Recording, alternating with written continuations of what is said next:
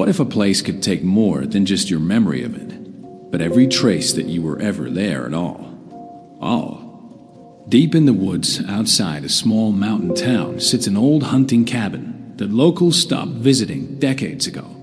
Not because of a fire, or a flood, or a collapse. Because everyone who spent a night inside, it came back changed, missing something no one could quite name, and no one could ever get back. Tonight, you'll hear the full story of the cabin that erased every visitor. A case file that 4 different park rangers refused to close, and one family is still trying to understand. Stay until the end, because the final visitor's account changes everything. This is a fictional story, inspired by classic wilderness folklore. Get comfortable, and let's begin. In the fall of 1979, a hiking group of 4 college students set out to spend a weekend at an old hunting cabin nestled deep in the Culver Mountains, a property that had belonged to a reclusive trapper decades earlier and had since been left to the state. By the time they hiked back out on Sunday, only 3 of them remembered there had ever been a 4th. His name was Gary Pruitt. His car was still parked at the trailhead. His hiking gear was still folded in the cabin's second bedroom. But when rangers questioned the remaining 3 students, none of them could describe his face, recall a single conversation with him, or explain why his belongings were mixed in with theirs. It wasn't that they'd forgotten him the way you forget a stranger. They insisted, uneasily, that something about remembering him properly felt physically difficult, like trying to recall a dream that kept sliding out of reach the harder they focused on it. Gary Pruitt's family reported him missing. Search parties combed the surrounding woods for 2 weeks. They found no trace of him anywhere except the belongings he'd left behind in a cabin his own. Friends could barely remember him entering. Park Ranger Denise Whitcomb was assigned to monitor the cabin after Gary Pruitt's disappearance, largely because no other visitors had reported anything unusual in the property's 40 years of use before that weekend. She began keeping a private log, separate from her official reports, after her second visit to the site. On her first visit, she noted nothing unusual beyond the cabin's age and a slightly colder than expected interior. On her second visit, 3 days later, she wrote that she couldn't remember climbing the porch steps, despite having no memory of any gap in her day, and despite her own truck's odometer showing several more miles driven than her route should have required.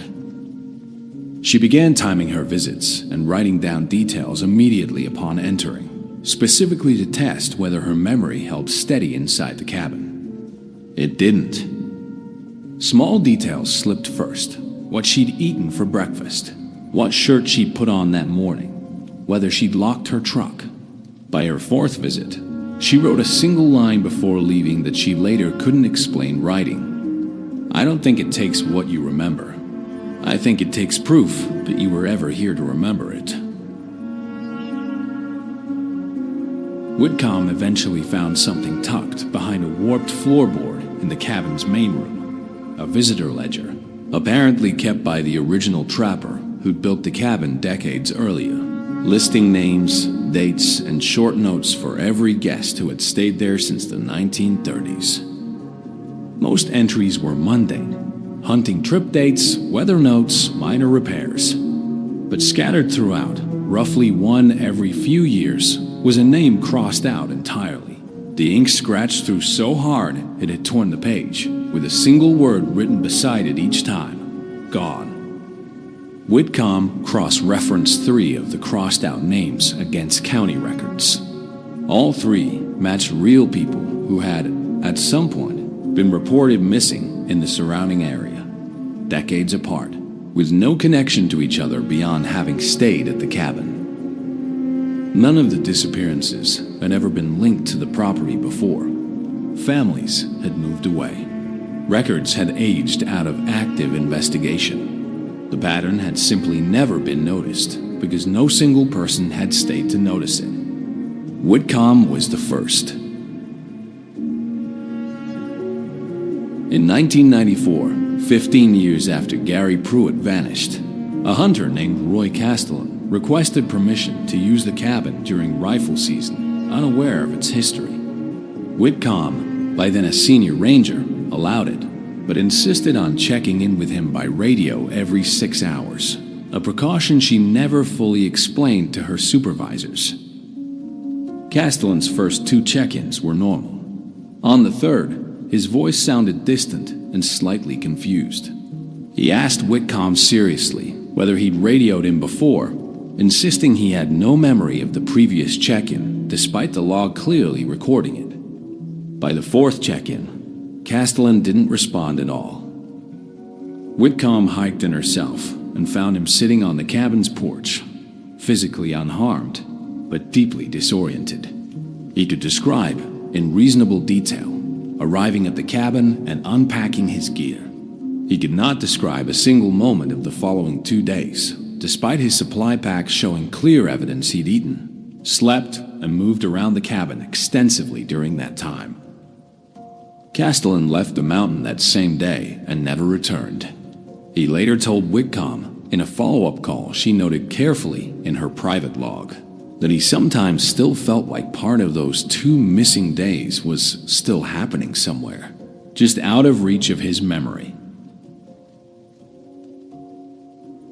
Whitcomb spent years trying to trace the cabin's original owner, a trapper named Elias Vane, who had built the structure sometime in the early 1930s and had, according to county death records, died alone on the property in 1958.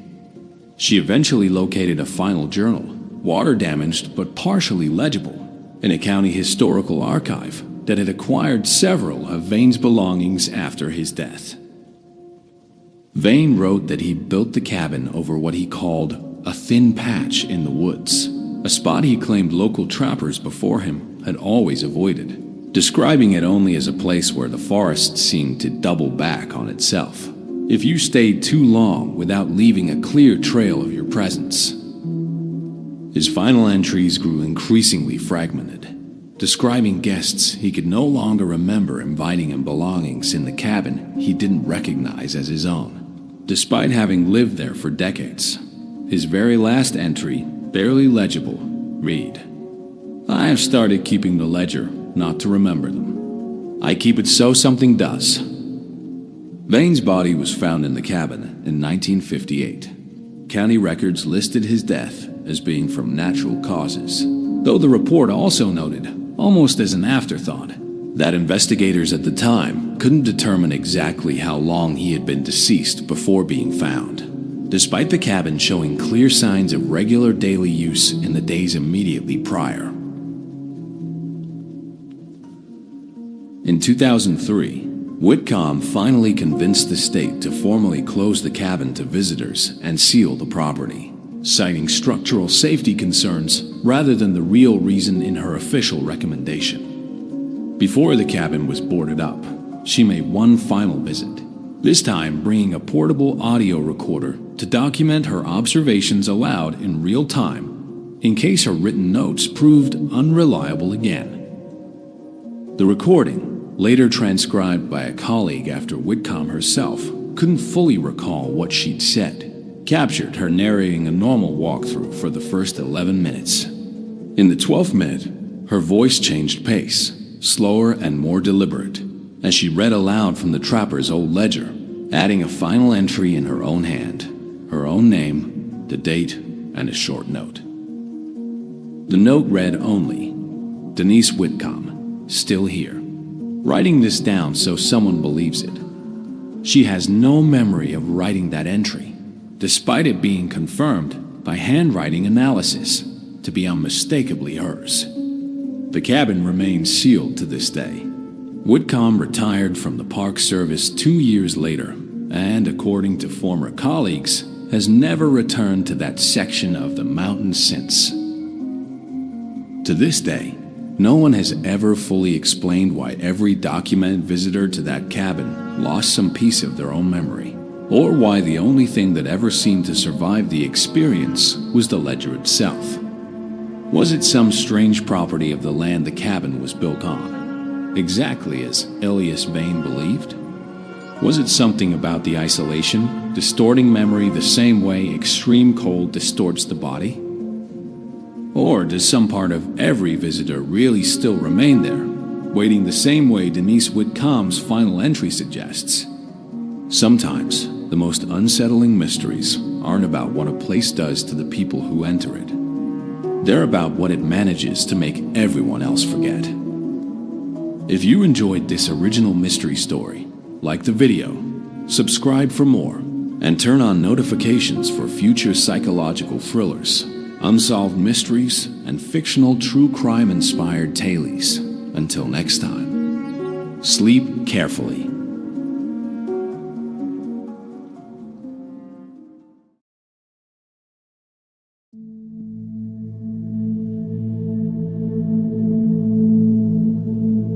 On the morning of October 14th, a fisherman named Carl DeVoe pushed his small aluminum boat onto the still water of Millbrook Lake.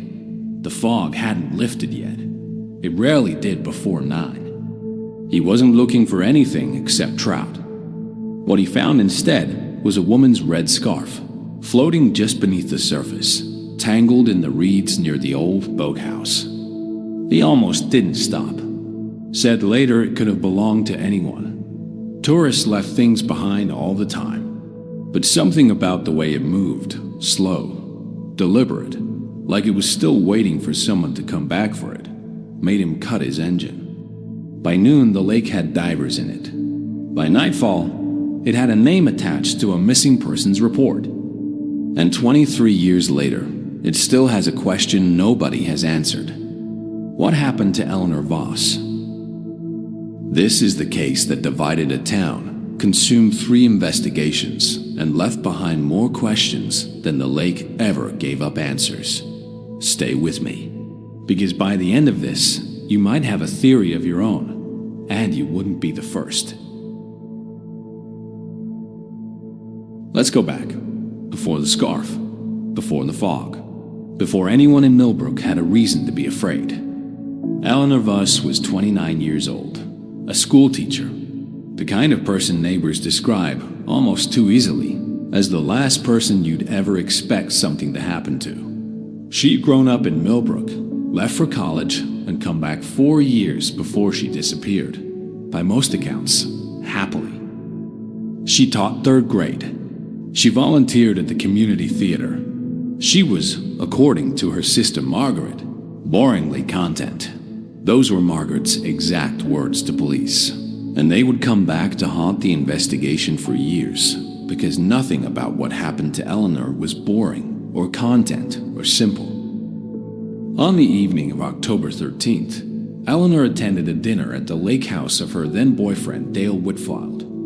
6 people were there: Dale, Eleanor, Dale's business partner, Roy Aldercott, and his wife, Susan, and 2 others, a couple named Marcus and Felicity Graham, who'd moved to Millbrook only months earlier and barely knew Eleanor at all. By every account, it was an unremarkable evening. Wine, a pot roast, a disagreement about a card game that everyone later insisted was just teasing. Eleanor left the dinner around 10:40 p.m., alone on foot, along the lake path back to her cottage, a 15-minute walk she'd made hundreds of times. She never arrived. The scarf wasn't the only thing the lake gave up that October.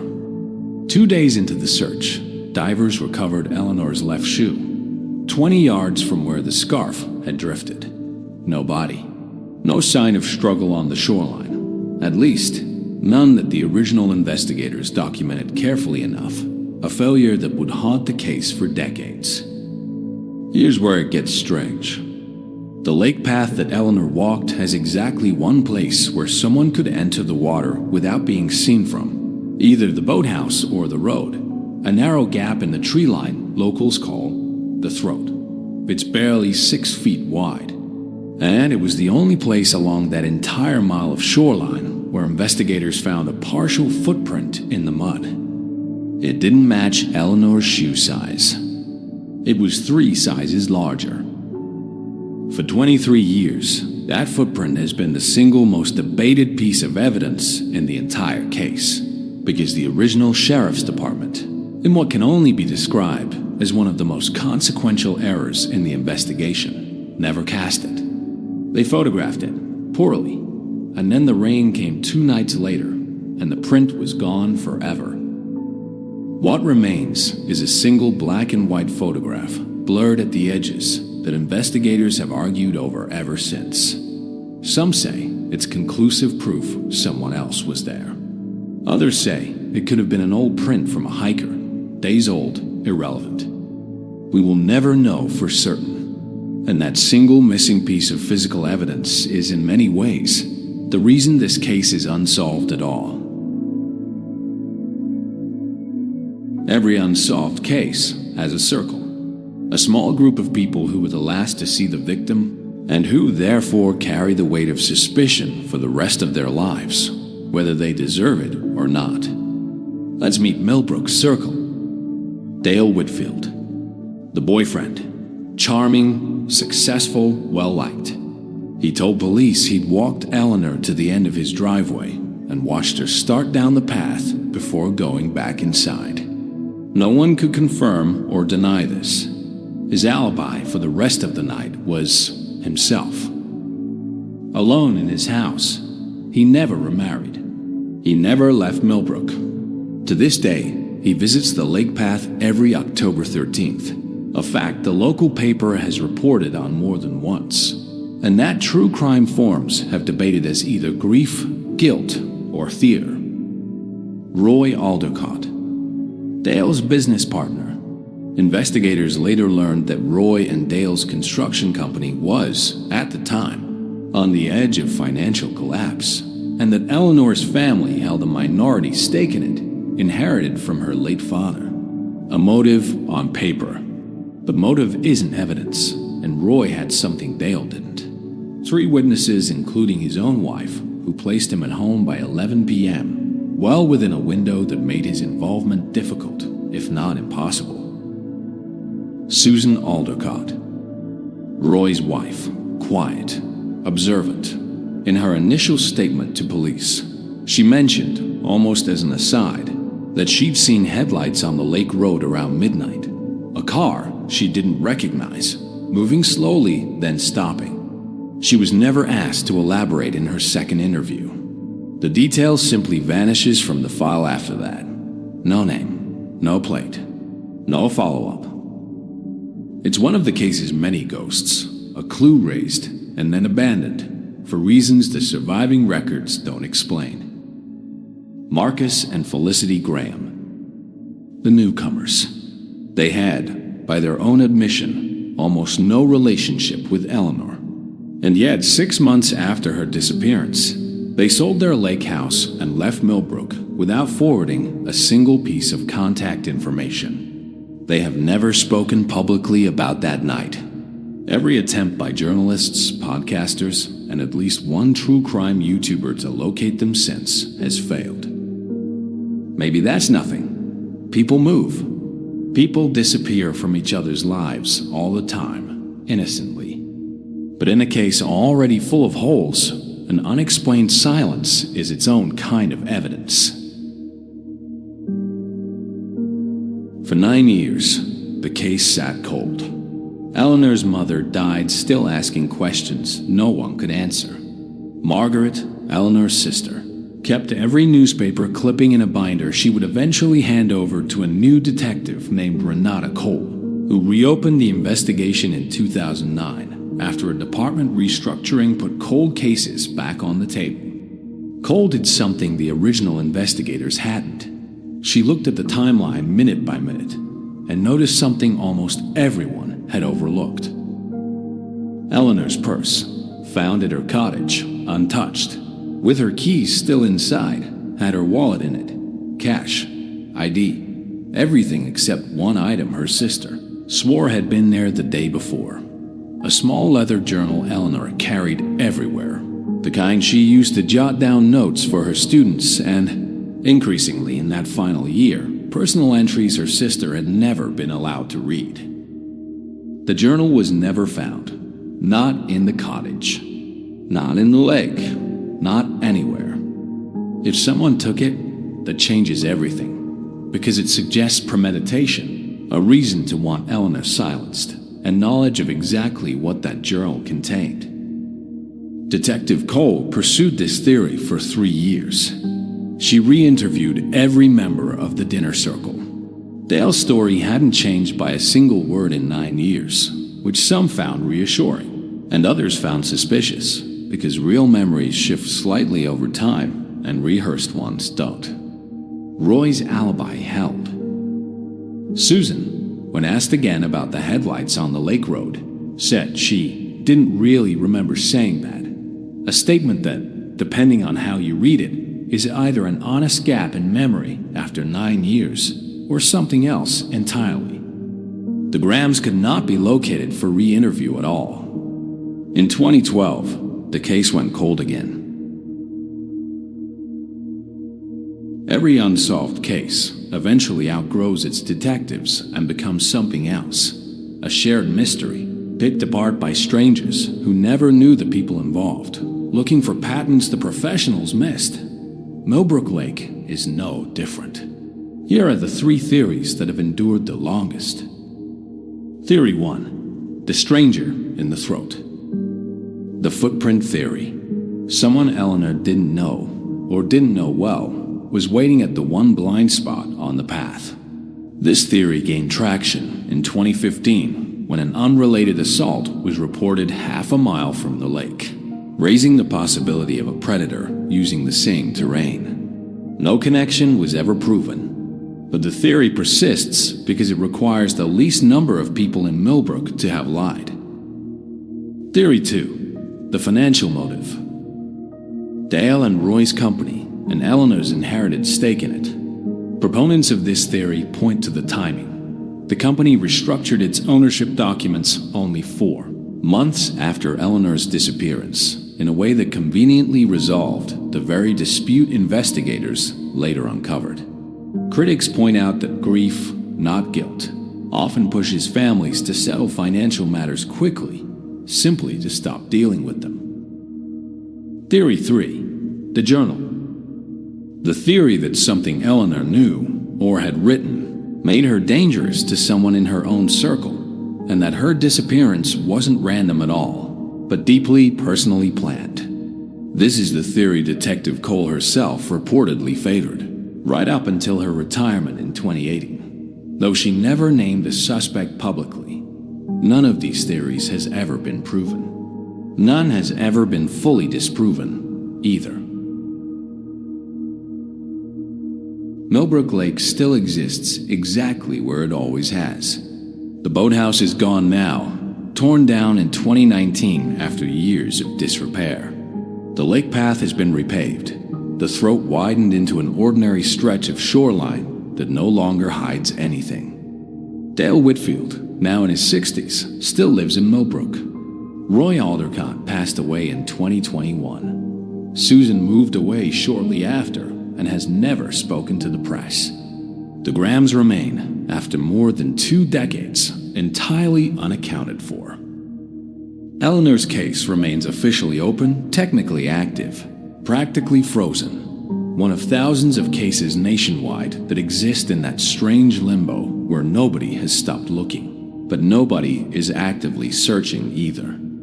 Margaret, Eleanor's sister, still keeps that binder. In a rare interview a few years ago, she said something that stayed with a lot of people who followed this case closely.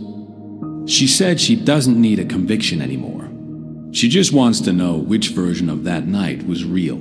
The dinner everyone described as ordinary, or whatever happened in the 15 minutes after Eleanor walked into the dark alone and never walked back out of it.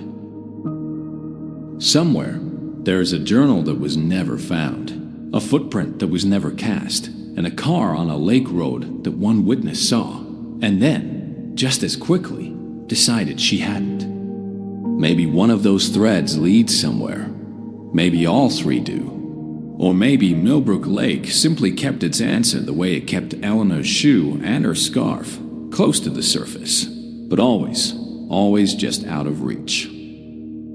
If you have your own theory about what happened that night, I want to hear it. Drop it in the comments below. And if you want to go deeper into cases like this, the ones that were almost solved, the ones where one piece of evidence changed everything, or the ones where the silence itself is the loudest clue, subscribe, and I'll see you in the next one.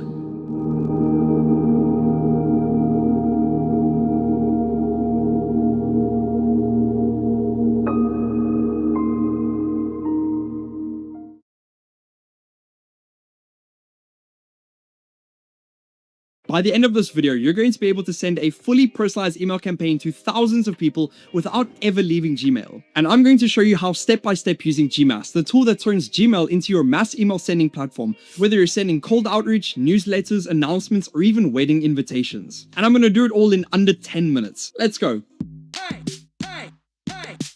Your Gmass campaign starts with a Google Sheet of contacts. You don't have to upload a CSV to a CRM and then say what the f as you try to map fields. This makes it so much easier to get your contacts into your campaign and to add more contacts later on. Here's how to build your Google Sheet from scratch. The first row becomes your column headers. You'll need those for mail merge. The only column that you need to have is email address, but you can add anything else that you want, and first name is just the beginning. Running a sale? Add columns for location, favorite product, and discount code. Doing cold outreach?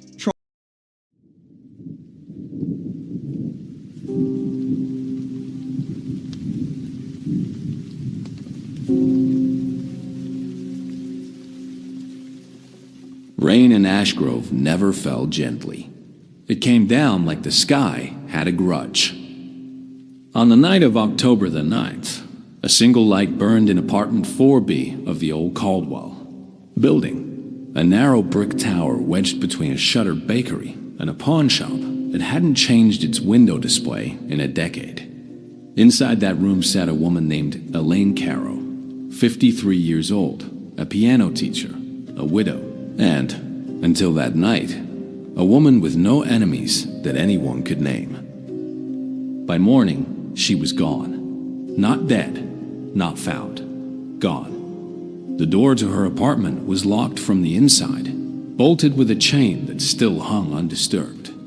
The windows hadn't been opened in years. The paint along the frames had fused them shut. There was a half-finished cup of tea on the table, still faintly warm, when the caretaker found it at 6 a.m., and there was no Elaine Caro anywhere in that room. This is the case that would follow Detective Mara Voss for the rest of her career. Not because it was the most violent, not because it was the most complicated, but because, for the first time in 18 years on the force, she would stand in the middle of a sealed room and not be able to explain how someone had vanished from it. This is a fictional crime mystery story. Stay with us till the end. The truth is more human and more devastating than anything supernatural. Detective Mara Voss had a rule she lived by. Impossible was a word lazy people used. There was always an explanation, always a thread, however thin, that connected cause to effect. She built an entire career on pulling that thread until the truth fell out. She arrived at the Caldwell building just after 7 a.m., coffee untouched in her hand, the kind of gray morning that made the whole city look like it was holding its breath. The caretaker, a stooped, anxious man named Walter Higgs, met her at the door. He'd worked in the building for 11 years and had the particular exhaustion of a man who'd just seen something he couldn't unsee. I heard a sound around midnight, he told her, his hands shaking slightly as he fumbled with his keyring, like a chair scraping the floor. Just once. I figured she dropped something. I didn't think anything of it until this morning, when she didn't answer for her 7 a.m. piano student. Voss stepped into apartment 4B and felt the air shift, that specific stillness a room takes on when something has gone deeply wrong inside it. The deadbolt was engaged. The chain lock, the old-fashioned kind that has to be slid into its track from inside, was still latched.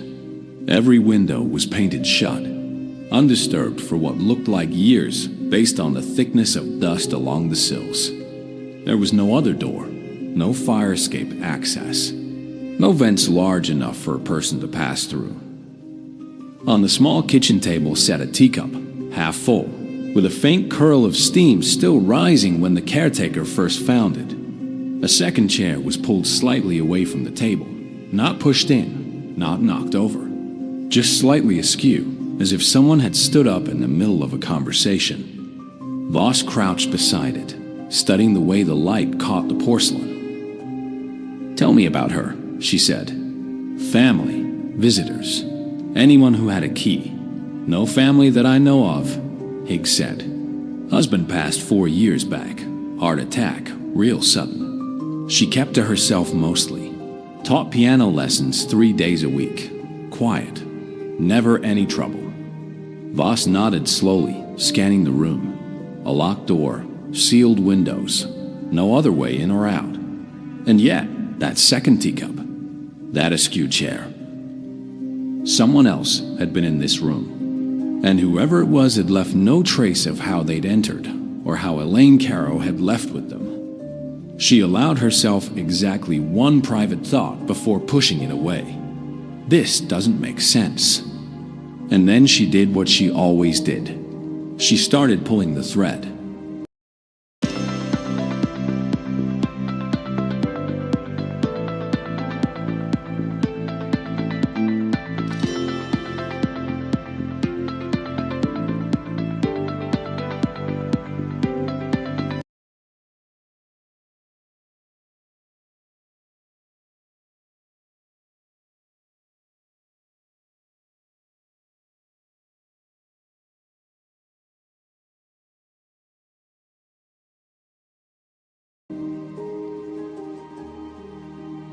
Back at the precinct, Voss spread photographs of the scene across her desk like a hand of cards she didn't yet know how to play. Her partner, Detective Theo Lansky, leaned over her shoulder, chewing the end of a pen he'd quit smoking to replace. "Sealed room, no exit, no body," he said. "You know what this looks like." "Don't say it." "I'm just saying the internet's gonna have a field day. Local woman vanishes into thin air." "She didn't vanish into thin air, Theo. People don't do that. Someone helped her leave, or someone took her, and they did it in a way that's supposed to look impossible. That's not magic. That's planning." Lansky held up his hands in surrender, but Voss could already feel the shape of the case settling over her like weather. There was something deliberate about the scene. Too clean to be panic. Too strange to be coincidence. She started where she always started. Not with the obvious, but with what didn't belong. The second teacup was the first thread. Lab analysis came back 2 days later. A faint trace of lipstick on the rim, a shade Elaine Caro didn't own. None of her cosmetics in the bathroom matched it. Someone else had been drinking tea across the table from her, calmly in the hours before she disappeared. The second thread was the caretaker's timeline. Voss pulled the building's old logbook, the kind that listed maintenance visits, deliveries, anyone buzzed in after hours. Higgs had said he heard the sound around midnight, but the logbook showed a service elevator had been used at 11:42 p.m., nearly 20 minutes before the sound he described. Used by whom? The log didn't say. The card swipe system had been broken for a week, meaning to fix it. Higgs admitted when she pressed him, looking everywhere but her eyes. The third thread came from Elaine Caro's piano students. Voss spent an afternoon interviewing each of them, a parade of children and a few adult hobbyists, none of whom had anything but kind words for their teacher. But one name kept surfacing in the margins of their stories, almost accidentally. A man named Desmond Ware, who used to wait outside during lessons, sometimes for an hour, just sitting on the building's front steps. "He used to walk her home sometimes," said one student's mother. "I always thought it was sweet. An old friend, maybe." Elaine never said much about him. Voss wrote the name down and underlined it twice. Desmond Ware lived 11 blocks from the Caldwell building. in a small apartment that smelled of old books and turpentine. He was 60 years old, soft-spoken, with paint-stained hands and a kind of stillness that made Voss instantly suspicious. The stillness of a man rehearsing his story before anyone asked for it. Elaine and I were friends, he said, when she pressed him about the visits. Old friends. We knew each other before her husband. Actually, before everything. You used to wait outside during her lessons. I liked the building, the quiet. It reminded me of somewhere I used to live. He paused. I didn't take her, detective, if that's what you're working toward. I would never hurt Elaine. Voss studied him the way she studied every uncertain witness. Not for the lie itself, but for the shape of it. People rarely lied about everything.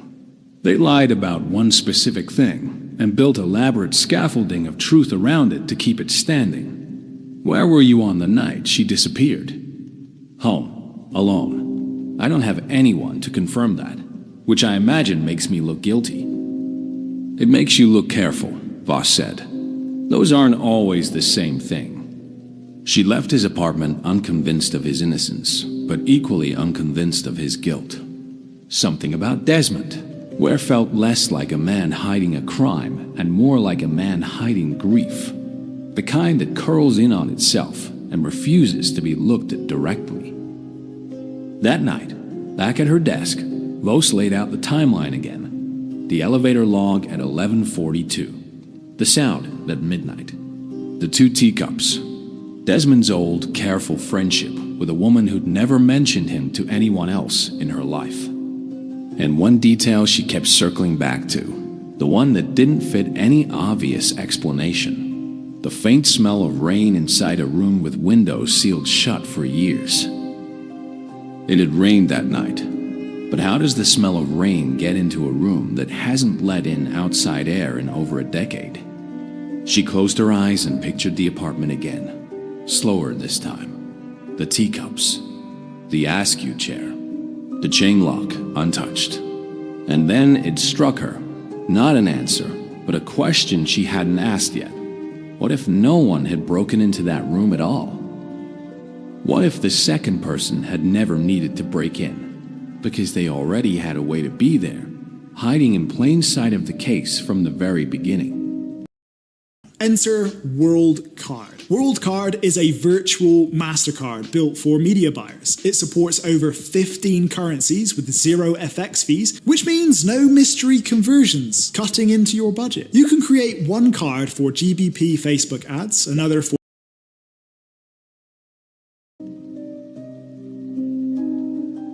The next morning, Voss returned to the Caldwell building with a locksmith and a stubborn hunch. She had read, buried in the building's decades-old maintenance file, a single line that everyone, Higgs included, had apparently forgotten. Apartment 4B, dual-entry conversion circa 1974. Secondary access via adjoining service closet, sealed per tenant request, 1991. A second door. Bricked over, painted to match the wall, hidden behind a built-in linen cabinet that had clearly not been moved in years. Except, when Voss pulled it gently from the wall, it slid with disturbing ease. The screws backed halfway out. The wallpaper behind it scored faintly with fresh scratch marks. There it was. The room hadn't been sealed at all. It had a second way in, one that had been deliberately hidden, and deliberately remembered by exactly one person who'd had reason to know about it. Who would know this door existed? Voss asked Higgs, who stood pale in the doorway. The building's been through 3 owners since '91, he stammered. Records like that don't usually. Who, Walter? He didn't answer right away. And in the silence, Voss understood that the question had never really been about the lock at all. It had been about who held the key to a secret that the rest of the building had forgotten existed. It took 3 more days, 2 more interviews, and one very uncomfortable conversation with Walter Higgs's estranged daughter before the full picture assembled itself. Walter Higgs hadn't acted alone, and he hadn't acted out of malice. Years earlier, before he'd taken the caretaker job, Higgs had briefly rented apartment 4B himself, back when the hidden service door was common knowledge among long-term tenants. A quiet workaround for moving furniture without using the building's narrow main stairwell. When he moved out and Elaine Carroll moved in, the door was simply forgotten, sealed behind a cabinet that nobody thought to question. Elaine had discovered it herself, years later, quite by accident, and instead of reporting it, she'd used it, quietly, privately, for a reason that had nothing to do with crime, and everything to do with a life she'd been hiding from everyone, including her own piano students. Elaine Carroll was not missing. She had left. Desmond Ware hadn't lied about their friendship. He'd simply protected the truth of it. Elaine had been planning for nearly a year to leave behind a marriage's worth of grief, a town that only knew her as the quiet widow, and a life that had quietly suffocated her since her husband's death. Desmond was her oldest friend, the one person who knew, and the second teacup on the table that night belonged to him, there to help her carry the last of her boxes through the hidden door, down the old service stairwell, and into a car weighing 2 blocks away, far from any window that might have seen. The vanishing had never been a crime. It had been an exit, engineered by a woman desperate enough to disappear from her own life, rather than ask anyone for permission to leave it. Walter Higgs's nervous, evasive behavior hadn't been guilt over a kidnapping. It had been guilt over keeping her secret, and fear of being blamed for helping a grieving woman start over in a way no one would understand or forgive. Voss found Elaine Carroll 9 days later in a small coastal town 4 hours from Ashgrove, living under a name that was technically hers, her maiden name unused for 30 years. She was teaching piano again in a sunlit room that smelled nothing like the apartment she'd left behind. "I didn't break any law that I know of," Elaine said quietly when Voss appeared at her door. "I'm allowed to leave my own life, aren't I?" "You are," Voss said, "but you frightened a lot of people who cared about you. And you let an old man take the blame for something that was never his to carry." Elaine's composure cracked, just slightly. "I never meant for Walter to suffer for it. I couldn't explain it to anyone without them trying to talk me out of it. Out of leaving. Out of finally choosing something for myself." Voss didn't arrest her. There was, in the end, no crime to charge. Only a woman who had engineered her own disappearance rather than face a town's gentle, suffocating pity. But she made Elaine call Desmond. Made her call Walter Higgs too, to release him from the secret he'd been carrying alone, badly, for over a week. Driving back to Ashgrove that night, Voss thought about the case, the way she thought about all the ones that stayed with her. Not the cases with the most blood, but the ones that revealed something uncomfortable about the gap between what looks impossible and what is simply hidden. There had been no locked room miracle, no vanishing act, just a door someone had forgotten, a grief no one had asked about, and a woman who'd needed an exit badly enough to build one in secret rather than ask for it out loud. Some mysteries aren't impossible. They're just unfinished, until someone is patient enough to keep pulling the thread, even when every door in the room appears to be locked. This has been a fictional crime mystery story, created for entertainment purposes only. All characters and events are products of imagination. If you enjoyed this detective thriller, subscribe for new mystery stories and psychological suspense thrillers every week.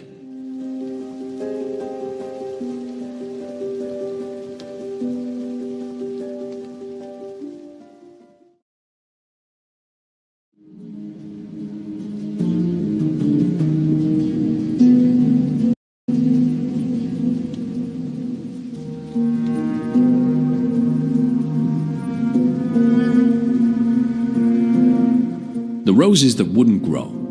The Millbrook house had a garden that was the envy of the whole street, except for one patch, roughly 6 feet by 3, tucked against the back fence, where nothing had ever grown properly. Not roses, not tomatoes, not even weeds. 3 different owners over 20 years had tried. Every planting withered within weeks. It was the 4th owner, a retired schoolteacher named Diane Aldis, who finally called in a soil specialist in the spring, tired of staring at the dead patch from her kitchen window. The specialist took one look at the soil composition report and called the police instead of returning her call. The ground had been disturbed deeply at some point years earlier, and the chemical signature in the soil, elevated calcium, unusual bacterial breakdown patterns, was consistent with something having decomposed there.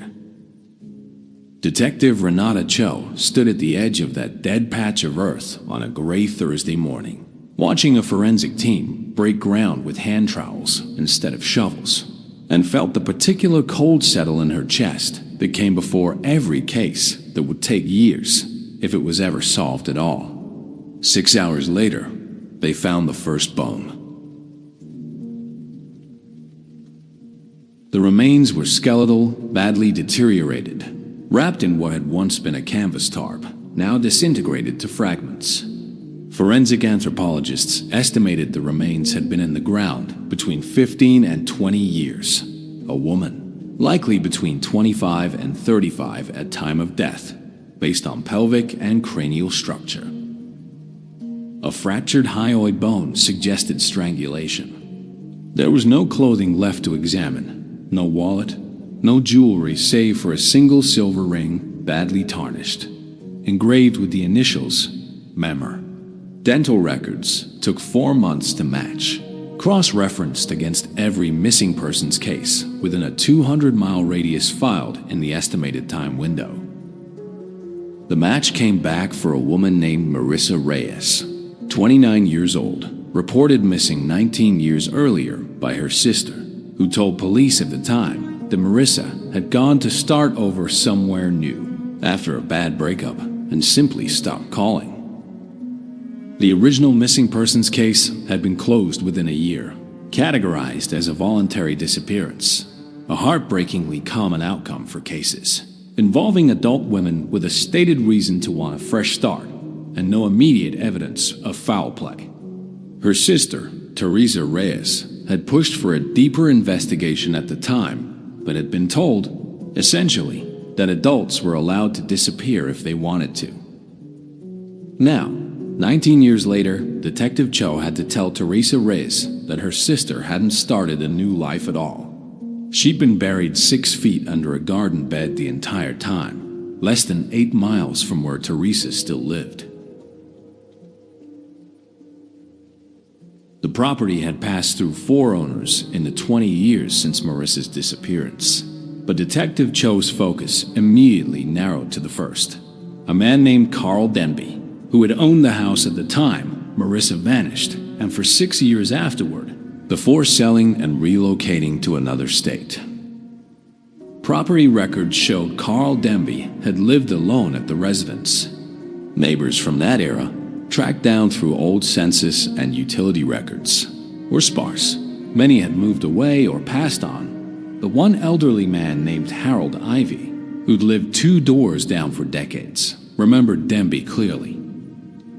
Quiet fella, Harold told Detective Cho, sitting on his own porch that overlooked what used to be a shared fence line. Kept to himself. Had women over sometimes, never saw the same one twice, far as I recall. Except there was one dark-haired girl, stayed around longer than the others. Few months, maybe. Then she just wasn't around anymore, and Denby dug up half his backyard not long after. Said he was redoing the landscaping. Struck me as odd at the time, doing all that digging himself in the middle of summer. But it wasn't my business. Detective Cho felt something settle into place.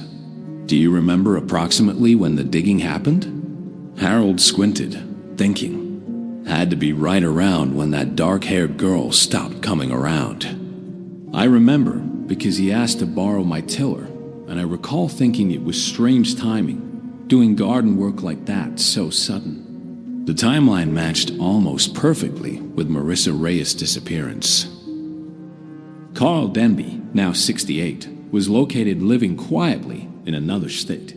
Remarried, retired from a career in commercial trucking. Detective Cho and her partner, Detective Femi Adeyemi, flew out to interview him.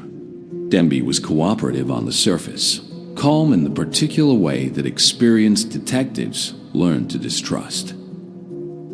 He admitted to knowing a Marissa, admitted she'd stayed with him for a period of months roughly 2 decades earlier, but claimed she'd left abruptly one day, taking her things. And he'd assumed, like everyone else, that she'd simply moved on.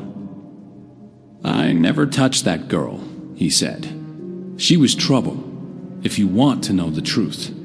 Always talking about people who owed her money, people she was scared of.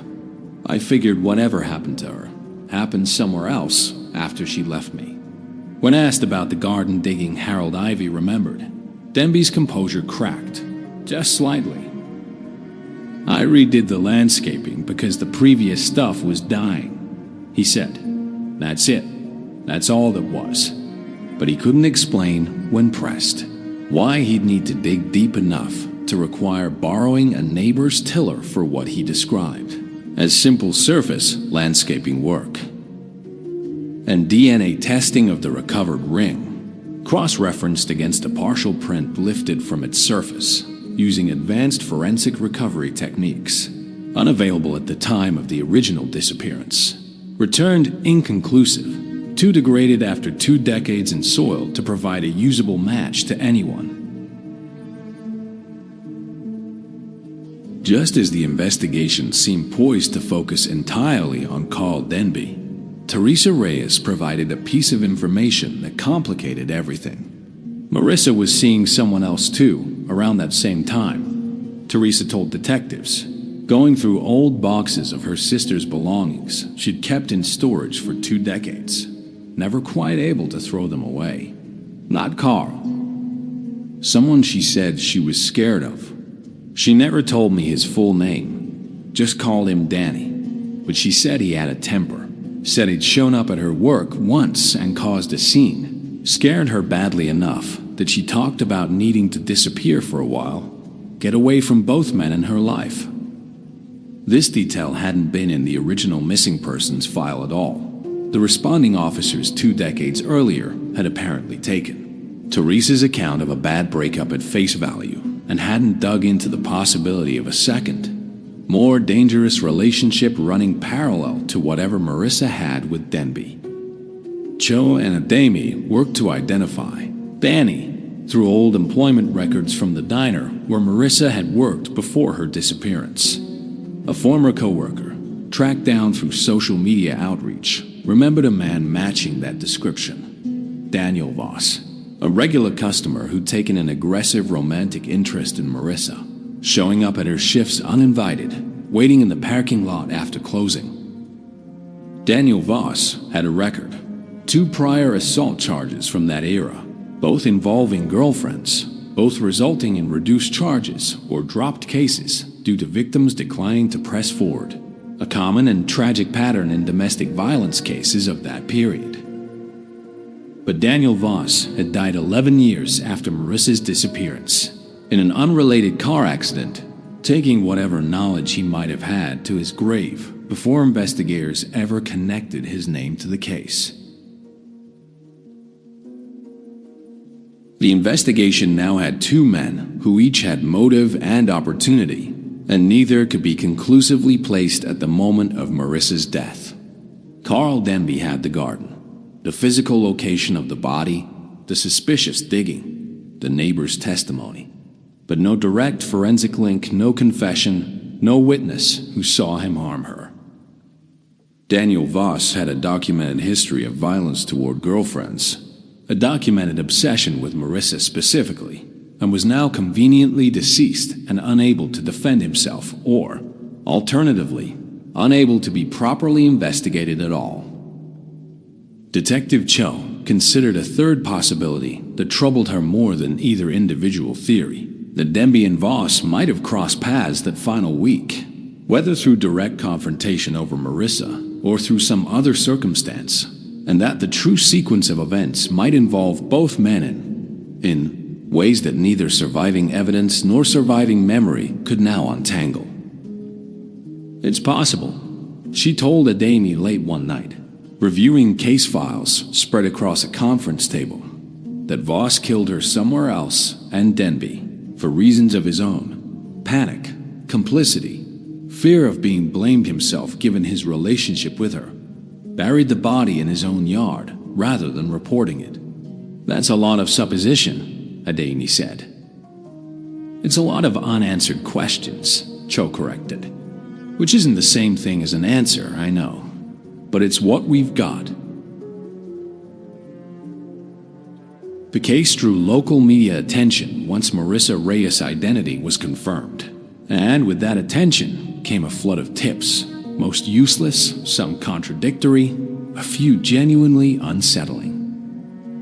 An anonymous caller claimed to have seen Carl Denby's car parked near the diner the night Marissa's shift ended. The same night, co-workers said she'd left upset after another confrontation with Daniel Voss in the parking lot. The caller refused to identify themselves and never called back despite repeated media appeals. Cho tracked down Denby's ex-wife from that era, a woman named Patricia Denby, who divorced Carl 3 years after Marissa's disappearance, citing irreconcilable differences in the paperwork, but telling Cho, in a subdued interview decades later, something considerably darker. He changed after that summer, Patricia said. Got quiet, secretive. Started drinking heavier. I asked him once, years into our marriage, if something had happened, if there was something on his conscience. He told me to never bring it up again. The way he said it, I never asked again. I was scared to. It was compelling. It was also legally nothing, no confession, no admission of specific wrongdoing, nothing that could be presented as direct evidence rather than an ex-wife's decades-old impression of her former husband's mood. Prosecutors reviewed the accumulated case file 18 months into the reopened investigation and declined to bring charges against Carl Denby.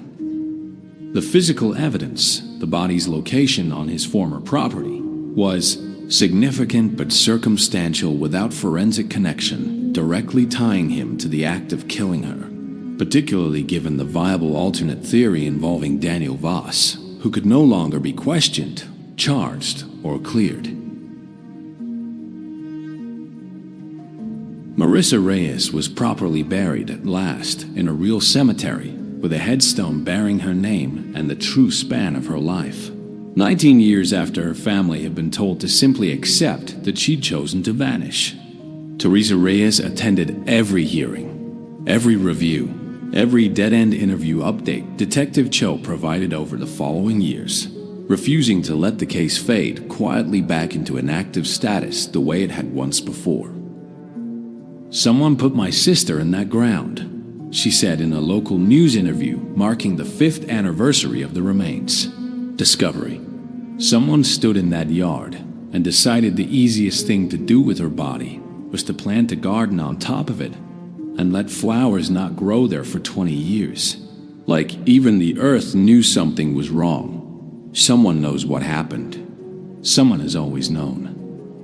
Carl Denby died 6 years after his initial interview, of natural causes, having never wavered from his account that he'd simply redone his landscaping and had no knowledge of how Marissa's remains came to rest beneath it. Whether he took a genuine truth to his grave or a carefully maintained lie, no one now can say with certainty.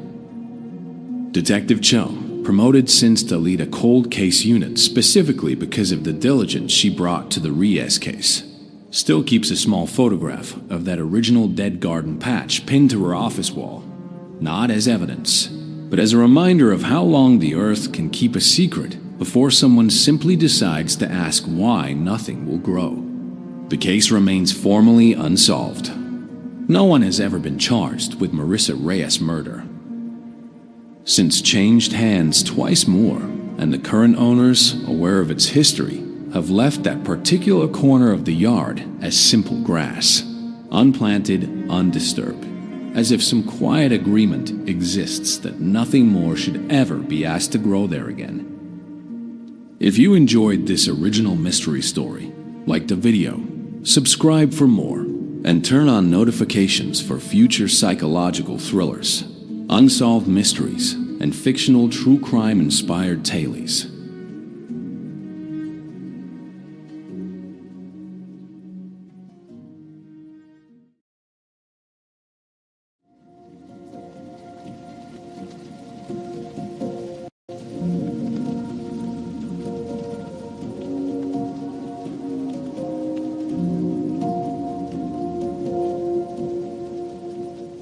The Hargrove house sat at the end of Willow Creek Lane, a two-story colonial with green shutters and a wraparound porch, the kind of home that appeared in real estate brochures under American Dream. On the morning of November 3rd, it appeared instead in a police report. Officer Dana Kessler was the first to respond to the welfare check, called in by a neighbor who'd noticed the newspapers piling up on the porch for 3 straight days. Unusual for a family as particular as the Hargroves. The front door was unlocked. The house was silent in a way that made Kessler's neck prickle before she'd even stepped inside. She found Richard Hargrove, 44, in the study, slumped over his desk. His wife, Louise Hargrove, 41, was in the upstairs bedroom, still in her nightgown. Both dead. No visible wounds, no signs of forced entry. No signs of a struggle. And on the mantel in the living room, the antique grandfather clock, a family heirloom Richard's grandfather had brought over from Germany, had stopped. The hands read 2:17. Detective Marcus Webb had worked homicide for 16 years, long enough to develop an instinct for the cases that would haunt him and the ones that wouldn't. Standing in that quiet living room, looking at that frozen clock face, he knew immediately which kind of case this was. No forced entry, his partner, Detective Sarah Okafor, said, flipping through her notepad. No signs of robbery. Jewelry still in the box upstairs, wallet still got cash in it. No defensive wounds on either body. Whatever happened to them, they didn't fight it, or didn't see it coming, Marcus said. The medical examiner's preliminary assessment only deepened the mystery. No visible trauma. No obvious cause of death. Toxicology would take weeks, but the MIA's first read was unsettling in its vagueness. Both Richard and Louise Hargrove appeared to have simply stopped, heart ceasing, bodies settling into stillness, with no apparent violence involved at all. It's like they just turned off, the ME said, almost to herself. Marcus looked back at the grandfather clock. Its pendulum hung motionless. Someone, at some point, had stopped it deliberately. The little brass latch used to halt the mechanism for cleaning had been engaged. Clocks like this didn't stop themselves at a precise minute. Someone had reached in and frozen time at 2:17 a.m. The question was why. The Hargroves had 2 children, a son, Peter, 22, away at graduate school 3 states over, and a daughter, Clara, 19, a sophomore at the State University, less than an hour's drive from the house. Both were quickly ruled out as being physically present that night. Peter's dorm access logs placed him firmly on campus, and Clara had been at a friend's apartment until well past 3 a.m., corroborated by 4 separate witnesses and cell tower data. Neighbors described Richard Hargrove as a mid-level executive at an insurance firm, well-liked but private, the kind of man who waved from his car but never quite stopped to chat.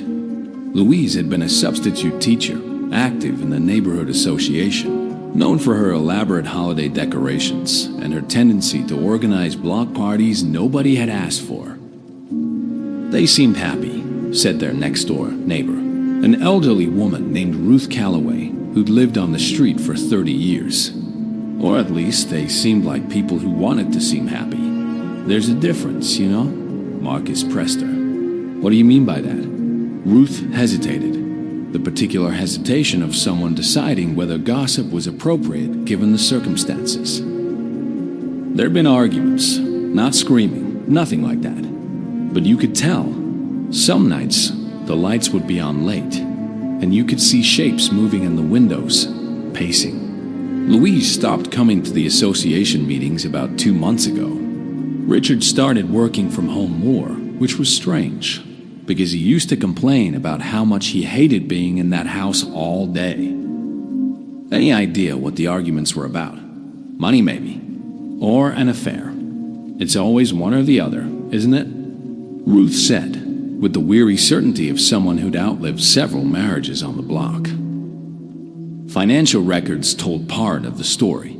Richard Hargrove had taken out a second mortgage on the house 8 months earlier, and a business venture he'd quietly invested in, a specialty import company run by a college friend named Victor Aldrich, had collapsed spectacularly just 6 weeks before the murders, taking a significant chunk of the Hargrove savings with it. Victor Aldrich became the investigation's first serious person of interest.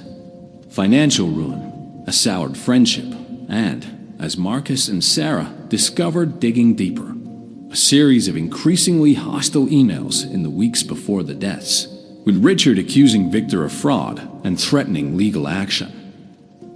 But Victor Aldrich had an alibi that held up under scrutiny.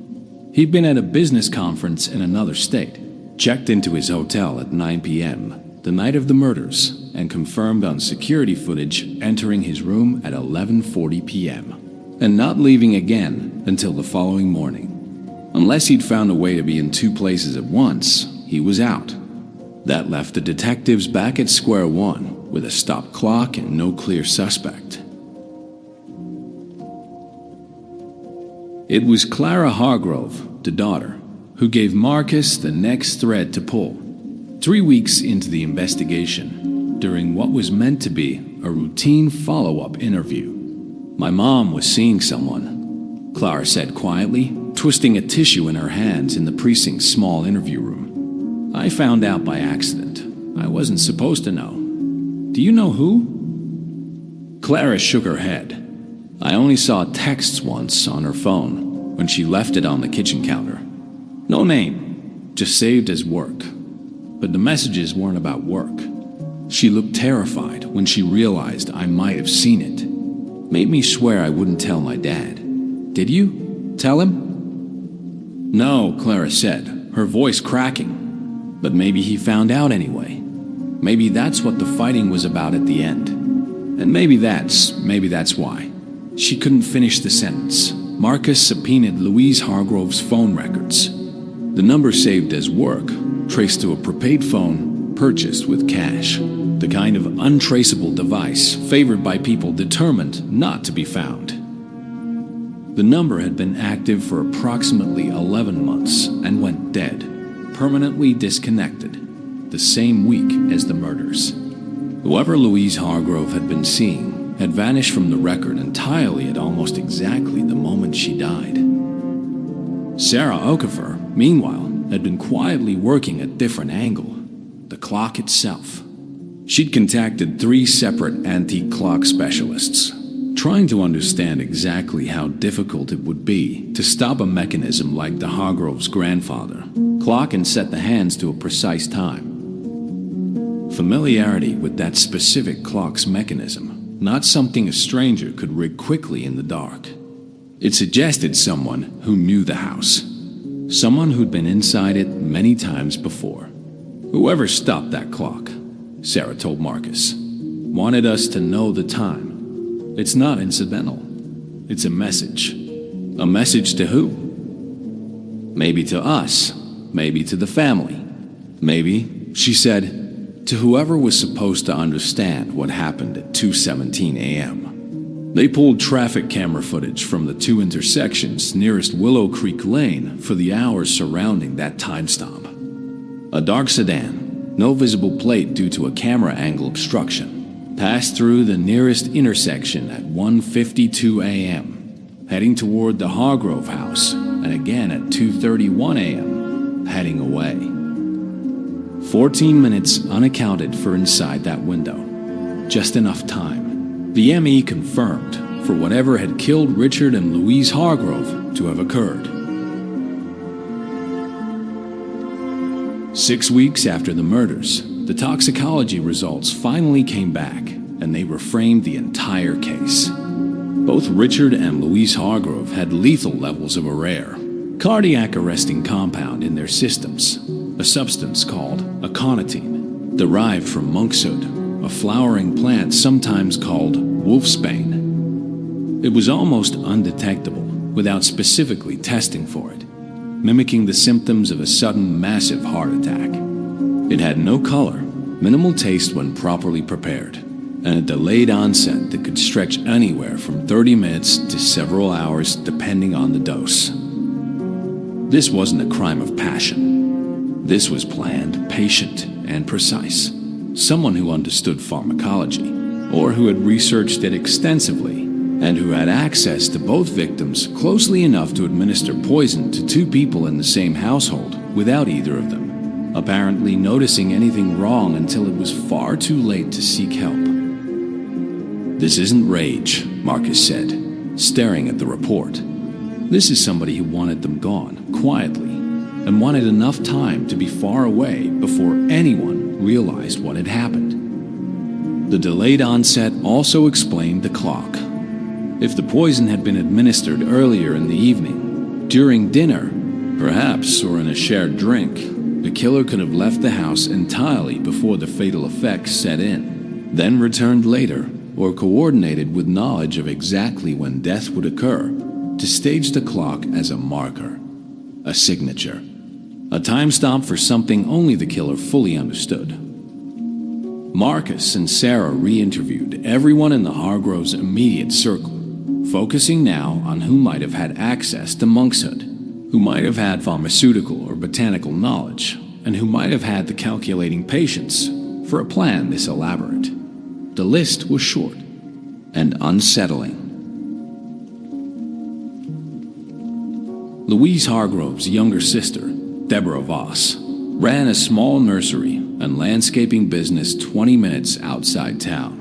The kind of business that would have easy access to monkshood, which despite its toxicity was still sold as an ornamental garden plant in many nurseries, prized for its striking purple flowers. Deborah had a complicated history with Louise. Their parents' estate, following their mother's death 4 years earlier, had been divided unevenly. Louise, as the elder daughter, receiving the family home and the majority of the inheritance. WHILE Deborah received a comparatively modest sum, a decision their mother had apparently made due to some old, unspecified falling out between Deborah and their parents in her younger years. They hadn't spoken in almost 2 years, a mutual family friend told detectives.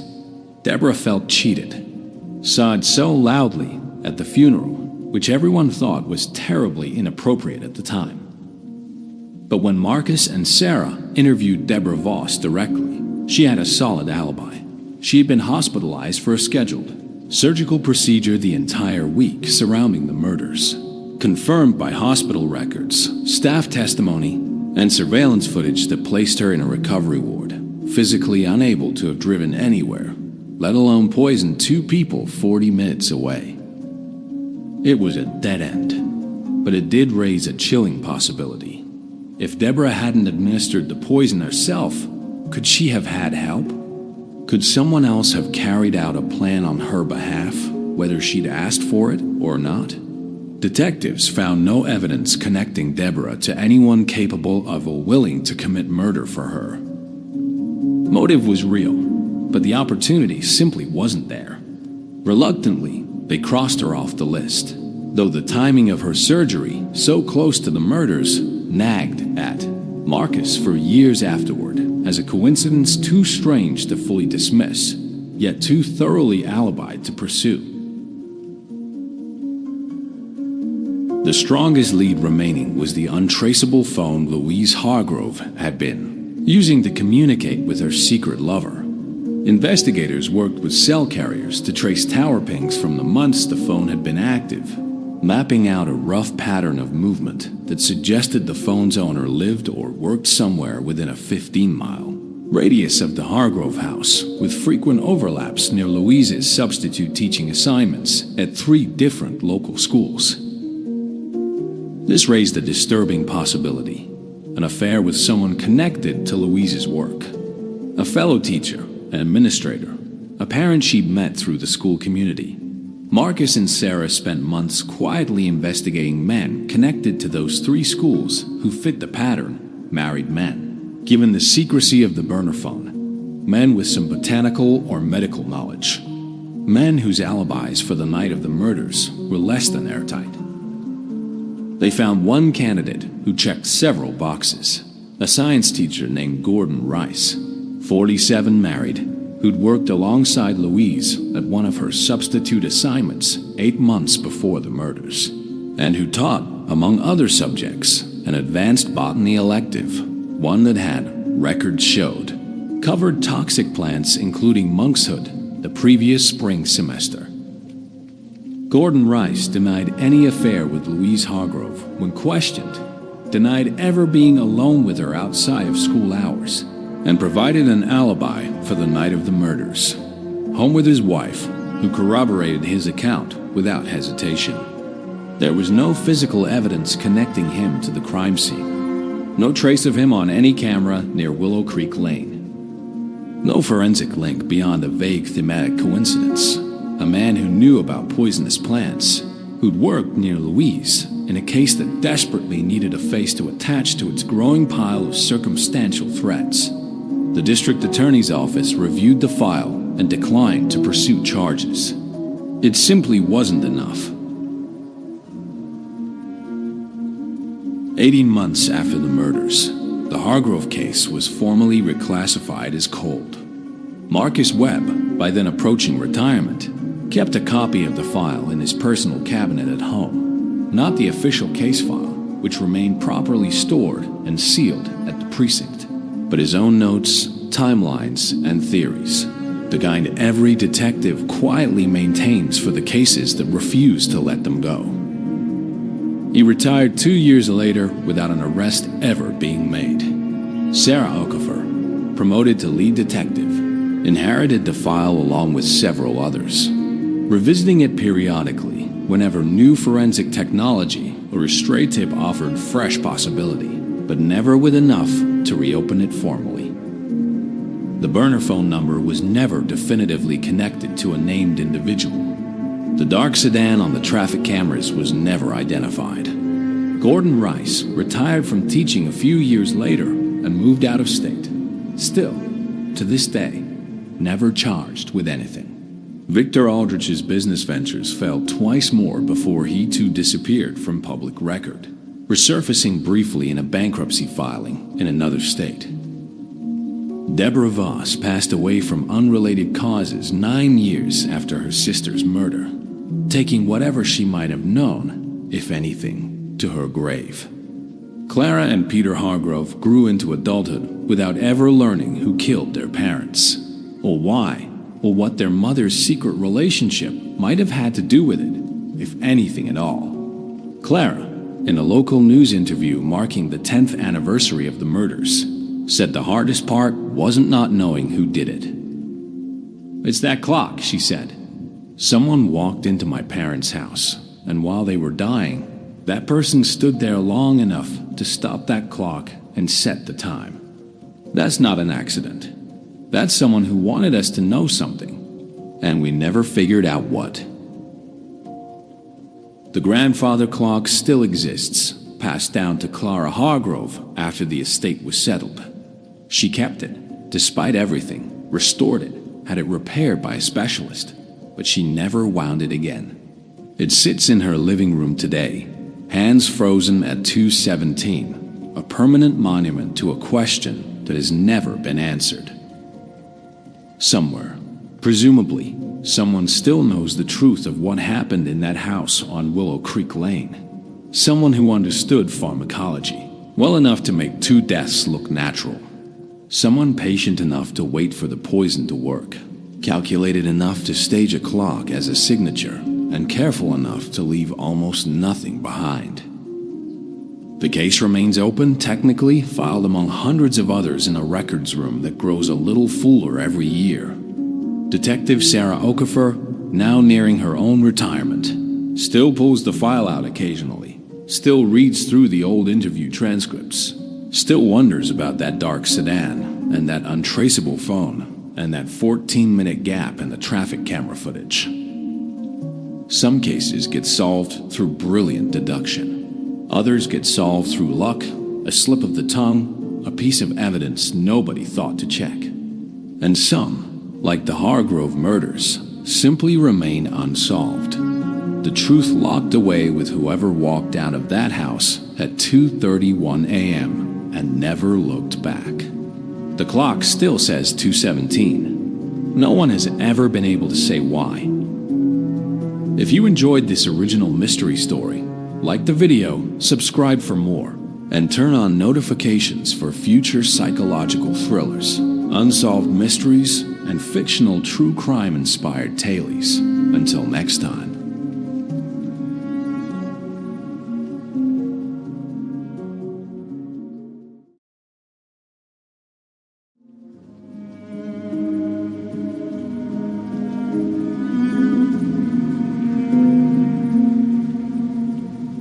At 10:52 p.m. on a Friday night in March, a young woman named Renee Kowalski locked the front door of the Blue Plate Diner, flipped the sign to closed, and did what she'd done almost every night for 2 years. She started wiping down the counter, humming along to whatever was playing on the kitchen radio.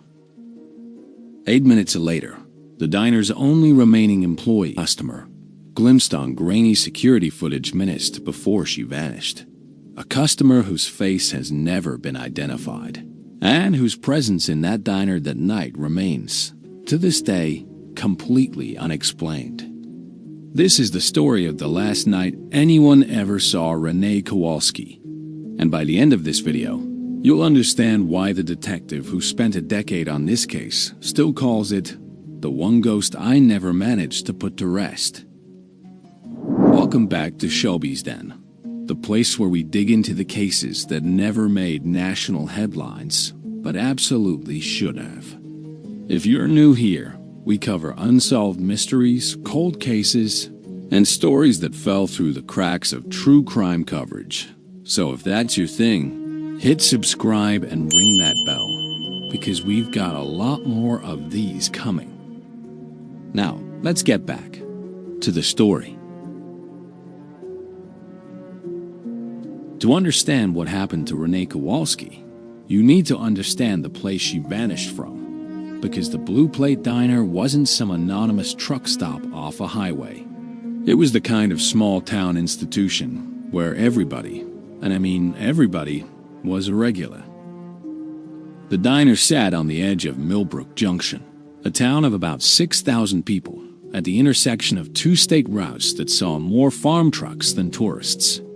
It had been open since the 1970s, passed down through 2 generations of the same family, and by the time Renee started working there at 19 years old, it functioned less like a restaurant and more like the town's unofficial living room. Renee had grown up in Millbrook Junction her entire life.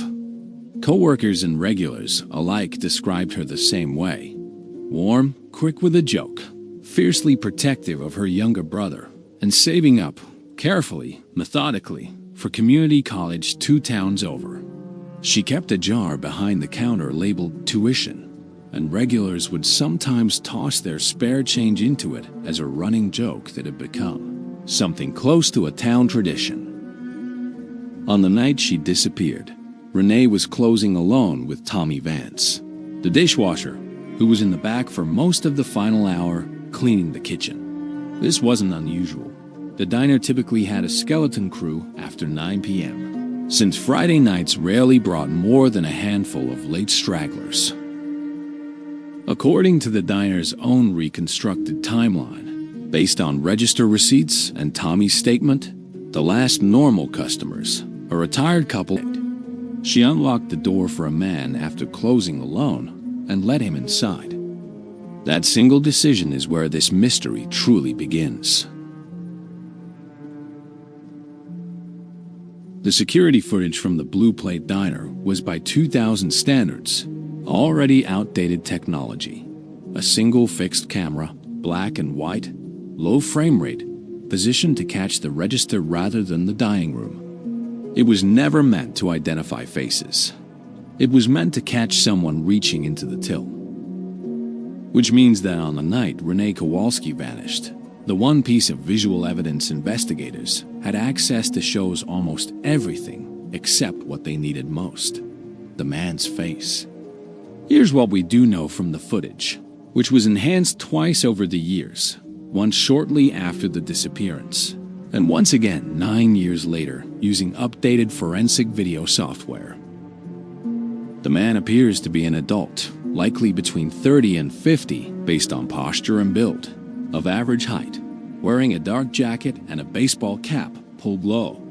Low enough that, combined with the angle of the camera, his face is never once clearly visible in any frame across the entire 11 minutes he's on screen. He sits in the corner booth, the one furthest from the counter and, notably, the one furthest from the camera's effective range. Renee brings him a cup of coffee. The security footage shows this exchange at 10:41 p.m., and the two appear to talk for several minutes.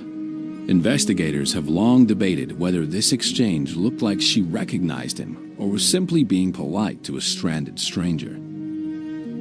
At 10:47 p.m., Renee walks toward the kitchen, presumably to check on Tommy or grab something, and is out of frame for roughly 90 seconds dot at 10:49 p.m. She returns to the dining room. The man is still seated.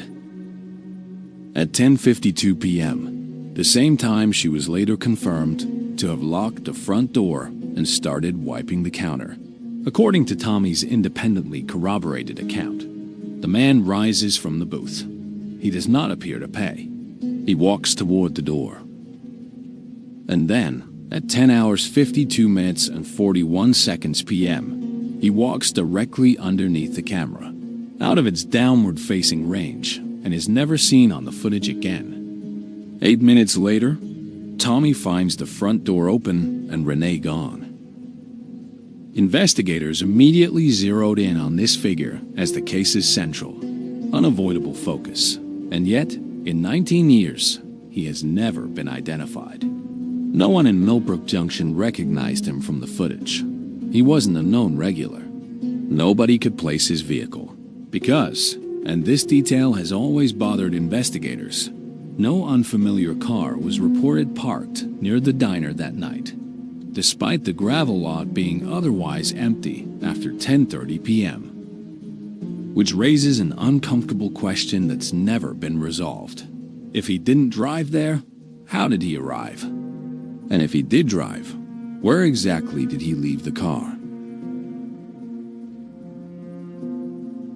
Let's talk about those 90 seconds.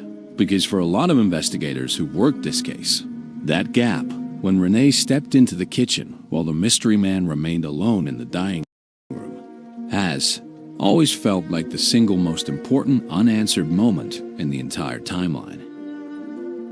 Tommy Vance, the dishwasher, gave a statement that night and has never wavered from it in 19 years of follow-up interviews. He says Renee came into the kitchen briefly around that time, grabbed a rag from the shelf near the walk-in, and said something to the effect of, "Weird night, huh?" A comment Tommy took at the time as an offhand remark about the rain rather than anything specific about the man out front. Crucially, Tommy told investigators he never actually saw the man himself. He was elbow-deep in dishwater with his back to the pass-through window for most of that final hour. And he says Renee never mentioned the customer by name or in any way that suggested alarm. This detail is significant because it tells us something important. Whatever happened between Renee and that man, it apparently didn't frighten her enough to say anything to her coworker. even when she had a clear, private 90-second opportunity to do exactly that. Which leads to one of the case's two dominant theories, both of which investigators have wrestled with for nearly 2 decades. Theory 1. Renee didn't recognize any danger because there wasn't any to recognize. At least, not yet. The man was someone unfamiliar to her, perhaps a stranded traveler or someone with a plausible reason to be let in. And whatever happened, happened suddenly, likely just outside the diner, in the roughly 8 minutes between his exit and Tommy's discovery of the open door. Theory 2. Renee did recognize the man, not as a stranger, but as someone she knew or at least knew of, and her lack of alarm reflected familiarity rather than naivety. Under this theory, her offhand weird night comment wasn't about the rain at all. It was about him. Investigators leaned hard into Theory 2 for a period during the initial investigation, largely because of one additional piece of testimony that surfaced roughly 3 weeks after Renee's disappearance, and which remains one of the case's most debated pieces of evidence to this day. 3 weeks after Renee vanished, her younger brother, Danny, then 16 years old, found something while cleaning out her room at their parents' request, a decision the family had put off as long as they could bear to, still holding out hope she'd simply walk back through the front door. Tucked inside a paperback novel on her nightstand, Danny found a folded piece of notebook paper, a partially written letter, undated, addressed to no one by name, that read in part, "I don't know how to say this without sounding crazy, but I think someone's been watching the diner. Not every night. Just sometimes. I told myself it was nothing, but then last week." The letter cuts off mid-sentence. It was never finished. There's no indication of who Renee intended to give it to, or whether she intended to give it to anyone at all. It may simply have been her working through her own unease on paper, a habit her mother confirmed she'd had since childhood, of writing things down to make sense of them. This letter became, almost overnight, the emotional and investigative centerpiece of the case.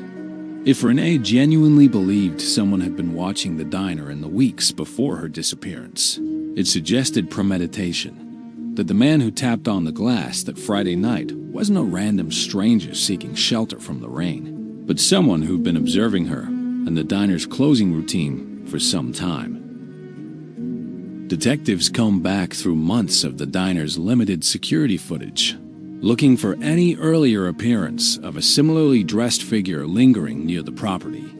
They found 2 possible matches, a man in a dark jacket visible in the far edge of frame on 2 separate nights roughly 5 and 8 weeks prior. Both times positioned near the tree line across the state route from the diner's parking lot. Neither time clear enough to confirm identity or even confirm it was the same person twice. It's tantalizing evidence. It's also frustratingly inconclusive evidence, enough to support the watching theory, but never enough to prove it beyond doubt. Renee's family, notably, has always maintained that she never mentioned feeling unsafe to any of them directly. No comment to her mother, no offhand remark to her brother, nothing that would have prompted anyone to take action before it was too late. Whatever unease she was working through in that letter, she appears to have kept almost entirely to herself. Which, for a detective trying to build a case 19 years later, leaves us with a deeply painful kind of evidence, proof that something was wrong, with almost no additional detail about what or who. The search for Renee Kowalski began within hours of Tommy's 911 call and, at its peak roughly 10 days later, involved over 200 volunteers combing the wooded areas, drainage ditches, and farmland surrounding Millbrook Junction. State police brought in cadaver dogs. A local pond was drained. The search extended along both state routes for nearly 6 miles in either direction. Nothing was found. No clothing, no personal items, no physical trace of Renee Kowalski was ever recovered. Not that night, not in the following weeks, and not in the 19 years since, despite periodic searches conducted whenever new information, however thin, surfaced. With no body and no physical evidence, investigators turned to the standard toolkit: motive, opportunity, and relationships. Renee's boyfriend at the time, a young man named Curtis Hawley, was investigated extensively in the first months of the case, as is standard procedure with any missing person who has a romantic partner. Curtis had an alibi. He was at a friend's house roughly 40 minutes away, corroborated by 3 separate witnesses, and, notably, a phone call he made from that friend's landline at 10:44 p.m. Squarely within the window, Renee was seen with the mystery man on camera. This alibi has held up under every subsequent review of the case and effectively removed him as a suspect. Though online true crime communities have, at various points over the years, unfairly resurrected suspicion around him, something Curtis, now in his 40s, has spoken about publicly with visible frustration. A former diner employee, fired 8 months prior to Renee's disappearance under contentious circumstances involving accusations of till theft, was also investigated.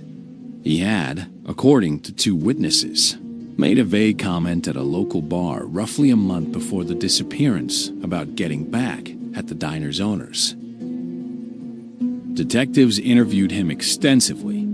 He denied any involvement, submitted voluntarily to police questioning multiple times, and was never charged, as investigators found no physical evidence connecting him to the scene and no clear match to the mystery man's build in the available footage. He passed away 11 years ago, and with him went whatever knowledge, if any, he might have carried. A regional pattern was raised roughly 6 years after Renee's disappearance, when a cold case researcher noted similarities between this case and 2 other unsolved disappearances of young women from small towns within a 90-mile radius, both involving a rural business closing alone at night. Neither case was ever definitively linked to Renee's, and state police have publicly stated there is insufficient evidence to connect them, though the theory remains a persistent thread in true crime discussions of this case to this day. None of these threads has ever produced an arrest, a named person of interest, or a conclusive answer. The man in the booth, the one clear lead investigators had, was simply never identified. 19 years on, the Blue Plate Diner case, often shortened online to just the last customer, remains one of the most discussed unsolved disappearances in true crime circles. And it spawned no shortage of theories, some grounded, some far less so. The stranded traveler theory is the simplest explanation, and the one investigators initially treated as most likely. A man, caught in the storm, sought shelter, and something went catastrophically, tragically wrong in the moments after Renee let him in. A random act of violence with no prior connection between them at all. This theory is deeply unsettling precisely because of its randomness, but it struggles to explain the letter and the 2 possible earlier sightings near the tree line in the weeks before. The Watcher theory, built directly around Renee's unfinished letter, holds that the man had been surveilling the diner for weeks, learning Renee's closing routine, and used the storm as convenient cover for a plan that had already been in motion for some time. This theory accounts for more of the evidence, but leans heavily on 2 inconclusive pieces of grainy footage that were never confirmed to show the same person. The insider theory suggests the man wasn't the stranger at all, but someone from Millbrook Junction whom Renee recognized, which would explain both her calm demeanor on camera and her lack of alarm when speaking to Tommy. Proponents of this theory point to the polite, restrained knock on the door as evidence of familiarity rather than desperation. Critics point out that if this were true, in a town as small and tightly connected as Millbrook Junction, it seems remarkable that not a single resident ever recognized the figure on the enhanced footage over 19 years, though supporters countered that the footage quality may simply be too poor for recognition regardless of familiarity. A more recent theory, gaining traction in the last several years largely through online true crime communities, focuses on the missing vehicle question, the fact that no unfamiliar car was ever reported near the diner that night. Some researchers have proposed the man may have arrived on foot from somewhere within walking distance, which would narrow his likely origin to a handful of nearby properties along the state route, several of which were, in fact, canvassed at the time without producing any leads. Whether this was ever pursued as thoroughly as it could have been remains a point of frustration for people who followed this case closely for years. What virtually everyone who has studied this case agrees on, regardless of which theory they favor, is this: the man in the booth held the key to what happened that night, and in 19 years, he has never been found, named, or explained. The Blue Plate Diner itself closed for good 6 years after Renee's disappearance. Business had slowed considerably in the years following. Some longtime regulars said the atmosphere never recovered, that the diner always felt a little haunted after that night, whether anyone said so out loud or not. The building has changed hands twice since and currently sits vacant, though the original neon sign, remarkably, still hangs above the door. Renee's case remains officially open, classified as an unsolved disappearance rather than a confirmed homicide, though investigators have privately acknowledged for years that they hold little hope she is still alive. She was declared legally deceased 12 years after her disappearance, a decision her family has described as one of the hardest they've ever had to make, made necessary only by practical legal matters rather than any sense of closure. Danny, her younger brother, now in his mid-30s, has become something of an advocate for the case over the years, periodically sharing updates and appeals for information through a memorial social media page dedicated to his sister. In an interview given on the 50th anniversary of her disappearance, he said, "I don't need the person to go to prison for me to feel better. I just need to know what happened to her. I need to stop imagining 100 different versions of that night." The enhanced security footage, along with the unfinished letter, remains part of the active case file, periodically re-examined whenever advances in forensic video technology make a new pass worthwhile. As recently as 3 years ago, the footage underwent another round of digital enhancement, though investigators have publicly stated the results did not yield any new identifying detail beyond what was already known. Tommy Vance, the dishwasher who found the open door that night, still lives in Millbrook Junction. Now, in his late 30s, he's spoken publicly only rarely about that night. But in one interview marking the case's 10th anniversary, he said something that stayed with a lot of people who followed this case closely ever since. "I think about those 90 seconds all the time. If I'd just come out of that kitchen 2 minutes earlier, maybe I'd have seen his face. Maybe none of this would still be a mystery. I carry that.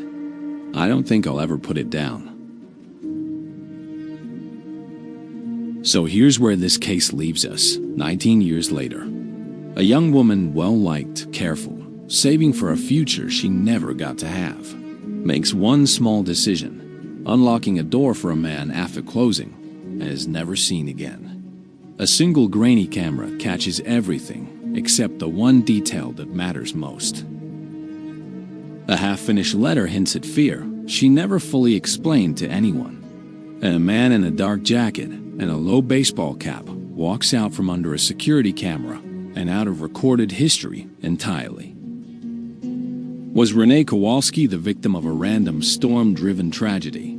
Was she being watched for weeks by someone patient enough to wait for exactly the right moment? Or is the truth something that Millbrook Junction, a town small enough that everyone still, to this day, half expects to recognize that face if they ever see it again, has been standing next to for 19 years without ever realizing it? I want to hear your theory. Drop it in the comments. And if you know a mystery you think deserves the Shelby's Den treatment, let us know that too. Because cases like this one are exactly why this channel exists. If you enjoyed this original mystery story, like the video, subscribe for more, and turn on notifications for future psychological thrillers, unsolved mysteries, and fictional true crime-inspired tales. Until next time, sleep carefully.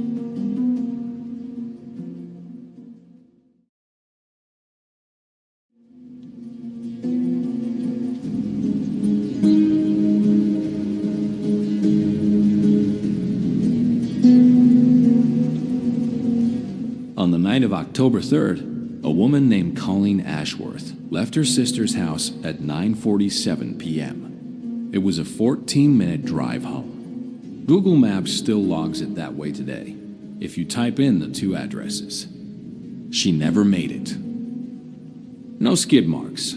No blood at the scene because there was no scene, not one anyone could ever find. Her car was recovered 4 days later, parked with almost surgical neatness in a gravel turnout 11 miles from her house. Key still in the ignition, purse still on the passenger seat, phone still in the Q folder, 41% battery. Colleen Ashworth has not been seen since. No witnesses. No forensic trace. No ransom note, no body, no confession, no arrest. Just a woman who drove into the dark and stopped existing. This is one of those cases investigators still talk about off the record, not because it was violent, not because it was loud, but because it is almost perfectly, unnervingly quiet.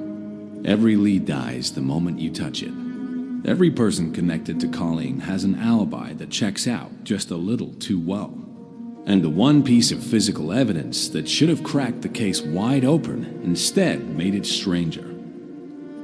Stick with me to the end, because the last 15 minutes of this video cover a detail that was buried in the case file for 6 years. A detail the lead detective only spoke about publicly once and then never again. Let's start at the beginning. To understand this case, you have to understand the town it happened in. We'll call it Millbrook, a town of about 6,200 people. The kind of place with one stoplight that everyone complains about and one diner that's been open since 1962. The kind of place where, as one resident told a local reporter at the time, nothing happens here. That's the whole point of living here. Colleen Ashworth was 36 years old. She'd grown up 2 towns over, moved to Millbrook 8 years earlier for a job as an accountant at a mid-sized manufacturing firm, and had, by every account, built a small, steady life. She wasn't famous. She wasn't wealthy. She had a mortgage, a golden retriever named Biscuit, and a divorce that had finalized 18 months before she disappeared. People who knew her describe her almost identically, which is itself a little unusual. Normally in these stories, you get contradictions. Not here. Co-workers, neighbors, her sister, her ex-husband, they all use the same 3 or 4 words. Organized, private, reliable, guarded. That last one matters. We'll come back to it. On the day she disappeared, Colleen worked a normal Tuesday shift, left the office at 5:15 p.m., picked up groceries at a store 9 minutes from her house, and returned home. Security footage from the store, grainy but usable, shows her buying dish soap, a rotisserie chicken, and dog food. Nothing unusual. She's alone in the frame. No one approaches her. No one appears to be watching her. At around 7:30 p.m., she called her sister, Renee, and the two talked for nearly 40 minutes, mostly, according to Renee, about a work presentation Colleen was nervous about and a mutual friend's upcoming wedding. Toward the end of the call, Colleen mentioned she might stop by Renee's house later that night to drop off a book she'd borrowed. She did. She arrived at Renee's around 9:15 p.m., stayed for half an hour, had 1 cup of decaf coffee, and left at 9:47 p.m. That's the last confirmed sighting of Colleen Ashworth by another human being. The drive from Renee's house to Colleen's house is 14 minutes on the main road. There's a shorter route, about 9 minutes, but it runs along an unlit, unpaved stretch that most locals avoid at night because of poor cell reception and deer crossings. Colleen almost always took the longer, paved route. Her GPS history, later recovered by investigators, confirmed this had been her habit for years. She was expected home by roughly 10:05 p.m. At 6:40 the next morning, a coworker called Colleen when she didn't show up to a scheduled early meeting.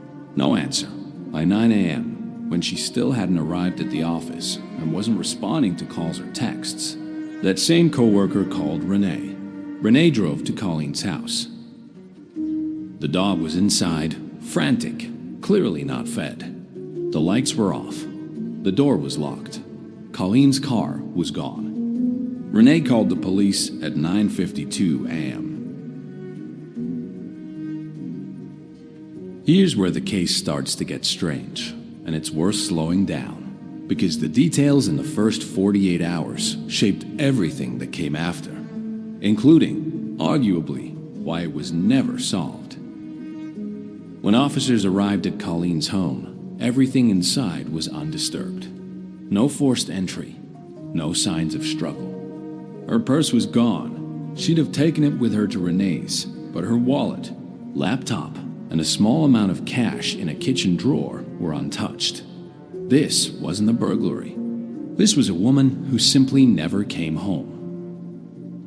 Because Colleen was an adult with no history of mental illness, no substance abuse issues, and no prior incidents, Millbrook PD initially classified this as a voluntary missing person case, which, statistically, is the most common outcome. Most adults who go missing left on their own, for their own reasons, and turn up within a few days. That classification cost investigators time. Critical time. It wasn't until the following afternoon, more than 24 hours after Colleen was last seen, that the case was escalated and the search for her car began in earnest. By then, Millbrook PD, a department with exactly 19 sworn officers, called in the county sheriff's office and within another day, the state police. Search teams combed the 14-minute route between Renee's house and Colleen's house. They checked the shorter unpaved route too, in case she deviated from her usual habit. Cadaver dogs were brought in on day 3. Nothing. On day 4, a hiker called in a report of a car, matching Colleen's description, parked in a gravel turnout off Route 911 miles from her home, and notably not on either of her usual routes. It was 11 miles in the opposite direction from where she needed to be. When investigators reached the vehicle, here's what they found. The car was locked. Keys in the ignition, in the off position, meaning someone had turned the engine off deliberately, not that it had run out of gas or stalled. Her purse was on the passenger seat, wallet and ID inside, roughly $200 in cash untouched. Her phone was in the Q folder, powered on, 41% battery, no signs of damage. No blood, no visible signs of a struggle inside or outside the vehicle. The doors were locked from the outside using her own key fob.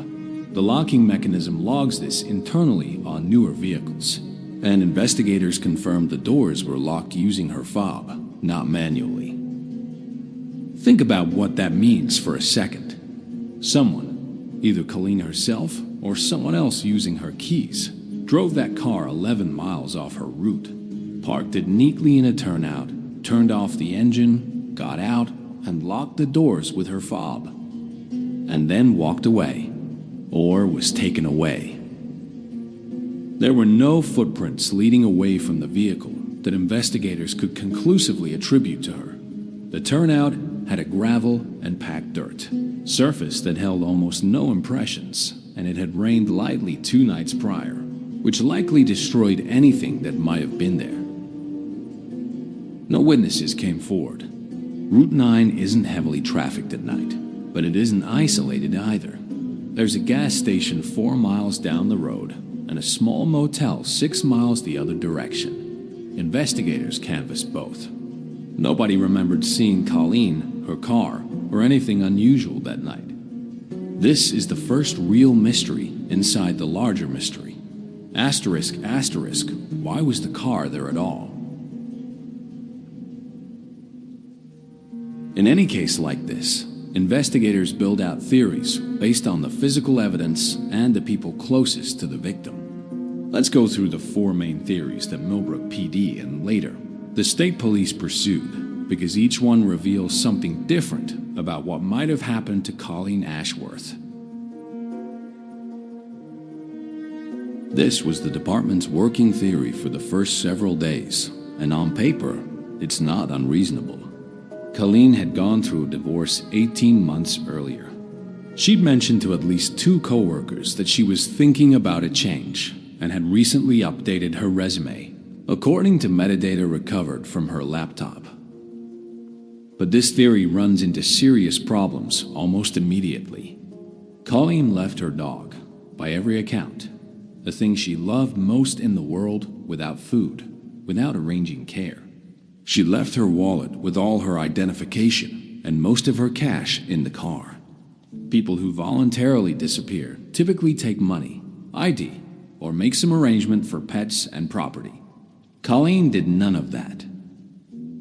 Her bank account showed no unusual activity before her disappearance, and this is important.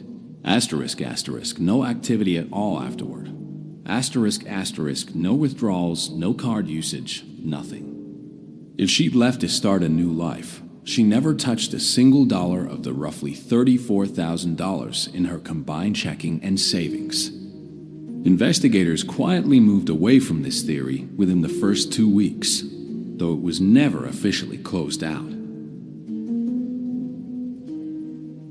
In cases involving a missing or murdered woman, statistics point investigators toward intimate partners almost by default. And to be fair to that instinct, it's often correct. So Colleen's ex-husband, a man we'll call Marcus Doyle, came under early and heavy scrutiny. The divorce, according to court records, had been contentious over one specific issue: the house. Colleen had bought out Marcus's share, and there was a paper trail of tense emails about the final valuation. Nothing violent, nothing threatening, but tense. Marcus had an alibi for the night Colleen disappeared. He was at a work function roughly 90 minutes away, with dozens of witnesses, credit card receipts, and hotel check-in records placing him there from 6 p.m. until the following morning. Investigators verified this thoroughly. It held up completely. Marcus was cleared within the first 10 days, and to his credit, or perhaps to manage his own reputation, he cooperated fully, submitted to a voluntary interview without a lawyer present, and even helped fund a private search effort in the following weeks. Most investigators who worked the case, including one who spoke to a local paper years later, don't believe Marcus was involved.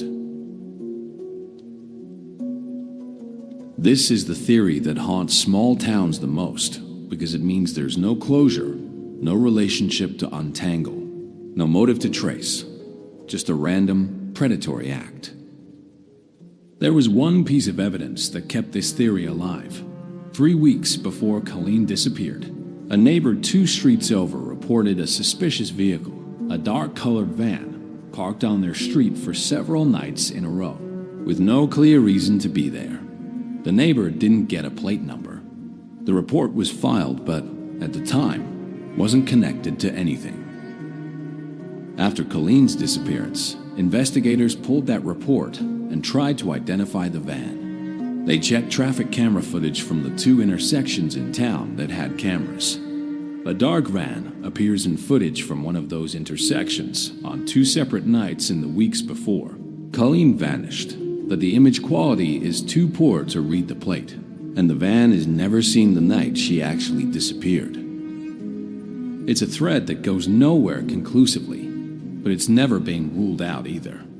If Colleen was under surveillance by a stranger in the weeks before she disappeared, it would explain the lack of struggle at her home and the precision of what happened to her car.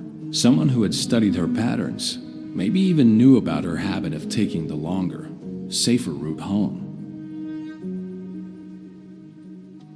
This is the theory investigators have said the least about publicly, and it's the one I want to spend the most time on, because it connects to that detail I mentioned at the start of the video, the one that didn't surface until 6 years later.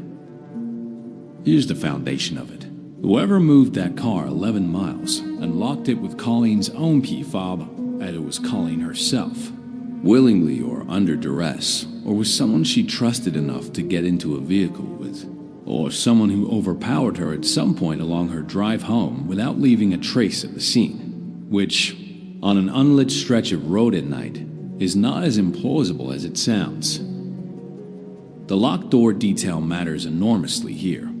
If a stranger had abducted Colleen from her car on the road, why drive the car 11 miles in the wrong direction, park it carefully, and lock it, rather than just leaving it where the abduction occurred, or driving it away entirely to dispose of later?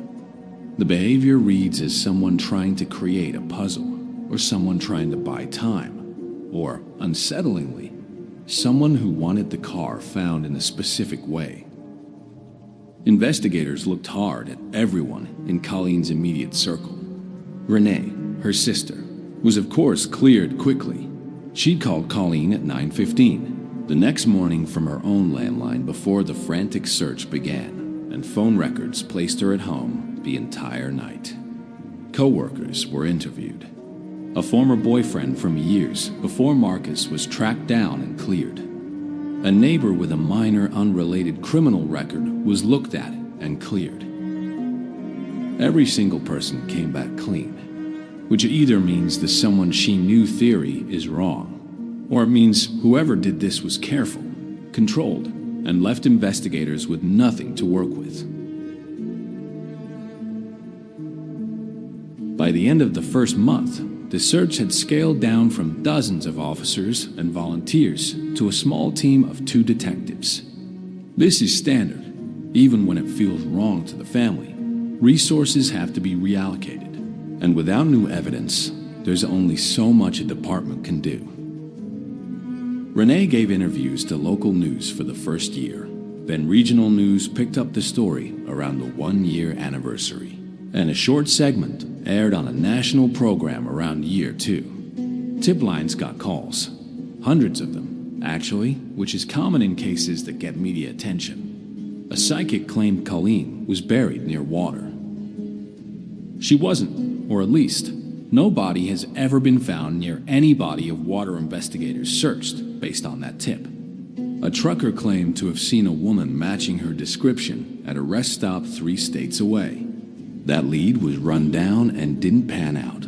The woman in question was located, alive, and was not Colleen. Here's something that doesn't get talked about enough in true crime content. Most tips in cases like this lead nowhere, and chasing them costs real investigative time. For every credible lead, there are 20 dead ends. And departments, especially small ones like Millbrook PD, don't have unlimited resources to chase all of them equally. By year 3, the case had been formally handed to a state police cold case unit, which is where it remains today. Now here's the part of this story most people covering this case don't know about, or don't mention because it only came out once in a single interview. The lead detective, we'll call him Detective Holly, since departments don't always authorize using real names in these cases, gave to a podcast focused on cold cases 6 years after Colleen disappeared. He has not spoken publicly about the case since. When investigators processed Colleen's phone back in the first week, they found nothing unusual in her call logs, texts, or app activity. Standard stuff, group chats with friends, a food delivery app, banking app, nothing suspicious. That was reported at the time. What wasn't widely reported is this: the phone's location history.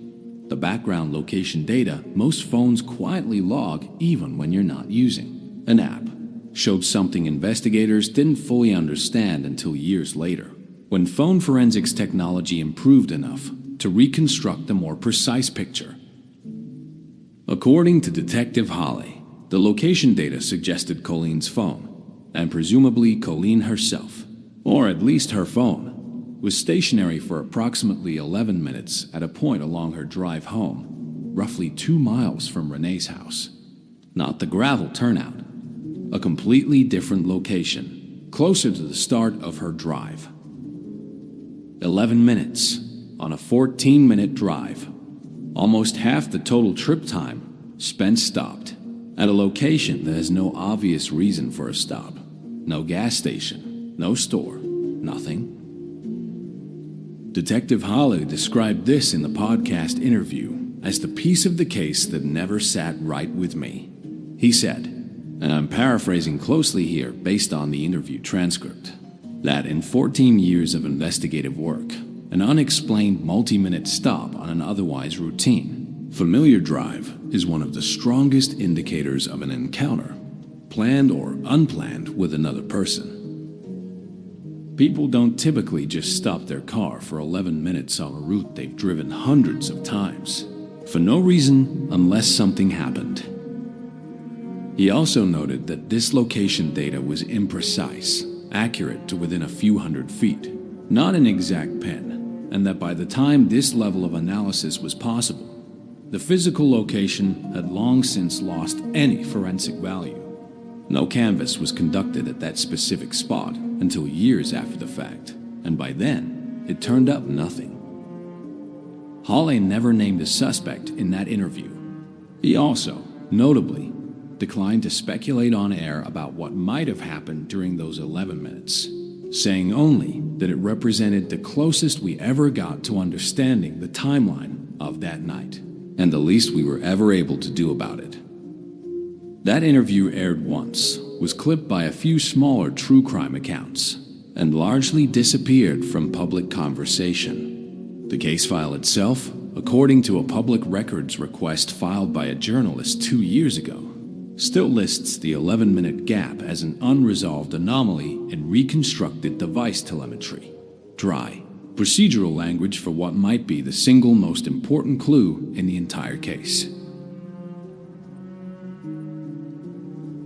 As of this video, Colleen Ashworth's case remains open, classified as a suspicious missing person case, though most investigators who worked it privately believe she did not leave voluntarily and did not survive whatever happened that night. That belief has never been confirmed, because there is no body, no forensic evidence of a crime, and no witness account of what happened during or after that 11-minute gap. Renee still lives in Millbrook. She still keeps Colleen's dog, Biscuit, now considerably older, and she still takes calls from the tip line, even though most of those calls, by her own admission in a recent interview, go nowhere anymore. She has said publicly that she doesn't need a conviction. She needs to know what happened during those 11 minutes and where her sister went after. The gravel turnout off Route 9 is still there. Locals mostly avoid mentioning it. A few have said, in interviews and online forums, that they believe whoever left that car there wanted it found. That the neatness of it, the locked doors, the untouched purse, wasn't carelessness. It was a message. Nobody has ever been able to say, convincingly, what that message might have been. Cases like this are difficult to sit with, because we're conditioned, especially by crime shows and films, to expect a resolution, a suspect, a confession, a body found in a shallow grave that finally lets a family grieve properly and move forward. Colleen Ashworth's case offers none of that. It offers a locked car, a phone with an unexplained gap, and a sister who still leaves the porch light on. If you have any information related to this case, or if this story reminded you of a similar case in your area, most jurisdictions maintain anonymous cold case tip lines, and even small details can matter more than people realize. Investigators have said publicly, in multiple cold case contexts, that cases like this are sometimes solved, not by dramatic new evidence, but by someone finally deciding to say something they've known for years. Somewhere someone likely knows what happened during those 11 minutes on Route 9. So far, they haven't said a word. Please share your theories in the comments. If you have a case suggestion, leave it below. If you enjoyed this original mystery story, like the video, subscribe for more, and turn on notifications for future psychological thrillers, unsolved mysteries, and fictional true crime-inspired tales. Until next time, sleep carefully.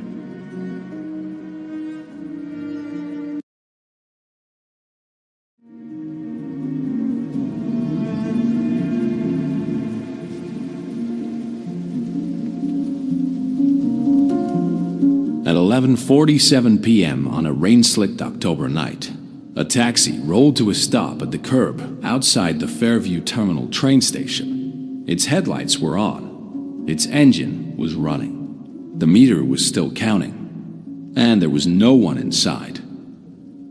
No driver behind the wheel. No passenger in the back seat. No sign of a struggle. No blood. No note. Just an empty car humming quietly in the rain, as if the person driving it had simply vanished mid-thought. The driver's name was Daniel Reyes, 34 years old, 6 years on the job. A man known for showing up early, keeping his cab spotless, and calling his mother every single night before his shift ended. That night he never called her.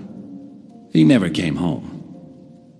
And in the 15 years since, no one has ever found out what happened to him. This is the case that local police still refuse to close.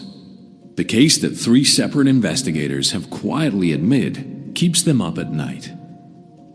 This is the empty taxi mystery, and by the end of this video, you're going to understand why nobody, not the police, not the family, not the internet's army of amateur detectives, has ever been able to explain what happened in those missing minutes. Stick around, because the deeper we go into this case, the stranger it gets. And I promise you, the ending is not what you're expecting. Welcome back to Shelby's Den, the place where we dig into the cases that never made national headlines, but absolutely should have. If you're new here, we cover unsolved mysteries, cold cases, and stories that fell through the cracks of true crime coverage. So if that's your thing, hit subscribe and ring that bell, because we've got a lot more of these coming. Now, let's get back to the story. To understand how strange this case is, you first need to understand how unremarkable the night started. Daniel Reyes worked for a small family-run taxi company called Norwood Cabs, one of maybe 4 independent taxi services still operating in the mid-sized city of Ashford Hollow.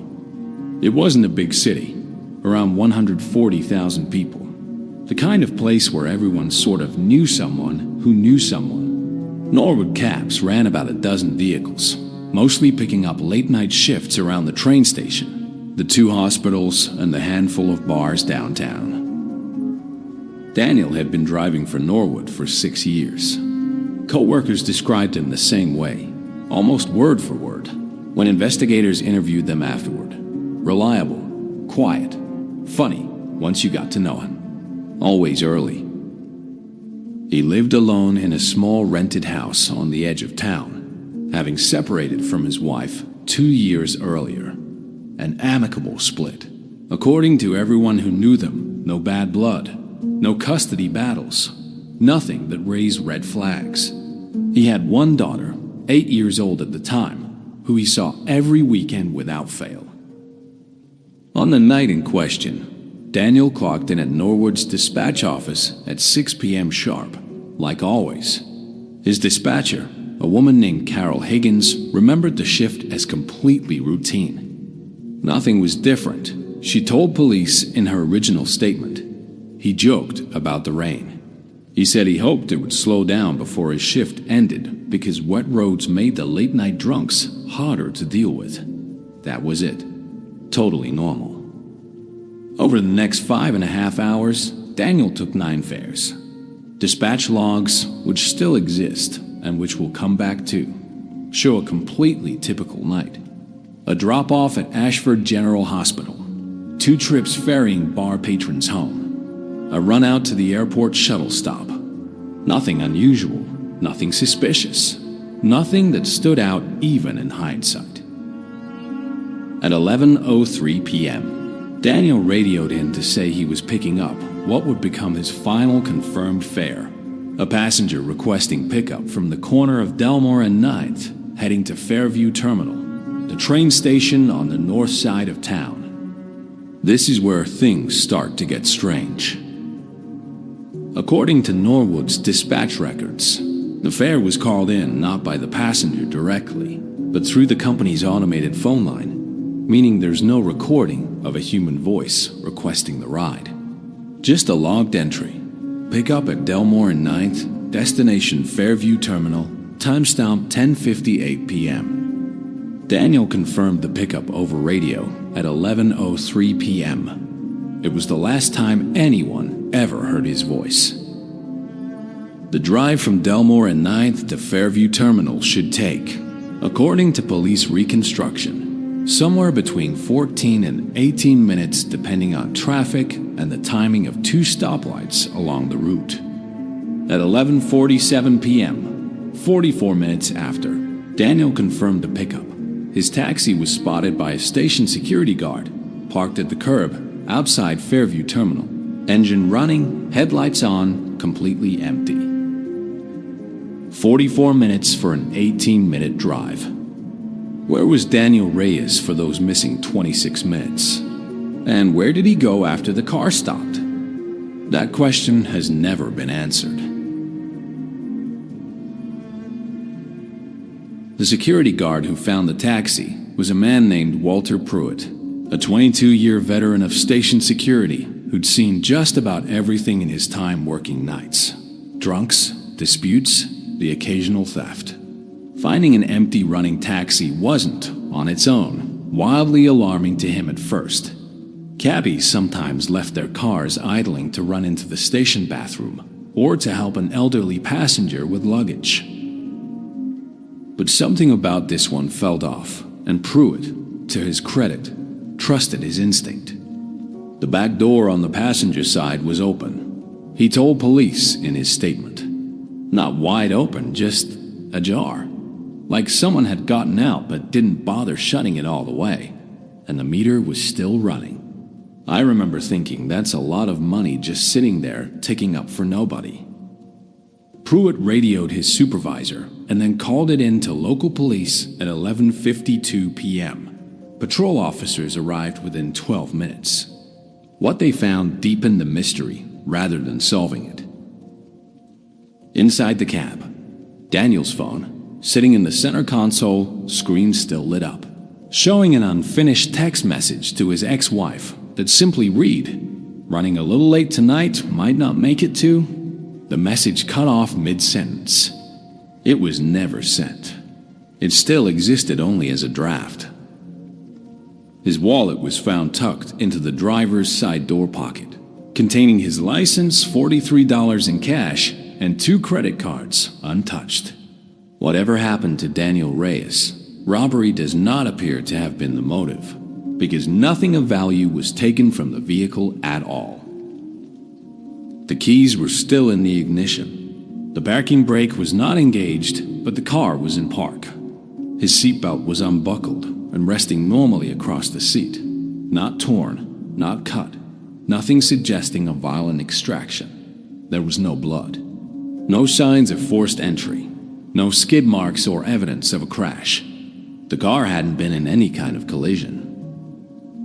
It was, in the words of the responding officer whose report we obtained, quote, as if he'd simply stepped out to speak to someone for a moment and never came back.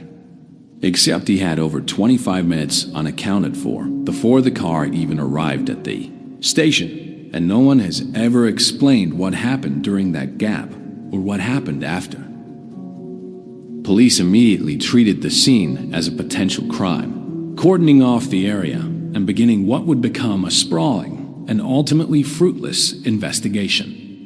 The very first, most obvious question detectives had to answer was simple. Who was the passenger who called for that pickup? That question turned out to be far harder to answer than anyone expected. Norwood cabs used a fairly standard system for the time. Most fares came in through a live dispatcher, but the company also had an automated line customers could call after hours, which used a basic phone tree system to log a pickup address and destination without needing a human operator. The fare that sent Daniel to Delmore and 9th came through that automated line. Detectives immediately pulled phone records for the number that had called in. What they found was the case's first genuine bombshell. The call had come from a prepaid burner phone. No name attached, no billing address. Purchased with cash, according to the store's records, at a convenience store roughly 2 miles from Delmore and 9th, 11 days before the disappearance. Store security footage from the day of purchase was reviewed, but by the time detectives requested it, 17 days had passed, and the store system, which only retained footage for 14 days before automatically overriding it, had already erased the recording. The burner phone itself was traced through cell tower pings. It had made exactly one outgoing call, the pickup request, and was never used again. It went silent immediately afterward and was never recovered, despite an extensive search of the surrounding area, including a stretch of the nearby Corbin River. Whoever called that taxi to Delmore and 9th had planned it. This wasn't a random passenger having a normal night. Someone had bought an untraceable phone, waited nearly 2 weeks, made a single call, and then ensured that call could never be traced back to them. But here's where it gets even stranger. Detectives canvassed Delmore and 9th extensively. It's a residential corner, quiet, mostly single-family homes, one small 24-hour laundromat on the corner. Multiple residents were interviewed. Nobody reported seeing the taxi arrive. Nobody reported seeing anyone waiting for a pickup that night. The laundromat notably had a security camera positioned facing the street, and for the first time in this case, we actually get a piece of visual evidence. The footage, low resolution but usable, shows Daniel's taxi arriving at Delmore and 9th at 11:09 p.m., 6 minutes after he confirmed the pickup over radio, consistent with typical drive time from his previous fare's drop-off point. The taxi idles at the curb for 11 minutes. Nobody approaches the vehicle. No one gets in. The rear door does not open in the footage. And then, at 11:20 p.m., the taxi pulls away and heads in the direction of Fairview Terminal. So somehow, despite calling in a pickup, despite the taxi arriving at the exact requested location, the mystery passenger was never seen getting into the car. And yet the vehicle didn't return to dispatch as an unfulfilled fare. It continued toward the destination as though someone were, in fact, riding in the back seat. This detail alone has fueled 15 years of theories, which we'll get into. But for investigators at the time, it raised an urgent and deeply unsettling possibility that whoever arranged this pickup never intended to be seen at all, and that the 11 minutes of stillness on that camera weren't nothing. They were the passenger, quietly and carefully, making sure no one was watching before they did whatever they needed to do. Let's lay out the confirmed timeline as precisely as investigators were able to reconstruct it, because this is the heart of the entire mystery. 11:03 p.m. Daniel confirms pickup over radio. 11:09 p.m. Taxi arrives at Delmore and Knight. Confirmed by laundromat camera footage. 11:09 to 11:20 p.m. Taxi sits idling. No one visibly enters. 11:20 p.m. Taxi departs, heading toward Fairview Terminal. 11:47 p.m. Taxi found empty and idling outside Fairview Terminal by security guard Walter Pruitt. The drive from Delmore and 9th to Fairview Terminal, even accounting for the 2 stoplights and light traffic, should take no more than 18 minutes. Police performed the drive themselves at that exact time of night under similar weather conditions multiple times during the investigation. Their fastest time was 12 minutes. Their slowest deliberately driving under the speed limit and hitting every red light was 19 minutes. The taxi took 27 minutes to make that trip. Where was it for those extra 9 to 15 minutes? GPS tracking, unfortunately, wasn't standard equipment in Norwood's fleet at the time, a detail that, in hindsight, feels almost unbelievable given how central it became to the case. The company installed GPS trackers in all its vehicles the following year, but too late to help investigators reconstruct Daniel's exact route that night. Detectives did the next best thing.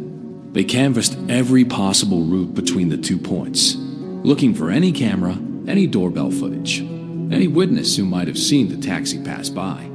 This was a painstaking process that took months.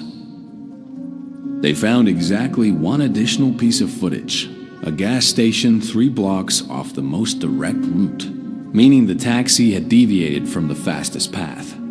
The footage shows the cab passing through the gas station's parking lot at 11:31 p.m., not stopping, just passing through, as though using it as a shortcut or a detour.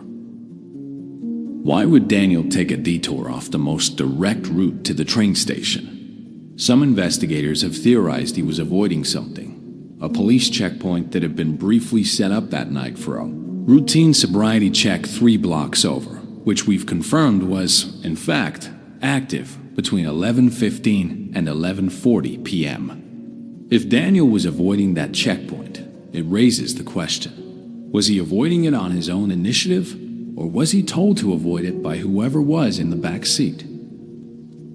This detail has never been satisfactorily explained. Was there truly a passenger issuing directions? Or was Daniel, for reasons unknown, driving an empty car through back streets on purpose? Neither explanation fits cleanly with everything else we know. And that's the frustrating, maddening core of this entire case. Every single piece of evidence seems to almost make sense until you try to fit it together with everything else, and it simply doesn't.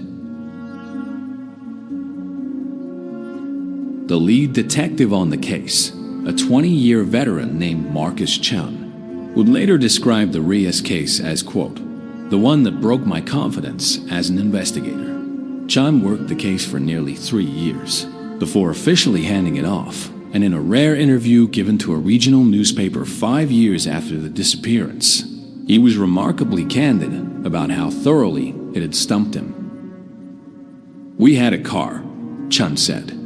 We had a timeline down to the minute in some places. We had a phone. We had a route. And none of it added up to an answer. Usually in this job, evidence points somewhere, even if it takes time to follow it. This case, every lead just stopped, like walking down a hallway that turns out to have no doors. Early theories focused on the obvious possibilities.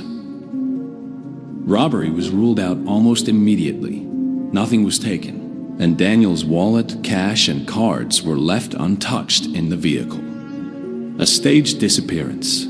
The idea that Daniel simply walked away from his life was seriously considered for a time. His marriage had ended, though amicably. He had some credit card debt, though nothing catastrophic. Detectives dug into his finances, his phone records, his relationships, looking for any sign he might have wanted to disappear. They found nothing. No withdrawn savings, no packed bags, no purchase tickets under an alias, no suspicious calls to unfamiliar numbers in the weeks prior, and most tellingly, his daughter. Every person interviewed, without exception, described Daniel as devoted to his 8-year-old daughter to an almost fierce degree. Co-workers recalled him turning down higher-paying shifts specifically to make sure he was free every Saturday morning to see her. It's the detail that, more than any other, has kept most investigators from ever seriously believing he walked away voluntarily. Foul play involving the mystery passenger became, and remains, the leading theory, but it comes with its own gaping hole: the laundromat footage. No one is seen entering the taxi at Delmore at night. If someone did get in, they did so with extraordinary care to stay out of frame, timing their entry to a blind spot the camera didn't cover, which investigators later confirmed does exist, a roughly 4-foot gap along the rear passenger side of the vehicle that the camera angle simply couldn't capture due to a utility pole partially blocking the view. So it is technically, physically possible that someone entered the vehicle without being caught on camera, which means the phantom passenger theory isn't disproven. It's just deeply, frustratingly unconfirmed. A third theory, less popular but never fully dismissed, suggests Daniel encountered someone asterisk after asterisk arriving at the train station, that whatever happened in those final moments before Pruitt discovered the empty vehicle, not during the drive at all. Under this theory, the entire 27-minute discrepancy is simply attributed to a slower, more cautious drive, and the real incident occurred at Fairview Terminal itself. Station cameras from that period, unfortunately, only covered the main entrance and platform areas, not the curbside pickup zone where the taxi was found. This gap in coverage has been called, by more than one investigator over the years, the single most consequential blind spot in the entire case. In the years since, the empty taxi mystery has developed something of a cult following among amateur sleuths and true crime communities. And with that following has come no shortage of theories, some grounded, some wild, a few genuinely unsettling. The insurance theory. Some point to the fact that Daniel had recently increased his life insurance policy 4 months before his disappearance, from $50,000 to $150,000, naming his daughter as sole beneficiary. On its face, this looks suspicious. But when you dig deeper, the increase coincided almost exactly with his daughter starting a new private school program, and Daniel's ex-wife confirmed to police that they discussed the increase together, specifically to secure their daughter's education in case anything happened to either parent. Detectives ultimately found this explanation credible and moved on. It's worth noting, too, that under most standard policies, 7 years must pass with no evidence of life before a presumed death payout can even be pursued, and even then, only through a lengthy legal process. This wasn't a quick or easy payout by any measure. The rival cab company theory. Norwood Cabs had, in the months before Daniel's disappearance, been engaged in a fairly bitter pricing dispute with a competing service. Some online sleuths have pointed to this as a possible motive: sabotage, intimidation, something gone wrong. Investigators looked into this thread and found no substantive connection, though it's worth noting that this remains one of the more popular theories in true crime forums, largely because it offers a tidy, if unproven, motive. The sighting reports. Over the years, there have been a small handful of claimed sightings of a man resembling Daniel, one in a neighboring state roughly 8 months after the disappearance, one at a truck stop nearly 3 years later, and one more recently, submitted through an online tip line just 4 years ago. Every single one of these has either been investigated and ruled out, or was simply too vague to pursue. No photograph, no follow-up contact, no corroborating detail. None have ever amounted to anything. The most chilling theory, and the one that keeps this case circulating in true crime circles today, comes from a retired detective who briefly consulted on the case in its early years. He raised the possibility, never proven, and admittedly speculative, that the entire scenario was designed, from the very first phone call on that burner phone, as what he called a disappearing act performed on someone else. In other words, that whoever placed that call wasn't trying to disappear themselves.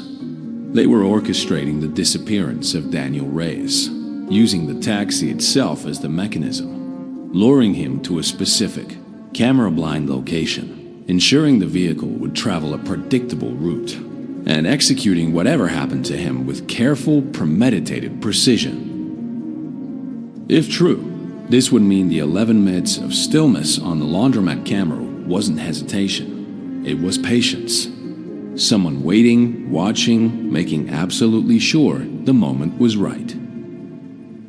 It's a theory that has never been proven, but it's also a theory that has never been disproven. And 15 years later, it remains.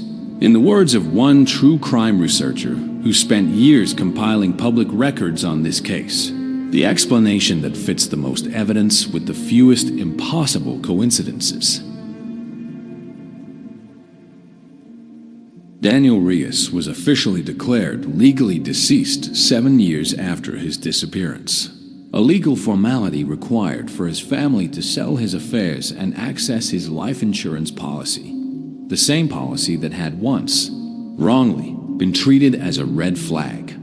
His daughter, now in her 20s, has spoken publicly only once about the case, in a brief statement given on the 10th anniversary of her father's disappearance, in which she said simply, "I don't need to know why. I just want to know what happened." There's a difference, and not knowing either one is its own kind of grief. Norwood Cabs closed permanently 9 years after the incident, a casualty of the rise of rideshare apps as much as anything else. Though longtime residents of Ashford Hollow still sometimes refer to the company's old dispatch building, now converted into a small accounting office, as the taxi place from that case. The burner phone was never recovered. The identity of whoever placed that call has never been determined. No arrests have ever been made. No person of interest has ever been formally named. The case remains, to this day, officially open, though functionally cold, reviewed roughly once every 2 years by a rotating cold case unit, most recently in connection with a broader review of unsolved disappearances in the region, which yielded no new leads. Detective Marcus Chun, now retired, still keeps a folder on the case in his home office. In that same interview years ago, he was asked whether he thought it would ever be solved. "I used to think yes," he said. "I used to think someone would slip up eventually, say something to the wrong person, feel guilty, want to talk. It's been a long time now. I still hope. But hope's not evidence, and I've learned the hard way that some cases just don't give you an ending."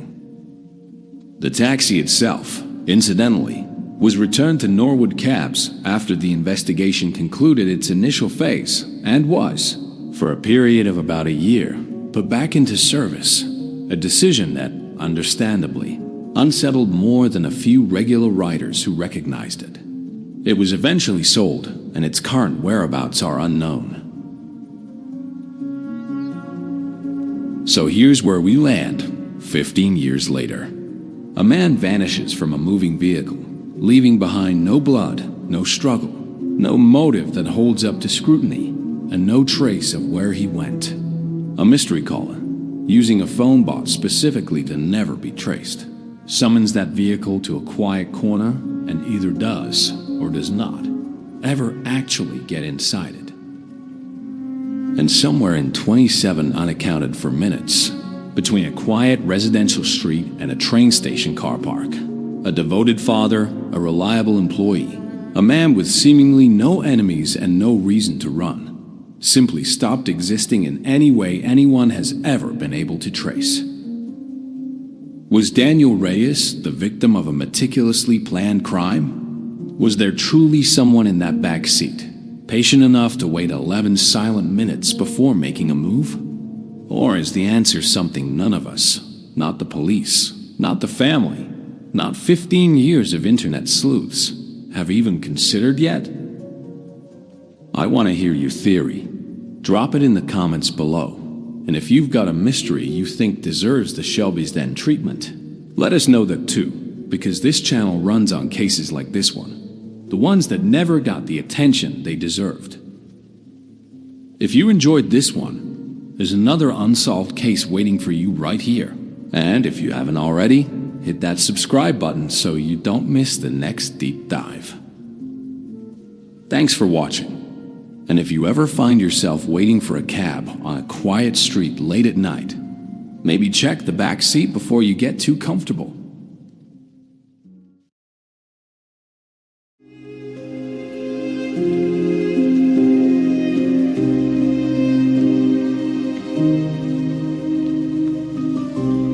Snow doesn't lie. That's what the sheriff told the local paper 3 days after they found the body at Lake Corin. Snow doesn't lie. It remembers everything. Every step. Every hesitation. Every place a person stood still for just a second too long, deciding what to do next. And on the night Daniel Wexford died, the snow at Lake Corin remembered 3 sets of footprints leading to his front door. Only 2 sets leading away. For 11 years, that single detail has haunted a small town in the mountains, has ended 2 marriages, has turned neighbors into strangers, and has never, not once, been explained. This is the case of the 3rd footprint. 2 suspects, 1 truth. And to this day, nobody knows which one of them is lying, or whether both of them are. Welcome back to Shelby's Den. Get comfortable. This one's going to take a while. Welcome back to Shelby's Den, the place where we dig into the cases that never made national headlines, but absolutely should have. If you're new here, we cover unsolved mysteries, cold cases, and stories that fell through the cracks of true crime coverage. So if that's your thing, hit subscribe and ring that bell, because we've got a lot more of these coming. Now, let's get back to the story. To understand what happened at that lake house, you have to understand the man who owned it. Daniel Wexford was 46 years old when he died, and by most measures, he built the kind of life people spend their whole lives chasing. He'd grown up middle class in a factory town 2 hours south, the kind of place where ambition either burns out early or burns hot enough to get you gone. Daniel got out. He studied finance, moved to the city, and by his early 30s had co-founded a real estate development firm, Wexford, and Cole Properties, that turned rundown industrial blocks into luxury condos faster than the market could keep up with. By the time he was 40, Daniel Wexford was rich. Not nice car, rich. Rich enough that he bought 100 acres of lakefront property in the mountains, tore down the old fishing cabin that had stood there for 60 years, and built something that looked like it belonged on the cover of an architecture magazine. Glass walls, cedar beams, a dock that stretched 50 feet into water, so still it looked like a mirror most mornings. He called it his quiet place, the one spot on earth where nobody needed anything from him. Except that wasn't quite true. 2 people needed things from Daniel Wexford very badly. And on the night he died, both of them were within a mile of that house. The first was his business partner, Marcus Cole. Marcus and Daniel had built the company together, brick by brick, starting in a rented office above a laundromat. For 15 years, their partnership was the stuff of local business legend, the cautious architect and the fearless dealmaker. The yin and yang that made Wexford and Cole one of the most successful private developers in the state. but legends age. And somewhere around year 12, the partnership started to crack. Marcus wanted to slow down, consolidate, protect what they built, ride out the next downturn conservatively. Daniel wanted to expand, to leverage everything they had into a massive new lakefront resort development that would either triple their net worth or bankrupt them both. The two men who had once finished each other's sentences started finishing each other's arguments. Instead, in front of investors, in front of staff, and eventually, according to at least 3 employees who later spoke to investigators, in a shouting match in the parking garage that nearly turned physical. 6 weeks before Daniel died, Marcus Cole filed paperwork to formally dissolve their partnership. It was going to be ugly. It was going to be expensive. And by every financial record recovered afterward, it was going to leave Marcus Cole, a man with 2 kids in private school and a mortgage on a house he could no longer really afford, significantly worse off than his former partner. The second person was Daniel's younger brother, Ethan. Ethan Wexford was 8 years younger than Daniel. And if you asked anyone in town to describe the 2 brothers, they'd tell you it was like describing 2 different species. Daniel was Polish and ambition. Ethan was the kind of guy who fixed motorcycles in his garage and hadn't held a steady job in 3 years. Their late father's estate, a modest but respectable inheritance, had been split unevenly between them when the old man died 5 years earlier in a will that Daniel himself had helped draft as executor. Ethan got a fraction of what Daniel received, ostensibly because Daniel had already provided for Ethan over the years with loans, most of which were never repaid, and most of which, according to Ethan, were never meant to be. The brothers hadn't spoken in nearly a year by the time of Daniel's death. Their last contact, recovered from Daniel's phone, was a voicemail from Ethan left 4 months prior, in which Ethan's voice slurred. If you believe the audio experts who later analyzed it, can be heard saying, quote, "You think you can just bury me the way you buried Dad's memory. One of these days, Danny, somebody's going to make you pay for what you take." 2 men, 2 motives, 2 grudges that had been building for years, both reaching a breaking point in the same 6-month window. And on a January night with fresh snow falling over Lake Corin, both of them would end up walking the same quarter-mile stretch of private road that led to Daniel Wexford's front door. The timeline investigators eventually built, pieced together from cell tower data, security footage from a gas station 4 miles down the mountain road, and witness statements, looked something like this. Daniel Wexford drove up to the lake house alone on the afternoon of January 14th, telling his assistant he needed a few days to think before finalizing the terms of the dissolution with Marcus Cole. He stopped for gas at 4:47 p.m. The station's grainy camera caught him buying a bottle of scotch and a pack of cigarettes, the second unusual, since by all accounts, Daniel had quit smoking 6 years earlier. He arrived at the lake house sometime around 5:30 p.m., based on a smart home log that recorded the garage door opening. Snow began falling heavily around 7 p.m. and continued on and off until nearly 2 a.m., which matters enormously, because it means any footprints made before 7 p.m. would have been partially or fully erased, while anything after that point would be preserved in fresh, undisturbed snow. At 9:14 p.m., Daniel's phone recorded an outgoing call to Marcus Cole. It lasted 4 minutes and 11 seconds. Marcus, when questioned, said Daniel had called to vent about the dissolution paperwork, that the conversation was tense but not threatening, and that Daniel had, in Marcus's words, sounded like he'd been drinking, but he sounded like Daniel, not scared, not different.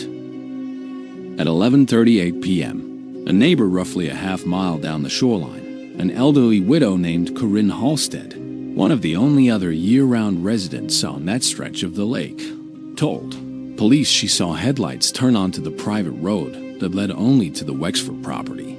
She couldn't identify the vehicle. She said she almost didn't think anything of it, except that visitors at that hour, in that weather, were unusual enough that she mentioned it to her daughter the next morning, before anyone even knew Daniel was dead.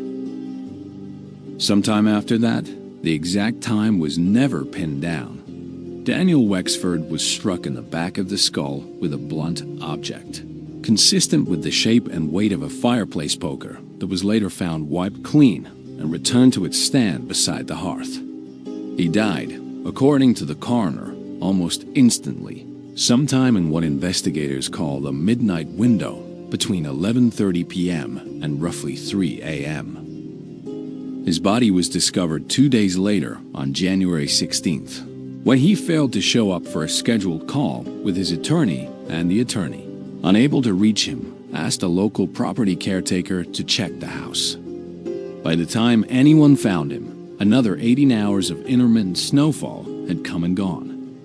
But here's the thing that made this case different from almost any other the county had seen. The last snowfall had stopped at 1:52 a.m. on the night of the 14th 15th. From that moment until the body was discovered, the ground around the house stayed frozen, untouched, and, crucially, was never disturbed by wind, rain, or a second snowfall. Which means that whatever happened at that house after 1:52 a.m. was frozen in place. Literally.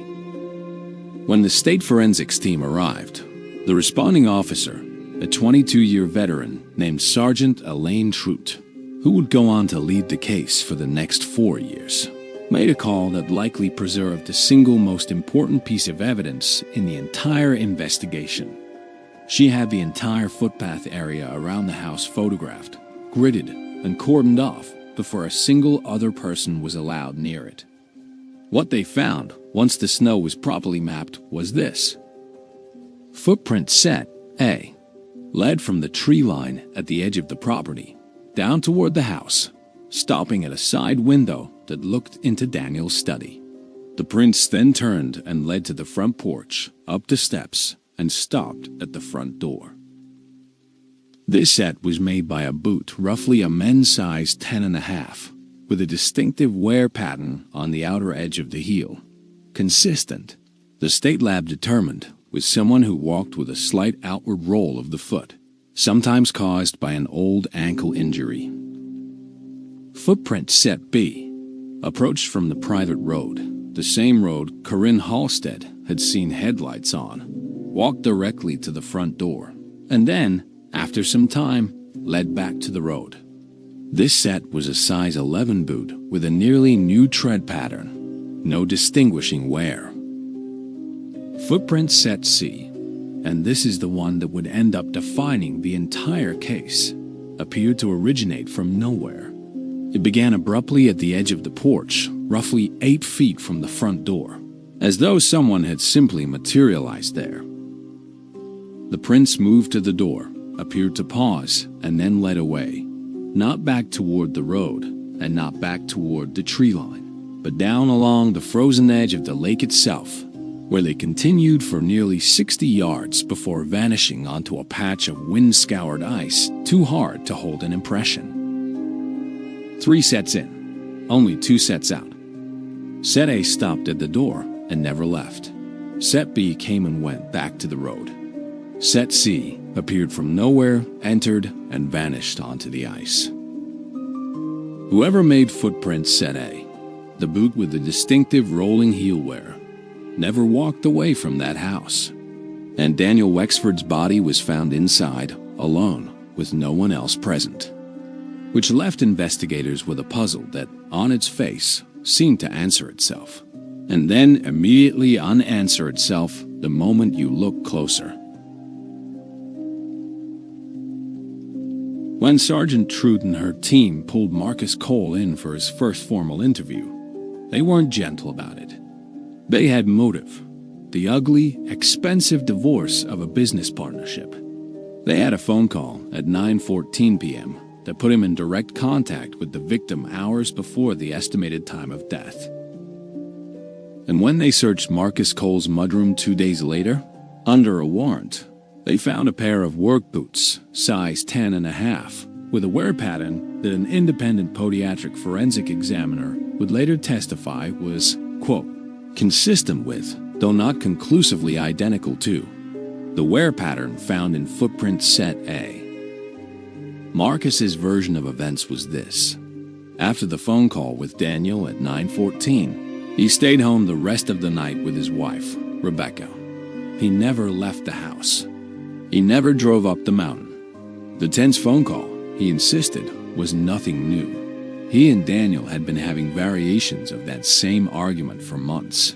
And while it ended with raised voices, it ended, in his telling, with Daniel laughing and saying something like, "We'll figure it out. We always do." Rebecca Cole corroborated her husband's alibi. She told investigators Marcus had been home all night, that they'd watched television together until nearly 11, and that she woke briefly around 1 a.m. and he was beside her in bed. But there were problems. First, cell tower data placed. Marcus's phone pinging off a tower roughly 6 miles from his home and roughly 9 miles from Lake Corrin at 10:52 p.m., a location he could not explain, and one that was notably along a route that, if continued, would eventually reach the Lake Road. His attorney would later argue the tower ping was ambiguous and could reflect signal bounce, a common issue in mountainous terrain, and an expert witness for the defense agreed this was plausible. Second, the boots. While the podiatric match was suggestive, it was never conclusive. The specific tread pattern on Marcus's boots was a mass-produced model sold at more than 40 retail locations across the state, and the rolling heel wear was consistent with any number of people who'd had a similar old injury. Marcus, notably, had sprained his right ankle badly 7 years earlier playing recreational hockey, a detail confirmed by hospital records, which made him a plausible but not exclusive match. Third, and this is the detail that would end up eating at investigators for years, Marcus Cole had no alibi witness for the hours between roughly 11 p.m. and 2 a.m., the exact window Rebecca claimed to be asleep and unaware of her husband's whereabouts. If Marcus had driven up that mountain, met Daniel, argued, and struck him in a moment of rage-fueled desperation over the business dissolution, the timeline fit, the boots fit, loosely. The motive fit perfectly. But if Marcus made footprints set A, then Marcus never left the house. And Marcus was very much alive, sitting in an interview room 3 days later. So either the footprints weren't his, or somebody else was in that house too. Ethan Wexford's story was messier from the start, and Messines's, in an investigation, tends to look a lot like guilt, whether or not it actually is. Ethan had no alibi at all. He lived alone in a rented cabin 20 minutes from the lake, worked occasional shifts at a motorcycle repair shop, and told investigators inconsistently across 3 separate interviews that he'd spent the night of January 14th mostly at home. Maybe went out for a drive. I don't really remember, man. It was a while ago, by the time he was first formally questioned, 17 days after the body was found. That delay itself became a point of suspicion. Investigators wanted to know why it took over 2 weeks to formally interview the victim's own brother, and the honest answer was almost administrative. Ethan wasn't initially considered a strong suspect because he had, on the surface, no direct financial motive tied to the business, and the inheritance dispute was old news by January. But then came the voicemail, the one where Ethan tells Daniel that somebody's going to make you pay. Once that recording surfaced, pulled from Daniel's phone records during a routine review, Ethan became suspect number 1 in the eyes of the public, even before he became a serious suspect in the eyes of investigators. Ethan's explanation for the voicemail was that it was said in anger, months earlier, during a fight about money that had nothing to do with violence. People say stuff like that all the time and don't mean it. Ask anybody, he told Sergeant Trout, visibly rattled during his second interview. What made Ethan genuinely dangerous as a suspect, though, wasn't the voicemail. It was what investigators found when they searched his cabin: a pair of boots, size 11, nearly new, purchased, according to a receipt found in a kitchen drawer, just 11 days before Daniel's death, from an outdoor supply store 40 minutes from the lake. Size 11. Nearly new tread. That matched footprint set B, the one that came from the road, entered, and left back toward the road. If Ethan made set B, it meant Ethan was at that house. It meant Ethan lied repeatedly about his whereabouts that night. And it meant Ethan, who by his own admission resented his brother deeply enough to leave a voicemail threatening some form of reckoning, was inside that house sometime around the estimated window of death, and then walked away from it, back to his car, and drove home, and said nothing for over 2 weeks. Ethan's defense, when confronted with the boot evidence months later, was almost stranger than a denial would have been. He admitted, finally, in his fourth interview with a lawyer present, that yes, he had driven up to the lake house that night. He said he'd been drinking, that he wanted to confront Daniel about the inheritance one more time, face to face, to say my piece and be done with it. He said he arrived, knocked, and Daniel answered the door, alive, annoyed, but alive, and told him to sober up and go home. Ethan claimed he stood on the porch for a few minutes. They exchanged some heated words, and then he left. He said he never went inside the house. He said Daniel closed the door, and that was the last time he ever saw his brother. If true, that would put Ethan's visit sometime after Daniel's 9:14 p.m. call with Marcus, and would mean Ethan left Daniel alive. The problem, and it's a significant one, is that there is no way, using footprint analysis alone, to prove a negative. The prints show that whoever made set B went to the door and came back.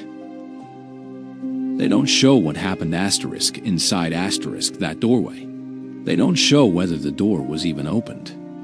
And investigators had no way to confirm Ethan's timeline against anyone else's, because there were no other witnesses. Except, of course, for whoever made the third set. This is the part of the case that turned a fairly ordinary, if tragic, small-town homicide into a story that spread far beyond that mountain community. Because everything about Marcus Cole and Ethan Wexford, as suspicious as it all sounds, is at least explicable. People lie about alibis. People have ambiguous cell pings. People buying new boots for reasons that have nothing to do with murder. Footprint set C explains nothing. It only raises questions. Forensic snow analysis is a niche but genuinely established discipline, and the state brought in a specialist from a university research lab to formally examine the site before the melt made further study impossible. Her conclusions, delivered 6 weeks after the body was found, were as unsettling as anything in the entire case file. The depth and clarity of Set C's impressions indicated they were made by someone weighing roughly 140 to 160 pounds, wearing a smooth-soled boot or shoe with almost no discernible tread pattern, unusual for winter footwear in a snowy mountain climate, where most people wear boots with aggressive treads specifically to avoid slipping.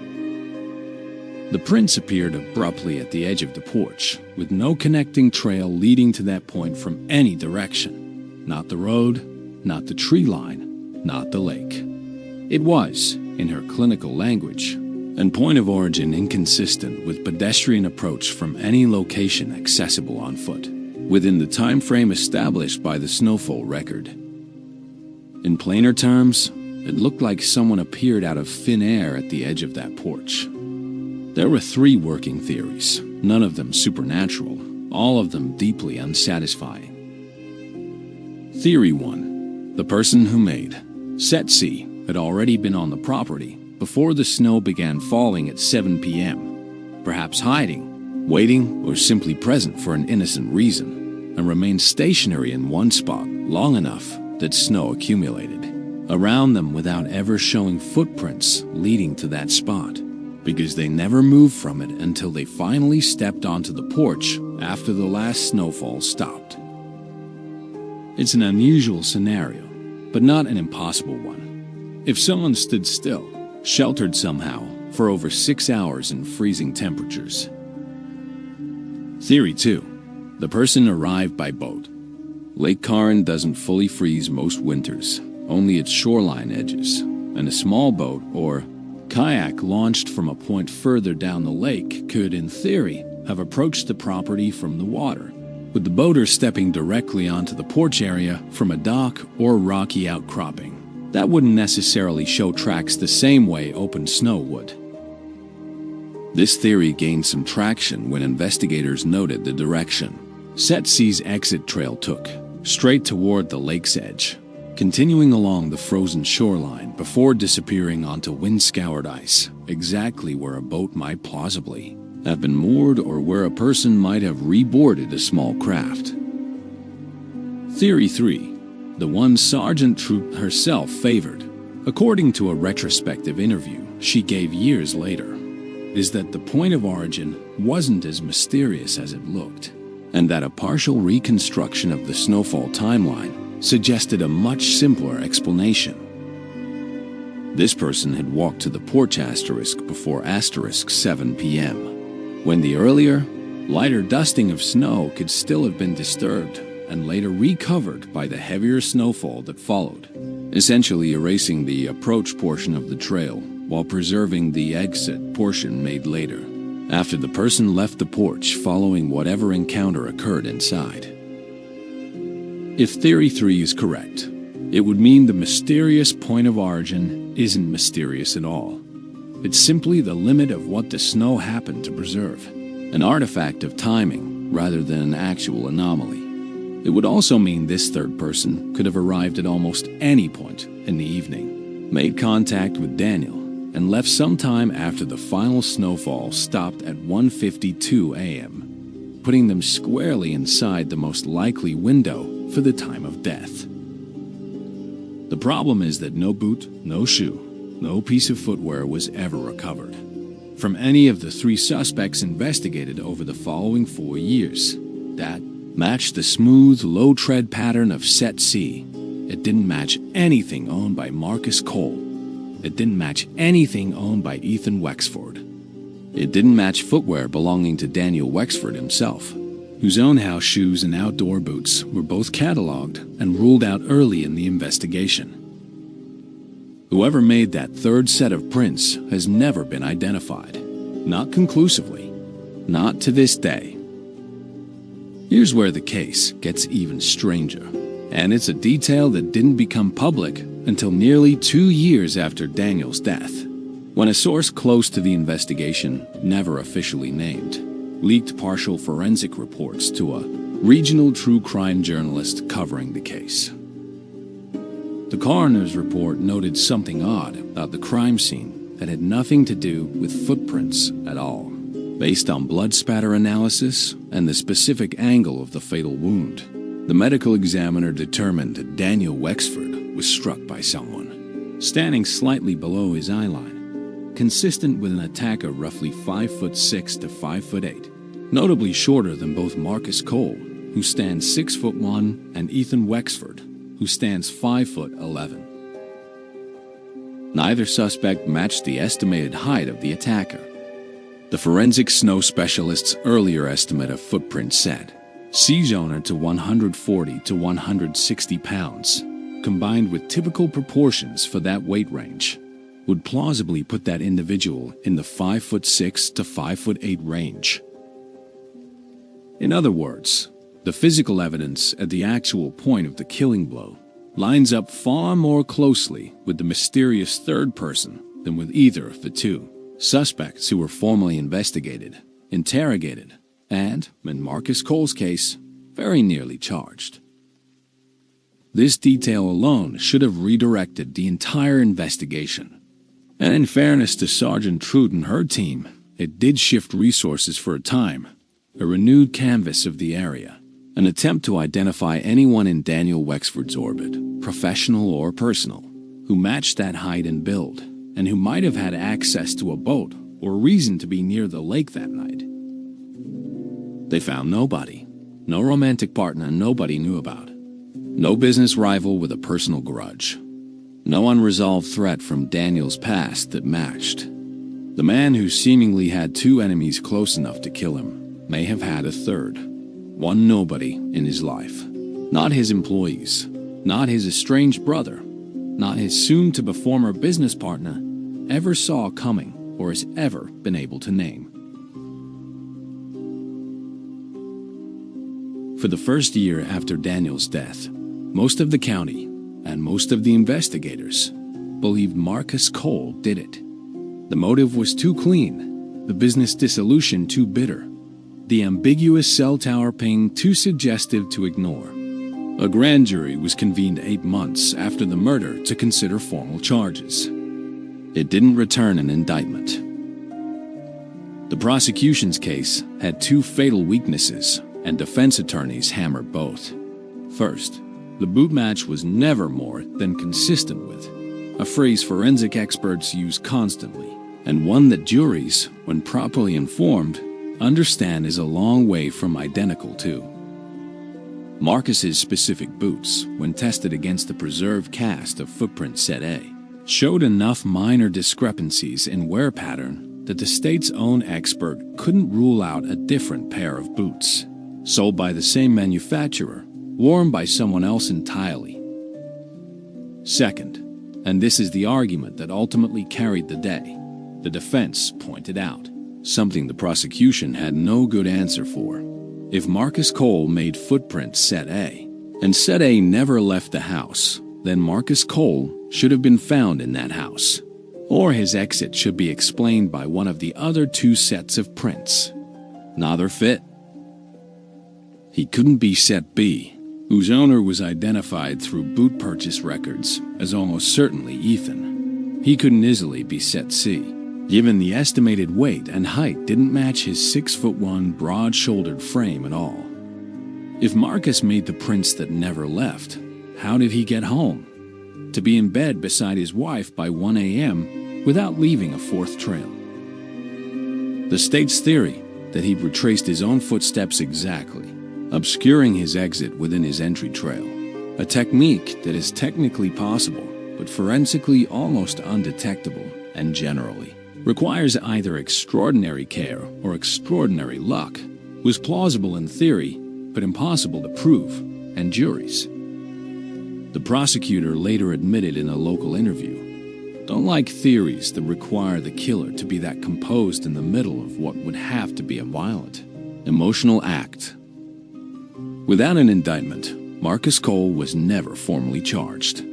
He and Rebecca divorced 14 months after Daniel's death, a separation both parties, notably, declined to publicly attribute to the case, though most of the town assumed otherwise. Marcus sold his stake in what remained of the business, moved out of state, and has not spoken publicly about the case in nearly 9 years.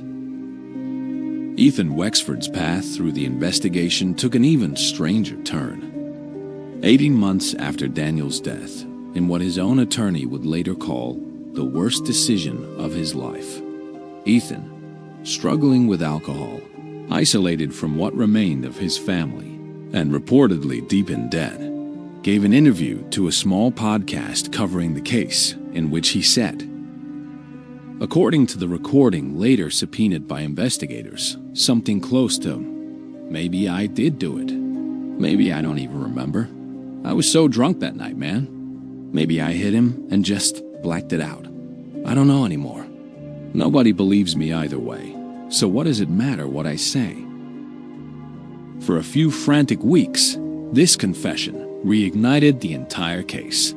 Sergeant Trout brought Ethan back in for a formal interview under caution. But when pressed, under the structure of an actual interrogation rather than a rambling podcast conversation, Ethan's story collapsed back into what it had always been. He went to the door. Daniel was alive. They argued. He left. He said the podcast comments were just talk, the kind of self-destructive thing a person says when they've spent a year and a half being the prime suspect in their own brother's murder in the court of public opinion, whether or not the law ever formally charged them. No new physical evidence emerged from the confession, no corroborating detail that only the real killer could have known. Prosecutors ultimately declined to pursue charges based on it, concluding, in an internal memo later obtained through a public records request, that the statement was insufficiently reliable to support prosecution absent independent corroboration, essentially legal language for a devastated, possibly intoxicated man saying something self-destructive on a podcast isn't the same as a confession that holds up in court.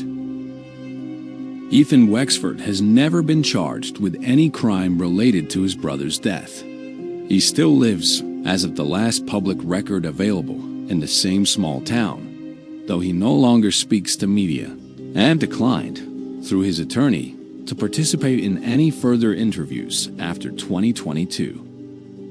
While the public fixated on Marcus and Ethan, Sergeant Trute's team spent years quietly chasing the identity of whoever made footprint set C, the person the physical evidence increasingly suggested might be the one who actually delivered the fatal blow.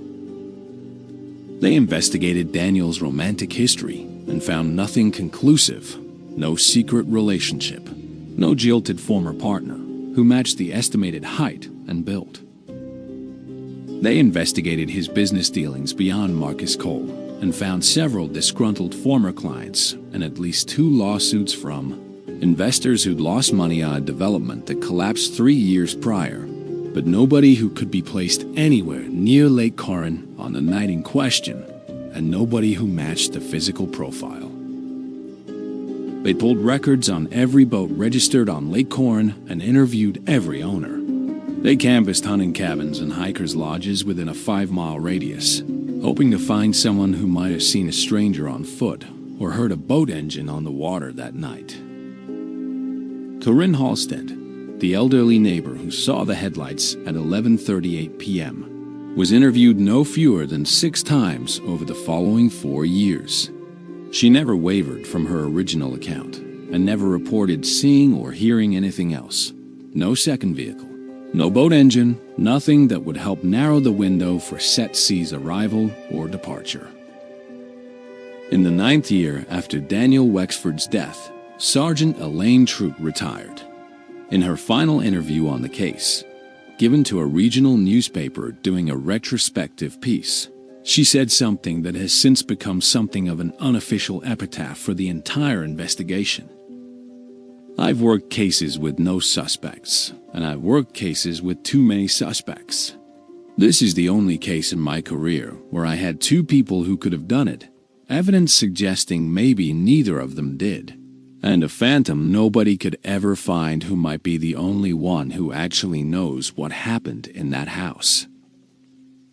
Somewhere out there is a person who was on that porch, who left those tracks, who walked away toward that lake and just kept walking into a life nobody has ever connected back to that house. And every year that passes, the odds of finding them get smaller. I hate that. I hate leaving it like this. But I can't manufacture evidence that isn't there. So let's lay it all out one more time, the way the evidence actually sits, not the way it's convenient to arrange it. Marcus Cole had the strongest motive of anyone connected to Daniel Wexford, a business partnership collapsing in a way that stood to devastate him financially, an ambiguous cell tower ping placing him closer to the lake than he claimed to be, and boots that were a partial, though inconclusive, match to the footprints that never left the house. But those same footprints raise an impossible question. If he made them, how did he get home without a trace? And his general build doesn't match the physical profile suggested by the fatal wound. Ethan Wexford had a long simmering grudge, a documented threat on Daniel's own voicemail, no reliable alibi, and, by his own eventual admission, was physically present at the house that night, matching footprint set B almost exactly through the boot purchase record. But his account, however unreliable and however many times it shifted, has remained fundamentally consistent on the core point. He says Daniel was alive when he left.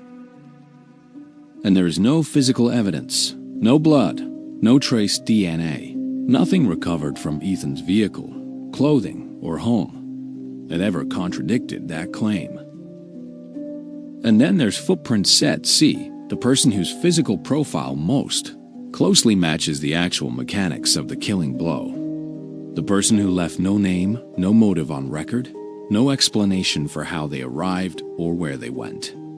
The person who, if Theory 3 about the snowfall timing is correct, could have been in that house for any length of time that night, could have arrived before either Marcus or Ethan, could have arrived after both of them left, could have been the one holding that fireplace poker in the final, fatal moment.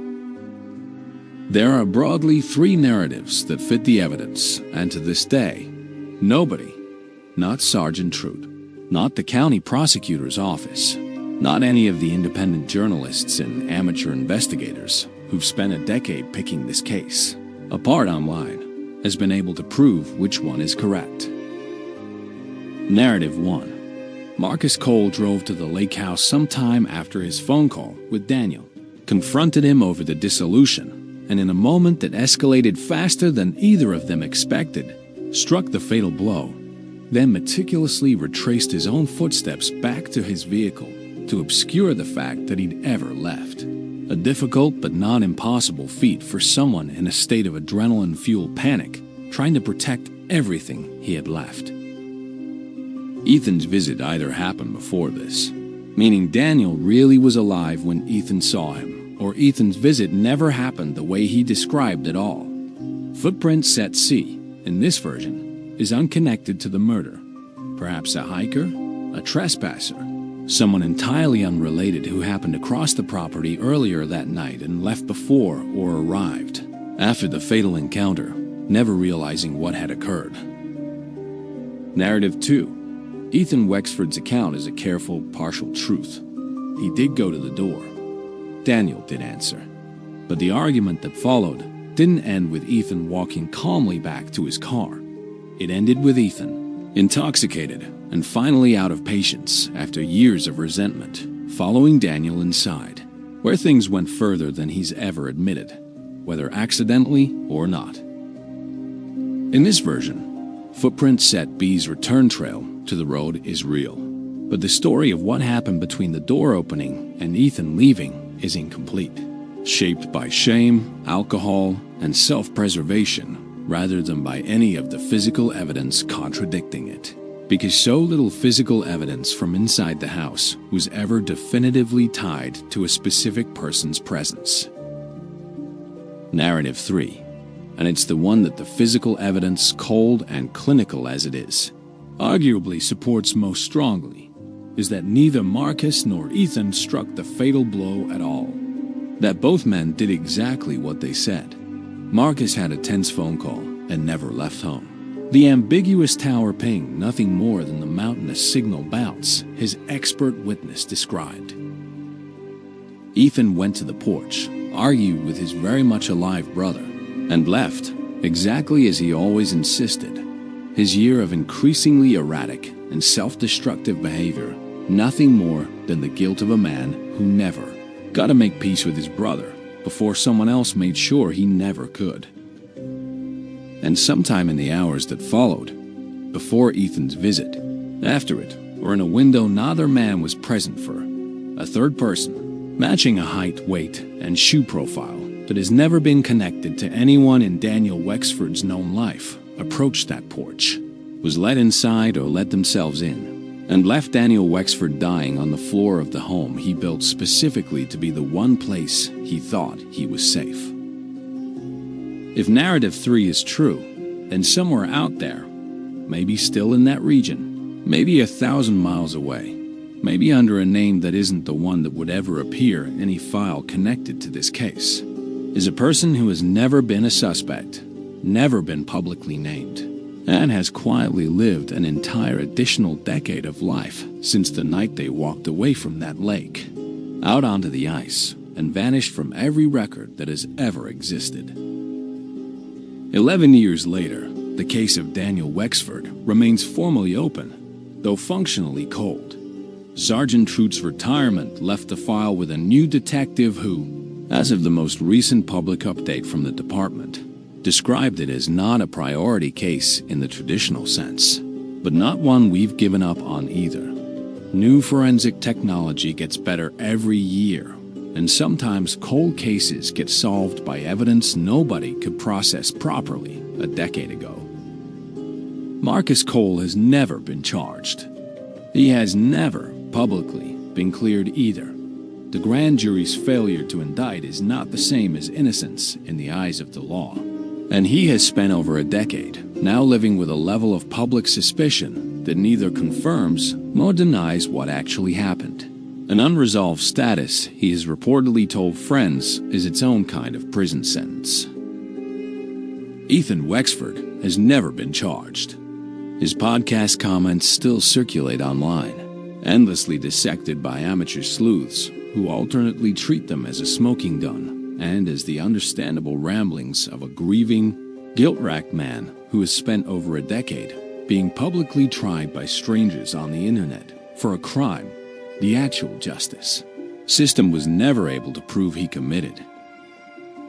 And footprints said see the phantom, the third visitor, the person whose physical profile matches the murder weapon's trajectory better than either named suspect, has never been identified at all. Not a name, not a face, not a single confirmed sighting before or after that night. Whoever it was walked onto that porch and then walked out onto the ice of a half-frozen lake in the middle of a January night, and simply kept going into a life that has never once, in 11 years, intersected with this case again. Snow doesn't lie, Sergeant Trout said, but snow only remembers what it's given the chance to see. And somewhere in those 6 hours of falling snow at Lake Corin, in the gaps between what fell and what didn't, in the difference between a trail that started at 7 p.m. and one that seemed to start from nowhere, the truth of what happened to Daniel Wexford is still out there. 2 suspects, 3 footprints, and a truth that, 11 years on, still belongs to nobody but the person who was standing on that porch when the snow stopped falling. If you were investigating this case, who would you look at first? Marcus, with the motive and the ambiguous alibi? Ethan, with the grudge and the shifting story? Or the phantom on the porch, the one piece of evidence nobody has ever been able to explain? Drop your theory in the comments. I read every one of them, and on a case like this, sometimes it's the audience that spots the detail the investigators missed. If this is your first time here, welcome to Shelby's Den. We cover cases just like this one every week. The ones that don't come with a tidy ending. The ones that stay with you long after the video's over. Subscribe if you want to keep digging into cases like this one with me. And if you made it all the way to the end of this one, thank you. Genuinely, these deep dives take a long time to put together, and it means something that you stayed for the whole thing. Stay safe, stay curious, and I'll see you in the next one.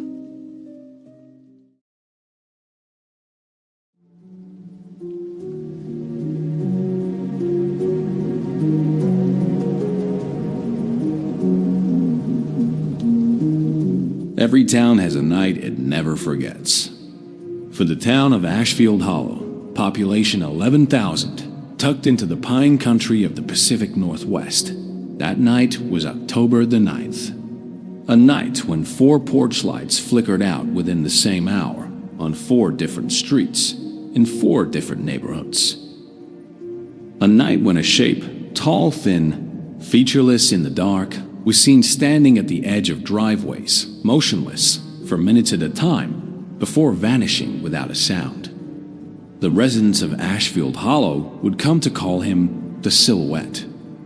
Not because anyone ever saw his face, because no one ever did. Over the course of 13 months, 5 people disappeared from this town. 2 bodies were eventually found. 3 never were.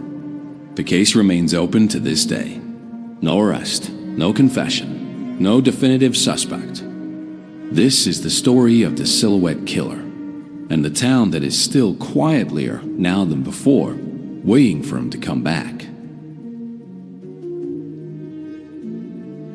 Ashfield Hollow is the kind of place that shows up on a map only because a state highway happens to pass through it. Before October, most people who lived there would have described it as boring, in the way that people describe a town as boring, right before something happens that makes them regret ever using that word. It had one high school, a diner called Merle's that had been open since 1962, and a sheriff's department with 9 full-time deputies for a county that rarely saw anything worse than a bar fight or a stolen truck. Sheriff Dale Whitfield had been in the job 11 years. He was 54, a widower, a man known for being unshakable, the kind of person who investigated fatal car wrecks on Highway 9 without so much as raising his voice. His deputies would later describe him, in interviews given long after the case went cold, as a man who was never quite the same after that October. He used to whistle in the mornings, one deputy said. After the 3rd disappearance, he stopped whistling. He didn't start again. The town's geography matters here because it shapes everything that follows. Ashfield Hollow sits in a shallow basin surrounded by dense second-growth forest, Douglas fir, hemlock, understory thick enough that a person could stand 15 feet off a hiking trail and be completely invisible. The forest presses in close on 3 sides of town. Streetlights end abruptly at the tree line, like the town made a decision at some point, simply to stop trying to hold back the dark. There was one other detail residents would mention, almost as an afterthought when interviewed later, a detail that would take on enormous weight in hindsight. For as long as anyone could remember, there had been stories. Loggers claimed to see a tall figure standing motionless between the trees at dusk. Teenagers dared each other to walk the tree line at night. A local legend, half joke, half warning, held that something walked the woods around Ashfield Hollow, watching, and that if you saw it standing still, you should never, under any circumstances, stop to look back. Nobody believed it, of course. Not until October. The first person to vanish was 26-year-old Margot Vance, a veterinary technician who lived alone in a small rental house on Larkspur Lane on the northeastern edge of town, closest to the tree line. On the night of October 9th, Margot had plans to meet a friend for dinner. She never showed up. Her friend called twice, texted 3 times, and eventually drove to the house around 9:40 p.m. The porch light was off. The front door was unlocked. Margot's phone, her purse, and her car keys were sitting on the kitchen counter exactly where she always left them. Her car was still in the driveway. There was no sign of forced entry, no sign of a struggle. Nothing broken, nothing disturbed, except for one detail that the responding deputies noted and photographed, a detail that would recur with unsettling consistency in every disappearance that followed. The porch light bulb had not burned out. It had been unscrewed, just slightly, a quarter turn, enough to break the circuit without shattering the glass or leaving any obvious sign that someone had touched it. At the time, investigators didn't know what to make of it. It seemed like a strange, almost irrelevant detail. In hindsight, it would become the case's first true signature. A neighbor across the street, a retired schoolteacher named Ruth Halloway, told deputies that around 8:15 p.m. she had glanced out her window and seen someone. She assumed at first it was Margot, standing at the end of the driveway near the mailbox, completely still. I remember thinking it was odd that she wasn't moving, Ruth said in her statement. People don't just stand at the end of their driveway in the dark like that. I looked away to answer my phone, and when I looked back, no one was there.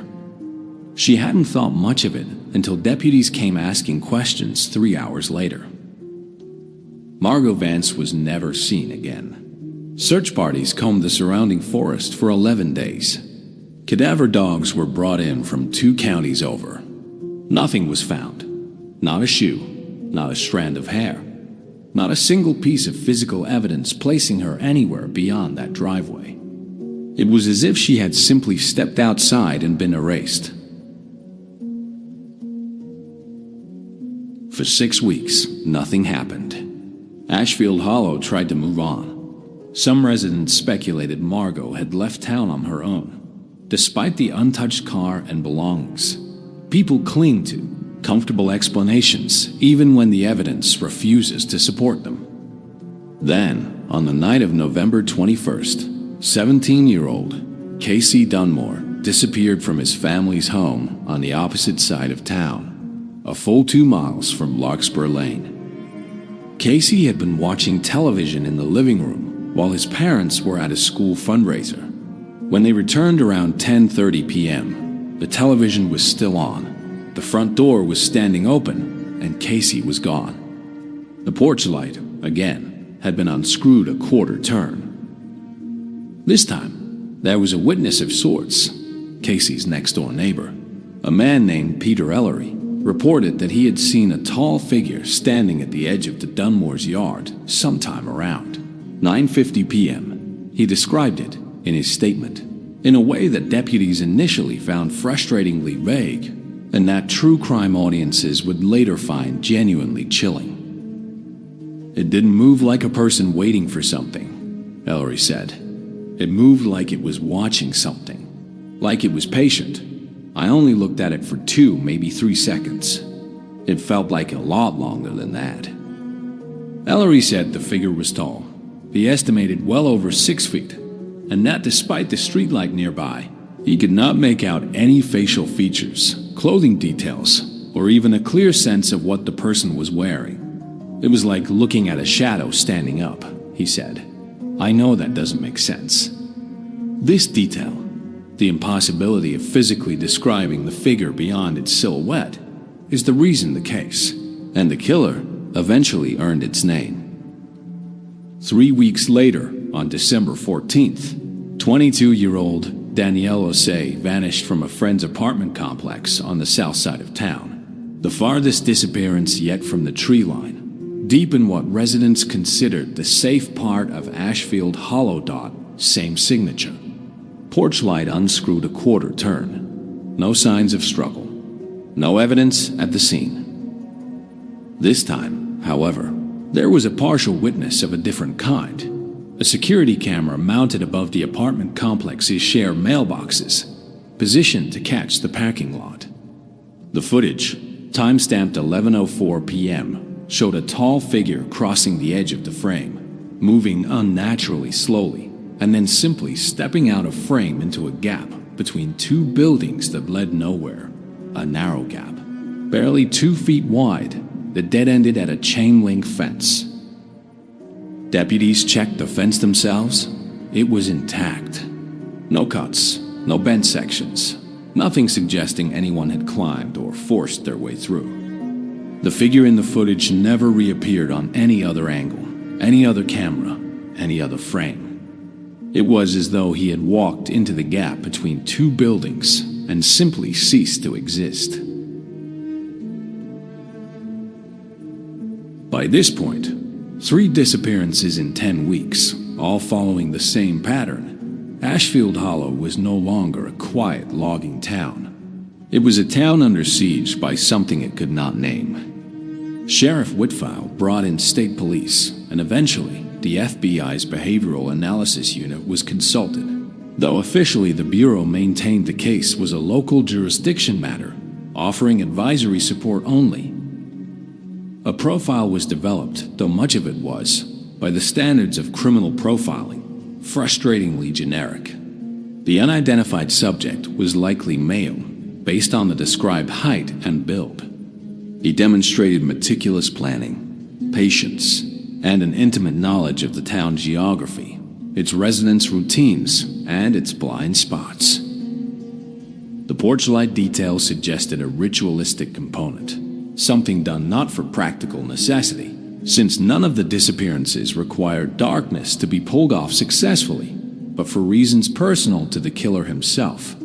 A signature, a calling card.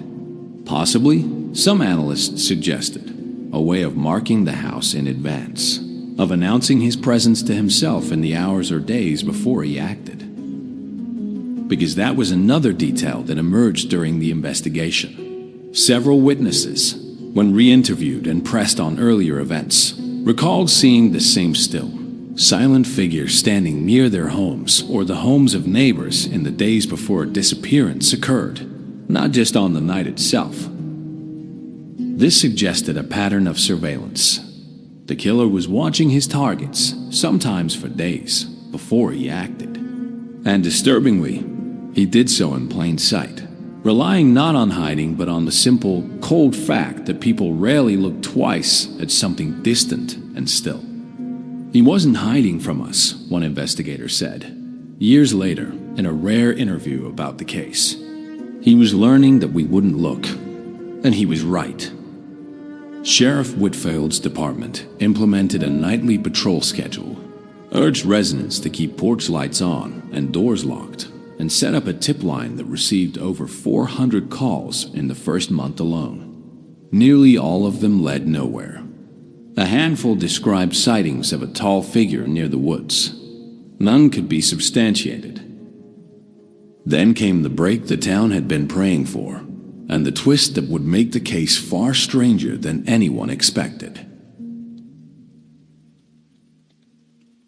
On January 3rd, nearly 3 months after Margot Vance vanished, 2 hikers came across a body in Coldwater Ravine, a steep forested gully 4 miles from the nearest disappearance site.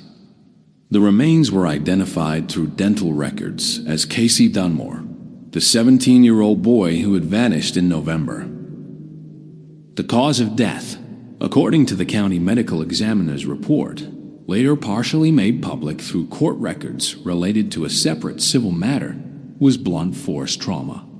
But what disturbed investigators more than the cause of death was the state and positioning of the remains. Casey's body had been posed, seated upright against a tree, hands folded in his lap, facing directly toward the trail, positioned deliberately to be found by whoever walked past. There was no evidence the body had been kept anywhere prior to being placed at that location. Insect activity and decomposition were consistent with the body having been there for the majority of the time Casey had been missing, meaning he was likely killed within days, perhaps hours, of his disappearance, and then simply left in the ravine for nearly 2 months before being found, in a location investigators had already searched during the initial 11-day sweep after Margot's disappearance. They had walked past that exact ravine. Cadaver dogs had been through the area, and they had found nothing. This detail is, to this day, one of the most debated elements of the entire case. Some investigators believe the body was moved to that location sometime after the initial search, meaning the killer returned to the ravine weeks or months later, specifically to place the body where it would eventually be discovered. Others maintain the search simply missed it due to the ravine's dense undergrowth and the sheer size of the search area. If the first theory is correct, it means the killer had continued operating in the area, watching the investigation, waiting and ultimately deciding, for reasons known only to himself, that Casey should be found. Why Casey and not Margot? Why then, and not sooner? No answer has ever been offered that satisfies the timeline. 3 weeks after Casey's remains were discovered, in early February, a second body was found. This one identified as Danielle Assay, the 22-year-old woman from the apartment complex, located in a drainage culvert nearly 7 miles outside town, in the opposite direction from where Casey was found. Same cause of death, same deliberate posing, seated, hands folded, facing the point of discovery. Margot Vance's body has never been found. Every unsolved case accumulates suspects the way a riverbed accumulates stones, some worth examining closely, most washed away by the current of better evidence. The Silhouette case produced no shortage of them. Suspect 1, Warren Task. Task was a 48-year-old logger who lived alone in a cabin near the tree line, roughly a mile from where Margot Vance disappeared. He had a minor criminal record, 2 counts of trespassing, 1 assault charge from a bar fight a decade earlier that was ultimately dropped. Neighbors described him as reclusive and unsettling, the kind of man local teenagers dared each other to spy on. Task was interviewed extensively by investigators and voluntarily allowed a search of his property. Nothing was found linking him to any of the victims. His alibi for the night of Danielle Osei's disappearance: he was at a tavern 40 minutes away, corroborated by at least 6 witnesses and a credit card receipt, effectively cleared him for at least one of the 3 disappearances, which investigators considered sufficient to conclude he was not the Silhouette, since the pattern strongly suggested a single perpetrator across all cases. Task passed away several years after the investigation went cold, having never been formally charged with anything related to the case. Suspect 2, an unidentified drifter. In the weeks following Danielle Osei's disappearance, several residents reported a man matching a general description: tall, thin, wearing a long dark coat regardless of weather, passing through town and occasionally sleeping in an abandoned grain silo on the outskirts. Deputies searched the silo and found evidence someone had been staying there: a sleeping bag, canned food, a battery-powered lantern, but no identification, no fingerprints usable for a match in any database, and no forensic link to any of the victims. The drifter, if he existed as a single consistent person at all, was never identified and never seen again after early January. Some researchers of the case consider him the most likely candidate. Others argue the drifter sightings were likely several unrelated transients, conflated by a frightened town into a single suspicious figure, a phenomenon well documented in high-profile missing persons cases, where public fear tends to manufacture consistency out of unrelated, coincidental sightings. Suspect 3, a family member. Investigators also examined, as is standard procedure, individuals close to the victims. Danielle Osei's ex-boyfriend was investigated closely due to a contentious breakup 3 months prior to her disappearance, but was ultimately cleared through phone records, placing him in another state during the relevant window. No family member or close associate of any victim was ever charged or named as a serious suspect in official statements. The theory that divides investigators: a local authority figure. The most controversial theory to emerge from the case, one that circulated for years in local speculation, message boards, and eventually independent podcasts covering the story, centers on the idea that the killer held some position of trust or authority within the town, which would explain both his intimate knowledge of routines and blind spots, and the eerie fact that he seemed to always be one step ahead of the investigation itself. No credible evidence has ever publicly linked any specific individual within law enforcement or local government to the case. This theory remains, by the admission of even those who find it most compelling, entirely speculative, a product of the case's deep strangeness and the human need to find a shape, any shape, in an otherwise formless mystery.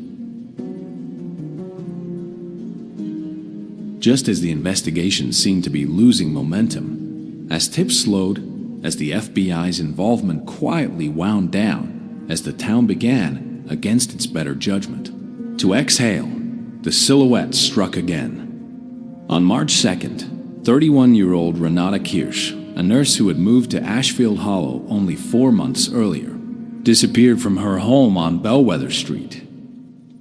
Same signature, porch light unscrewed a quarter turn. No struggle.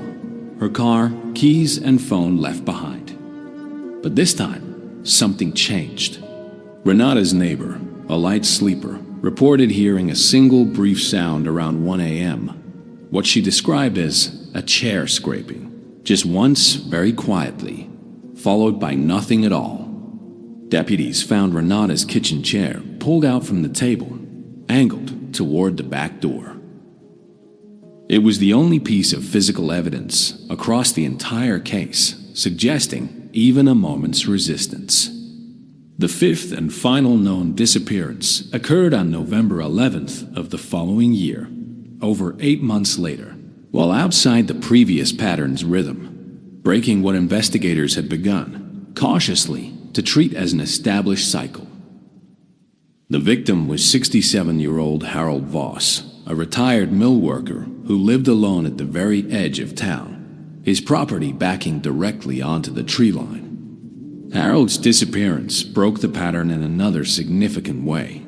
He was found, or rather, what remained of his property was found in a way that suggested something had gone differently that night. Investigators discovered Harold's back door standing wide open, his porch light unscrewed in the now familiar signature, but also, for the first time in the case's history, a single muddy handprint on the doorframe. Too large and indistinct to yield a usable fingerprint, but suggesting, for the first time in over a year, that the killer had touched something and left a mark behind. It was the closest thing to physical evidence of a living, present intruder that the case ever produced. Harold Voss has never been found, alive or otherwise. There have been no further disappearances matching the pattern in Ashfield Hollow since that November. To this day, the Silhouette case remains formally open, filed under Ashfield Hollow County's small but growing list of unsolved disappearances. What we know is this: 5 people disappeared over roughly 13 months. 2 bodies were recovered, both showing signs of blunt force trauma and deliberate, almost ceremonial posing at the site of discovery. 3 victims, Margot Vance, Renata Kirsch, and Harold Voss, have never been found. Every scene shared the same signature: a porch light unscrewed a quarter turn, a total absence of forced entry, and witness accounts describing a tall, silent, unnervingly patient figure observed near the victim's home, sometimes on the night of the disappearance, sometimes days before.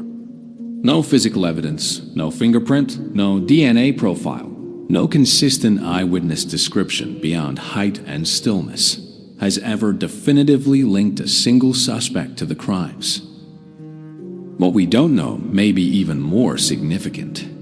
We don't know why the killer, having successfully hidden 2 bodies for months, chose to leave Casey Dunmore and Danielle Assay somewhere they would eventually be found, nor why he posed them so deliberately, facing the trail as if he wanted his work to be witnessed, even if he himself never would be.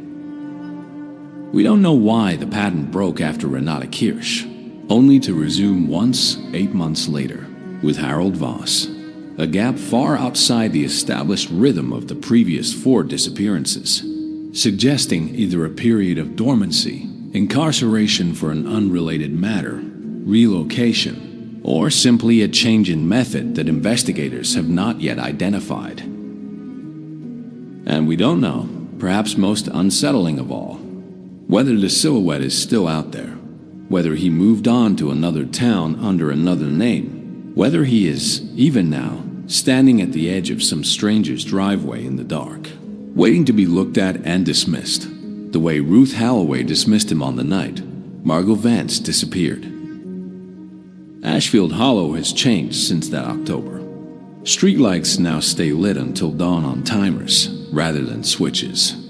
Ring doorbell cameras outnumber residents 2 to 1. Merle's Diner still serves the same coffee it did before, But the conversation at the counter is quieter now, and it tends to stop entirely whenever a stranger walks in. Sheriff Whitfield retired 6 years after the last disappearance. In his final interview before stepping down, when asked whether he believed the case would ever be solved, he reportedly said only this: "Somebody in this county knows something. Somebody always does. The problem with a case like this one isn't that there's no answer. It's that whoever has it has decided, for 13 years now, that we don't get to have it too."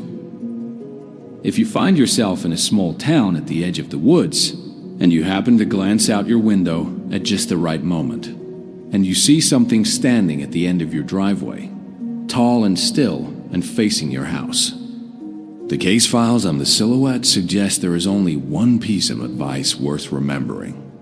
Don't look away to check your phone. Don't assume it will still be there when you look back. And whatever you do, don't be the one who decides 3 seconds in that it's nothing worth mentioning to anyone. Because in Ashfield Hollow, that's exactly the decision he was counting on. This has been the case of the psychopath killer for Shelby's Den. If you have a theory of your own, we genuinely like to hear it in the comments below. This is one case where more eyes, even now, might be exactly what's needed. Stay safe, lock your doors. If you enjoyed this original mystery story, like the video, subscribe for more, and turn on notifications for future psychological thrillers, unsolved mysteries, and fictional true crime-inspired tales. Until next time, sleep carefully.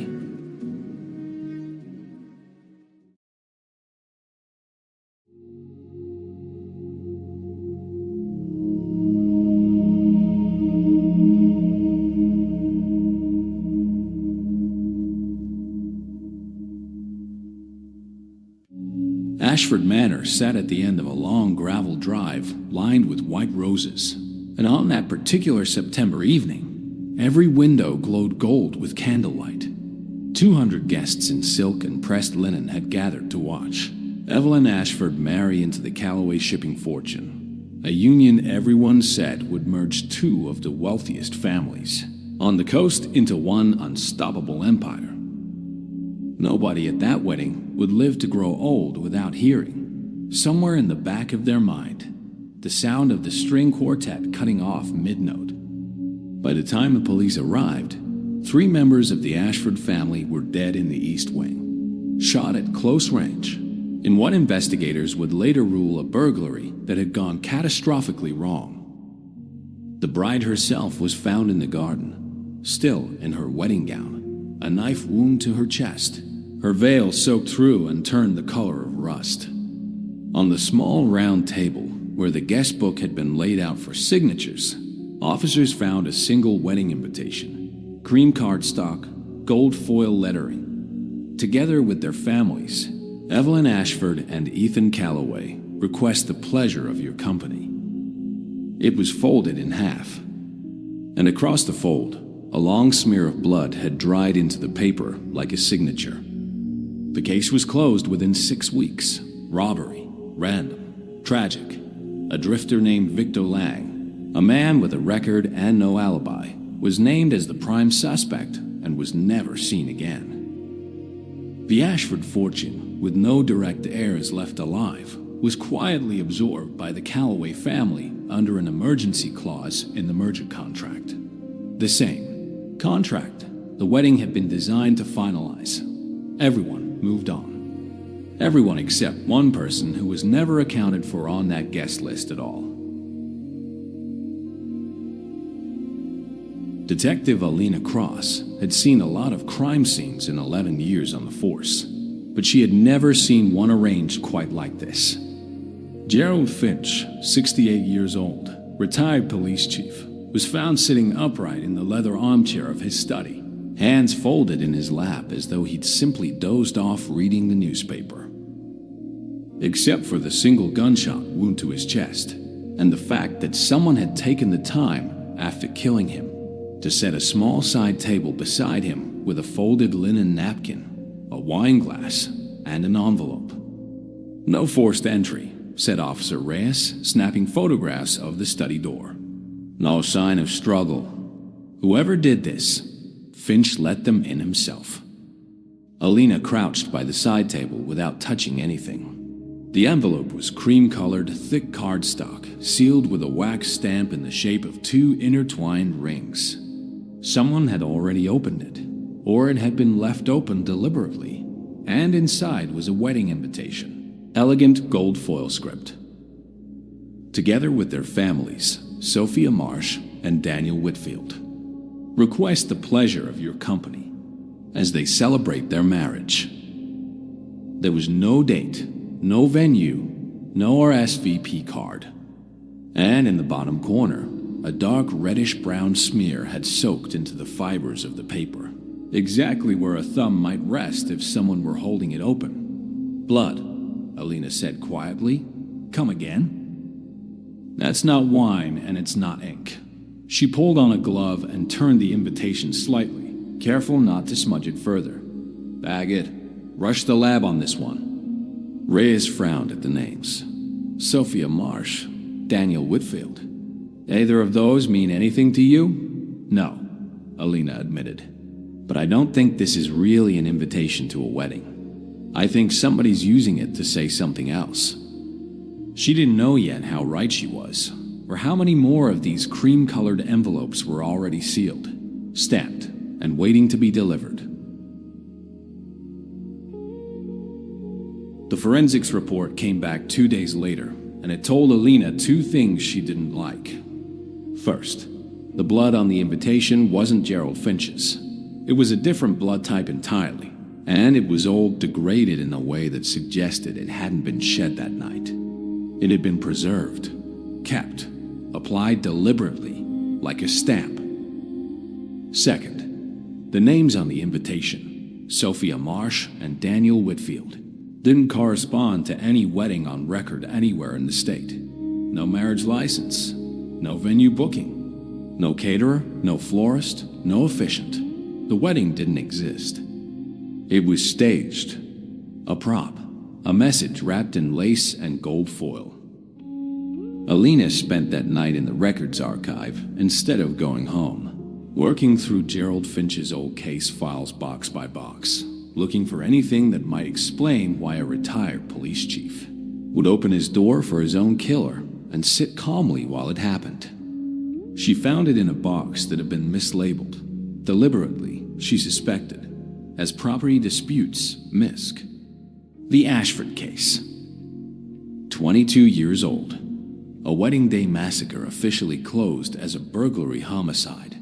Prime suspect Victor Lang never apprehended. Presumed to have fled the country or died in the years since. Alina read through the file twice, and both times something nagged at her. The lead investigating officer who had signed off on the closure, who had personally overseen the physical evidence room, who had approved releasing the Ashford estate to the surviving Calloway family within an unusually generous 6 weeks, was Gerald Finch. At the bottom of the file, in a section marked asterisk victims asterisk, was a detail that had clearly been added and then struck through with a single pen line, as if someone had changed their mind about whether it should exist at all. Evelyn Ashford, 24, bride. Margaret Ashford, 51, mother of bride. Robert Ashford, 54, father of bride. Marion Ashford, 24, twin sister of bride, presumed dead, body not recovered. Alina stared at that line for a long time. Twin sister, body not recovered. She looked back at the crime scene photo of the invitation propped beside Gerald Finch's body, Sophia Marsh. She didn't need a lab to tell her that was an anagram waiting to be noticed. She rearranged the letters in her head, slowly, the way you'd work a crossword at 2 a.m. when your mind refuses to let a case go. Marion Ashford not quite. She tried again, adding the missing letters back, feeling the shape of it click into place the way real evidence rarely does, but sometimes, terrifyingly, will. Alina sat back in a chair in the empty records room, the fluorescent lights humming overhead, and felt the particular kind of cold that has nothing to do with the temperature of the building. A woman the department had listed as dead for 22 years had just left her name, rearranged like a puzzle at the scene of a murder. She didn't get to sit with the theory for long. 3 days later, a woman named Priya Deshmukh, 61 years old, formerly the owner of an event planning company called Ever After Occasions *, was found dead in the flower cooler of her own shop, a bullet through the chest, seated upright against a shelf of white peonies as though she'd simply paused there to rest. Beside her, tucked into the strap of her apron, was a cream-colored envelope. Elena didn't need the lab this time. She recognized the gold foil script before she'd even pulled the card free. Together with their families, Priya Deshmukh's own name, she realized with a jolt, was folded directly into the invitation this time, not disguised as an anagram, but stated plainly, almost mockingly, as though the killer had grown tired of games and wanted her to understand exactly who was next before it happened. Together with their families, Priya Deshmukh and the Ashford family regret to inform you that the wedding will not be taking place. The blood smear was there again, old, preserved. The same source as before, the lab would later confirm, meaning the killer was carrying around a single, terrible relic from decades ago and touching it to every death like a wax seal. Alina pulled the business archives on Ever After Occasions that same night and found what she'd already begun to suspect. 22 years ago, under a different name, Whitfield and Marsh Events, the same company had been the event planner of record for one wedding, Evelyn Ashford and Ethan Calloway. Priya Deshmukh hadn't just planned flowers for a tragedy. She had been there. And according to a barely legible witness statement buried in the old case file, she had been the last person to see Marion Ashford alive that night, ushering her away from the garden for her own safety, moments before the shooting began. A safety that, evidently, someone believed had come at a terrible price. Alina brought the connection to her captain the next morning, laying both invitations side by side on his desk. You're telling me a woman who's been dead for 22 years is murdering everyone, connected to a case that's been closed since before half our department was hired, Captain Delgado said flatly. I'm telling you somebody wants us to think that, Alina said. Whether she's really dead is the question I can't answer yet. But there's a third name in that file who should be very worried right now if this pattern holds. Who? Alina flipped to the last page of the sealed report, the section that listed everyone who had signed off on closing the Ashford case as an accident. There were 4 names.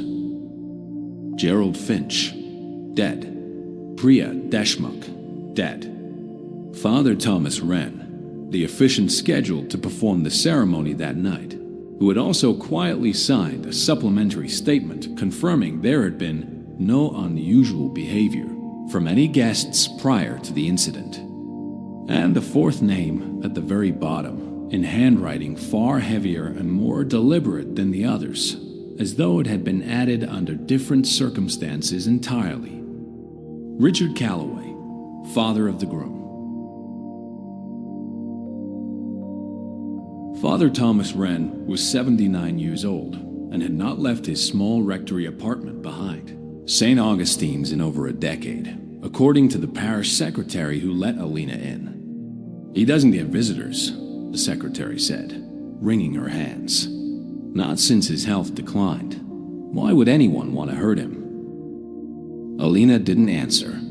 She was already moving down the hallway toward his door, badge out, hand on her weapon, because something about the silence in that apartment had set every instinct in her. Today, alt text. The old man blinked at her, confused, kind. A young woman, lovely voice. She said she used to attend Mass here, years ago, and wanted to bring me tea because she'd heard I don't get out much anymore. He frowned, as if only now noticing something wrong. She left rather suddenly. Didn't even pour her own cup. What did she look like? Dark hair. Quite striking, really. She reminded me of someone, though I couldn't say who. He paused, and something in his old, clouded eyes sharpened for just a moment. She had a scar. Here he touched his own collarbone, just at the base of her throat. Old, like a burn, or perhaps a... He stopped.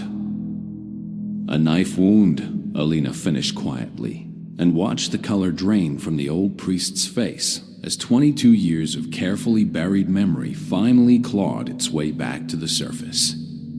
Officer Reyes found the woman's trail on the fire escape footage 2 floors down, a figure in a dark coat, hood up, moving without hurry, without panic, like someone who had planned every second of this visit and simply chosen, for reasons of her own, not to finish it. She had left the envelope unopened, on purpose. That detail troubled Alina more than anything else. A killer who left her mark but withheld the final blow wasn't erratic. She was choosing her order, building towards something. And Father Wren, sweet, frightened, guilty only of silence, had apparently been granted a stay of execution, which meant somebody else on that 4-name list had just moved to the top of a very short line. The lab finally came back with an answer to the question that had been sitting like a stone in Alina's chest since the first envelope. Whose blood was on the invitations? It wasn't a perfect match to anyone in the system. No criminal record, no medical database hit.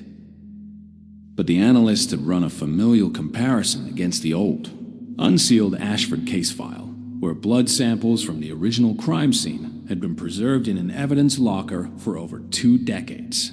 And there, finally, was the answer. It's a familial match to Evelyn Ashford, the analyst told Elena over the phone. Not identical. This donor isn't the same person as the bride.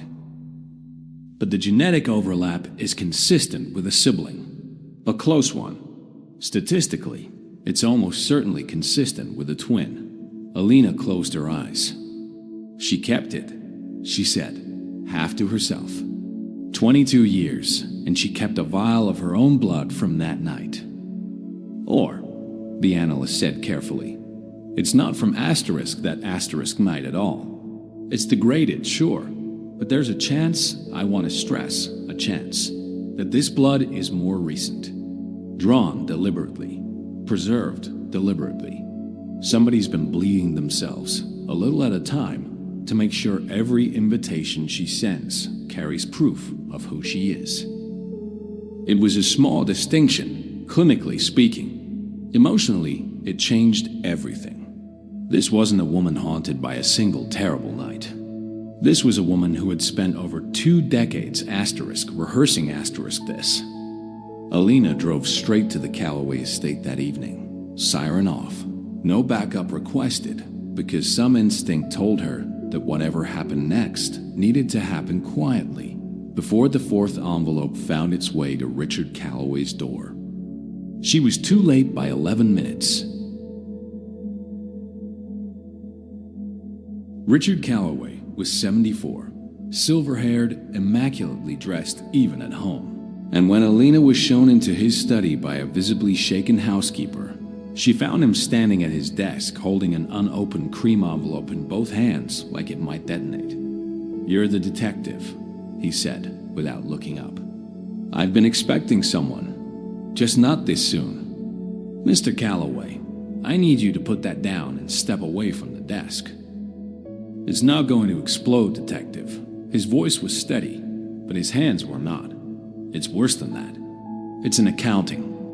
He set it down finally, unopened, and sat heavily in his chair, looking suddenly every one of his 74 years. 22 years ago, my son was set to marry Evelyn Ashford, he said. It would have merged 2 shipping empires into the largest logistics operation on this coast. Robert Ashford, Evelyn's father, got cold feet 3 days before the wedding. Wanted to renegotiate terms that would have cut my son's ownership stake in half. He laughed. a short, ugly sound. 3 days, detective. After years of planning, he thought he could simply change the terms because the invitations were already printed and it would look bad to cancel. Alina felt something cold settle into her stomach. What did you do, Mr. Calloway?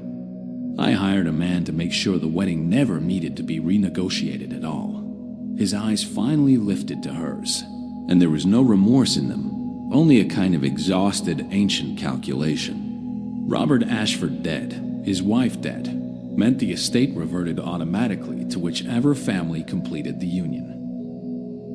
My son didn't need to marry Evelyn for love, detective. He needed her dead before the ink dried, and the contract to survive her. A burglary gone wrong was so much cleaner than a lawsuit. And the girls, Alina said quietly.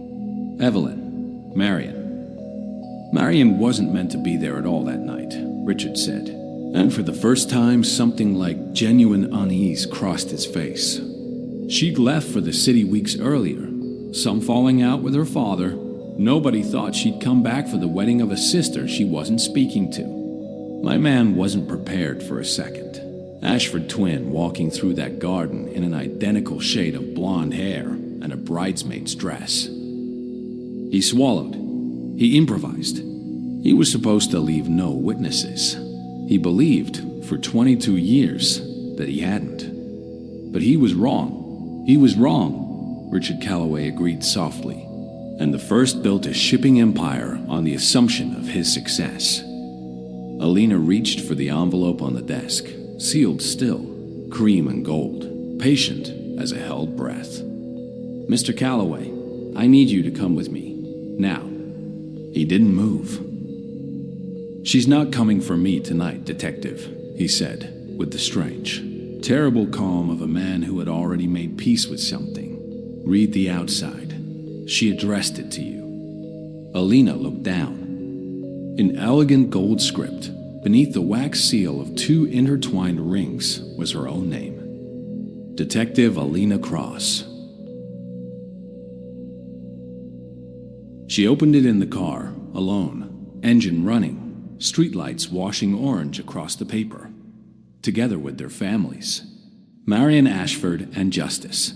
Request the pleasure of your company. At the completion of a wedding that was never allowed to finish. Ashford Manor. Tonight. Come alone or don't come at all. But know that either way, the ceremony proceeds.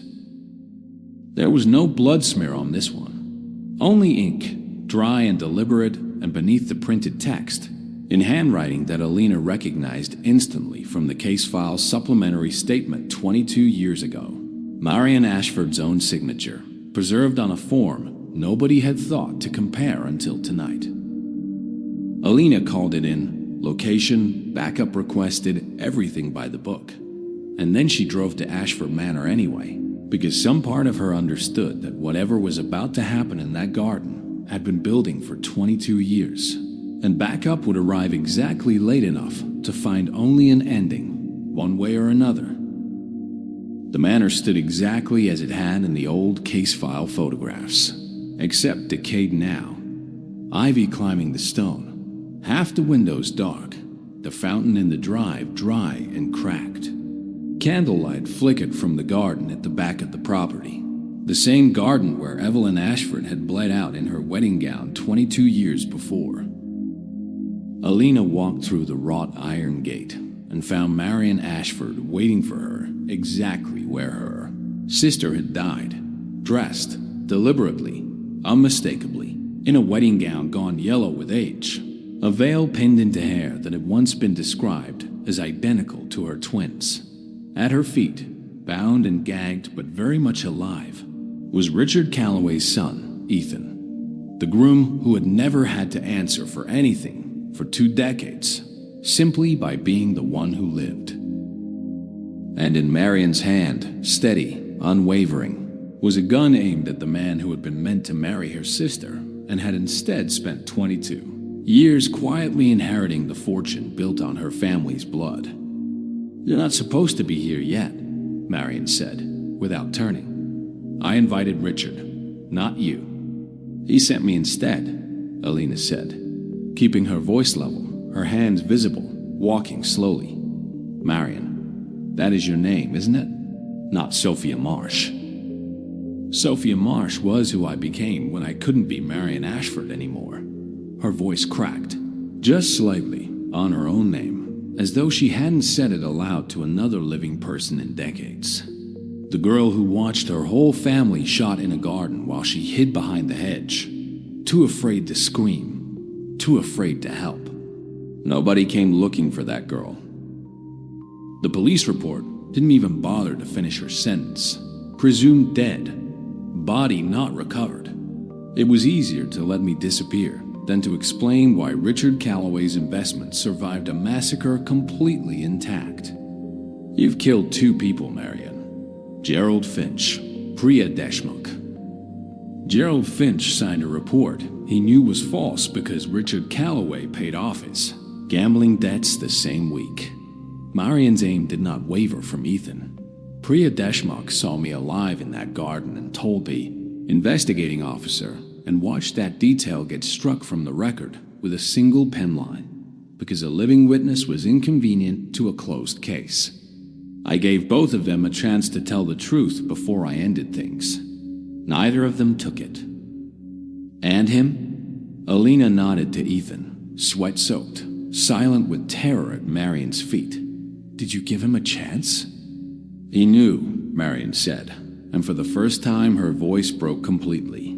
He knew his father had done this before the ceremony even started, and he stood at that altar anyway, ready to marry my sister over her own family's fresh graves.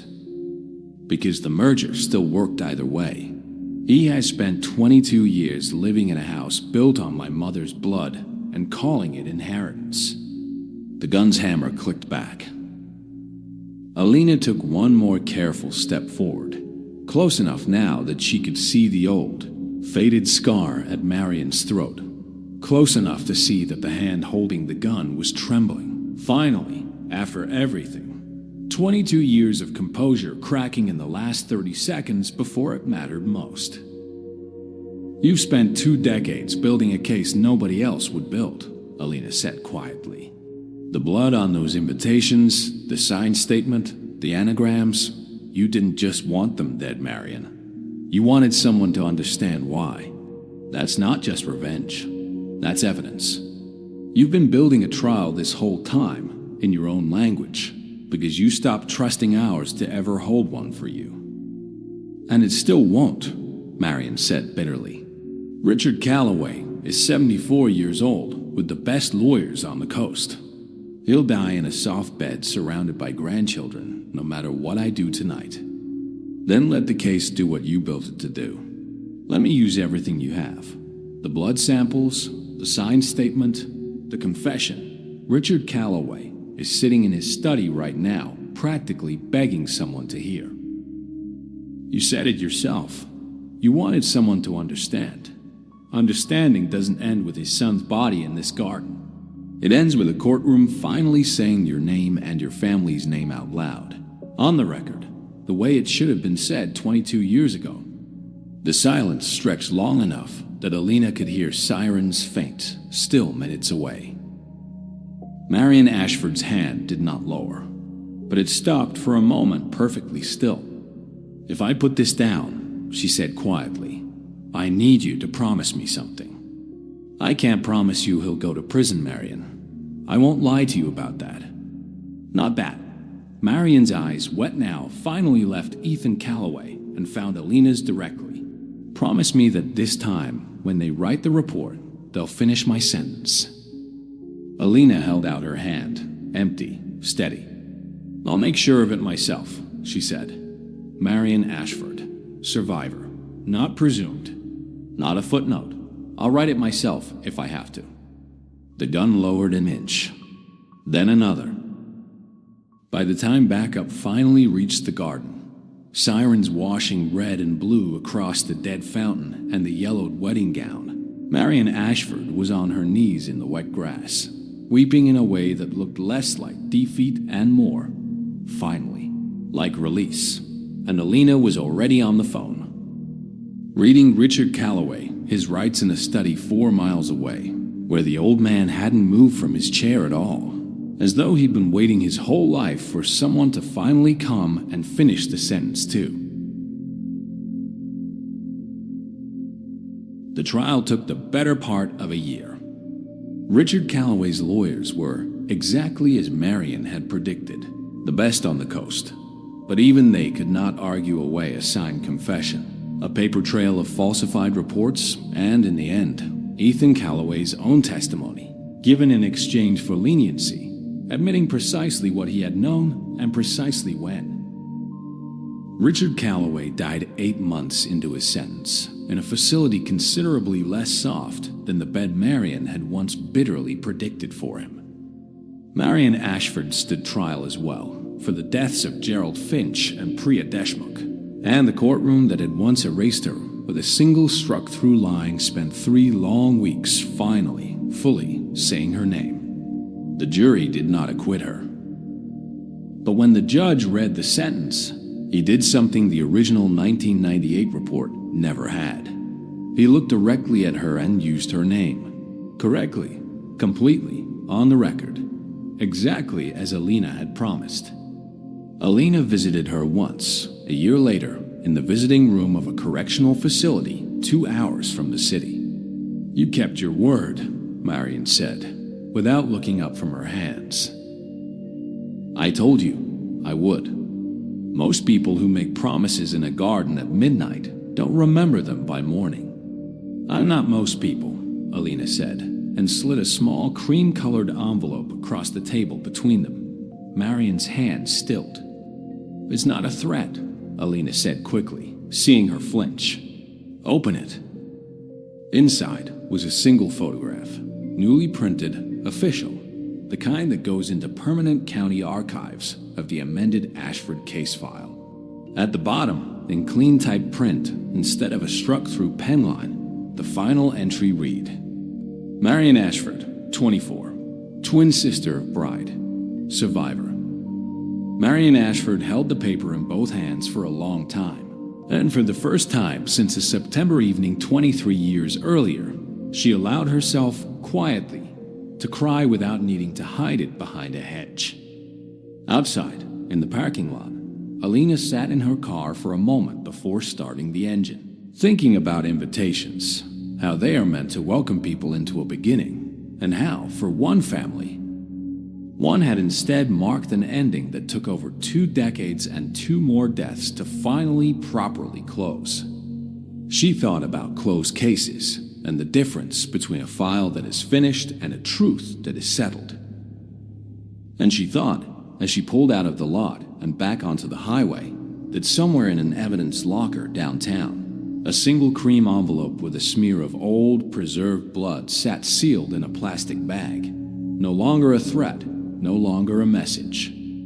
Just finally, a piece of history that had been allowed to tell the truth. If you enjoyed this original mystery story, like the video, subscribe for more, and turn on notifications for future psychological thrillers, unsolved mysteries, and fictional true crime-inspired tales. Until next time, sleep carefully.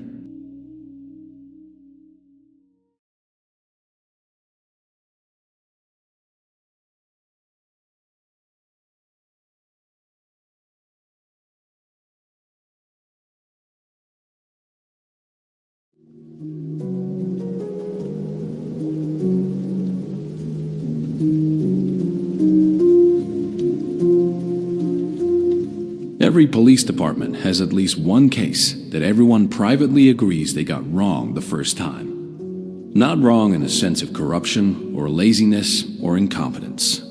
Wrong in the sense that the evidence, on the night it happened, pointed so clearly in one direction that no one thought to look in any other. And it was only years later, when a single piece of paper was examined by the right expert at the right time, that the entire story fell apart. This is that kind of case. On the morning of March 3rd, 1994, a woman named Evelyn Marsh was found dead in the study of her home in a quiet residential neighborhood in a mid-sized city in the American South. Beside her was a handwritten note in her own handwriting, expressing what appeared to be her own words. In her own voice, a note the police, at the time, accepted as a suicide note, closing the case within a matter of weeks. For 16 years, that was the end of the story. Then, in 2010, a forensic document examiner reviewing the file for an unrelated training exercise noticed something in the ink.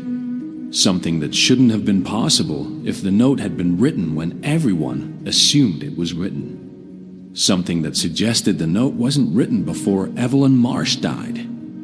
It was written after. This is the story of the note written after death, and the 16 years it took for anyone to notice. Evelyn Marsh was 41 years old in the spring of 1994. She worked as a claims adjuster for a regional insurance company, a job she'd held for nearly 12 years. She was divorced with one adult daughter, Renata, who lived 2 states away and spoke to her mother by phone most Sundays. By every account gathered afterward, Evelyn was a private person, well-liked at work, close with a small circle of friends, but not someone who let many people in past a certain point. On the evening of March 2nd, 1994, Evelyn's next-door neighbor, a retired schoolteacher named Constance Whitfield, recalled seeing the lights on in Evelyn's study until at least 11 p.m. Later than usual, she noted, since Evelyn generally kept early hours. Constance didn't think much of it at the time. People stay up late sometimes. The following morning, March 3rd, Evelyn failed to show up for a 9 a.m. meeting at work, something her supervisor described as wildly out of character, since Evelyn had not missed a day of work without calling in for over a decade. By 10:30, when repeated calls to her home went unanswered, a coworker drove to the house to check on her. The coworker found the front door unlocked, also unusual, and, after calling out several times with no response, went inside and found Evelyn in her study, seated at her desk. She was pronounced dead at the scene. The initial examination pointed to a cause of death consistent with an overdose of prescription medication, several bottles of which were found on the desk beside her, along with a glass that had contained what appeared to be whiskey. And beside the bottles, in the center of the desk, was a single handwritten page, a note addressed to no one in particular that read, in part, as an expression of exhaustion, of feeling unable to continue, of not wanting anyone to blame themselves. The handwriting was compared, at the time, to samples of Evelyn's known writing, old letters, a signed lease, notes from her desk at work, and was deemed by the investigating officers, without the involvement of a trained forensic document examiner, to be a reasonable match. Given the note, the circumstances, and the absence of any sign of forced entry or struggle, the county medical examiner ruled the death a suicide within 3 weeks. The case was closed. Evelyn's daughter, Renata, never fully accepted that ruling. She would say so repeatedly in the years that followed, but with no physical evidence to support an alternative explanation, and with a note in her mother's own hand sitting in the case file, there was little she or anyone else could do but grieve and wonder, and eventually, mostly move on. For 16 years, that was where the case stayed. In 2010, the state crime laboratory serving the region conducted an internal training initiative aimed at improving forensic document examination practices across the department, a relatively routine exercise in which experienced examiners reviewed older, closed case files to identify handwriting and document analyses that had been performed without the benefit of techniques that had become standard in more recent years. It was not, in any sense, an active reinvestigation. It was closer to an audit. The examiner assigned to review the Marsh file was a woman named Dr. Priya Ambedkar, a forensic document specialist with nearly 2 decades of experience, much of it focused specifically on questioned document analysis. a subfield that examines not just whether handwriting matches a known sample, but the physical and chemical properties of the writing itself. The ink, the pressure of the pen strokes, the way certain inks age and change over time. Dr. Ambedkar's review of the Marsh Note began as a straightforward confirmation exercise. The handwriting itself, she agreed, was very likely genuine, consistent in letter formation, spacing, and the small idiosyncrasies, a distinctive looped G, a slightly slanted T, that make handwriting difficult to forge convincingly.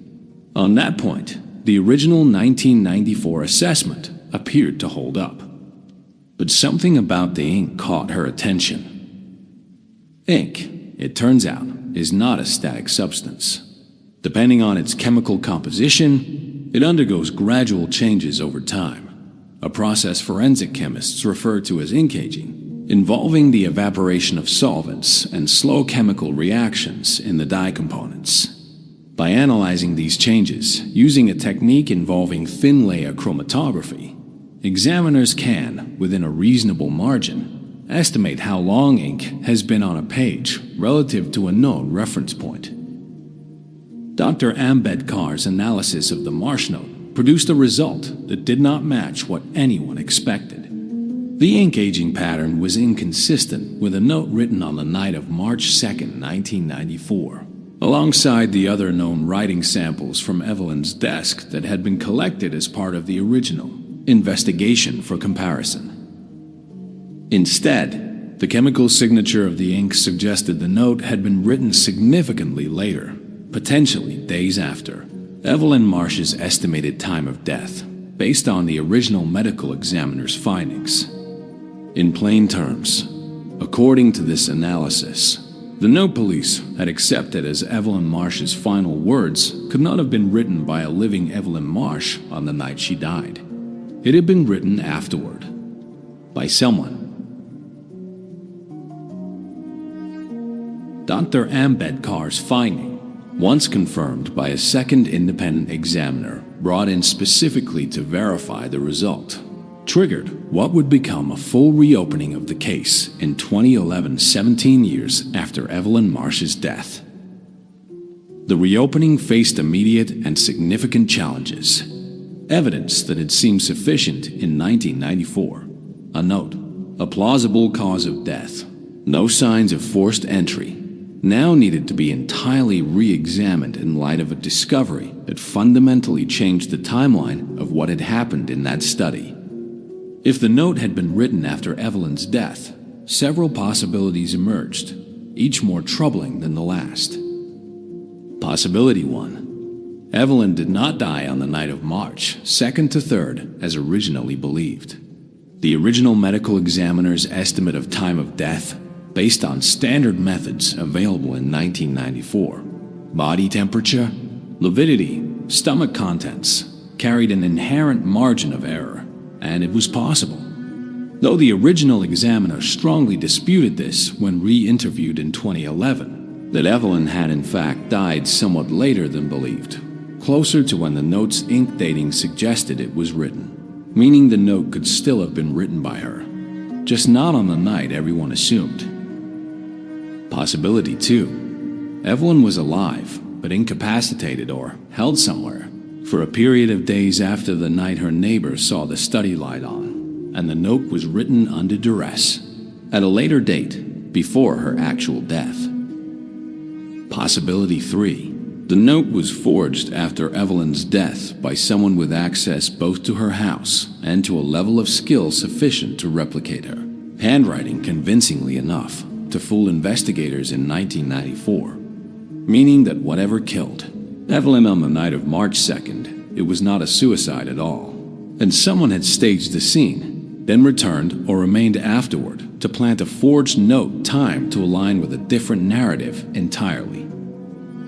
Each of these possibilities was investigated by the reopened case team, led by a newly assigned detective, Marcus Del Rio, who had joined the department only a few years after the original case closed and had no connection to the original investigation. The medical examiner's original findings were reviewed by two independent forensic pathologists in 2011, both of whom concluded that while the original time of death estimate carried a wider than ideal margin of error by modern standards, it was highly unlikely that Evelyn had survived for multiple days past the estimated window, given the physical findings documented at the scene. This significantly weakened possibility 1, though it could not be entirely ruled out.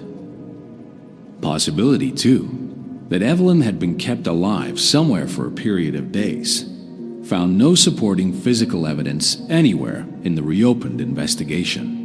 No sign of restraint, no witnesses who saw her after March 2nd, no unexplained absence of the kind that would be difficult to conceal for days at a time in a household with a job, a daughter who called weekly, and a neighbor who noticed even small changes in her routine. That left possibility 3, the forgery theory, as the working hypothesis for Detective Del Rio's reopened investigation.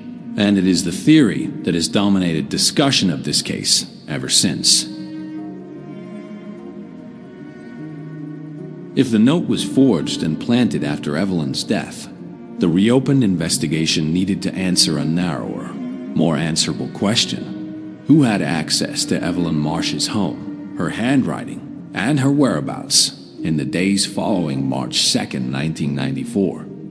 This is where the case, which had seemed for 16 years to be a private tragedy with no suspects at all, suddenly acquired several.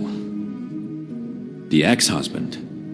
Evelyn's ex-husband, Harold Marsh, had divorced her in 1989, 5 years before her death, following what both parties had described in court filings as an amicable, if painful, separation. Harold had remained in the same city, remarried in 1992, and had limited but not entirely absent contact with Evelyn afterward, largely coordinated through their adult daughter, Renata.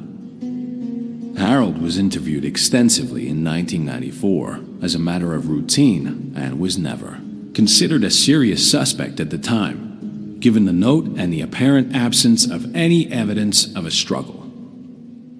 In the 2011 reopening, Harold, by then remarried and in poor health, was re-interviewed and provided an account of his whereabouts on the night of March 2nd that could not be independently verified through any surviving records, since 16 years had passed and no contemporaneous alibi documentation existed. He denied any involvement and expressed what investigators describe as genuine shock at the suggestion the note might be forged. Harold passed away in 2014 before the case reached any further resolution, and no physical evidence was ever developed connecting him to the scene. The co-worker who discovered Evelyn's body, a man named Denny Ostrovsky, who worked alongside her at the insurance company, was, in the 2011 reopening, examined more closely than he had been in 1994, largely because he was one of the only people known to have had recent direct access to samples of Evelyn's handwriting through shared work correspondence, and because his account of finding the body placed him at the scene, unaccompanied, for several minutes before he called anyone else. Denny's original 1994 statement described entering the house, finding Evelyn, and immediately calling emergency services, a timeline that, when re-examined by phone records in 2011, showed a gap of approximately 11 minutes between his estimated arrival time at the house, based on his co-worker's accounts of when he left the office and his 911 call. Denny, when re-interviewed in 2011, explained this gap as a combination of shock, checking other rooms of the house out of confusion, and difficulty finding a working phone, since Evelyn's kitchen phone was reportedly unplugged at the time. Investigators found this explanation plausible, but were unable to either confirm or refute it, conclusively given the passage of time. Denny was never charged, and no forensic evidence, fingerprints, fibers, or otherwise, was ever recovered linking him to the desk, the note, or any tampering with the scene. He has maintained, in every interview given since, that he found Evelyn exactly as police found her and had no knowledge of any note beyond what he saw on the desk that morning. The unknown variable. A third and more troubling possibility raised during the reopened investigation involved the unlocked front door. Evelyn's neighbor, Constance Whitfield, had described her, in prior conversations over the years they'd lived beside one another, as someone who was almost fanatical about locking her doors. A detail that took on new weight once investigators began questioning whether someone else had been in the house after Evelyn's death. Someone who left through that door and did not lock it behind them, whether out of carelessness or because they did not have a key and could not lock it from outside. No physical evidence, fingerprints, forced entry, or otherwise, was ever recovered to identify this hypothetical third party. By 1994, standard fingerprint dusting had been conducted at the scene, but store and retrieve records from that era were incomplete, and it is unclear whether all recovered prints were ever fully cross-referenced against elimination prints for everyone with legitimate access to the home. This gap in the original 1994 processing has been cited by researchers and, later, true crime investigators as one of the case's most significant lost opportunities. If the note was forged, one obvious question hangs over the entire case. How good was the forgery? And who among the people connected to Evelyn Marsh would have had the skill to produce it? Forensic document examiners, including Dr. Ambedkar during the 2011 reopening, conducted a far more detailed handwriting comparison than had been possible in 1994, using digital overlay techniques that allowed for precise measurement of letter proportions, baseline consistency, and pen pressure variance. Details far more granular than what a general investigator could assess by eye in the original case. The results were, in Dr. Ambedkar's own characterization, unsettling in their quality. The note was not a crude forgery. Whoever produced it, if it was indeed a forgery, had access to genuine samples of Evelyn's handwriting extensive enough to replicate not just the general shape of her letters, but subtle habitual features that are notoriously difficult to fake convincingly, including her specific way of crossing certain letters and a slight rightward slant that increased toward the end of longer words, a fatigue pattern common in genuine handwriting that forgers frequently fail to replicate. This level of quality suggested, to several of the examiners consulted, either someone who had studied Evelyn's handwriting closely over an extended period, a family member, a close co-worker, someone with routine access to her handwritten notes and correspondence, or, more unsettlingly, someone with professional-level forgery training. A possibility that opened an entirely different and far darker line of inquiry that Detective Del Rio's team was never able to substantiate with any concrete evidence. No expert forger was ever identified or connected to the case. No confession, no admission. No witness ever came forward with knowledge of the note's true origin. The forgery theory, however strongly supported by the ink aging analysis, has remained a theory, persuasive, but never proven to the standard required to reopen the case as an active homicide investigation with a named suspect. It's worth pausing here to say clearly, not everyone who has studied this case accepts the forgery theory, even with the ink aging evidence in hand. A minority of forensic experts consulted over the years, including, notably, a retired document examiner who reviewed the case independently for a legal journal in 2016, have raised legitimate questions about the reliability of ink aging analysis performed on a document that had been stored for 16 years in varying conditions before Dr. Ambedkar's 2010 review.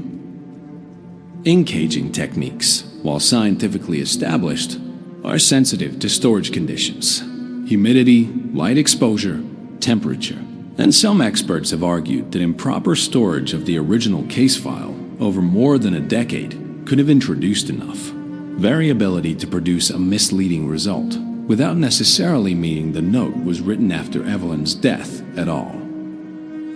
Dr. Ambedkar and the independent examiner who verified her original finding have both maintained, in subsequent statements, that they accounted for storage-related variables in their analysis, and stand by the conclusion that the ink dating is inconsistent with a note written on the night of March 2nd, 1994. But the disagreement among experts has never been fully resolved, and it remains one of the more contentious aspects of the case among those who follow it closely. This is, in many ways, the central frustration of the entire story, a piece of evidence significant enough to overturn a 16-year-old ruling, but not quite definitive enough to produce a new one. Throughout the 2011 reopening, and in the years since, Evelyn's daughter Renata, by then in her 40s, with children of her own, became the case's most persistent advocate, pushing for continued investigation long after the department's active resources had moved on to newer cases. Renata has spoken publicly, in interviews given over the past decade, about the strange relief and renewed grief the 2010 discovery brought her in equal measure. Relief that her lifelong instinct that something about her mother's death had never added up had finally been validated by science. Grief that the validation came with no answers attached, only a deeper and more painful mystery than the one she'd lived with for 16 years. I spent 16 years being told I was in denial, Renata said in a 2019 interview. That grief makes people look for explanations that aren't there. And then someone finally looked at the actual evidence with the right tools, and it turned out I wasn't in denial. I was right. And somehow that's worse, in a way, because now I know something happened to her that we still can't explain, and I don't know if we ever will. Renata has continued to push for renewed forensic review of the case as techniques improve, including advocating for updated fingerprint database cross-referencing and, more recently, for a full re-examination of any physical evidence still retained in the case file using modern trace and touch DNA analysis, techniques that did not exist in any practical form in 1994, and that were not part of the standard forensic toolkit even during the 2011 reopening. As of this telling, portions of that re-examination are reportedly underway, though the department has not released a timeline for when or whether new results might be announced. More than 30 years after Evelyn Marsh's death, and over a decade after the discovery that appended the official account of what happened to her, the case remains formally classified as an undetermined death rather than a confirmed homicide, a designation that reflects the genuine, unresolved uncertainty at the center of the case. The note exists. Its ink dating remains contested but unrefuted. No suspect has ever been charged. No confession has ever been made. What is clear is this: for 16 years, a family, a police department, and an entire community believed they understood exactly what had happened on the night of March 2nd, 1994. A single piece of paper, examined by the right person, using a technique that didn't even exist as standard practice when the case was first closed, was enough to unravel that certainty entirely and replace it with a mystery that, in some ways, is harder to sit with than the original tragedy ever was. Because a suicide, however painful, is at least an ending. A story with a beginning, middle, and a terrible final period at the end of the sentence. What this case leaves behind, instead, is a story with no ending at all. A note that says one thing, but that the evidence says was written by someone, at some point, under some circumstances that no one has ever been able to fully explain. Somewhere, if this case is what many now believe it to be, someone has carried the truth about that note for over 30 years. Maybe they were young when it happened. and time has made the weight of it feel smaller, more distant, easier to justify not saying anything about.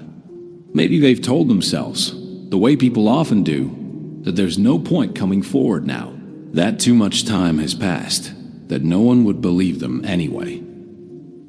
But cases like this one are proof that time doesn't erase evidence the way people assume it does. A piece of paper sat quietly in a file cabinet for 16 years, and it still had something to say. It just took the right person, with the right tools, finally taking the time to listen to it. If anything in this story feels familiar to you, a name, a detail, a story you were told growing up that never quite made sense, the detectives working this case, even now, would want to hear from you. Let us know in the comments what you think really happened in that study on the night of March 2nd, 1994. Do you believe the ink? Do you think there's a more ordinary explanation still hiding in this file? Or do you think, like Renata does, that someone out there has known the truth all along? If you want more cases like this one, make sure you're subscribed to Shelby's Den and turn on notifications so you never miss the next story. Until next time, stay curious and take care of each other.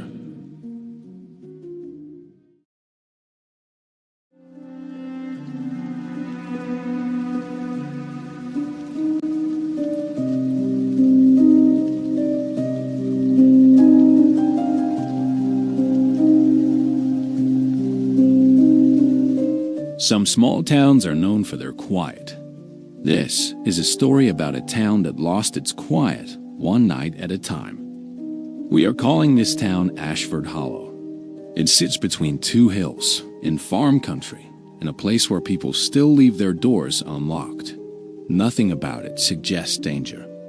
Nothing about it suggests it will become the center of one of the strangest murder investigations anyone in that region has ever seen.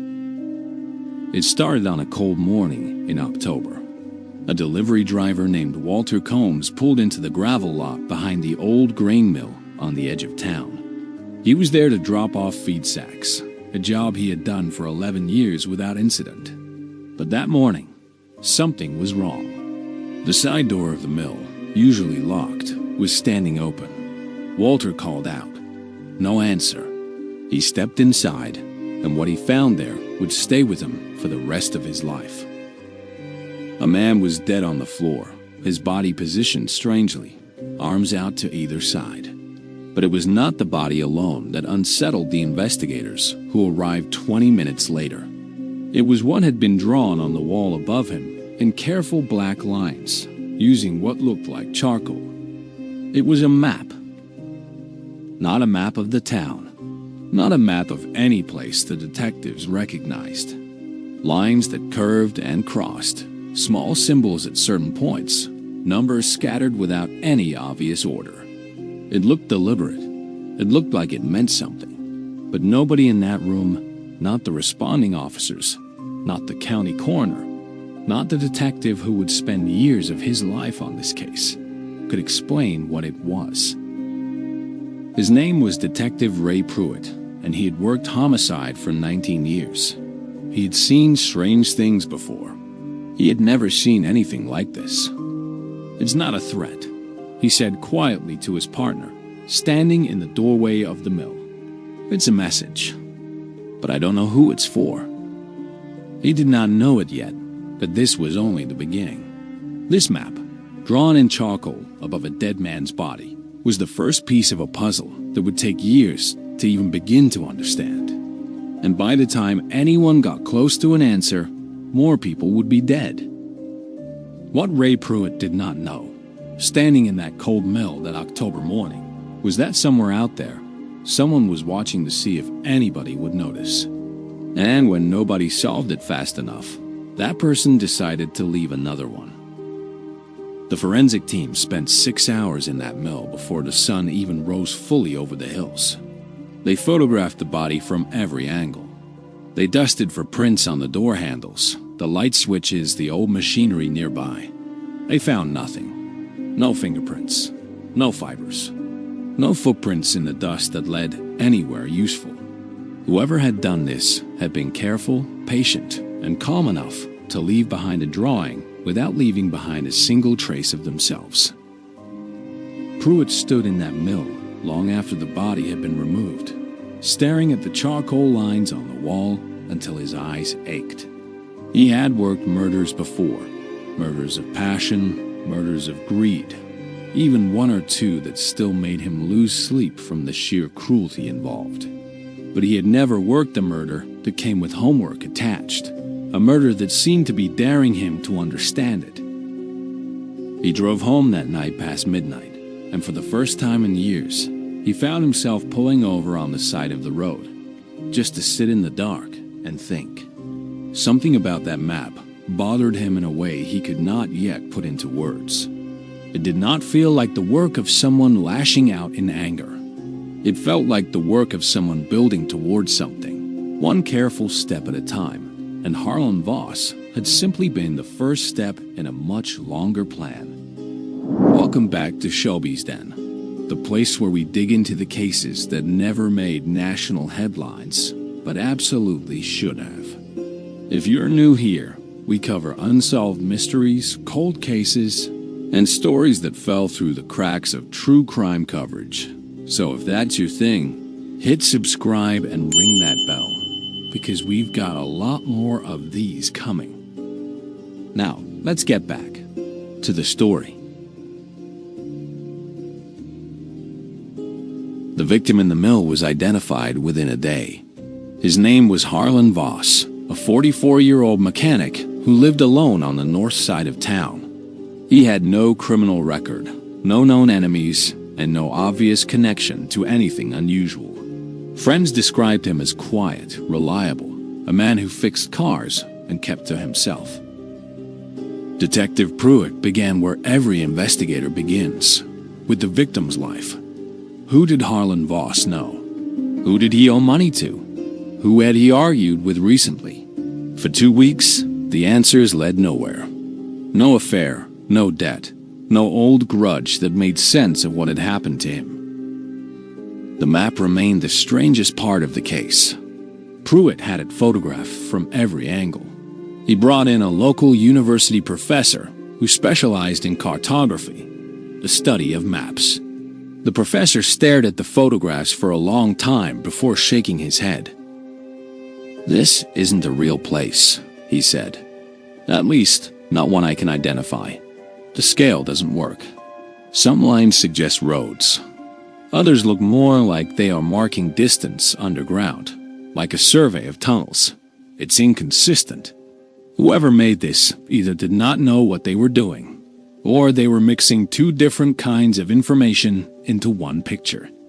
Pruitt asked the obvious question. Could it just be nonsense? Something scribbled to scare us? The professor did not think so. There's too much precision here. Look at the way these lines meet at exact points. Someone measured this. Someone planned it.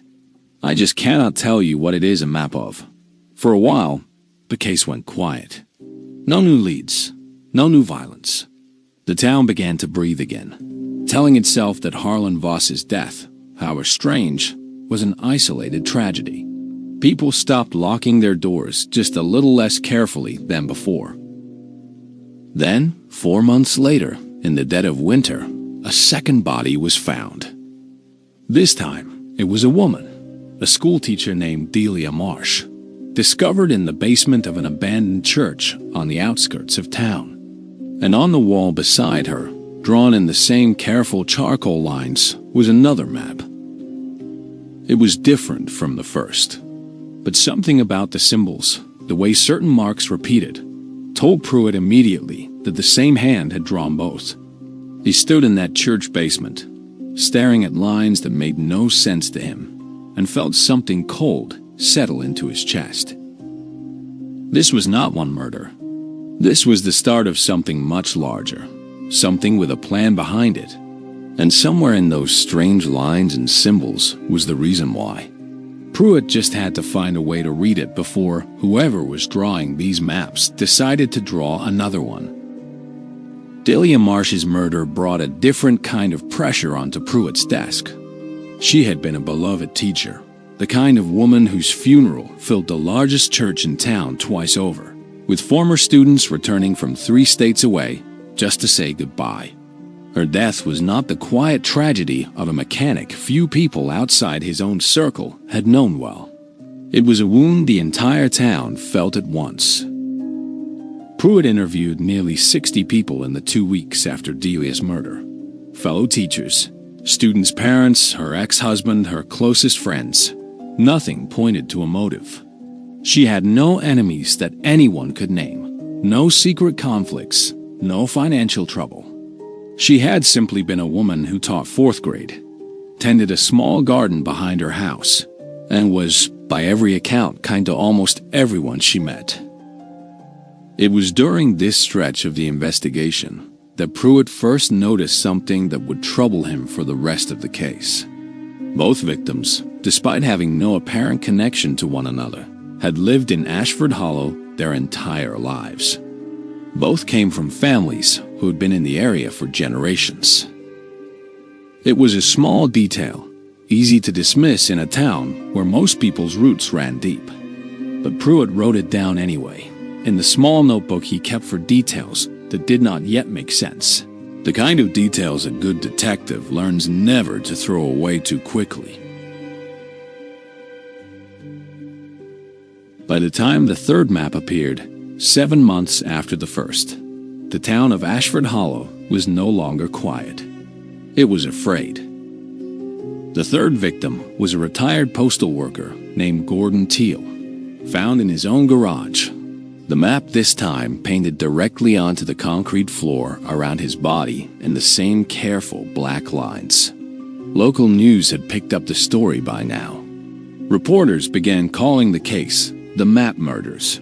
One tabloid writer, reaching for something more dramatic, called the killer the cartographer, and the name stuck, spreading through the community like smoke through a house with an open window.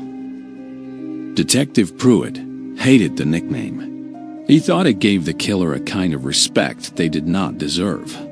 But he could not deny that it fit. Whoever was doing this clearly saw themselves as some kind of mapmaker, someone recording something the world was not meant to see clearly, at least not yet. The state police stepped in to assist. A task force was formed. Pruitt, though frustrated at losing some control over his own case, welcomed the extra resources. What he needed most was expertise, and the task force brought in specialists from several fields: forensic analysts, a geographic information systems expert, even a historian who studied old land surveys. Each of them looked at the maps. Each of them offered a different theory. The GIS expert believed the maps might represent underground infrastructure, old mining tunnels or forgotten sewer systems that once ran beneath the region a century ago. The historian pointed out that Ashford Hollow had once been home to a coal mine, closed for nearly 80 years, its tunnels mostly forgotten and sealed. Could the maps be showing those tunnels? It was a promising theory. Pruitt ordered old mining survey records pulled from the county archive. He compared them, line by line, symbol by symbol, to the maps left at each crime scene. For a moment, hope flickered. Some of the lines did seem to align with old mining shafts. But not all of them. Some symbols had no match anywhere in the historical records. Numbers scattered across the drawings did not correspond to any known measurement, depth, or distance. It was as if the killer had taken a real map and layered something else on top of it, some second meaning hidden inside the first. It's like a code, the historian finally admitted, but I don't know what kind. Pruitt sat with that thought late one night in his office. 3 maps pinned to the wall in front of him. 3 people dead. 3 strange drawings that seemed to be trying to tell him something, and yet gave nothing away. He did not know that the 4th map was already being planned. He did not know that this time, the killer would leave something behind that was not a symbol or a line, but a clue meant, at last, to be understood. The only question was whether anyone would be alive to see it in time. The media attention, once it arrived, did not fade quietly. National news vans began appearing on Main Street within a week of Gordon Teal's death, their satellite dishes rising above the same rooftops where, for generations, nothing more dramatic than a county fair had ever drawn a camera crew. Reporters knocked on doors up and down the block where Gordon had lived, asking neighbors questions they could not answer, hoping for some fragment of insight that might explain the unexplainable. Pruitt found himself giving press conferences he never wanted to give, standing behind a podium with 3 microphones taped together in front of him, choosing every word with the caution of a man walking across thin ice. He knew that anything he said might either calm the town or feed a panic that was already simmering just beneath the surface. Parents began walking their children to school instead of letting them go alone. Shop owners installed cameras above doors that had never needed them before. A town that once left its doors unlocked began buying deadbolts by the case. Through it all, Pruitt kept returning to the maps pinned to his office wall. 3 now, each one slightly different, each one somehow connected in a way he could feel but not yet prove. He began to suspect that the answer was not hiding in the present at all, but somewhere further back in a version of Ashford Hall that existed before he was even born. Every investigation has a turning point, a moment when the story could have gone one of 2 ways. For the Mapp murders, that moment came on a rainy night in early spring, nearly a year after Harlan Voss had been found in the grain mill. Her name was Renata Cole, a 31-year-old nurse who worked night shifts at the regional hospital. She lived alone in a small house at the edge of town, the kind of house surrounded by trees, with a long driveway that made neighbors feel far away even when they were not.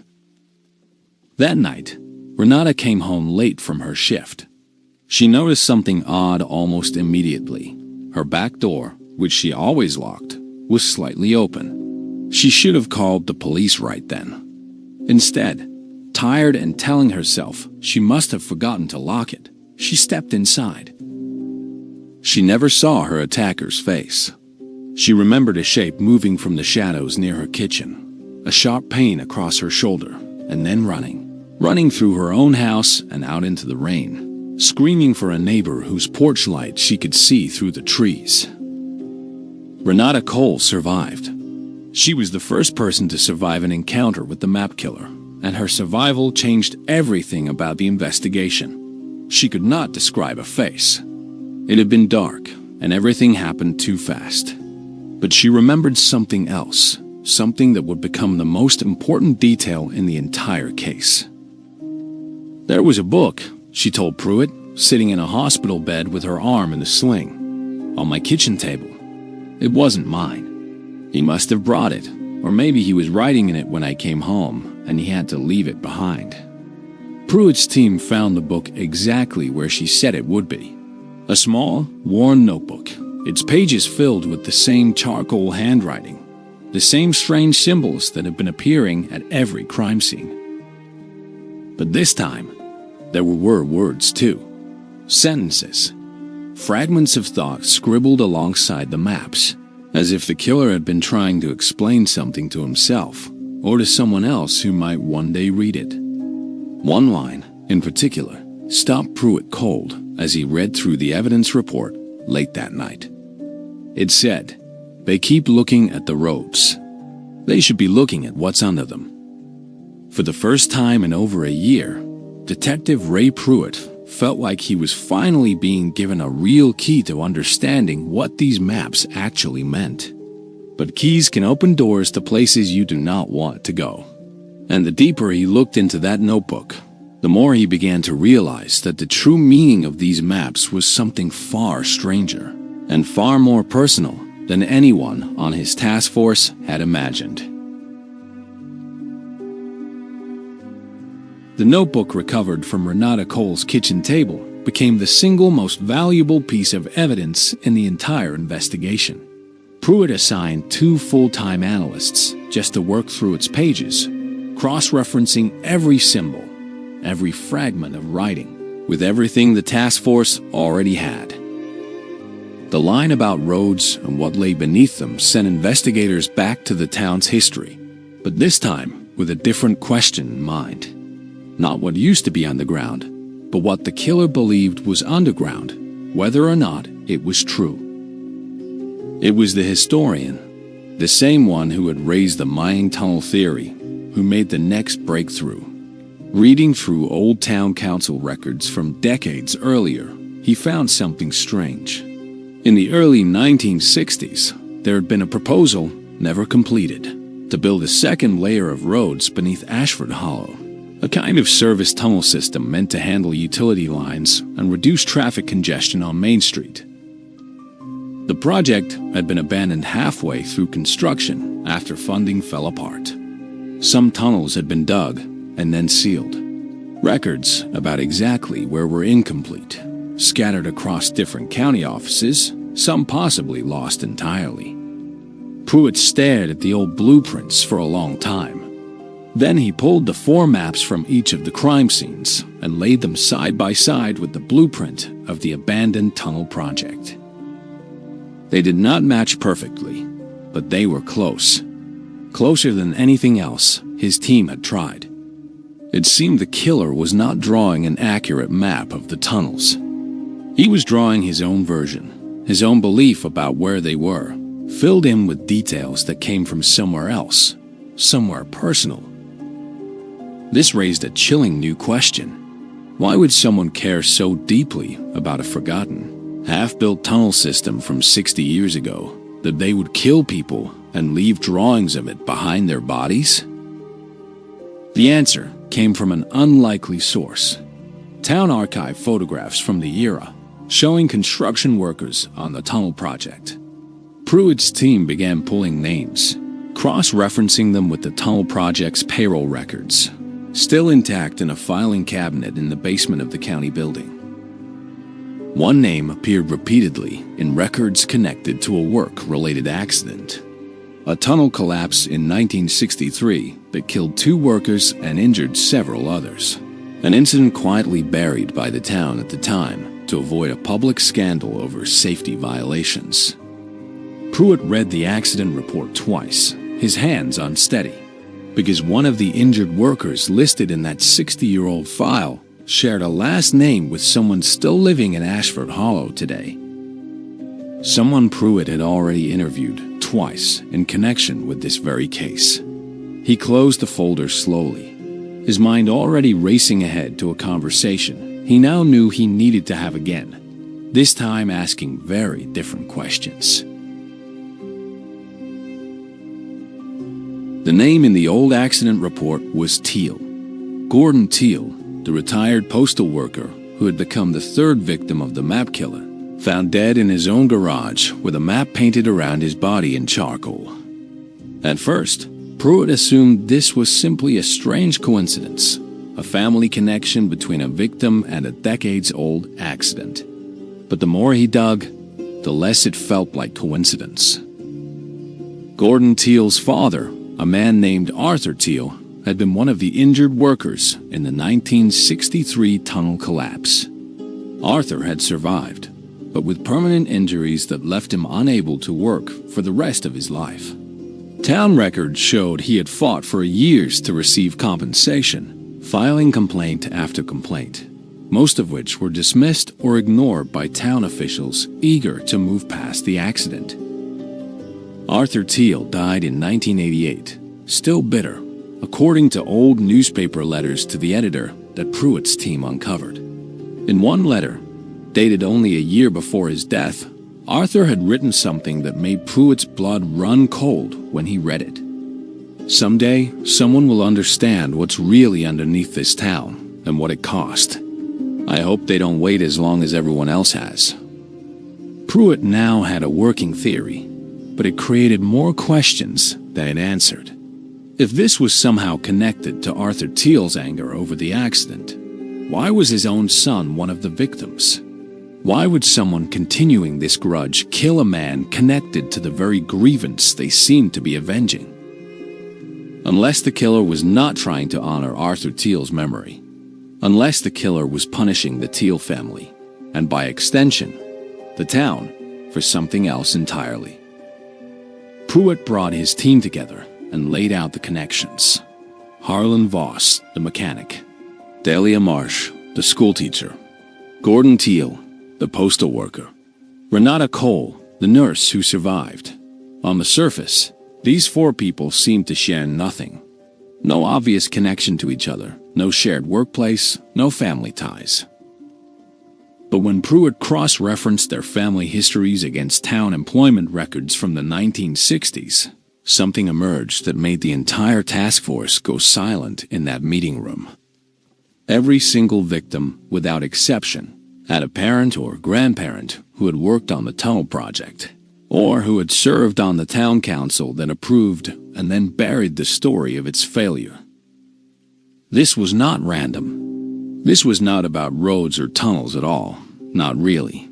This was about the past reaching forward into the present, one carefully chosen victim at a time.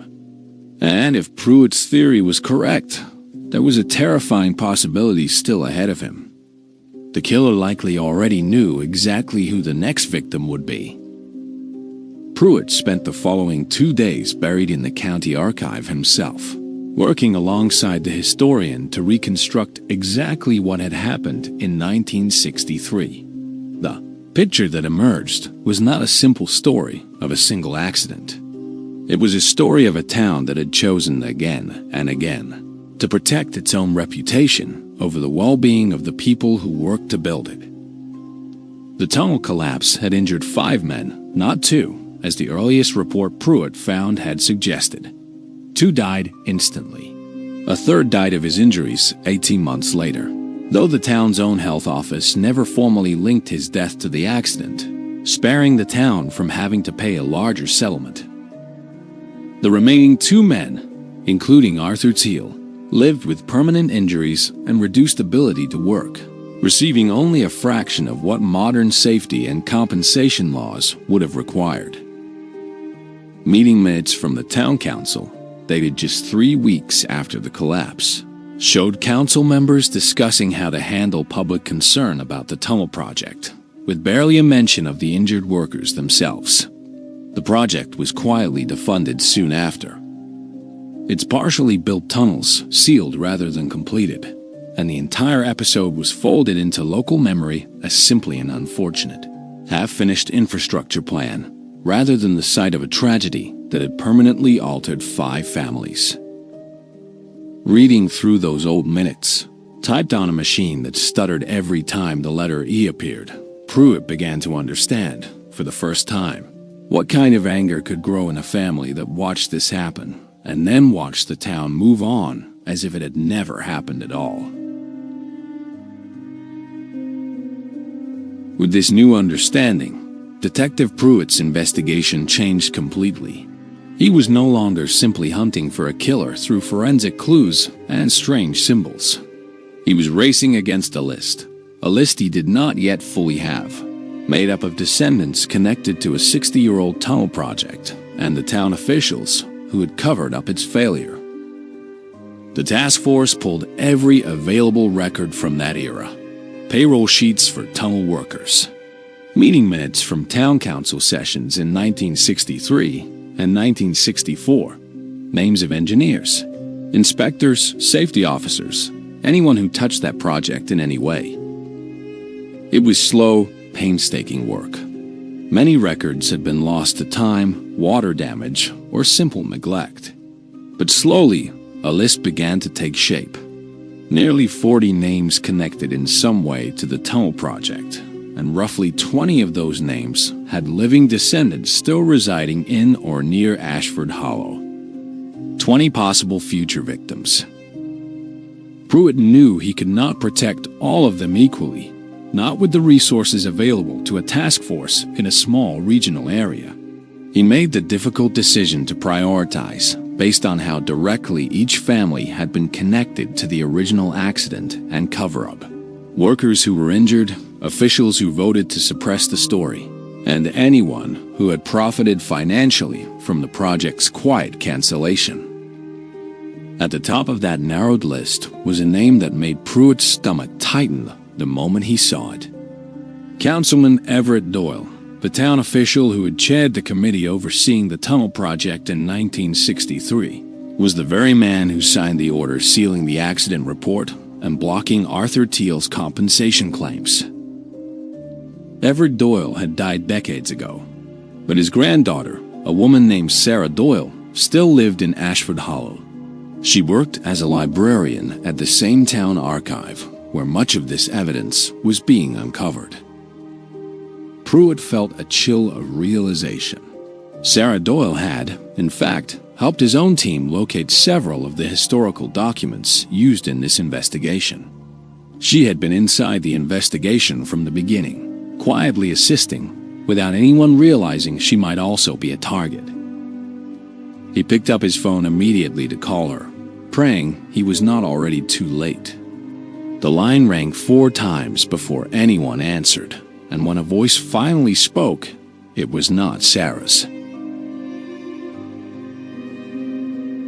The voice on the phone was calm, almost gentle, which made it more unsettling than if it had been angry or afraid. "Detective Pruitt?" the voice said. "I've been wondering when you would finally call this number." Pruitt signaled to his partner to begin tracing the call, keeping his own voice steady. "Who is this? Where is Sarah Doyle?"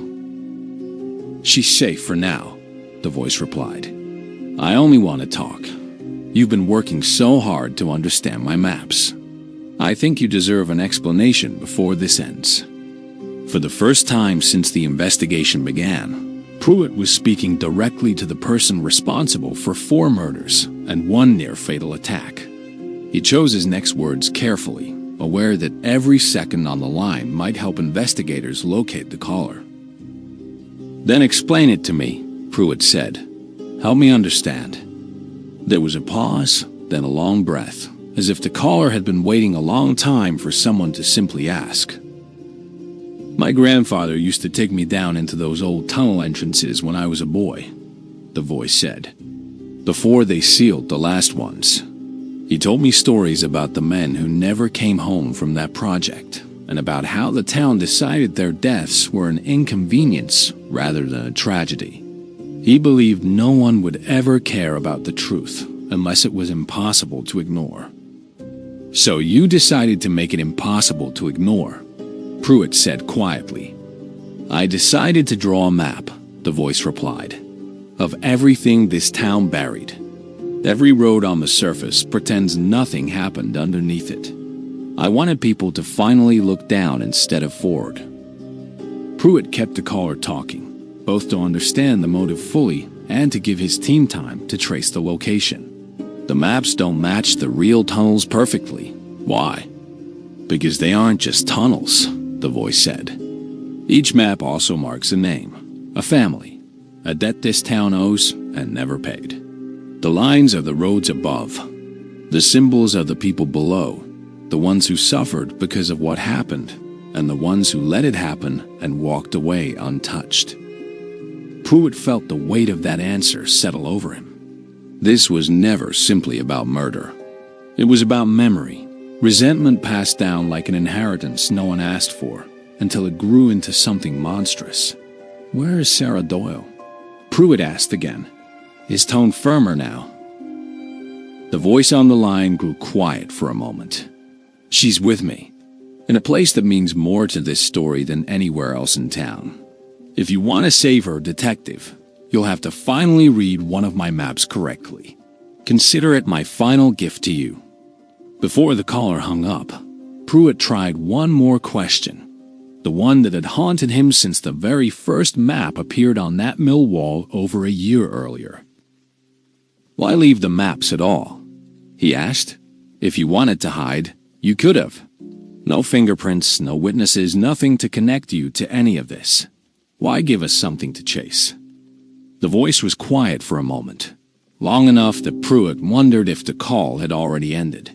Then it came back, softer than before. Because hiding is what this town has always done best, the voice said. I didn't want to hide.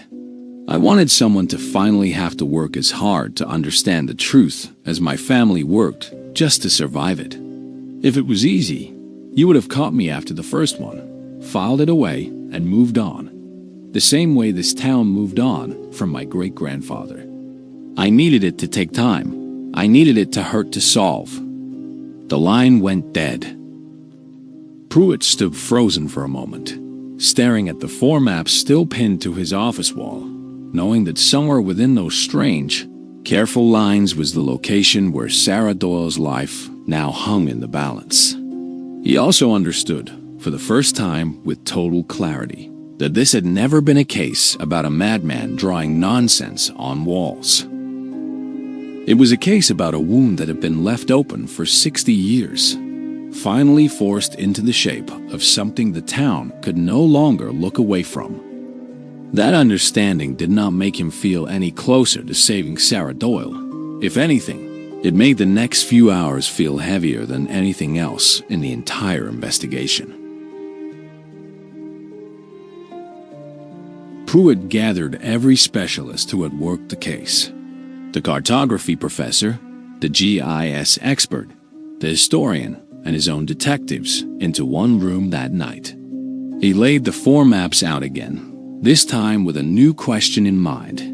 Not what do these represent in general, but which one points to a specific place the killer would consider meaningful enough for a final confrontation. The historian was the one who noticed it first. Among the symbols repeated across all 4 maps, one shape appeared more prominently on the very first map, the one left with Harlan Voss's body in the old grain mill. A small square marked at the very center, unlike anything appearing on the later 3. We assumed this was just part of the coded language, the historian said. But what if it's not a symbol representing a family? What if it's literal? What if it's marking an actual location? Pruitt compared the square's position on the map to the old tunnel blueprints from the 1960s. When he lined them up carefully, adjusting for the different scales the killer seemed to have used across each drawing, the square lined up almost exactly with a location on the blueprint, labeled Access Point 3, a maintenance tunnel entrance that had supposedly been sealed with concrete decades earlier, located beneath the same grain mill where the entire case had begun. It made a grim kind of sense. The killer had started this at the very place tied most closely to where his obsession had been born. And now, it seemed, he intended to end things there as well. Pruitt did not wait for full department authorization. He gathered his closest team, along with 2 state police units for backup, and drove straight to the old grain mill, now abandoned and mostly forgotten by the town since Harlan Voss's murder had closed it as an active business. Inside, they found the side door unlocked again, just as Walter Combs had found it more than a year earlier. Pruitt moved carefully through the dark building, flashlight sweeping across dusty machinery and old grain chutes, until he found what he was looking for, a section of flooring near the back wall that had clearly been pried open recently, revealing a narrow staircase leading down into darkness. He radioed his team, took a breath, and began his descent into the tunnel that had haunted this entire case from its very first day. What waited for him below would finally answer every question the town of Ashford Hollow had been too afraid to ask for over 60 years. The tunnel beneath the grain mill was narrower than Pruitt expected, its walls damp with age, lit only by a series of battery-powered lanterns placed carefully along the path, almost like the killer had prepared this space for a visitor. He followed the lantern light deeper, his weapon drawn, his team close behind him. After nearly 200 feet, the tunnel opened into a wider chamber, likely once intended as a utility junction for the abandoned road project. And there, in the center of that chamber, Pruitt found Sarah Doyle, alive, bound but unharmed, sitting beside a man who rose slowly to his feet as the detective's flashlight found him. His name they would soon learn was Milo Teal, Gordon Teal's estranged nephew and the great-grandson of Arthur Teal, the tunnel worker whose injury and bitterness had begun this entire chain of events decades ago. Milo had grown up hearing his family's stories of injustice, stories that curdled over years of isolation and grief into something far darker than simple anger. He did not resist. He simply looked at Pruitt with tired eyes.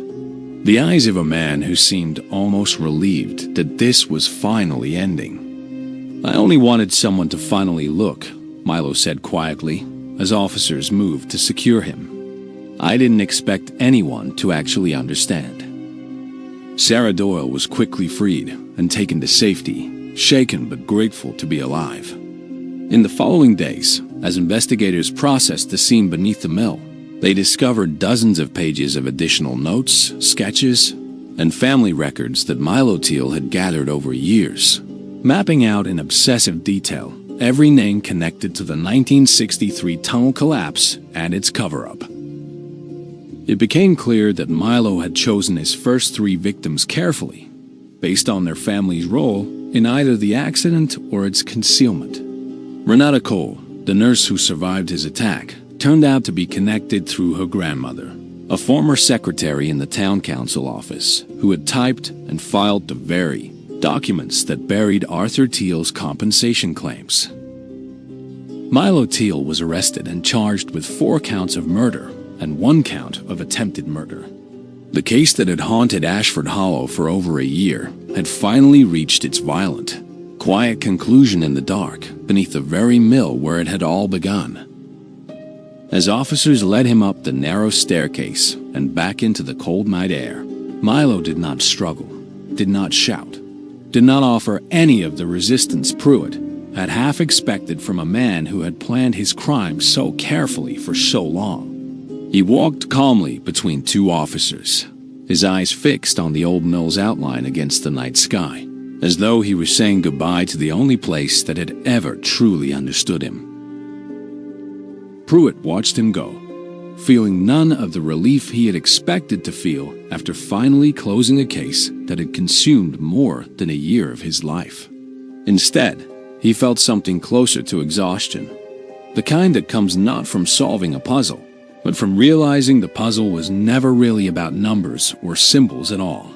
It was about a family's pain, ignored for 6 decades, until it grew sharp enough to cut through anyone standing nearby.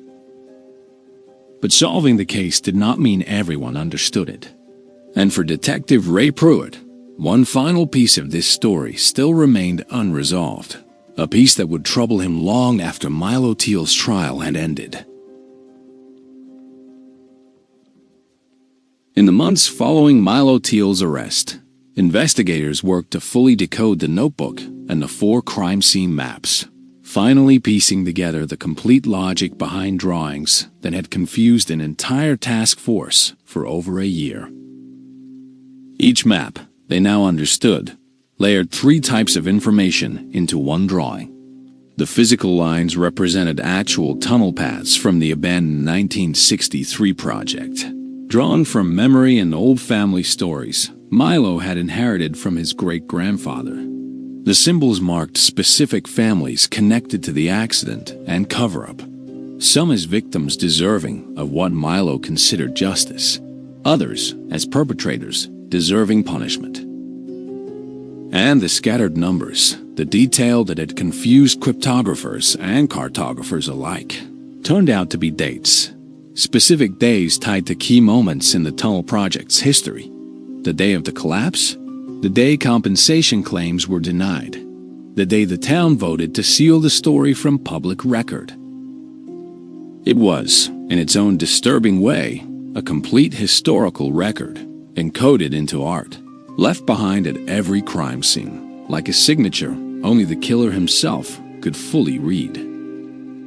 Detective Pruitt sat with this realization for a long time. Milo Teal had not been trying to hide his motive. He had been trying to display it, convinced that once people finally understood what he understood, they would see his actions as a kind of justice rather than murder. He wanted a confession disguised as a mystery. Pruitt said in an interview after the trial concluded.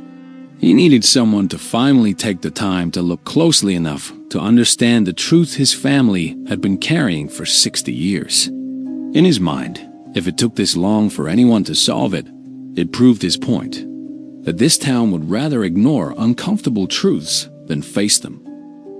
The trial itself lasted 3 weeks, and it became something the entire region followed closely, filling the small county courthouse each morning with reporters, curious residents, and family members of both the victims and the defendant.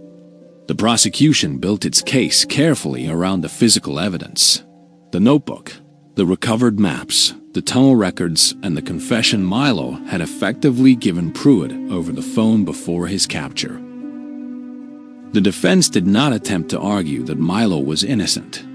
Instead, his attorney focused on his mental state, presenting testimony from a psychologist who described years of isolation, grief, and what she called inherited trauma, a condition where the pain of one generation is passed down and reshaped by the next, sometimes in ways that grow more dangerous with each retelling. The jury listened carefully, but ultimately was not persuaded that this explanation excused what Milo had done. After deliberating for just under 9 hours, they returned a guilty verdict on all 5 counts. Milo Teal was sentenced to life in prison without the possibility of parole. He showed little emotion throughout his trial, offering no expression of remorse, but also no attempt to justify his actions beyond what he had already explained to Pruitt on that final phone call before his arrest. For the town of Ashford Hollow, the case left behind more questions than comfortable answers. The old tunnel project, buried and forgotten for 60 years, was finally investigated properly by state officials. Compensation, decades too late, was eventually approved for surviving family members of the original 1963 accident, including distant relatives of workers who had died that day. It was a strange kind of justice, arriving only because 4 innocent people had lost their lives in the process of forcing it into the light. Today, the old grain mill in Ashford Hollow still stands, though the town council voted to permanently seal the tunnel entrance beneath it, pouring concrete over the staircase where Sarah Doyle was found alive and where Milo Teal's story finally came to its end. Detective Ray Pruitt retired from the force 2 years after the case closed, though he has said in interviews that he still thinks about it often, particularly about how close the town came to letting an old injustice remain buried forever, and how far one man's grief traveled before anyone was willing to listen. Renata Cole, the nurse who survived, has since moved away from Ashford Hollow, though she has spoken publicly about her experience, hoping it might help others understand how quickly ordinary life can be interrupted by violence rooted in histories we never knew we were carrying. Sarah Doyle still works at the town archive, though she has said the work feels different to her now, heavier somehow, knowing what silence and forgotten paperwork can eventually cost. The maps themselves are kept today in a state evidence archive, studied occasionally by criminology students interested in how information, motive, and history can be woven together into something both meaningless and devastatingly clear, depending entirely on whether anyone takes the time to truly look. Detective Pruitt, reflecting on the case years later, offered perhaps the most fitting summary of everything that happened in Ashford Hollow. "We kept asking what the maps meant," he said. "But the real question was always simpler than that. We should have been asking what we, as a town, had been avoiding for 60 years. Milo Teal didn't create a mystery. He revealed one that had been sitting quietly beneath our feet the entire time. We just never bothered to look down." And perhaps that is the lesson this story leaves behind, long after the case itself has faded from headlines and turned into local legend. some of the most dangerous secrets are not the ones someone works hard to hide. They are the ones everyone simply agrees, without ever saying so out loud, not to look at too closely. In Ashford Hollow, someone finally forced the town to look. It cost 4 lives to make that happen. And even now, some residents still wonder how many other towns and how many other places might be standing on secrets of their own, waiting quietly beneath the surface for someone, someday, to finally draw the map. If you enjoyed this original mystery story, like the video, subscribe for more, and turn on notifications for future psychological thrillers, unsolved mysteries, and fictional true crime-inspired tales. Until next time, sleep carefully.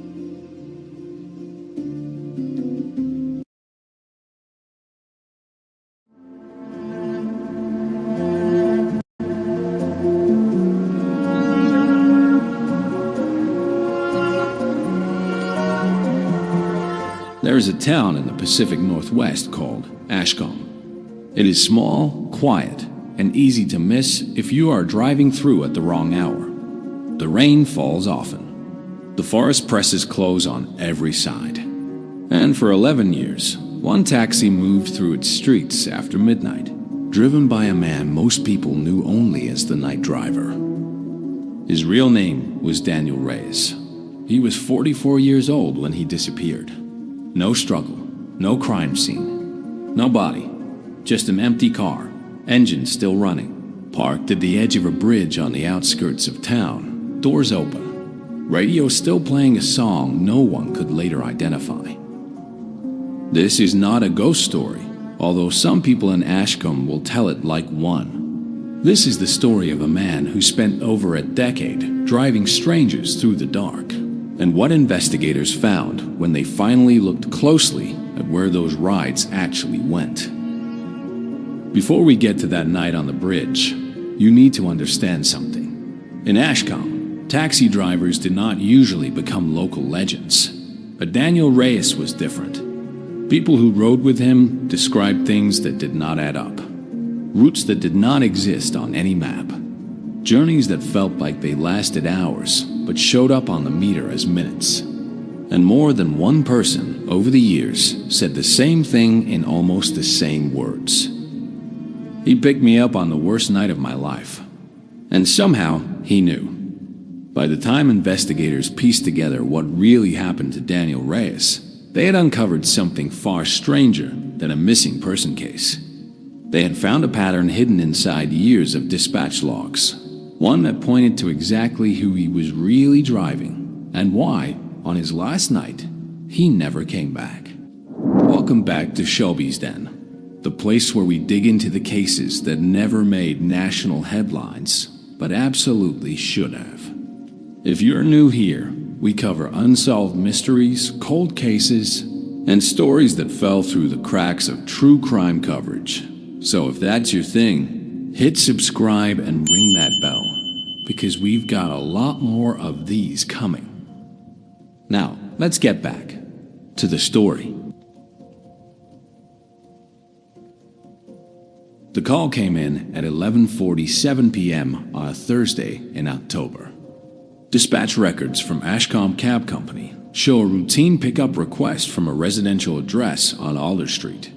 The passenger was listed only as female, requested by name Reyes. This detail alone would later become important. Most dispatch calls went to whichever driver was closest. This one was requested specifically. Someone on Alder Street that night had asked for Daniel Reyes by name. He confirmed the pickup over radio at 11:49 p.m. His voice, according to the dispatcher on duty that night, a woman named Carol Whitfield, sounded normal, calm. He said he would be there in 10 minutes. That was the last anyone at the cab company heard from him. At 1:15 a.m., another driver named Frank Doss was heading home along Route 9, the two-lane road that crosses Miller's Bridge on the eastern edge of town. He saw a car parked at an angle near the guardrail, headlights still on. He recognized the green sedan immediately. Everyone in Ashcombe knew that car. Frank pulled over. The driver's door was open. The engine was running. The radio was playing quietly, tuned to a station no one could later trace, since the local stations that broadcast that frequency at that hour did not match what Frank remembered hearing. There was no sign of Daniel Reyes, no footprints in the mud beside the road, despite recent rain. No blood, no torn clothing, nothing to suggest a struggle.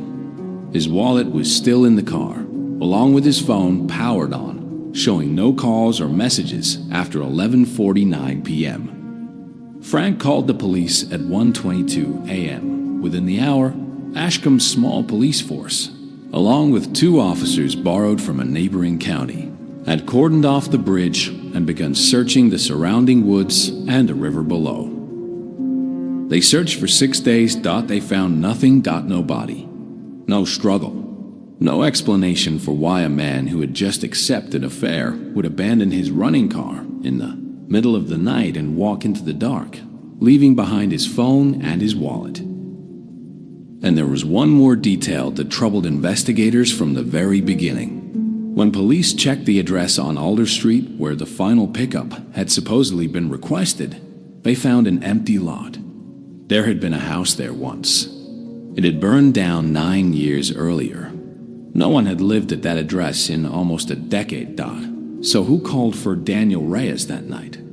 And where did he actually go? To understand what happened to him, investigators realized they would first have to understand who he had really been driving all those years. Because the deeper they looked, the more it became clear that Daniel Reyes had never been an ordinary taxi driver at all. Long before Daniel Reyes vanished, people in Ashcombe already talked about him in a certain hushed tone, the way small towns talk about anyone who seems to know more than they should. The stories usually followed a pattern. Someone would be out very late, often alone, often in some kind of trouble. Sometimes it was something small, like a car that broke down on an unlit road. Sometimes it was something much heavier, something the person telling the story would only hint at, never say outright. And in the middle of that trouble, a green sedan would appear, seemingly out of nowhere, its headlights cutting through the dark. The driver would roll down the window and ask, in a calm and unhurried voice, "Need a ride?" People said he never asked where they were going until they were already inside the car. They said the ride always felt longer than it should have, even when the destination was close. Some described falling into a strange, heavy kind of quiet during the drive, as if the outside world had gone soft and distant. And almost everyone who told these stories ended them the same way. When I got out, I felt lighter, like something had been left behind in that car. For years, these stories were treated as nothing more than local folklore, the kind of thing teenagers repeated at sleepovers to give each other a pleasant chill. A friendly local legend, harmless, even comforting. The night driver who shows up exactly when you need him. But after Daniel Reyes disappeared, a local journalist named Elena Marsh began collecting these stories seriously, not as folklore, but as testimony. She had grown up in Ashcombe, moved away for college, and returned 6 years later to work at the town's small newspaper. When she heard about the disappearance, something about it did not sit right with her, and she began asking questions that no one else had thought to ask. Her first move was simple. She placed a notice in the newspaper and posted in the town's community groups online, asking anyone who had ever ridden with Daniel Reyes to come forward and share their story. She expected a handful of replies. She received over 40. Reading through them, she noticed something the police investigation had missed entirely. These were not vague, secondhand rumors passed around a campfire. These were detailed, specific accounts, many of them from people who had never spoken to each other, living in different parts of town, describing rides that had happened years apart. and an unsettling number of them described nearly the exact same experience. They had been in danger. Daniel Reyes had found them, and somehow, every single time, he had known exactly where to go. Elena began to wonder if the disappearance of Daniel Reyes was not the beginning of the mystery at all. It might have been the ending of something much older. The first person Elena Marsh sat down with was a young man named Cole Ashworth, 26 years old, who worked at the auto parts store on the edge of town. 3 years earlier, on a night he remembered with painful clarity, Cole had been standing on the railing of the same bridge where Daniel Reyes' car would later be found abandoned. He had lost his job that week. His girlfriend had left him the week before that. He told Elena that he had not planned to go to the bridge that night. Not really, but somehow he had ended up there anyway, standing where the guardrail was lowest, looking down at the black water. He said he did not hear the car approach. There was no engine sound, no headlights sweeping across the road behind him. Nothing to announce that anyone else was there. He simply heard a voice, calm and unhurried, asking if he needed a ride. I turned around and there was this green taxi, just sitting there with the door open, Cole told her. I don't know how long it had been there. I don't even remember deciding to get in. I just remember sitting in the back seat, and this feeling came over me, like someone had turned the volume down on everything terrible in my head. He said the driver never asked what was wrong. He never gave advice, never lectured him, never asked him to explain himself. He simply drove, taking a long, slow route through streets Cole didn't recognize. Streets that somehow felt older than the town he had grown up in. At some point, Cole said he fell asleep, or something close to sleep, and when he woke, the car was parked outside his childhood home, a house his parents had sold years earlier. He just looked at me in the mirror and said, "This is where you start again." Then I got out, and he drove off. I never paid him. I never even asked. Cole said he walked home that night, and something in him had shifted. He got a new job within the month. He reconnected with his estranged sister. He described the ride not as something strange or frightening, but as the single most important thing that had ever happened to him. When Elena asked him for a date, hoping to cross-reference it with dispatch records, Cole gave her the exact night. She checked the archive logs from Ashcombe Cab Company. There was no record of any pickup near the bridge that night. No fare, no dispatch call, nothing in the company system to show that Daniel Reyes had been anywhere near that location. But 3 other drivers confirmed, independently, that they had seen his green sedan parked near Miller's Bridge sometime after midnight that same night. According to the company's own records, Daniel Reyes was logged as off-duty.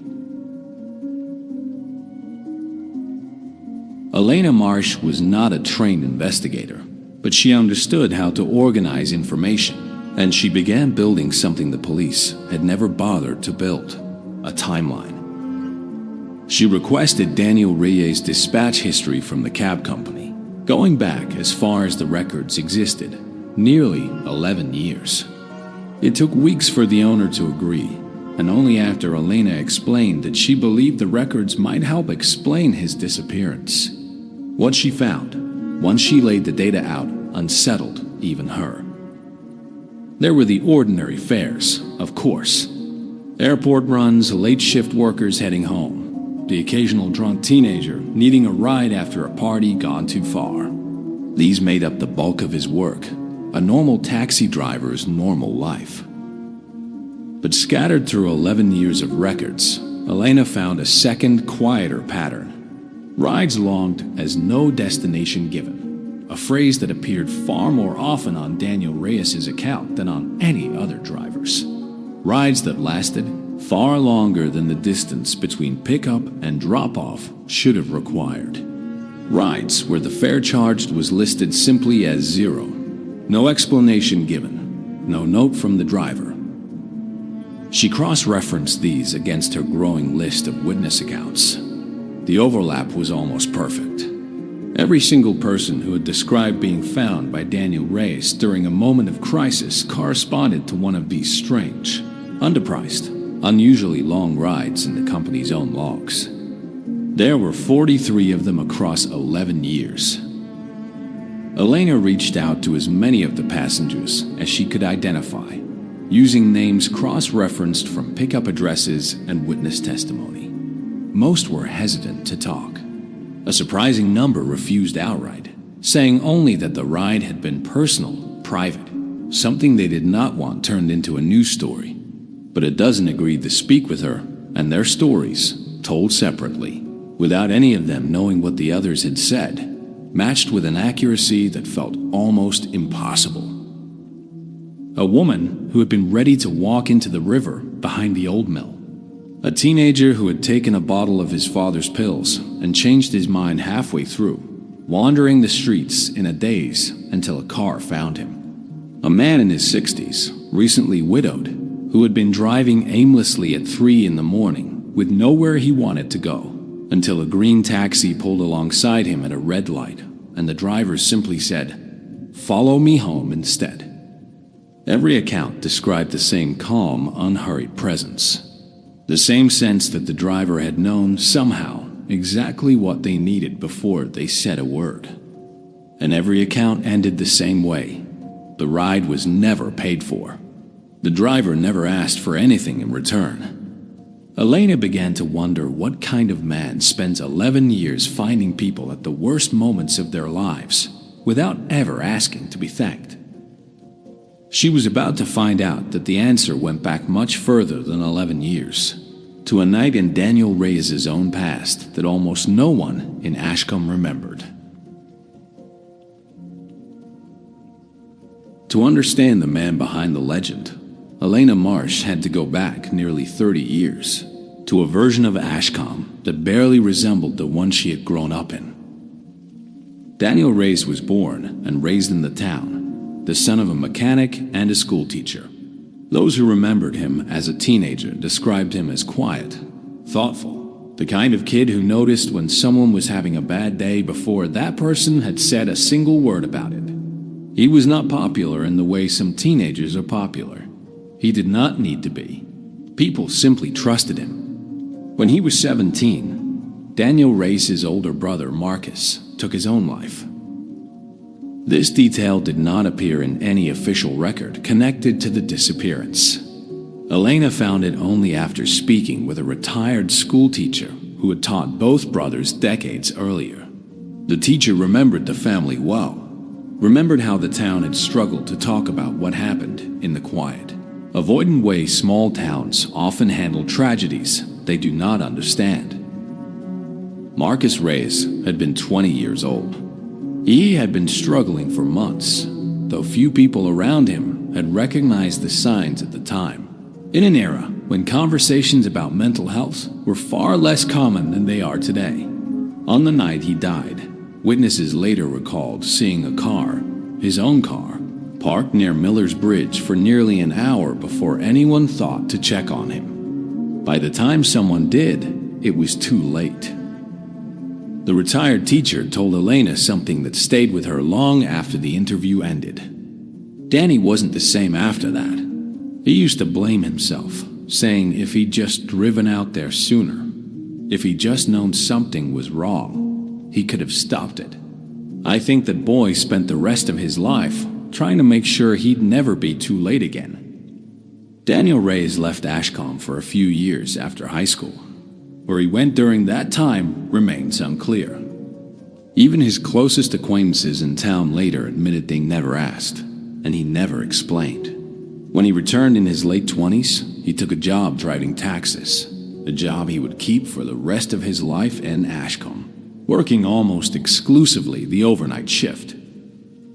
Co-workers described him as reliable, quiet, and strangely intuitive. He always seemed to know which calls to prioritize, which streets to drive down without being asked, which nights would be busier than the schedule suggested. Dispatchers joked that he had a sixth sense for the job. None of them at the time, considered that his sense might not have been about traffic patterns or weather, but about something else entirely. Elena began to see the shape of a man who had spent his adult life turning private grief into a quiet, unspoken mission to find the people who were where his brother had once been, standing at the edge of something irreversible, and to reach them before the worst could happen. But this explanation, satisfying as it was, still left the central mystery unsolved. A man motivated by grief and compassion does not explain rides logged with no destination given, decades-old addresses that no longer existed, or a passenger requested by name from a house that had burned down 9 years earlier. Something else had been happening on those late-night drives. And the final piece of the puzzle was waiting in the last conversation Daniel Reyes ever had with another human being before he disappeared. The dispatcher, Carol Whitfield, had worked with Daniel Reyes for 9 years. She was the one who took the final call on the night he vanished, and she was also the person best positioned to explain a detail that had puzzled Elena from the beginning. Carol remembered the call clearly. She told Elena because it had felt different from an ordinary fare request. The caller had asked for Daniel by name, using a phrase Carol had heard only a handful of times before in her career at the company. She said, "Is the night driver working tonight? Tell him it's time." Carol had relayed the message to Daniel exactly as it was given. She remembered that his voice changed slightly on the radio when she read it back to him, a brief pause before he confirmed the pickup. She had not thought much of it at the time. Strange phrasing was not unusual among late-night callers, many of whom were tired, distressed, or simply eccentric. It was only after the disappearance, when police discovered that the pickup address on Alder Street had been an empty lot for nearly a decade, that Carol began to reconsider what she had heard that night. Elena tracked down records of the house that had once stood at that address. It had burned down in a fire 9 years earlier, a fire that had claimed the life of a young woman named Rosalind Holla, 23 years old at the time. The fire had been ruled accidental, caused by a faulty space heater, though the report noted that Rosalind had been alone in the house at the time and had made no attempt to escape, despite there being ample time to do so before the flames reached the upper floor where she was found. Elena found no direct connection between Rosalind Holla and Daniel Reyes in any official record. No shared address, no family relation, no obvious link at all. But when she showed a photograph of Rosalind to several of the passengers who had described their strange rides with the night driver, one man hesitated before answering. He was the widower, the man in his 60s who had been driving aimlessly the night Daniel Reyes intercepted him at a red light. He studied the photograph for a long moment before speaking. "I think I saw her once in the car. Not as a passenger exactly, more like she was already there when I got in, sitting up front next to him. I thought I was seeing things. I never told anyone because it sounded insane." Elena asked him to describe what he meant more precisely. He struggled to put it into words, saying only that the woman in the passenger seat had seemed to be watching the road with Daniel, occasionally speaking to him in a low voice Elena's source could not make out, as though the two of them were old partners working together on something important. He said Daniel never introduced her. He said it felt rude to ask. Whatever the truth behind this account, whether it was a genuine memory, the trick of an exhausted mind, or something else entirely, it added a new and unsettling dimension to the case. If Rosalind Holla had somehow been present during at least one of these late-night rides, years after her death, then the final call on Alder Street took on a very different meaning. Someone or something calling from an address where a young woman had died 9 years earlier had told Daniel Reyes that it was time. Time for what, no one could yet say. But whatever it meant, Daniel Reyes had answered the call without hesitation, driven out into the night one final time, and never returned. In the days following the disappearance, investigators reviewed every piece of physical evidence found in and around the abandoned car. Most of it was unremarkable. A half-empty water bottle, a worn paperback novel in the glove compartment, a faded photograph of a younger Daniel Reyes standing beside another young man who bore a strong resemblance to him, almost certainly his brother Marcus, tucked behind the visor. But the radio, still quietly playing when Frank Doss found the car, drew particular attention once investigators realized that no local station matched the frequency it had been tuned to. When a technician finally managed to isolate and analyze the recording captured briefly on Frank's own phone, taken instinctively in the confused minutes after he discovered the empty car, they found something strange beneath the static. It was not music, as Frank had first assumed. It was a voice, faint and layered beneath interference, difficult to make out clearly even after enhancement. Audio experts who later reviewed the recording disagreed on much of what it said, but nearly all of them agreed on one phrase, repeated at least twice in the brief clip. "You don't have to be too late this time." Elena obtained a copy of this recording through a contact at the county sheriff's office who had grown frustrated with how quickly the official investigation had stalled. She played it for several of the passengers who had described their own strange rides with Daniel Reyes. Two of them, independently, said the voice sounded familiar, though neither could explain why, and neither had ever heard Daniel Reyes speak those exact words to them. One of them, the young man named Cole Ashworth, who had stood at the edge of the bridge 3 years earlier, offered a theory that Elena found herself unable to dismiss, even though she had no way to prove it. "I think that's what he always wanted to hear," Cole said, "about his brother. I think somebody finally said it to him." Whether this interpretation held any truth, or was simply the natural human instinct to find meaning in tragedy, it captured something that seemed to run through every account Elena had gathered. Daniel Reyes had spent over a decade trying to reach people before it was too late. If that final radio message was real, if it meant anything at all, it suggested that on his last night, someone had been trying to reach him in return. The question that remained was where that final journey had taken him, and whether he had gone there by choice. As Elena's article series began to circulate, first through the local paper and then after a regional television station picked up the story, well beyond Ashcombe, public interest in the disappearance grew rapidly.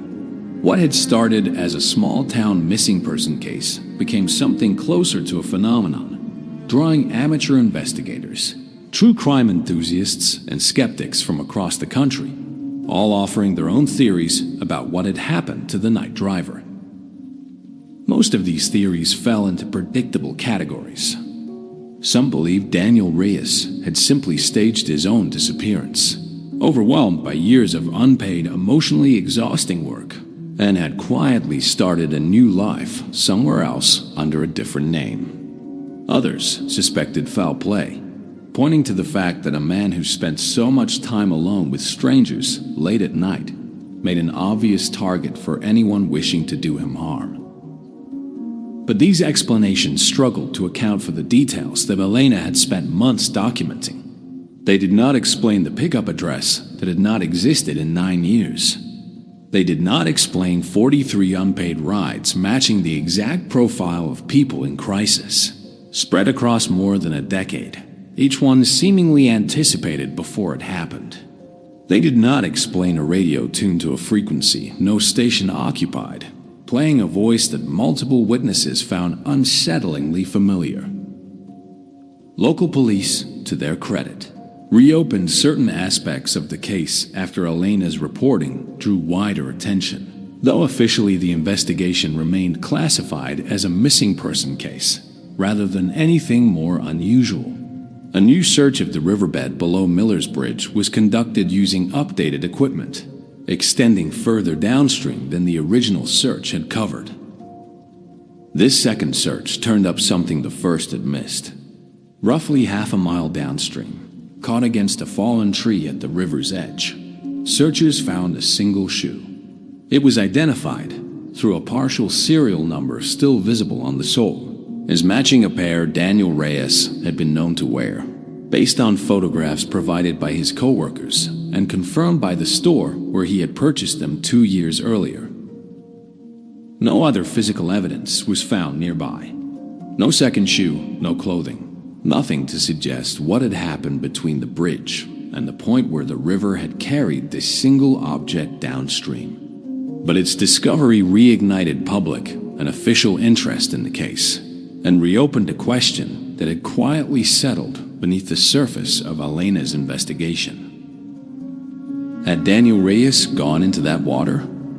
And if he had, willingly or not, was there any chance he was still alive?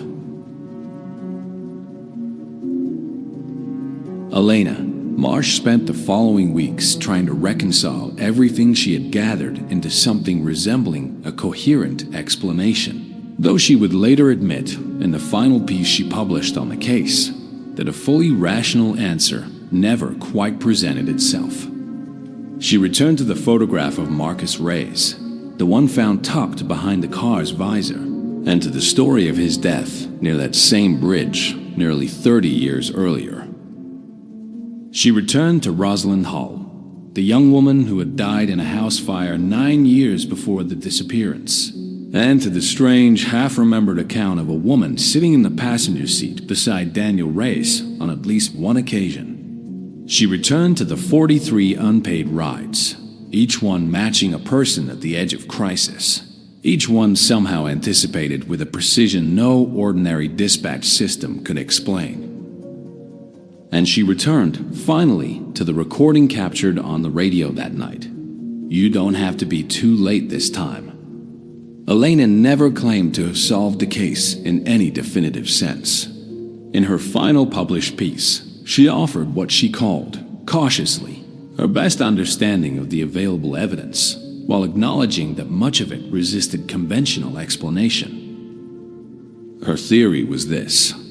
Daniel Reyes had spent his entire adult life carrying the weight of a single failure, real or perceived, the night he had not reached his brother in time, whether through sheer force of intention, extraordinary intuition developed over years of night driving, or something less easily explained. He had spent over a decade finding people in the exact place his brother had once been, and reaching them before it was too late. Whether Rosalind Holly, or some presence connected to her, had truly been involved in guiding those rides, Elena could not say with confidence. But she noted, in her closing piece, that the timeline of the strange, unpaid fares in the company's records had begun almost exactly 1 year after the fire that took Rosalind's life, a detail she found difficult to dismiss as pure coincidence, even as she acknowledged she could offer no mechanism to explain it. As for the final ride itself, the one that led Daniel Reyes to an empty lot, and then, presumably, to Miller's Bridge, Elena offered two possibilities, neither of which she could fully prove. The first was simple and grounded entirely in human tragedy. After years of carrying other people's crises without ever processing his own, something had finally caught up with Daniel Reyes, and on that final night, overwhelmed, he had gone to the same bridge where his brother had died and had not walked away from it. The second was harder to state plainly, and Elena herself seemed uncertain how seriously to offer it.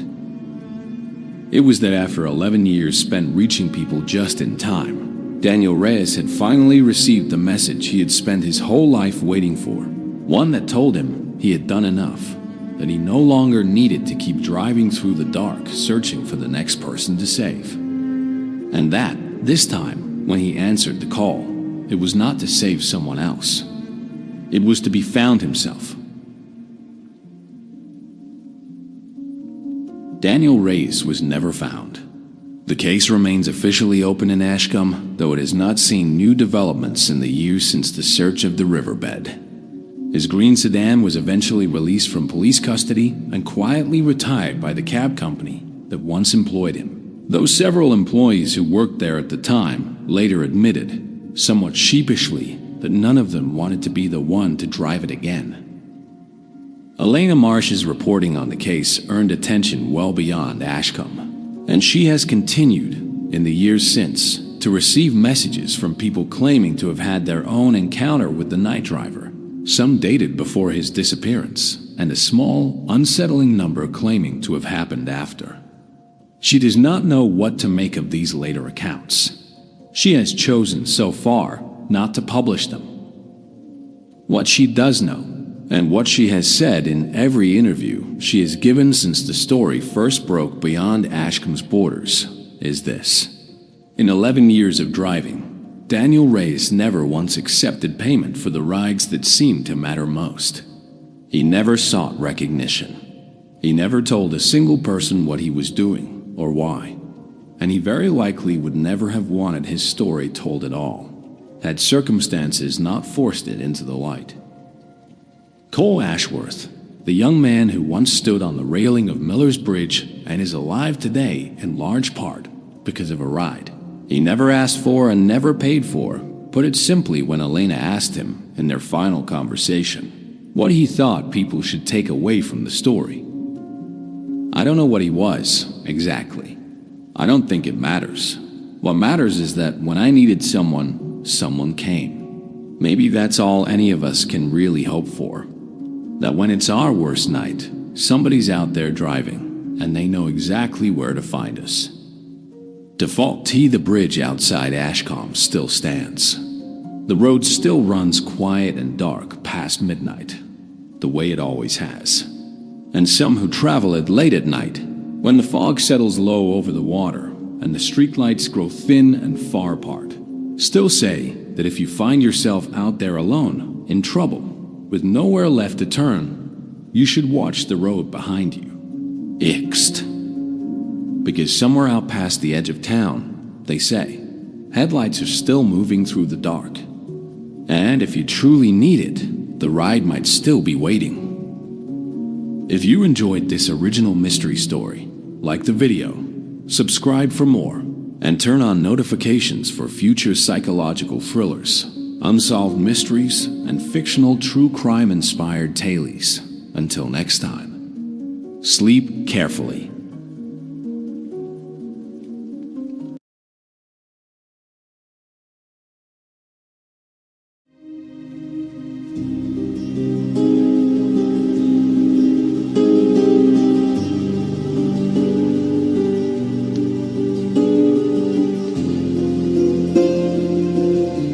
Some disappearances end quickly, resolved within days by a simple explanation nobody wanted to consider at first. Others end in tragedy, confirmed and mourned. And then there are the rare cases that end in neither of these ways. Cases where a person is gone so long that the world moves on without them, only for that person to return, years later, carrying a story no one is prepared to hear. This is one of those cases. Clara Bennett was 19 years old on the night she disappeared. She lived in a mid-sized town called Ashworth Falls, a place known for its old mill buildings converted into apartments, its single main street of family-owned shops, and its quiet, unremarkable rhythm of small-town life. Clara worked part-time at a bookstore on Main Street and was at the time in her second year at the local community college, studying to become a nurse. She was engaged to a young man named Dean Whitfield, whom she had known since high school, and the two were planning a wedding for the following spring. On the evening of the 14th of June, Clara left the bookstore at her usual closing time of 9 o'clock.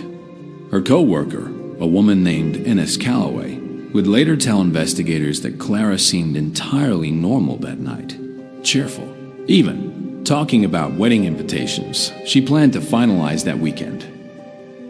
Clara's car, a pale blue sedan she had bought secondhand the year before, was parked in the small lot behind the store, as it was every night she worked the closing shift. Clara never made it home. Her fiancé, Dean, called her at 9:40 that night when she had not arrived at the apartment they were beginning to furnish together, a modest one-bedroom a few blocks from the bookstore. The call went unanswered. He called again 10 minutes later, and then again, with the same result.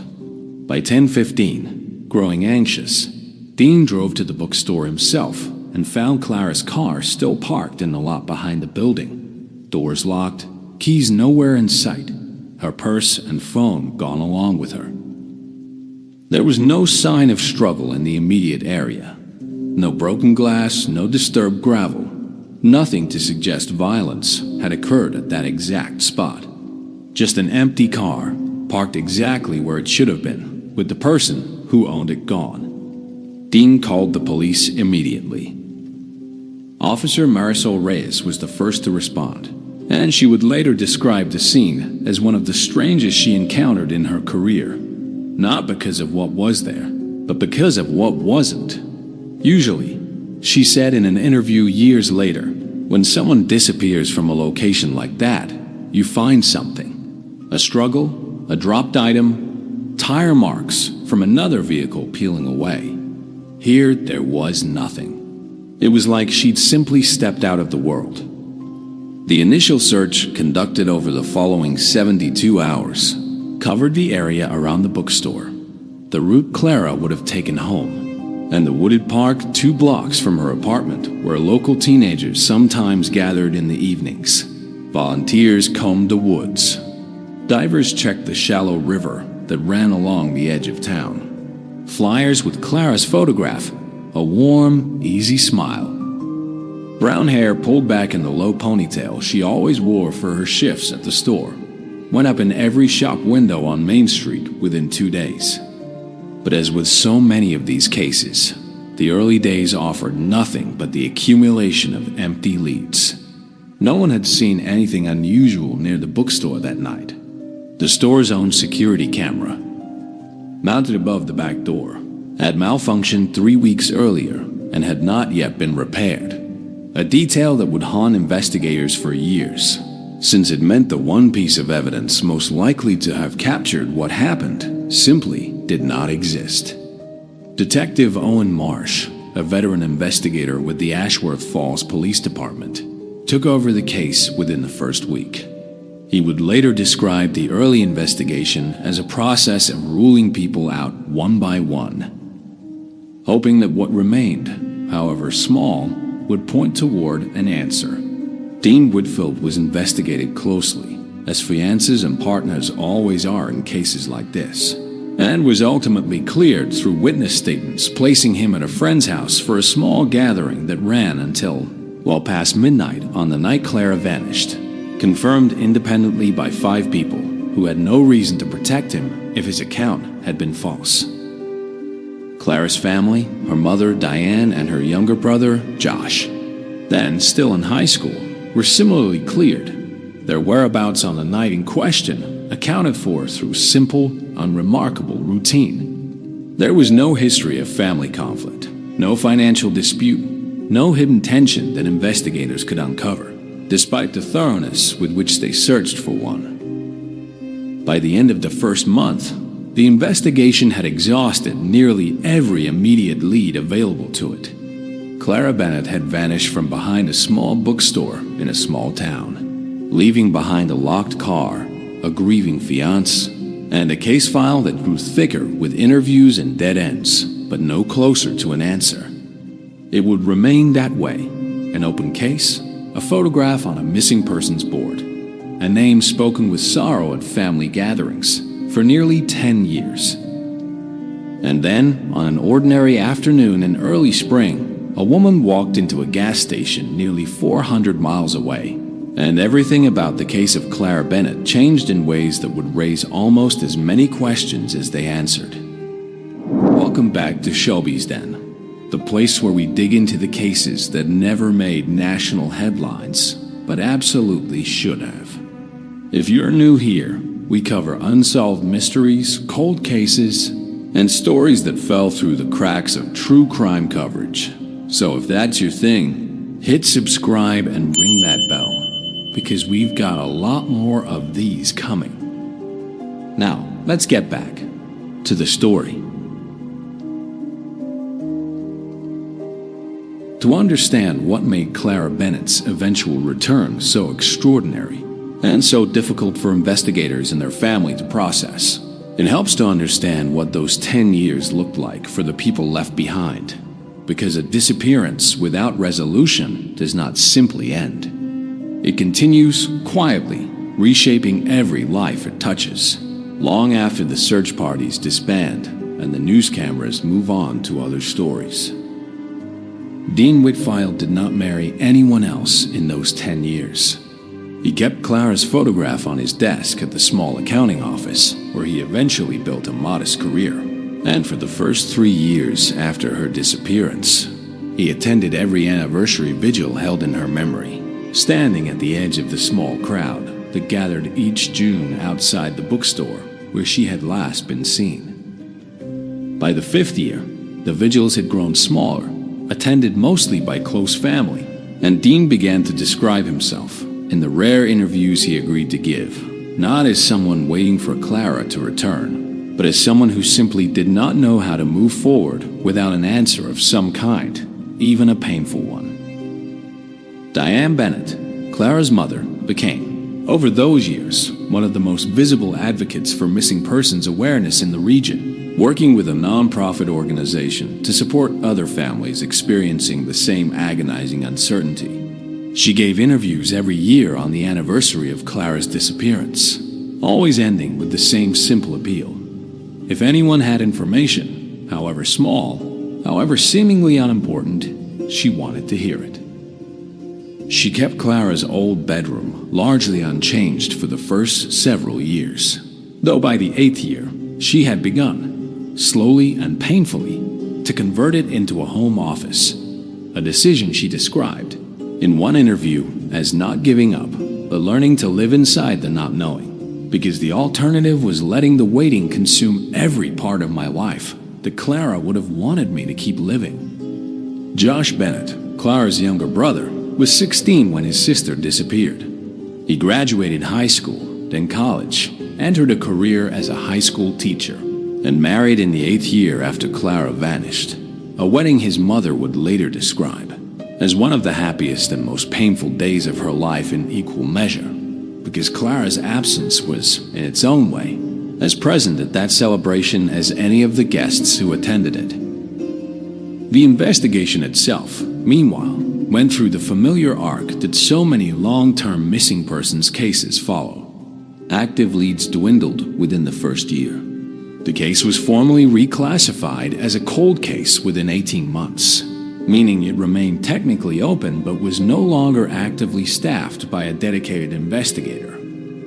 Reviewed instead only when new information happened to surface, or during periodic cold case audits conducted every few years by whichever detective in the department had the time and inclination to revisit it. Detective Owen Marsh, who had led the original investigation, never fully let the case go, even after his official duties moved him elsewhere.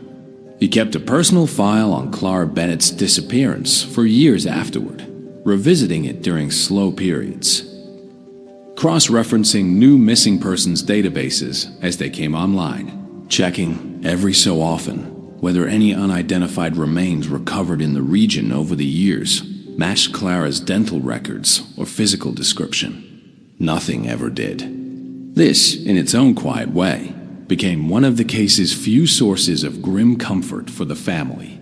The absence of a body did not prove Clara was alive, but it left open, however faintly, the possibility that she was. By the 10th year, the case of Clara Bennett had become, in the language often used by investigators, a presumed case, not officially declared a homicide, since no evidence had ever emerged to support that conclusion, but treated, in practice, as unlikely to end in anything but the eventual recovery of remains, if it ended at all. Diane Bennett had, by this point, stopped expecting the annual anniversary interviews to produce any new leads. She continued giving them anyway, she said, because stopping felt like a second kind of loss she was not willing to accept. It was against this backdrop of quiet, hardened acceptance that the phone call came. On a Tuesday afternoon in early spring, Detective Marsh, by then working a different division entirely, but still listed as the original point of contact on Clara's case file, received a call from a hospital nearly 400 miles away. A woman had been brought in after collapsing at a gas station, disoriented and severely malnourished. She had no identification. When hospital staff asked for her name, she had given one that meant nothing to the intake nurse, nothing to the attending physician, nothing to anyone in that hospital at all. She had said her name was Clara Bennett. Detective Marsh would later describe the drive to that hospital as one of the longest 400 miles of his career, not because of the distance itself, but because of the storm of questions that accompanied every mile of it. 10 years is a long time. People change, memories distort, and there existed, he knew from long experience, no shortage of individuals who might claim a missing person's identity for reasons ranging from confusion to deliberate manipulation. He did not allow himself, on that drive, to believe anything until he had seen the woman for himself. What he found when he arrived was a woman in her late 20s, severely underweight, with a long-healed but poorly set fracture in her left forearm, and a manner of speaking that hospital staff described as halting, as though she were relearning in real time how to construct ordinary sentences. She was frightened of loud noises. She flinched, according to nursing staff, whenever more than one person entered her room at once. And when Detective Marsh sat down across from her, showing her, without preamble, a photograph from Clara Bennett's old missing persons file, the woman began to cry in a way that he would later describe as unmistakably, wrenchingly genuine. I asked her where she had been, Marsh said, in an interview conducted after the case's resolution. And she looked at me, and she said, "I don't fully know. I know I was somewhere. I know it was for a long time, but I don't know how to explain where." DNA testing, conducted within days and compared against samples on file from Clara's mother, confirmed what the emotional reunion that followed had already suggested to everyone present. This was, beyond any scientific doubt, Clara Bennett. 10 years after vanishing from behind a small bookstore in Ashworth Falls, she had returned, thinner, changed, marked by a decade no one could yet account for, but alive. The reunion between Clara and her family was, by every account from those present, overwhelming in a way that defies simple description. Diane Bennett, upon seeing her daughter for the first time in 10 years, reportedly could not speak for several minutes, simply holding her as if afraid that releasing her would cause her to disappear again. Josh Bennett, then a married schoolteacher who had been 16 when his sister vanished, described the moment as like meeting a ghost who turned out to be real. The joy and the disbelief hitting you at exactly the same time, so hard you can't tell which one you're feeling. Dean Whitfield, Clara's former fiancé, learned of her return the same day, through a call from Diane Bennett that he would later say he almost didn't answer. Assuming it was a routine call rather than the single most important phone call of the past decade of his life. He drove through the night to reach the hospital, arriving before dawn, and the reunion between the two of them, captured only in the accounts of hospital staff who witnessed it, since no cameras were present, was described by one nurse on duty as the kind of moment you don't forget for the rest of your career, and hope you never do. But amid the overwhelming relief and joy of Clara's return, a harder and more complicated set of questions began to take shape almost immediately. Questions that would occupy investigators for months to come. Where had Clara Bennett been for 10 years? Who had taken her, and why? And why, after a full decade of what appeared to have been sustained captivity, had she suddenly been found alone, disoriented, and free at a gas station 400 miles from the town where she vanished? Clara herself, in those first days, could offer only fragments. She described the house she believed to be rural, though she could not identify its location. She described being kept in what she believed was a basement or cellar for extended periods, though the timeline of those periods was, in her own telling, blurred and uncertain in ways that investigators would come to understand as consistent with prolonged psychological trauma and isolation, rather than any deliberate evasion on her part. She described a man. She believed there was only one, though she was not entirely certain even of this, whose face she struggled to describe with any consistency, whose voice she remembered more clearly than his features, and whose name, if she had ever known it, she could not recall. It was, for investigators eager to bring the person responsible to justice, a frustratingly incomplete picture. But it was also, they understood, the honest and unavoidable product of 10 years spent in conditions designed, whether intentionally or not, to erode a person's sense of time, place, and even their own memory. Detective Marsh, now leading what had transformed overnight from a decade-old cold case into the most urgent active investigation in his department's recent history, understood that finding the person responsible for Clara Bennett's captivity would require more than her fragmented recollections alone. It would require piecing together, from the barest physical clues available, the location of a place Clara herself could not fully describe, a place that had held her captive for 10 years, and that, for reasons still unknown, had finally let her go.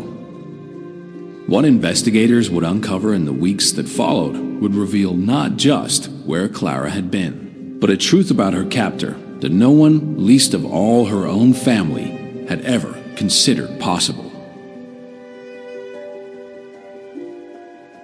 The challenge facing Detective Marsh and the expanded task force assembled in the weeks after Clara's return was unlike almost anything the department had previously handled.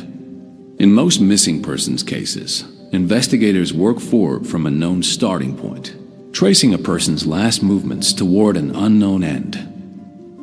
Here, the situation was reversed. They had the end sitting before them in a hospital room, and needed to work backward across 10 years toward a beginning that existed only in fragmented, trauma-affected memory. Clara worked with a specialized trauma counselor in the weeks following her return, a process that investigators were careful not to rush, understanding that pressuring her for details before she was psychologically prepared to provide them risked both her well-being and reliability of any information she did share. Over the course of these sessions, conducted with extraordinary patience, a clearer picture began slowly to take shape.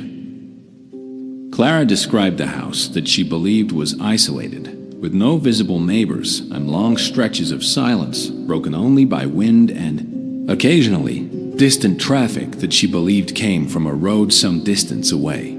She described being moved, at least once, from one location to what she believed was a second, similar property, though she could not say how much time had passed between these moves, or how far apart the locations had been. She recalled specific, sensory details with more clarity than broader facts. The particular creak of a wooden stair, the smell of a specific brand of soap, the sound of a particular bird she believed she heard regularly enough to associate with mornings. These sensory fragments, while emotionally significant to Clara, initially seemed to investigators too vague to build an actual location from. But Detective Marsh, working alongside a forensic geographic profiler brought in from a state crime lab, took an approach that would prove crucial to the case's eventual resolution, rather than treating Clara's fragmented memories as unreliable simply because they were incomplete. The team treated each detail as a potential clue to be cross-referenced against physical and environmental data. In the same way, investigators might treat a partial fingerprint or a damaged piece of evidence incomplete, but not without value.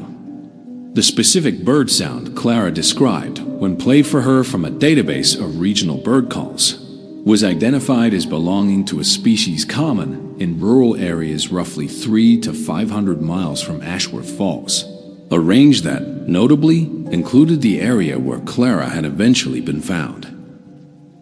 The particular soap brand she recalled, once identified through careful questioning about its scent and packaging, turned out to be a regional product sold primarily through a limited distribution network covering a specific cluster of counties, a detail that narrowed the search area considerably. Perhaps most significantly, Clara recalled with unusual clarity the sound of a train passing at what she believed was roughly the same time each day, always accompanied by a particular horn pattern she had come to associate unconsciously with the passage of time during her captivity. Cross-referencing rail schedules across the narrow geographic region identified only a small handful of freight lines, running at a consistent daily time matching her description, each corresponding to specific mappable routes through rural county terrain.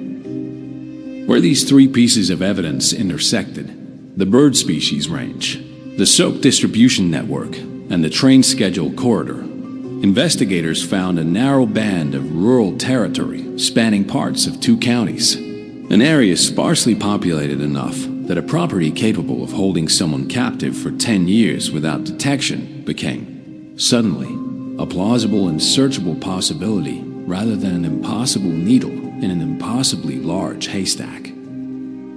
Within this narrowed search area, investigators began the labor-intensive work of cross-referencing property records against a specific profile, rural properties owned by a single individual or a small family unit, with limited visible activity or turnover over the preceding decade, ideally situated near both a rail line matching the identified schedule and within the soap product's known distribution radius. This search produced, after several weeks of painstaking work, a short list of 11 properties.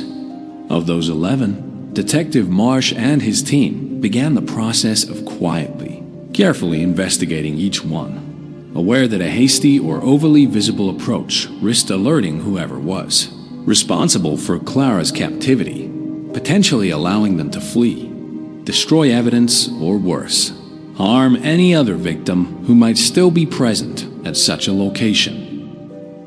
It was the 9th property on that list, a modest farmhouse set back nearly half a mile from the nearest road, owned for the past 14 years by a quiet, unmarried man in his 50s named Harold Denny. That would draw investigators' full and immediate attention, not because of any single piece of damning evidence, but because of a detail that once uncovered connected him in a way no one investigating the case had previously considered.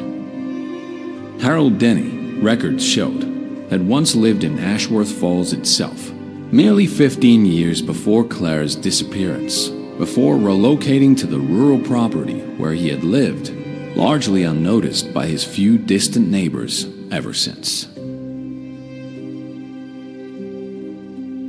Harold Denny was, by every account gathered from the handful of people who knew him even casually, an unremarkable man. He worked odd jobs, some carpentry, some seasonal farm labor for larger operations in the area, and kept almost entirely to himself. Neighbors, when interviewed, described him as polite but distant, someone who would offer a brief wave from his truck, but rarely engaged in conversation beyond the bare minimum required for cordial rural neighborliness. No one interviewed in the initial canvass of the area expressed any suspicion of him whatsoever, a detail that investigators would later note as consistent with a broader, unsettling pattern seen in similar cases.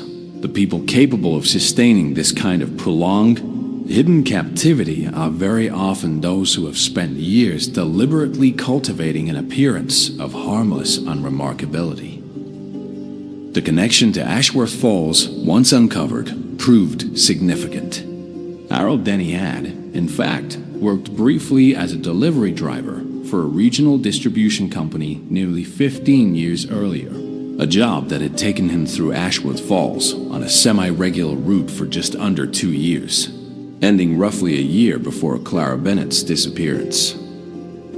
Records from that period, difficult to obtain given the age of the employment files, eventually confirmed that Denny's delivery route had included several stops within a few blocks of the bookstore where Clara worked. though no direct evidence placed him at that specific location on the night she vanished. It was, at this stage, a compelling but still circumstantial connection, enough to justify a closer look, not yet enough to justify an arrest. Detective Marsh, mindful of the earlier missteps that had plagued other cases when investigators moved too quickly on circumstantial leads, insisted on building a more complete picture before any confrontation took place.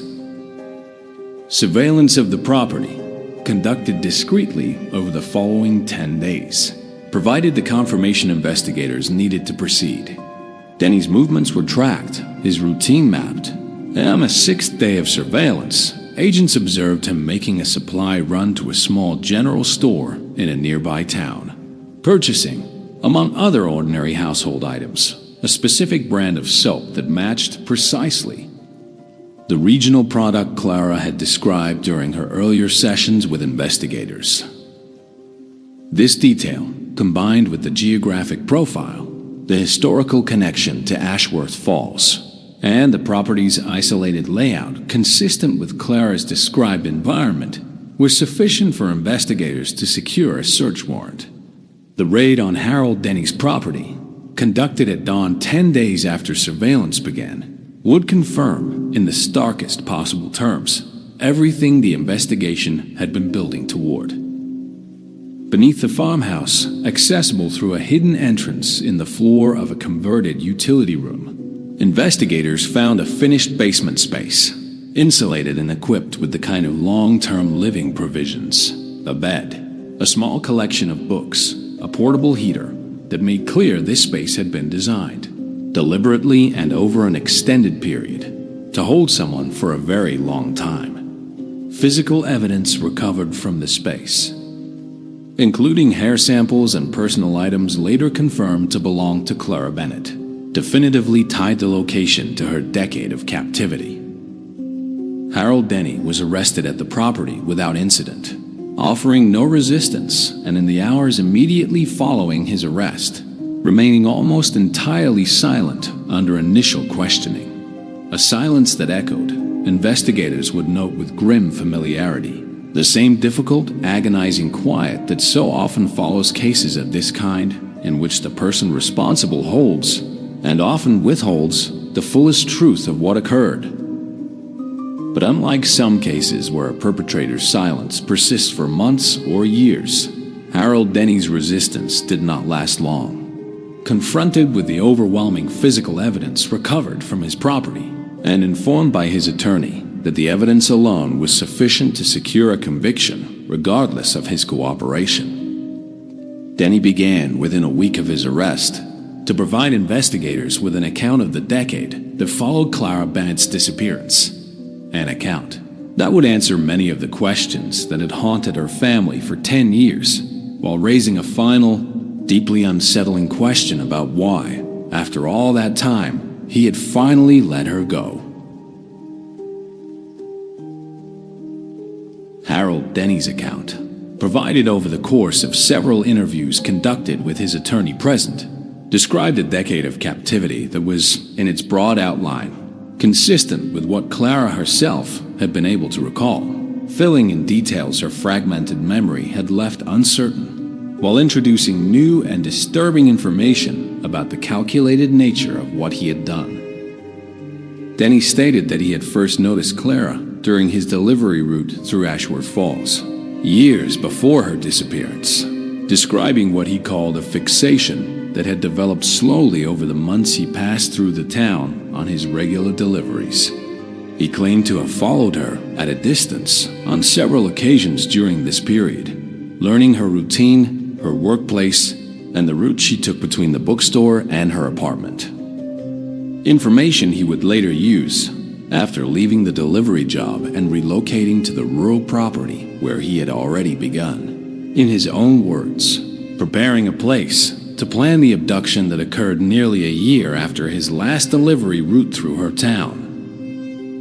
On the night of Clara's disappearance, Denny stated that he had driven to Ashworth Falls specifically, waiting near the bookstore's rear parking lot until Clara left at the end of her shift, approaching her under a pretext he described only vaguely, before restraining her and transporting her over the course of several hours to the rural property where she would remain captive for the following 10 years. The details of those 10 years, which Denny provided in fragments over the course of multiple interviews, painted a picture of prolonged, calculated isolation designed specifically to prevent any possibility of escape or discovery. He described strict routines, limited and controlled contact, and a deliberate effort to prevent Clara from retaining any clear sense of time, geography, or her own history, an effort that explained, investigators noted, the fragmented and disoriented nature of her own recollections upon her return. What remained unclear, even after Denny's account, was the question that had puzzled investigators from the very beginning of Clara's reappearance. Why, after a full decade of sustained, careful captivity, had he ultimately allowed her to leave? Denny's explanation, when it finally came, was as unsettling in its ordinariness as anything else in the case. He stated that in the months leading up to Clara's release, his own health had begun to decline significantly, a heart condition, undiagnosed and untreated, due to his isolated lifestyle and reluctance to seek medical care, had begun to cause him serious, worsening symptoms, faced in his own words. With the prospect of his own death and the resulting possibility that Clara would be left to die undiscovered in the hidden space beneath his property, Denny claimed to have made what he described as a decision born of a fear of being caught in death rather than any genuine remorse. He drove Clara to a location several hours from the property, left her near the gas station where she was eventually found, and returned home, believing. He said that she would be unable to identify the property's location, given how thoroughly he had worked to disorient her over the preceding decade. Investigators, upon hearing this account, noted with grim precision that Denny's calculation had very nearly succeeded. Had it not been for the painstaking, methodical work of reconstructing a location from fragmented sensory details, a bird call, a brand of soap, the schedule of a passing train, Harold Denny's rural property might never have been connected to Clara Bennett's decade of captivity at all, and he might have continued living undetected, his crime buried as completely as the basement in which he had kept her hidden. Denny was ultimately charged with kidnapping, unlawful imprisonment, and a range of additional charges connected to the specific circumstances of Clara's captivity over the 10-year period. Given the overwhelming physical evidence recovered from his property, combined with his own detailed account, the case against him proceeded toward trial with a strength that prosecutors described as rare in cases involving crimes committed so long ago and so far from public view. But for Clara Bennett and for the family who had waited 10 years for her return, the resolution of the criminal case, however necessary, would prove to be only the beginning of a far longer and more difficult process, the process of learning to live again in a world that had moved on significantly during the decade she had been taken from it.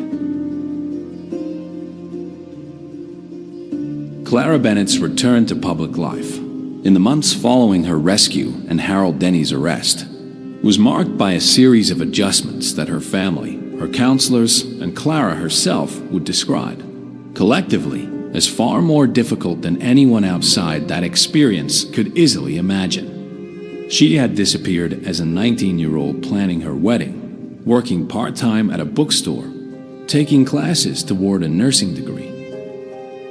She returned, nearly 10 years later, to a world that had, in her absence, continued moving forward in ways both large and painfully small. The bookstore where she had once worked had closed nearly 6 years into her captivity, replaced by a small cafe that Clara, upon learning of the change, described as one of the strangest and most disorienting details of her entire return, smaller in some ways than learning of any of the larger changes in her family's life. And yet somehow more viscerally strange, a physical space she had known intimately simply gone, replaced by something unfamiliar. Her mother, Diane, had aged in ways 10 years naturally brings, but had also, in Clara's absence, built an entire second identity as an advocate for missing persons' families. A role Clara had known nothing about, and that took considerable time for her to fully understand and process. Her brother, Josh, had grown from a 16-year-old boy into a married man in his mid-20s. A transformation Clara described as one of the most emotionally overwhelming aspects of her return, meeting, in effect, a version of her brother she had never known, while trying to reconcile him with the boy she remembered. Dean Whitfield, a former fiancé, presented perhaps the most complicated element of Clara's reintegration. The two had reunited with evident, powerful emotion in the hospital on the day of her return. But both Clara and Dean, in interviews conducted separately in the months that followed, described the difficult reality that 10 years is an enormous span of time for two people to have grown apart during, even when love and commitment remain. Dean had built a career, a routine, a version of adulthood entirely separate from the life he had once planned with Clara. Clara, meanwhile, was working through trauma that fundamentally reshaped how she experienced trust, safety, and closeness with another person. The two ultimately chose, after several months of careful, honest conversation, to remain close friends and to support one another through the ongoing process of Clara's recovery, rather than attempting to resume the romantic relationship that had been so abruptly interrupted a decade before, a decision both described in separate interviews as difficult but ultimately right for both of them. Clara's psychological recovery, guided by a trauma specialist who had experience working with survivors of prolonged captivity, was a slow and non-linear process, marked by significant progress interspersed with difficult setbacks. She described, in interviews given roughly 2 years after her return, ongoing struggles with trust, with adjusting to unstructured time after a decade of imposed routine, and with the strange, persistent guilt she felt for reasons she herself found difficult to fully articulate, a common experience, her counselor noted publicly, among survivors of long-term captivity, who often internalize blame for circumstances entirely outside their control. She eventually resumed her education, completing the nursing degree she had begun a decade earlier, and has, in the years since, spoken publicly, though carefully and on her own terms, about her experience. Not, she has said, because she wants her story to define her, but because she hopes the details of her own case, particularly the painstaking investigative work that identified Harold Denny's property from fragments of sensory memory, might help other families and investigators facing similarly difficult cases in the future. Harold Denny's trial, held roughly a year and a half after his arrest, concluded with a conviction on all major charges, and he was sentenced to a term that, given his age and health condition, effectively amounted to life imprisonment. He offered, at his sentencing hearing, a brief statement that Clara chose not to attend in person, though she later stated that she had read a transcript of it, describing his words as offering an explanation, but not an apology. And I have learned, over these past 2 years, that I no longer need his apology to begin healing. I only needed the truth, and I have that now.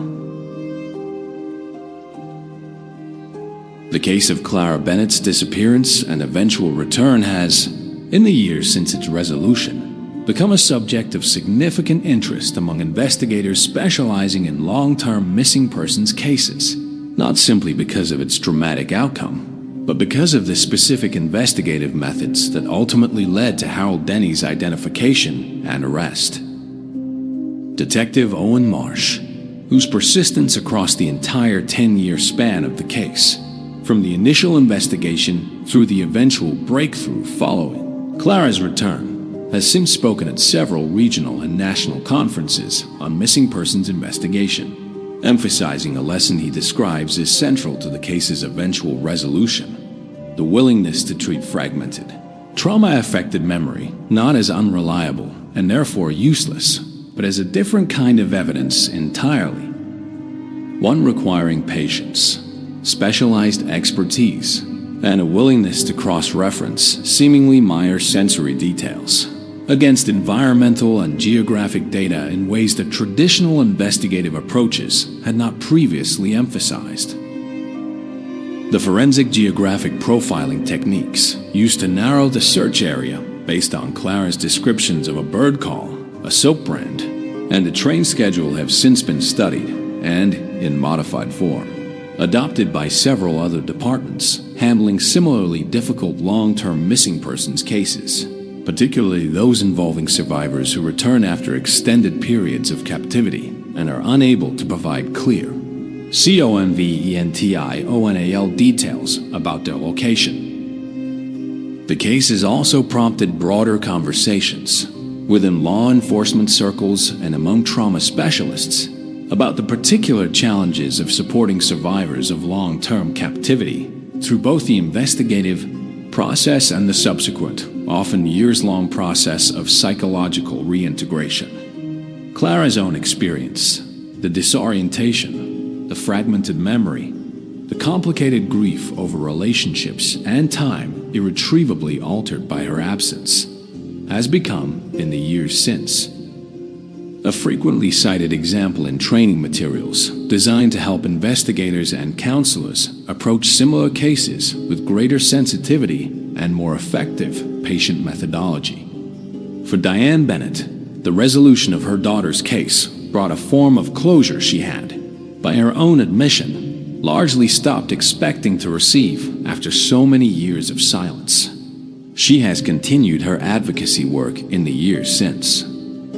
Though her focus has shifted somewhat, she says, from raising public awareness of ongoing cases towards supporting families navigating the complicated, often overlooked process that follows a survivor's return. The process, as she describes it, that no one prepares you for, because everyone assumes the hardest part ends the moment your loved one comes home. When in many ways, for us, that was only the beginning of an entirely new kind of difficult. Harold Denny remains incarcerated, and investigators have, in the years since his conviction, worked to determine whether he may have had any connection to other unresolved missing persons cases in the broader region, given the extended period during which he lived largely undetected and unsuspected by those around him. To date, no definitive connections to other cases have been established, though the investigation into his history, like so many cases of this kind, remains technically open, a quiet reminder that even a resolved case can leave behind questions that may never be fully answered. The property itself, where Clara Bennett spent 10 years of her life hidden from a world that continued moving forward without her, was eventually demolished at the request of local authorities, following consultation with Clara and her family, who described the decision as an important part of ensuring the physical space itself could never again serve any purpose beyond what it had already been forced to become. What remains in the place where Harold Denny's farmhouse once stood is now simply an empty field, indistinguishable to any passing stranger from the countless other quiet, unremarkable rural properties scattered throughout the region, a field that holds, invisibly, the memory of 10 years that can never be given back, but that no longer holds anything else at all. Clara Bennett is today, in her mid-30s, working as a registered nurse in a hospital not far from Ashworth Falls, the town where her disappearance began a decade-long ordeal that neither she nor her family could have imagined surviving to see resolved. She has spoken publicly on a small number of carefully chosen occasions about her experience, always emphasizing the same central message, that survival, in cases like hers, does not arrive as a single dramatic moment of rescue, but as a long, difficult, ongoing process that continues, in quiet ways, every single day since her return. She maintains a close relationship with her mother, her brother, and, in a form reshaped by time and circumstance, with Dean Whitfield, whose friendship, both have said, remains one of the steadiest and most important relationships either of them carried through the difficult process of rebuilding a life after 10 years apart. She has not remarried, nor entered any new romantic relationship in the years since her return, describing this in interviews not as an absence but as a deliberate, patient choice, a decision to fully understand and rebuild her own sense of self before considering what role another person might play in the life she is still, in many ways, learning to reclaim as entirely her own. Detective Owen Marsh retired from active investigative work several years after the case's resolution, though he has continued in a consulting capacity to advise on cold case methodology, drawing directly on the lessons of Clara Bennett's case whenever similar situations arise elsewhere in the country. He has described the case, on more than one occasion, as the one that taught him the most important lesson of his career. That hope, however faint, however many years it must be sustained across, is never entirely irrational. And that the willingness to keep searching, long after most reasonable expectations of success have faded, is sometimes the very thing that makes an eventual, unlikely resolution possible. The case of Clara Bennett endures, in the years since its resolution, as a rare and difficult example of a story that ends against every reasonable expectation built up over a decade of silence, not in tragedy, but in survival. A survival that came at an enormous, irreplaceable cost, but that nonetheless offered her family the one thing so many families in similar circumstances are never given: the chance to hold, once again, the person they had spent 10 years afraid they would only ever be able to remember. Ashworth Falls itself has changed in the years since Clara's disappearance and return, as towns inevitably do. The bookstore where she once worked remains a cafe. New families have moved into the neighborhood where she and Dean once planned to build a life together. But the town has not forgotten the 10 years of uncertainty that defined its most well-known unsolved case, nor the extraordinary, painstaking investigative work that finally, after a full decade, brought that uncertainty to an end. For Diane Bennett, watching her daughter build a new life in the years since her return, the entire ordeal has come to represent something she has tried in her advocacy work to communicate to every family facing a similar agonizing weight. You are told, when someone disappears, to prepare for the worst, she has said. And you should, in the sense that you must learn to survive the not knowing, however long it lasts. But you are never told that the worst is not the only possible ending. Sometimes, after everything, after years longer than anyone should ever have to wait, the person you love comes home. It does not undo what was taken. It cannot give back the years. But it means the waiting, however unbearable, was never for nothing. Clara Bennett's case remains, for investigators, families, and communities who study cases of long-term disappearance, a difficult but essential reminder that answers, however delayed, however incomplete, however painful in their eventual arrival, are always worth continuing to search for, because somewhere, in the smallest and least expected details, the truth is often still waiting to be found. If you enjoyed this original mystery story, like the video, subscribe for more, and turn on notifications for future psychological thrillers, unsolved mysteries, and fictional true crime-inspired tales. Until next time, sleep carefully.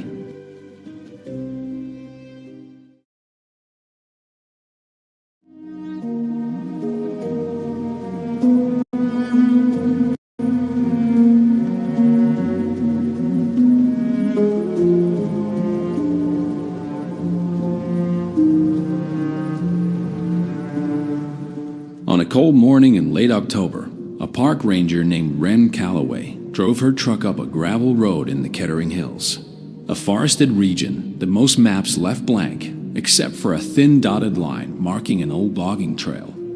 She was responding to a call from a family who said their son had gone hiking 3 days earlier and had not returned. This was not unusual, not at first. People got lost in the Kettering Hills every year. The terrain was deceptive. Ridges looked the same from every angle. Streams changed course after heavy rain. Most lost hikers were found within 48 hours, cold and hungry but alive. But this case was different, and Wren would spend the next 6 years trying to understand why. The missing hiker was a 26-year-old named Peter Voss. He had told his sister he planned to camp near a landmark the locals called Miller's Cabin, a structure that had stood empty in the hills for as long as anyone could remember. Peter had sent one text message before he lost signal. It read, "Found the cabin. Weird place. Going to check it out." That was the last anyone heard from him. Search teams combed the hills for 11 days. They found his tent, still pitched, his backpack still packed, his boots still laced and sitting neatly beside the sleeping bag as if he had simply stepped out of them and walked away barefoot into the woods. They found no blood, no signs of struggle, no tracks leading away from the campsite that could be followed for more than a few dozen meters before vanishing into rock and pine needle. They did not find the cabin. This detail troubled Wren more than anything else. Peter had described it clearly enough in his last message and in a voicemail to his sister the night before he disappeared. A single-room hunting cabin, timber walls gone silver with age, a stone chimney, a door facing east. He said it sat in a clearing near a bend in Cutter's Creek. Search teams walked that stretch of the creek a dozen times. They found the clearing. They did not find the cabin. It was as if the woods had simply closed over the place where it should have been. Wren filed her report and moved on to other duties, the way rangers do. Cases like this were rare, but they were not unheard of. People got disoriented. Memory played tricks in unfamiliar terrain.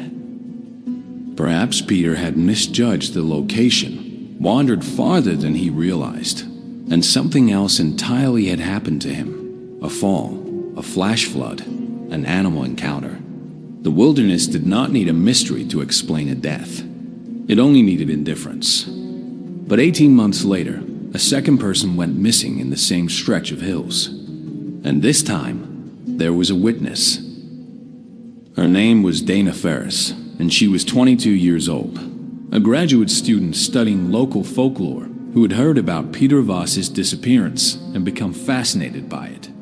She had come to the Kettering Hills with a friend, a young man named Colton Reyes, to search for the cabin herself.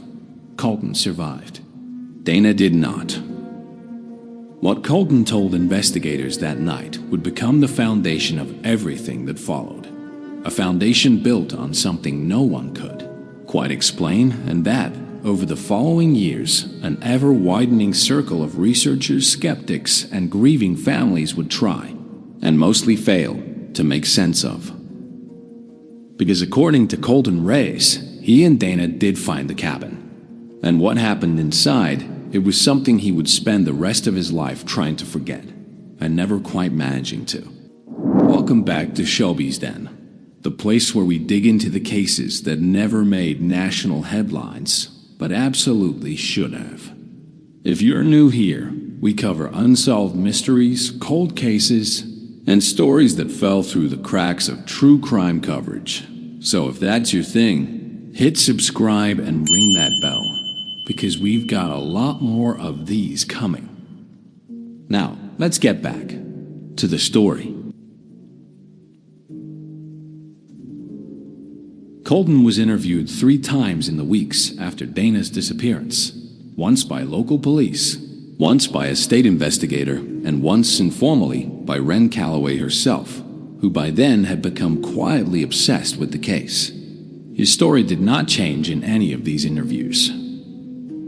This consistency would later become one of the strangest facts in the entire investigation, because as we will see, almost everyone who encountered the cabin told a slightly different story about what it looked like on the inside.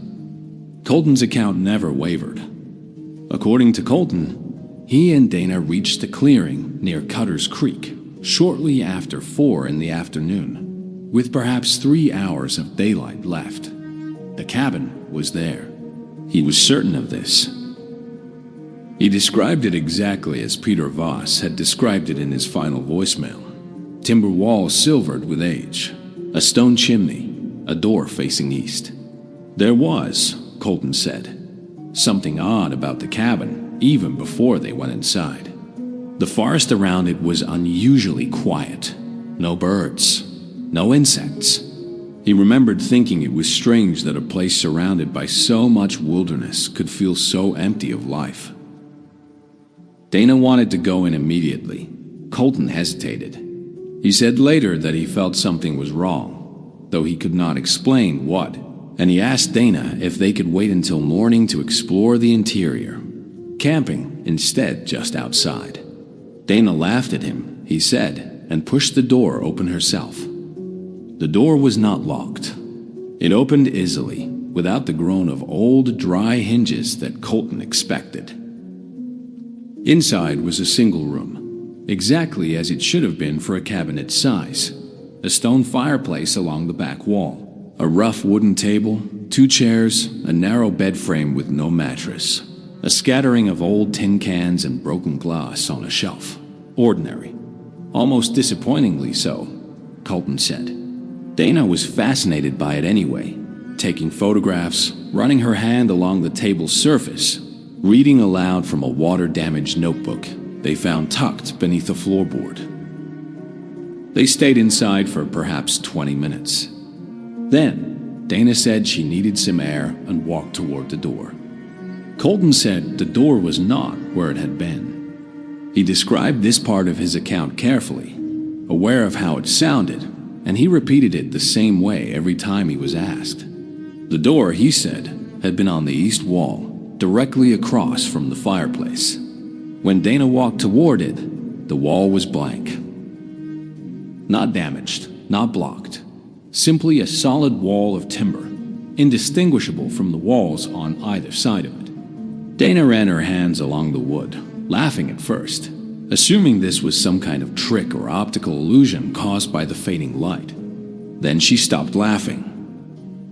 They searched every wall. They found no door. The one window, small and set high in the north wall, was still there, letting in a thin gray light. But it was far too small and too high to climb through. The fireplace opening was too narrow. There was no other way out. Colton said this went on for nearly an hour, a slow, escalating panic as the two of them pressed their hands against every plank of timber, searching for a seam, a hinge, a gap, anything.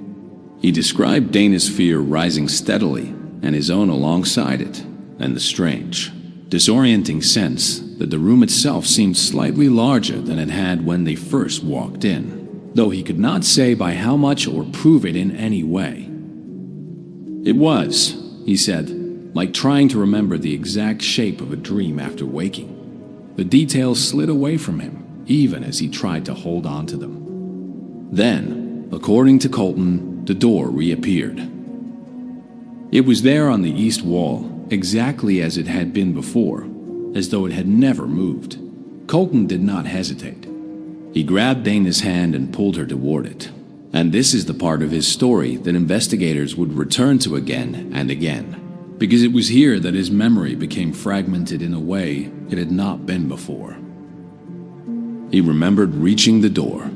He remembered pulling it open. He remembered cold air on his face and relief, real relief, flooding through him. He did not remember letting go of Dana's hand. But when he stumbled out into the clearing and turned around, gasping, triumphant, ready to pull her out behind him, the doorway was empty. Dana was gone. And behind him, when he turned to look again, so was the cabin. Colton Reyes ran nearly 6 miles through darkening forest before he reached cell signal and called for help. Search teams reached the area within 4 hours, working through the night with floodlights and dogs. They found the clearing near Cutter's Creek, exactly where Colton described it. They found no cabin. This alone might have been dismissed as a case of severe disorientation, a young man traumatized by losing his friend and unable to accurately recall the geography of an unfamiliar forest at dusk. Investigators noted reasonably that panic distorts memory. People under extreme stress often misremember distances, directions, even the basic layout of a room they were standing in moments before. It is one of the most well-documented phenomena in the study of eyewitness testimony.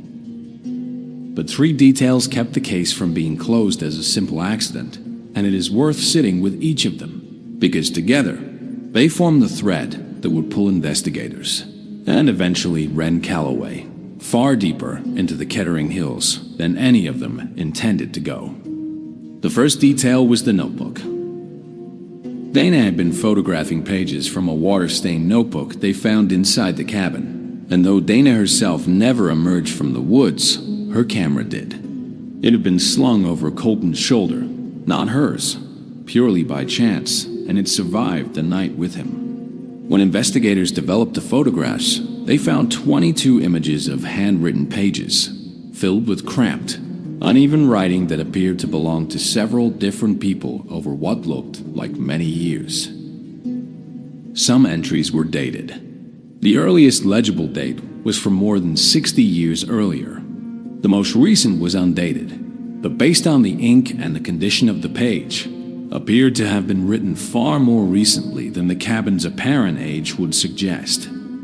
The entries described, in various handwritings and various states of clarity, the same experience Colton had just lived through. A door that vanished, a room that seemed to grow, a companion who did not make it back out.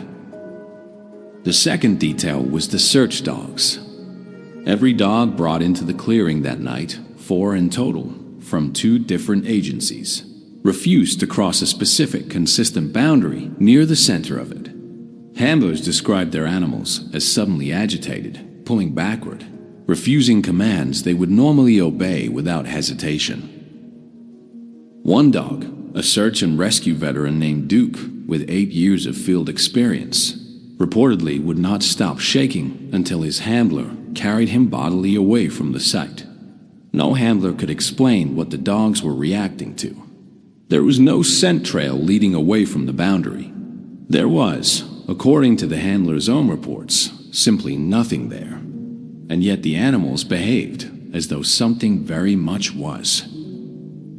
The third detail, the one that Ren Calloway would return to again and again over the following years, was this.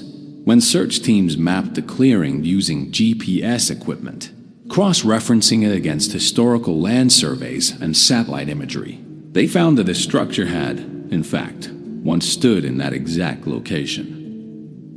County records from nearly 70 years earlier showed a small hunting cabin registered to a trapper named Elias Miller, the same name the locals used when they spoke of Miller's cabin in old stories told around campfires. According to those same records, the cabin had burned down in a wildfire 61 years before Dana Ferris disappeared. There was no cabin in that clearing. There had not been one for over 6 decades. And yet at least 3 people, Peter Voss, Dana Ferris, and now, it seemed, whoever had written the earliest entries in that notebook had walked into a structure that, by every official record, did not exist. Ren Calloway read the county archive report late one night in her ranger station, alone, with the wind moving through the pines outside her window, and she felt something she rarely felt in this line of work, a genuine, bone-deep unease that no amount of professional reasoning could talk her out of. Because if the cabin was not real in any conventional sense, then whatever had taken Peter Voss and Dana Ferris was not something a search team, however well-trained, however many dogs and drones and thermal cameras they brought, was ever going to find. To understand what happened inside that cabin, it becomes necessary to understand who Elias Miller was, And this is where the investigation, quietly led by Ren Calloway over the following 2 years, took its strangest turn yet. Local historical societies had only fragments on Miller. He was born in the region and worked most of his life as a trapper and occasional guide for hunters who came through the Kettering Hills in search of deer and black bear. Neighbors described him, in the handful of interviews preserved in an oral history project from decades earlier, as a solitary man, competent in the woods, unremarkable in most ways, except for one persistent detail that several separate accounts mentioned independently of one another. Elias Miller was afraid of his own cabin. He had built it himself by most accounts sometime in his 30s on a plot of land near Cutter's Creek that he had specifically chosen for its isolation. But according to at least 4 separate oral histories recorded with elderly residents of the nearest town, Miller stopped sleeping in the cabin within a few years of building it. He was seen constructing a second, much smaller shelter nearby, little more than a lean-to, where he apparently slept for the remainder of his life, using the original cabin only for storage and occasionally to host hunters passing through who needed shelter for a night. One account, given by a woman named Ruth Talbot, who had been a young girl when she knew Miller as an old man, described something that at the time seemed like nothing more than colorful folklore. The kind of story that attaches itself to any eccentric hermit living at the edge of a small town. She said Miller used to warn hunters, half joking, half serious, never to go into the cabin alone, and never to let go of each other's hands if more than one of them went in together. He called it, according to Ruth's memory of her grandfather's stories, the room that eats company. No one took this seriously for decades. It was filed away as local color, the kind of eerie tale small towns tell about their strange old hermits, useful mostly for scaring children at Halloween. But Ren Calloway, sitting with Ruth Talbot's granddaughter in a small kitchen nearly 70 years after Ruth first heard the story, found herself unable to dismiss it so easily, because never let go of each other's hands was almost word for word the warning that would have saved Dana Ferris's life had Colton known to heed it, and he very nearly had. He had been holding her hand. He simply did not remember letting go. There is a wildfire report from 61 years before Dana's disappearance that officially records the destruction of Elias Miller's cabin. Miller himself was not killed in that fire. Records show he died 4 years later of natural causes. In the small lean-to he had built beside the cabin he refused to sleep in. What the wildfire report does not explain, and what no one alive today can explain, is why a structure burned to the ground over 6 decades ago continued to appear, fully intact, silvered with age, exactly as it would have naturally aged had it survived, to hikers wandering into that same clearing. It is worth noting here, because it will matter later, that Ren found one more document in the Historical Society's disorganized archive, a short, handwritten letter from Elias Miller himself, dated the same year as the wildfire, addressed to no one in particular, apparently never sent. In it, Miller wrote that he believed the fire had not destroyed the cabin at all. He believed, in his own words, that it had only sealed it properly. He wrote that he was glad the fire had happened, and that he hoped it meant no one would ever find the clearing again. He was wrong. People kept finding it, and Ren Calloway was about to become one of them. 2 years after Dana Ferris vanished, a documentary film crew arrived in the region. They had heard about the case through local news coverage that had, by then, made the Kettering Hills something of a minor curiosity among fans of unexplained disappearances. The crew consisted of 3 people, a director named Marisol Ang, a cameraman named Tobias Wren, no relation to Ranger Ren Calloway, a coincidence that several people found unsettling at the time, though it meant nothing at all, and a sound engineer named Priya Deshmukh. They contacted Wren Calloway directly, having heard through local channels that she had become something of an unofficial expert on the case, quietly compiling records and interviews on her own time. She agreed to speak with them, though she made clear from the outset that she would not personally lead them to the clearing near Cutter's Creek. She had been there many times since Dana's disappearance. She had never seen anything resembling a cabin, and she told the film crew this plainly. Whatever it was that Peter Voss, Dana Ferris, and the anonymous authors of that water-stained notebook had encountered, it did not appear to anyone who was not already, in some sense, meant to find it. This should have been the end of the film crew's interest, or at least should have prompted more caution than it did.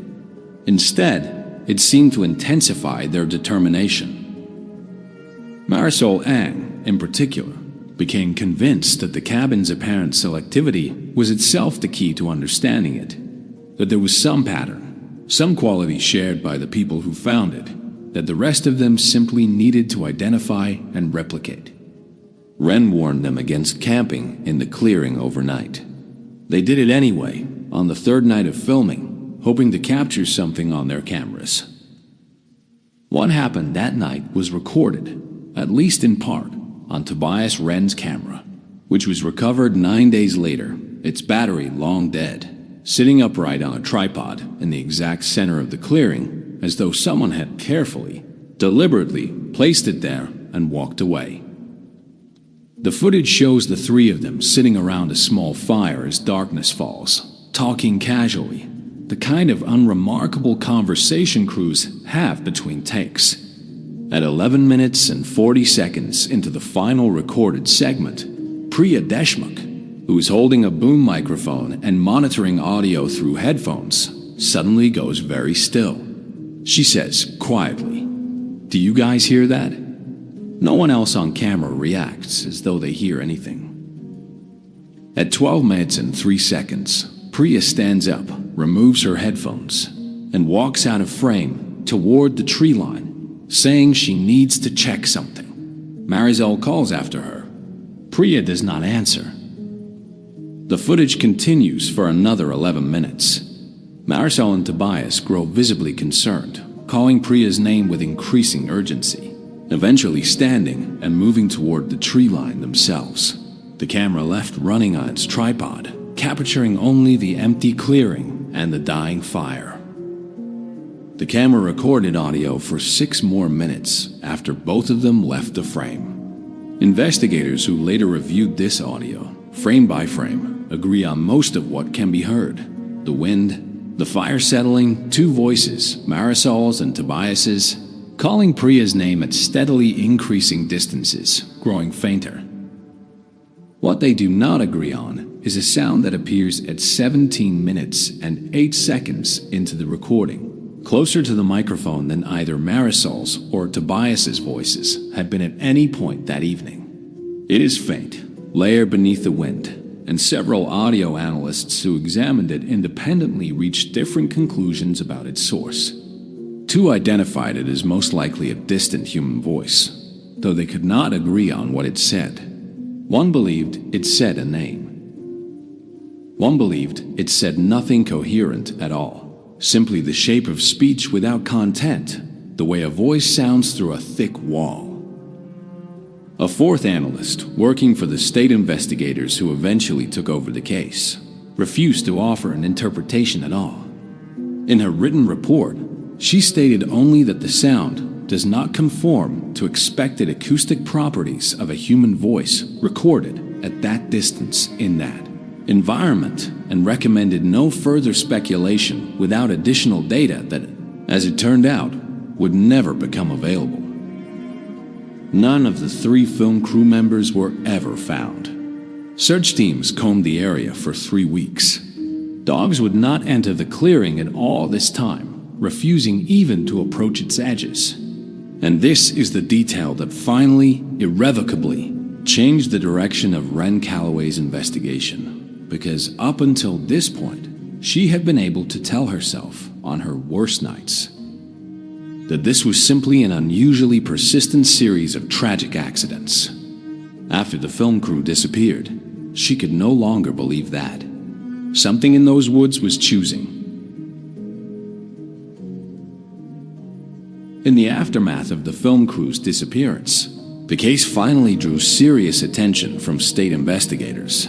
Though by then, 5 people had vanished under circumstances that defied every conventional explanation available to them.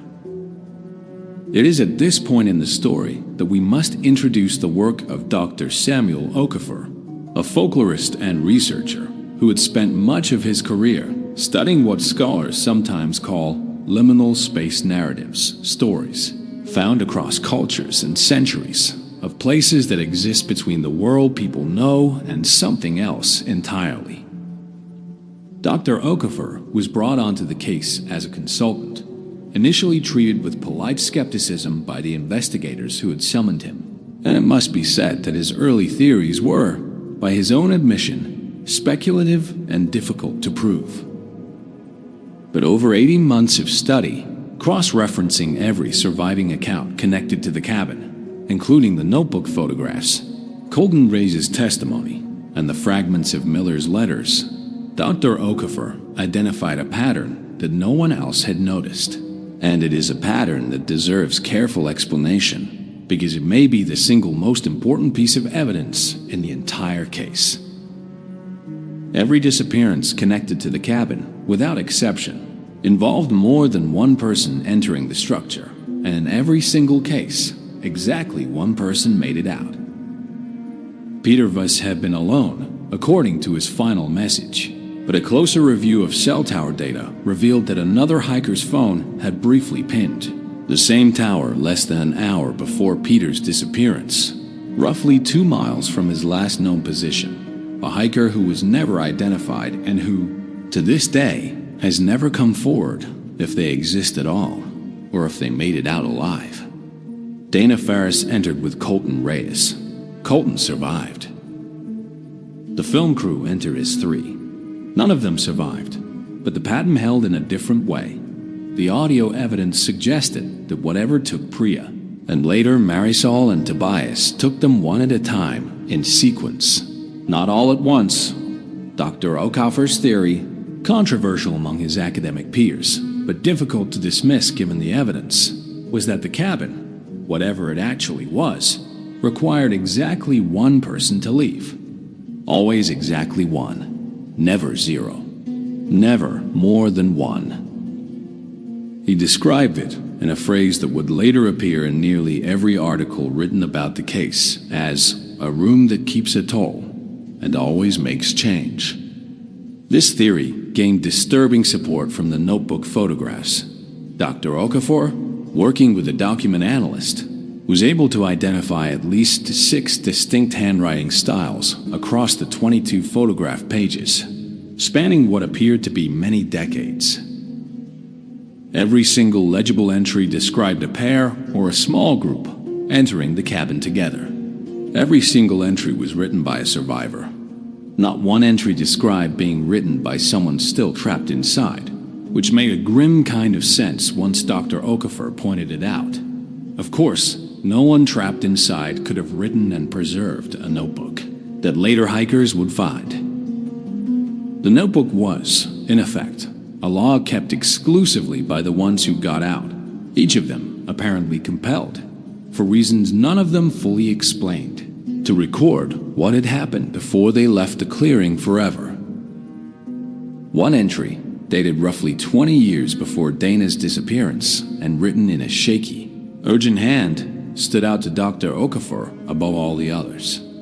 It read, in part, that the writer believed the cabin was not choosing at random who left and who stayed.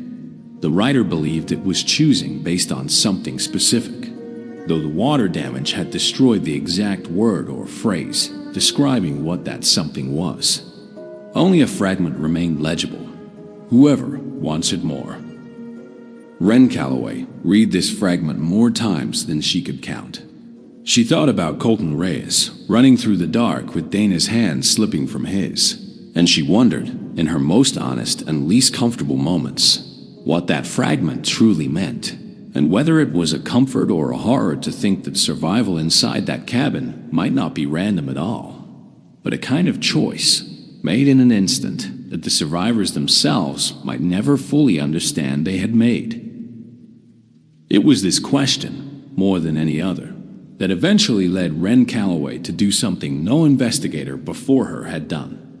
She decided to go looking for the cabin herself, deliberately, and this time, she would not go alone. By the time Wren Calloway made this decision, 6 years had passed since Peter Voss's disappearance, and she was no longer simply a park ranger investigating a strange local mystery. She had become the de facto keeper of the case, corresponding with Dr. Okafor, maintaining a private archive of every document, photograph, and testimony connected to the cabin, and quietly turning down 3 separate opportunities to transfer to other postings, because she could not bring herself to leave the Kettering Hills while the case remained unresolved. She understood, better than anyone, the risk of what she was proposing. She had read every account. She knew about the door that vanished, the room that seemed to grow, the toll that always required exactly one person to pay. And yet she found herself unable to let the case rest, driven by something she later described in a recorded statement given after the events that followed as less like curiosity and more like an obligation, a sense that 5 people, and possibly more whose names were lost to the notebook's water damage, deserved someone who would not simply file a report and move on. She chose to bring one companion, a search and rescue volunteer named Idris Whitfield, a quiet, methodical man in his 50s with over 20 years of wilderness experience, who had assisted on the original search for Peter Voss and had never fully let go of the case either. Wren chose him specifically because of something Dr. Okafor had suggested, cautiously after months of study, that the danger seemed to increase with the size of the group, and that whatever selective process the cabin used to determine who left and who stayed might function differently, might be somehow easier to survive with exactly 2 people rather than 3 or more. This was, Dr. Okafor stressed repeatedly, an unproven theory built on a small and troubling sample size. He did not recommend that anyone test it. Wren decided to test it anyway. They prepared carefully. They agreed before setting out on a single unbreakable rule, learned directly from the accounts of both Colton Rice and the anonymous notebook entries. If they entered the cabin, they would never let go of each other's hands, not for a moment, no matter what they saw or heard inside. They tied a length of paracord between their wrists as a backup, a physical connection that could not be lost to a moment's distraction or panic the way a simple grip might be. They agreed on a strict time limit inside the structure, no more than 15 minutes. And Idris carried a mechanical kitchen timer, deliberately low-tech, reasoning that whatever forces affected the cabin's interior might not affect something so simple and analog. They reached the clearing near Cutter's Creek on a gray afternoon in early autumn, almost exactly 6 years to the day after Peter Voss had sent his final text message. The clearing looked exactly as Wren remembered it from her dozens of previous visits. Empty, quiet, the creek running low over smooth stones, no structure of any kind visible among the trees. They waited. This, too, was based on something Dr. Okafor had noticed in his research. Every documented sighting of the cabin had occurred in the late afternoon or early evening, in the hour before true darkness fell, when the light in the forest turns a particular shade of gray-gold that photographers call the last light. No one had ever reported seeing the cabin at midday, or at night, or in full darkness. Only in that narrow window of fading light. At 4:51 in the afternoon, according to the timestamp on Wren's body camera, which she had insisted on wearing despite Idris's skepticism, the cabin appeared. Wren would later describe this moment as the single most disorienting experience of her life, more disturbing in its way than anything that happened afterward, because there was no dramatic flicker, no shimmer of magic, no sound at all. One moment, the clearing was empty. The next moment, and her body camera footage confirms this, showing no gap, no cut, no visible transition of any kind. The cabin stood in front of them, timber walls silvered with age, stone chimney rising against the darkening sky, door facing east, exactly as Peter Voss, Dana Ferris, and Colton Reyes had each described it, exactly as it had stood, according to county records, before it burned to the ground over 60 years earlier. Wren gripped Idris's hand. He gripped hers back. Neither of them spoke. They walked toward the door together. The body camera footage from this section of the investigation would later be studied more closely than perhaps any other piece of evidence in the entire case. Frame by frame, by investigators, by Dr. Okafor, and eventually by a small circle of independent researchers who gained access to it after the case was, in a limited way, made public. It remains, to this day, the only recorded footage from inside the cabin. And it answers some questions while raising others that no one has ever been able to resolve. The interior matched Colton Reyes' description closely. A single room, a stone fireplace along the back wall, a rough wooden table with 2 chairs, a narrow bed frame with no mattress. The air inside was cool and still, and Wren's camera microphone picked up something that had not been reported before. A faint, low sound almost below the threshold of hearing, that Idris described afterward as feeling less like a sound and more like a pressure, the way ears feel on a descending airplane. Neither of them could identify a source for it. They moved carefully, Wren's hand locked around Idris's, the paracord taut between their wrists. Idris set the kitchen timer for 15 minutes the moment they crossed the threshold, and it's steady. Mechanical ticking is audible throughout the entire recording, a small, strange comfort against the silence of the room. They found the notebook. It was there, tucked beneath the same loose floorboard Colton had described years earlier, and this alone confirmed something important. The cabin was not simply repeating a single frozen moment in time. It contained, in some sense, a continuous history. A record that persisted and perhaps even grew between each appearance. Wren photographed several pages rather than removing the notebook itself.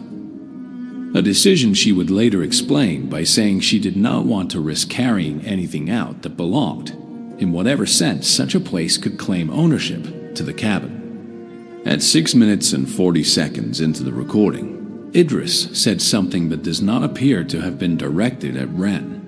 His voice on the recording is calm, almost conversational, and he says, quite clearly, "I know. I'm coming."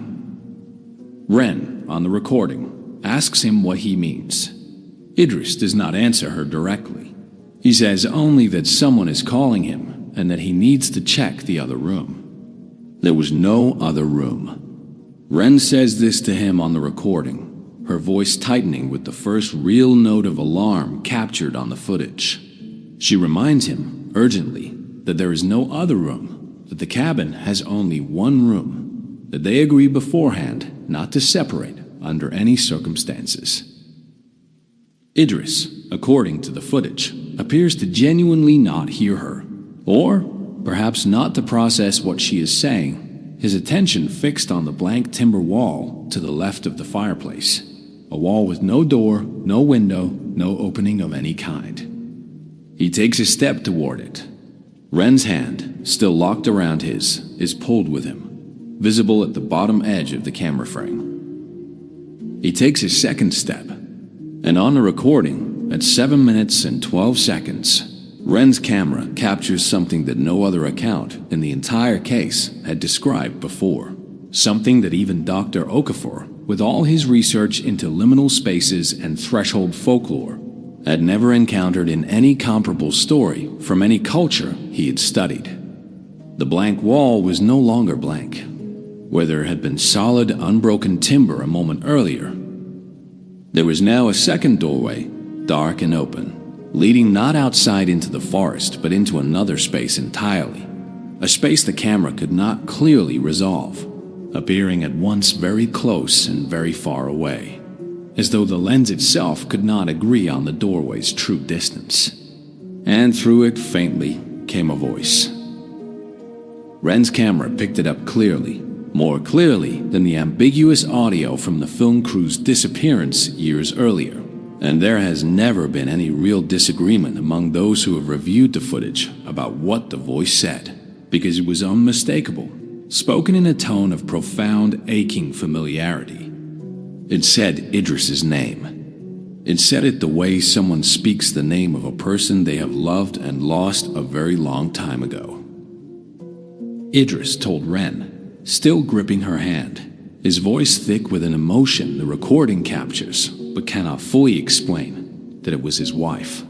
He said her name. He said she had died 4 years earlier of an illness that had taken most of a year to run its course, and that he would know her voice anywhere, in any darkness, under any circumstances, and that she was calling him and that he needed to go to her. What happens next in the recording is the single most debated sequence in the entire investigation, and it is worth describing exactly, without embellishment, because the truth of it is strange enough without exaggeration. Ren did not let go of Idris's hand. This much is certain, confirmed by the footage itself, which shows their joined hands and the taut paracord between their wrists throughout the entire remaining sequence. She held on, and she spoke to him, her voice steady despite everything, reminding him of their agreement, reminding him that they had 15 minutes and that the timer, audible throughout, had already used more than half that time, reminding him, and this is the detail she would return to again and again in the years following, believing it was this argument and not any other that ultimately mattered, that his real wife, the actual woman he had loved and buried, would never have asked him to walk into a darkness like that one, would never have wanted him to leave a living person's hand to follow a voice in an impossible doorway. Idris did not answer her in words. On the recording, his breathing grows ragged, and there are nearly 90 seconds of silence between them, filled only by the ticking of the kitchen timer and that faint, low-pressure sound beneath everything, during which the second doorway remains open, the voice occasionally calling his name again, softer each time, as though receding or as though growing tired. At 8 minutes and 51 seconds, Idris took a step backward, away from the doorway.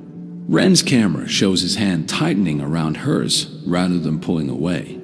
He said, in a voice that the recording captures as barely above a whisper, that he was sorry. He did not say who he was speaking to, Ren, or the voice, or the memory of his wife, or all three at once. The second doorway did not close gradually. It was simply gone, the same way the original doorway had appeared without transition. One frame showing dark open space, the next frame showing clearing near Cutter's Creek. Ren's body camera footage shows the cabin behind them as they walk away, and then, roughly 40 seconds later, without any dramatic flourish, simply shows the empty clearing again, the cabin no longer present in the frame, though neither Ren nor Idris, according to their own testimony, saw it disappear. They were not looking back. They were walking, quickly, toward the tree line and the trail beyond it, and toward whatever the rest of their lives were going to look like now that they knew, with absolute certainty, that the cabin was real, that it took something specific from the people who entered it, and that at least once it could be resisted. This is where most retellings of this case choose to end, because it is, in its way, a satisfying ending, a survivor's account, a mystery partially solved, a piece of undeniable evidence finally recorded. But it is not, in fact, the end of what happened to Rem Calloway and Idris Whitfield. And the final piece of this case is the piece that Ren herself has been most reluctant to discuss publicly, though she agreed, eventually, to have it included in the full record, because she believed, as she put it, that people deserved to understand the whole shape of the thing, not just the part that felt like victory. In the weeks following their return from the cabin, Idris Whitfield began to change in small, quiet ways that neither he nor Wren noticed clearly until months had passed and the pattern became impossible to ignore. He stopped sleeping through the night, waking consistently, according to his own account, at the same hour each time, though he could never remember what woke him. He began keeping a journal, something he had never done before in his life, filling its pages with entries that, when Wren eventually read them with his permission, bore an unsettling resemblance in tone and urgency to the fragments recovered from the notebook inside the cabin itself. He described, in these private pages, a persistent feeling that he had left something behind in that room, though he insisted he had carried nothing in and nothing out, that both hands had been empty the entire time, that the only thing that had ever connected him to that place was the sound of his wife's voice and the choice he had made not to follow it. Dr. Okafor, when Wren eventually shared these journal entries with him, offered a theory that he was careful to present as speculation rather than certainty, because by this point in his long study of the case, he had learned to hold his conclusions loosely. He suggested that the cabin's toll might not always take a person in the way it had taken Priya Deshmukh, Marisol Ang, and Tobias Wren, vanishing them entirely and leaving no trace behind. He suggested that in cases where the toll was resisted, where someone chose, as Idris had chosen, to stay rather than follow the voice through the second doorway, something might still be taken, not the person's body, not their life in any way that could be measured or proven, but something quieter, something that left a person present in the world, and yet subtly, permanently altered. A doubt, a hollow, a part of the self that had, in some sense he could not fully articulate, walked through that doorway anyway, even as the rest of the person turned and walked away. Wren has never fully accepted this theory, and it should be said plainly here that it remains entirely unproven, resting on nothing more than a pattern of behavior in a single case study, and the speculative framework of a folklorist working at the very edge of his field's ability to explain what he was documenting. But she has also never been able to fully dismiss it because of what happened 11 months after their expedition into the cabin, on an ordinary afternoon in early autumn, on the anniversary, almost to the day, of their descent. Idris Whitfield walked into the Kettering Hills alone, without telling anyone where he was going, without his equipment, without so much as a jacket against the cooling autumn air. He left no note. His truck was found parked at the same trailhead Wren had used 6 years earlier during the original search for Peter Voss. Search teams combed the area for 3 weeks. They found no trace of him, no tracks, no belongings, no sign that he had ever entered the woods at all, apart from the truck sitting exactly where he had left it. Wren returned to the clearing near Cutter's Creek herself, alone this time, against every piece of advice she had ever given anyone else about that place. And she waited through an entire late afternoon into early evening, watching the light turn that particular shade of gray gold that the cabin seemed to require, and then watching it fade into true darkness. The cabin did not appear. She has returned many times since, always alone, always at that same hour. And in the years since Idris Whitfield's disappearance, the cabin has never shown itself to her again. She does not know whether this is a mercy or a punishment. She does not know whether Idris found his way to the doorway a second time, whether the voice called for him again on some later day when Wren was not there to hold his hand, or whether something else entirely happened to him in those woods. Something that has nothing to do with the cabin at all. She keeps the notebook photographs, the body camera footage, and every document connected to this case in a private archive that, as of this telling, has never been made fully public, out of a fear she has struggled to articulate clearly, even to herself. A fear that wider attention might draw more people to that clearing, more searchers hoping to find what Peter Voss found. What Dana Ferris found, what the film crew found, what Wren herself and Idris Whitfield found. She has come to believe, after everything, that the cabin is not a mystery meant to be solved. She has come to believe it is something closer to a toll booth standing at the edge of an unmarked road, one that most people will never see in their entire lives, and that those who do see it are not meant to understand why they, and not someone else, were the ones who found it. To this day, 7 people are officially connected to the disappearances at Cutter's Creek. Peter Voss, Dana Ferris, Priya Deshmukh, Marisol Ang, Tobias Wren, and most recently, Idris Whitfield. Wren Calloway remains the only person known to have entered the cabin and walked back out with everything, and everyone she brought in with her. She still works in the Kettering Hills. She still answers calls about lost hikers, still drives the gravel roads that wind through those quiet forests, and she still carries in the bottom drawer of her desk at the ranger station a length of paracord, cut clean at both ends, that she has never been able to throw away.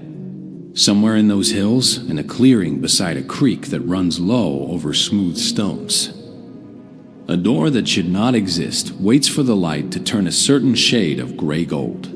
It does not appear every evening. It does not appear for every person who walks that trail. But it has appeared before, more than once, to more than one person. And the county records that say it burned to the ground over 60 years ago have never been corrected, because no official explanation has ever been found that could account for what has happened there since. The case remains open. The cabin has never been found on any map. And somewhere, in a notebook tucked beneath a loose floorboard in a room that may or may not exist at any given moment, the next entry is waiting to be written by whoever is unlucky, or unlucky in some stranger and more particular way, enough to find that door standing open in the fading light, and to decide, in the space of a single held breath, whether to walk through it or to turn and run. If you enjoyed this original mystery story, like the video, subscribe for more, and turn on notifications for future psychological thrillers, unsolved mysteries, and fictional true crime-inspired tales. Until next time, sleep carefully.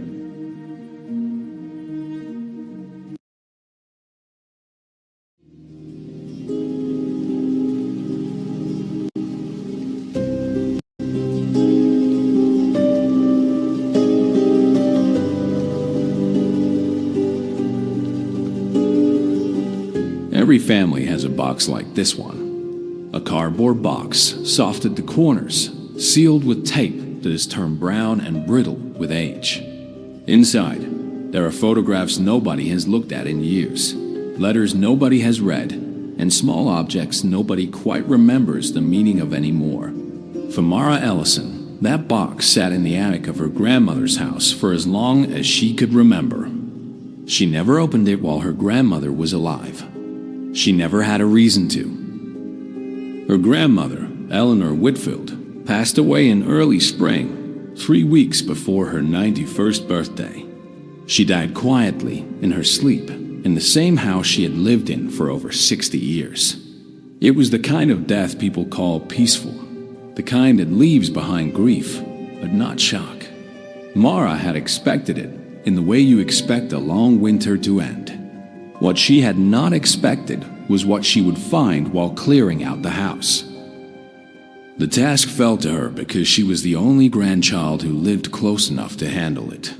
Her mother had passed years earlier, and her uncle lived 2 states away, busy with his own family and unwilling to take time off work.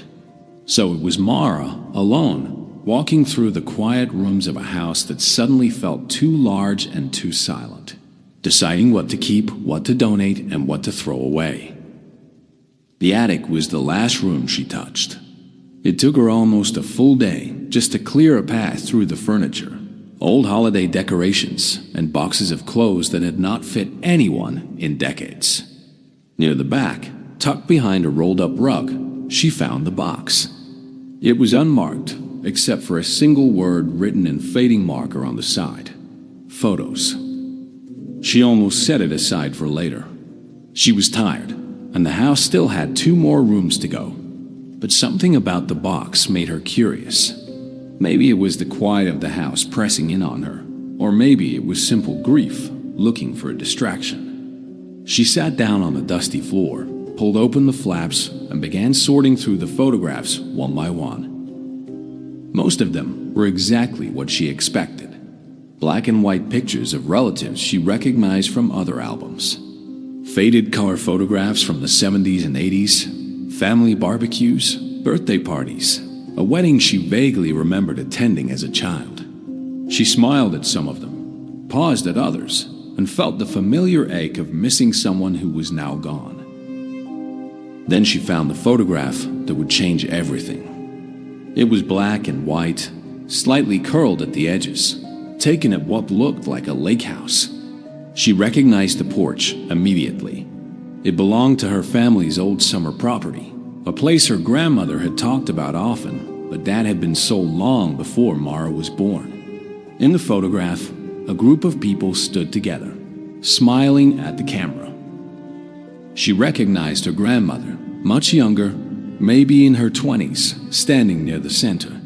Beside her stood a man Mara assumed was her grandfather, though he had passed away before she was born, and she had only seen him in a handful of photographs. But there was another man in the picture. He stood close to her grandmother, his arm resting lightly near her shoulder, in the easy way of someone who belonged in the group. He was young, maybe 30, with dark hair combed neatly to the side and a calm, confident expression. Mara did not recognize him. She turned the photograph over, hoping for a name or a date, but the back was blank except for a faint half-erased pencil mark that she could not quite make out. She set the photograph aside and kept sorting, thinking little of it. Families often had photographs like this: friends of the family, neighbors, people whose names got lost over the years. But an hour later, she found another photograph from what appeared to be the same day. And the man was in that one too, standing in nearly the same position, smiling in the same easy way. By the time she finished going through the box, she had found the man in 4 different photographs, all taken at the lake house, all from what looked like the same gathering. In every single one, he stood close to her grandmother, not like a stranger being polite for a photograph, like family. Mara sat on the attic floor for a long time after that, holding the 4 photographs in her hands, staring at a face she had never seen before in her life. A face that, for reasons she could not explain, felt like it belonged in her family and yet did not belong there at all. She told herself it was nothing. A cousin, perhaps someone from her grandmother's side who had drifted away from the family over the decades, the way people sometimes do. But there was something about the way he stood, something about the ease in his posture, that made the explanation feel too simple. She could not shake the feeling that she was looking at someone who mattered, someone whose name had been deliberately left off the family record. She did not know it yet, but that quiet afternoon in the attic was the beginning of a search that would take her into the oldest and most carefully guarded parts of her family's history. It would lead her to letters no one had read in 50 years, to a name written only once, and to a truth her grandmother had kept hidden for her entire life. For now, all Mara had was a photograph, a stranger's face, and a question she could not stop asking herself. Who was this man, and why had no one in her family ever spoken of him? Welcome back to Shelby's Den, the place where we dig into the cases that never made national headlines, but absolutely should have. If you're new here, we cover unsolved mysteries, cold cases, and stories that fell through the cracks of true crime coverage. So if that's your thing, hit subscribe and ring that bell, because we've got a lot more of these coming. Now, let's get back to the story. The next morning, Mara brought the photographs downstairs and placed them on the kitchen table, the same table where her grandmother had served her tea 100 times before. She made coffee, sat down, and studied the pictures again in the better light of day, hoping the answer would somehow be more obvious now that she was not staring at them in a dusty attic. It was not. She examined the man's face closely. He had a straight nose, a strong jaw, and eyes that seemed to catch the camera directly, as though he was comfortable being photographed, comfortable being seen. His clothing suggested the early 1960s, which matched the general style of the other photographs in the box. He looked, if anything, like he could have been a distant relative of her grandmother, someone who might share a family resemblance if you looked closely enough. But when Mara compared his face to photographs of her grandmother's known brothers and cousins, she found no clear match. She decided to call her Aunt Diane, her grandmother's younger sister, who was 84 years old and still sharp enough to remember details from decades earlier. If anyone would recognize the man, it would be her.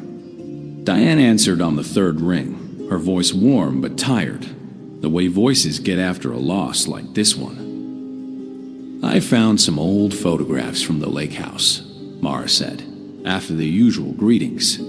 "There's a man in a few of them that I don't recognize. I was hoping you might know who he is." There was a pause on the line, longer than Mara expected. "What does he look like?" Diane finally asked. Mara described him as best she could. Dark hair, calm expression, standing close to Elena in each photograph.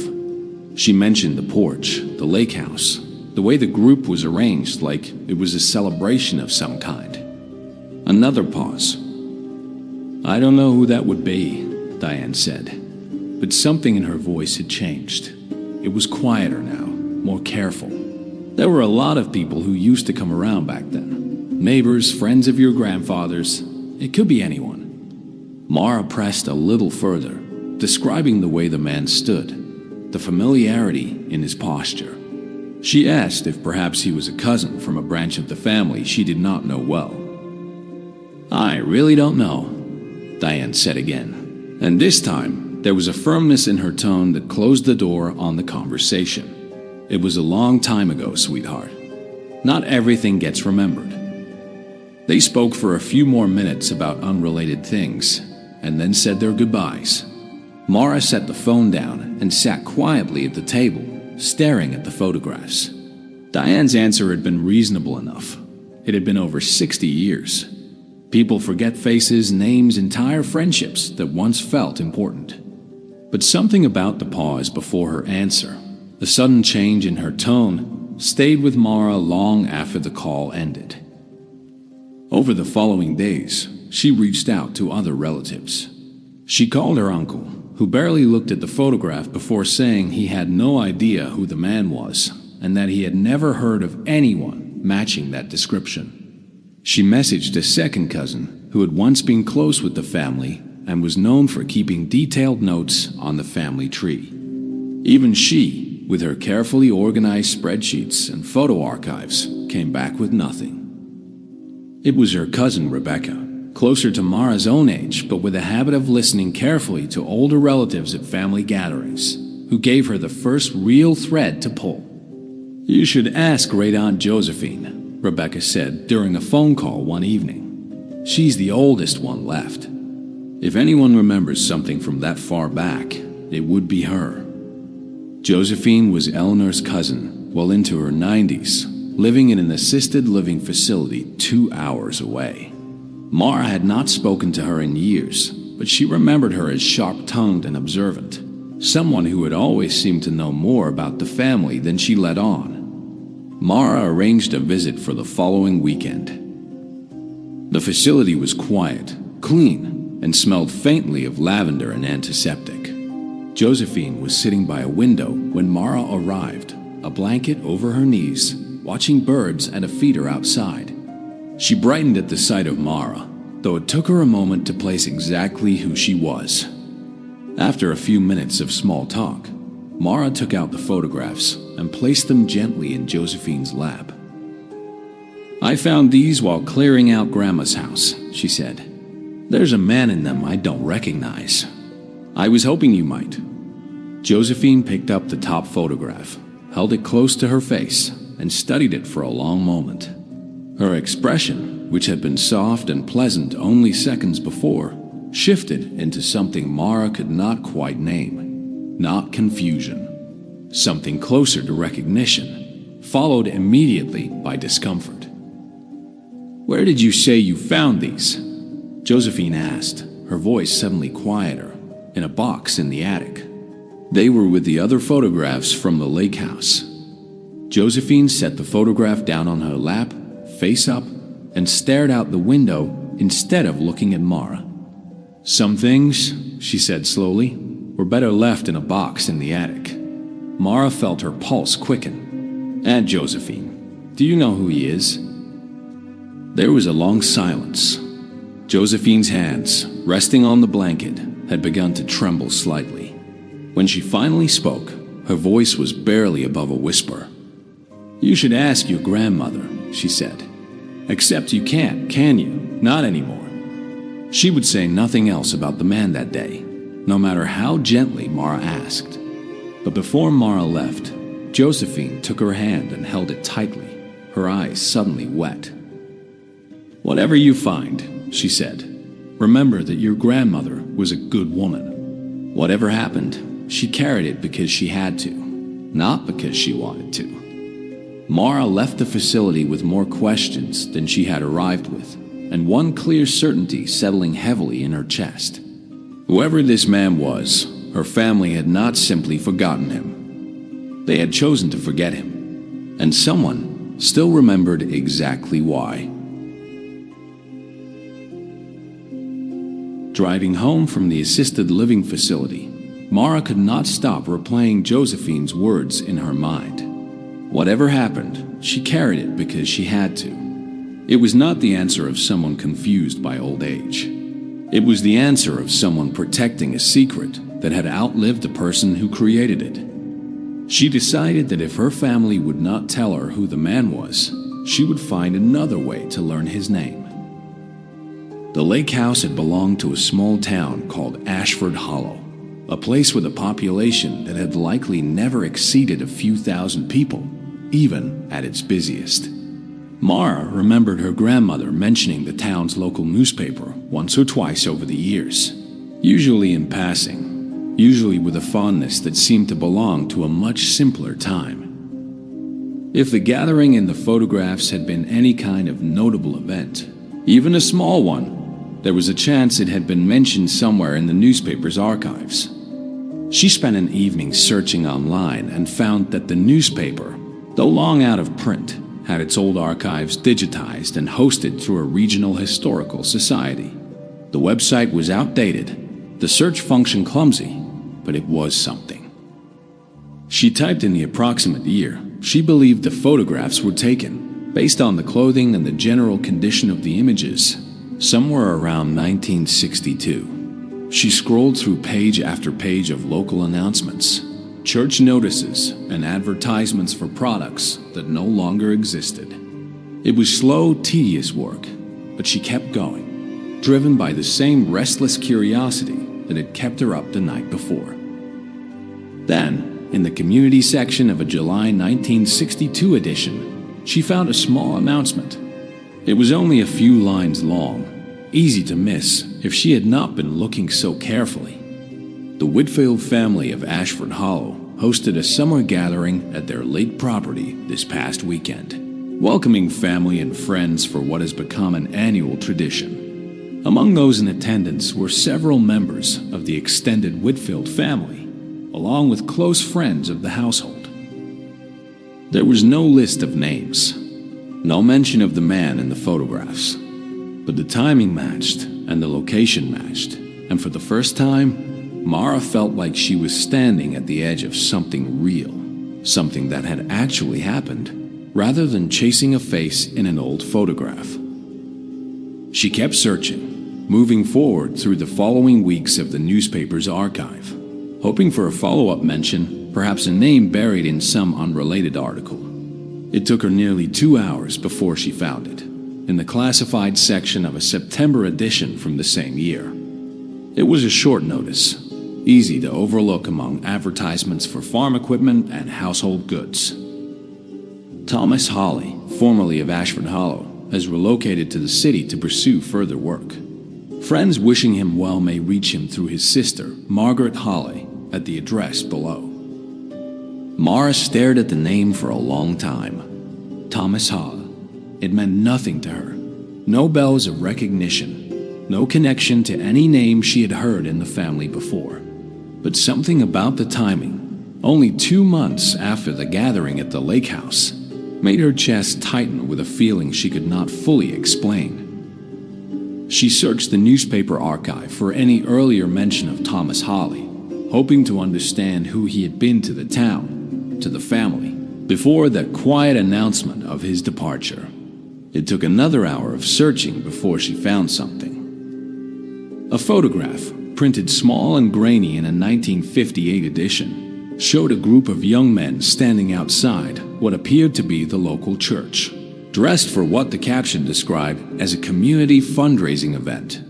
Among the names listed beneath the photograph, she found him. Thomas Hawley, third from the left, described only as a longtime resident of Ashford Hollow, active in local charity work. She compared the grainy newspaper photograph to the man in her grandmother's photographs. The image quality was poor, but the resemblance was unmistakable. Same dark hair, same straight nose, same easy confidence in his posture. She finally had a name. But the name only opened up more questions than it answered. Why had Thomas Hawley been standing so close to her grandmother in a family photograph in a way that suggested he belonged there? And why, only 2 months after that photograph was taken, had he suddenly left the town entirely, quietly, with only a brief classified notice marking his departure? Mara sat back from her laptop, the glow of the screen the only light in her dark living room, and felt the same unsettling certainty she had felt at Josephine's window. Something had happened that summer at the lake house. Something significant enough that a man who had lived his whole life in a small town suddenly packed up and left within weeks of a single photograph being taken. And whatever it was, it had been significant enough that 60 years later, her family still refused to speak his name. She had a name now, Thomas Hawley, but she still did not have his story, and she was beginning to suspect that finding it would require digging much deeper than old newspapers and half-remembered family gatherings. She needed to find someone who had actually known him, and she was running out of time before the people who remembered him firsthand were gone for good, just as her grandmother now was. With a name in hand, Mara returned to her grandmother's house the following weekend, determined to search it more thoroughly than she had before. If Thomas Hawley had meant something to Eleanor Whitfield, there might be more evidence of him somewhere in the house, something beyond a handful of photographs in an attic box. She began in her grandmother's bedroom, the place that felt most personal, most likely to hold whatever private things Eleanor had chosen to keep close rather than store away. She went through the dresser drawers, the knitstand, the closet, finding nothing but ordinary items. Clothing, jewelry, old greeting cards from grandchildren. It was almost by accident that she noticed a loose floorboard.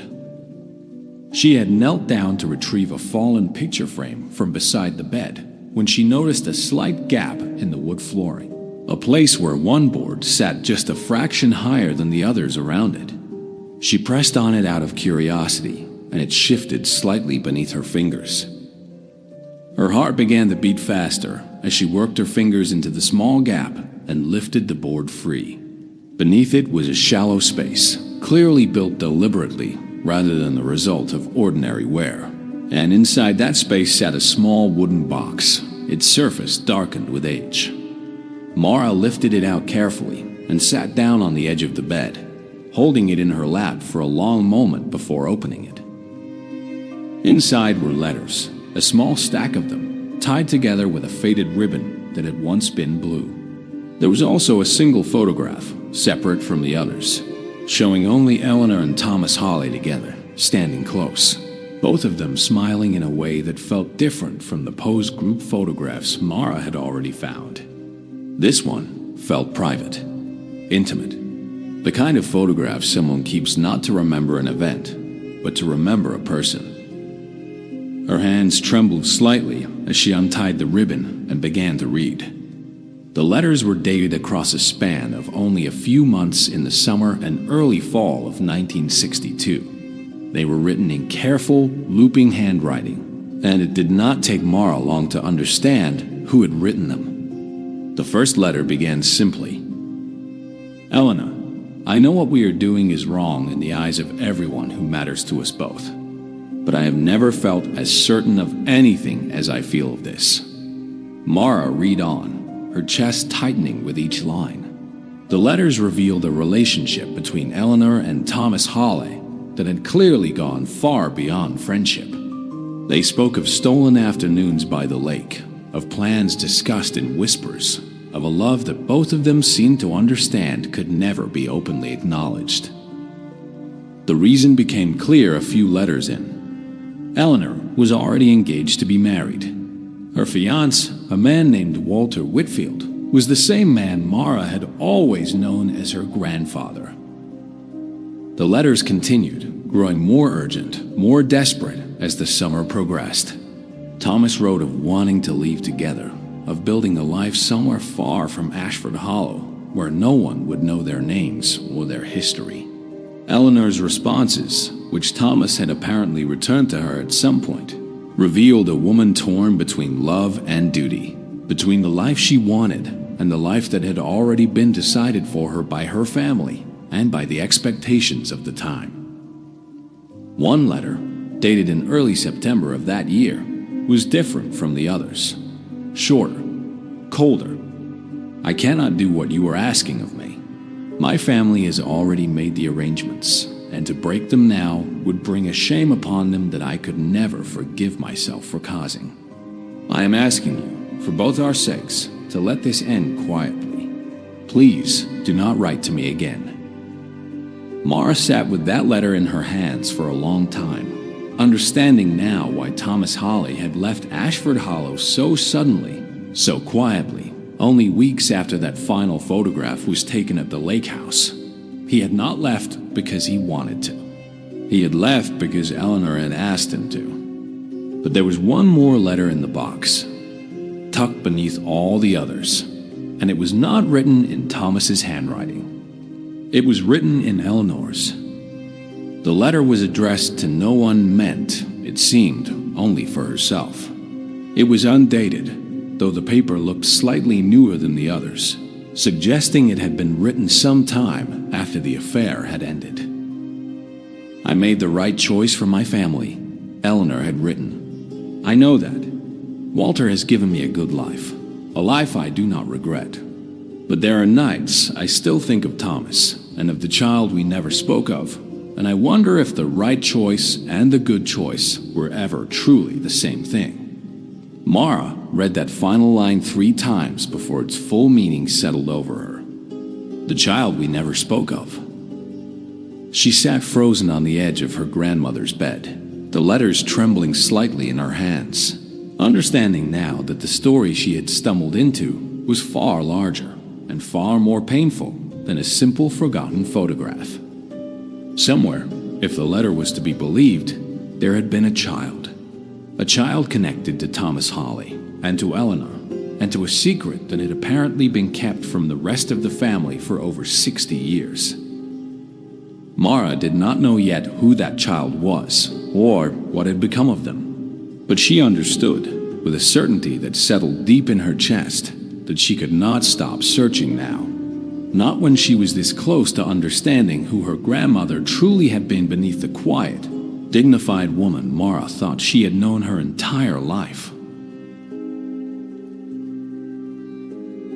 Mara drove back to the assisted living facility 2 days later, the letters carefully packed in a folder on the passenger seat. She had not called ahead this time. She was worried that if she gave Josephine time to prepare, the older woman would find a way to close the conversation before it even began. Josephine was in the same chair by the window when Mara arrived, though this time she did not smile at the sight of her. "You found something," Josephine said, before Mara had even sat down. It was not a question. Mara opened the folder and set the letters on the small table between them, along with the private photograph of Eleanor and Thomas standing close together. She watched Josephine's face carefully as the older woman looked over the items, her expression unreadable at first, then slowly softening into something that looked like grief. "I always wondered if she kept anything," Josephine said quietly. "I told her once, years ago, that she should burn everything. She never listened to me about much, but I thought for certain she had listened about that." "You knew about Thomas Hawley," Mara said. Josephine nodded slowly. Everyone who was old enough at the time knew, in one way or another. Not everyone spoke of it, but people knew. "And the child?" Mara said, her voice quieter now. "Do you know what happened to the child?" Josephine was silent for a long moment, her hands folding together in her lap.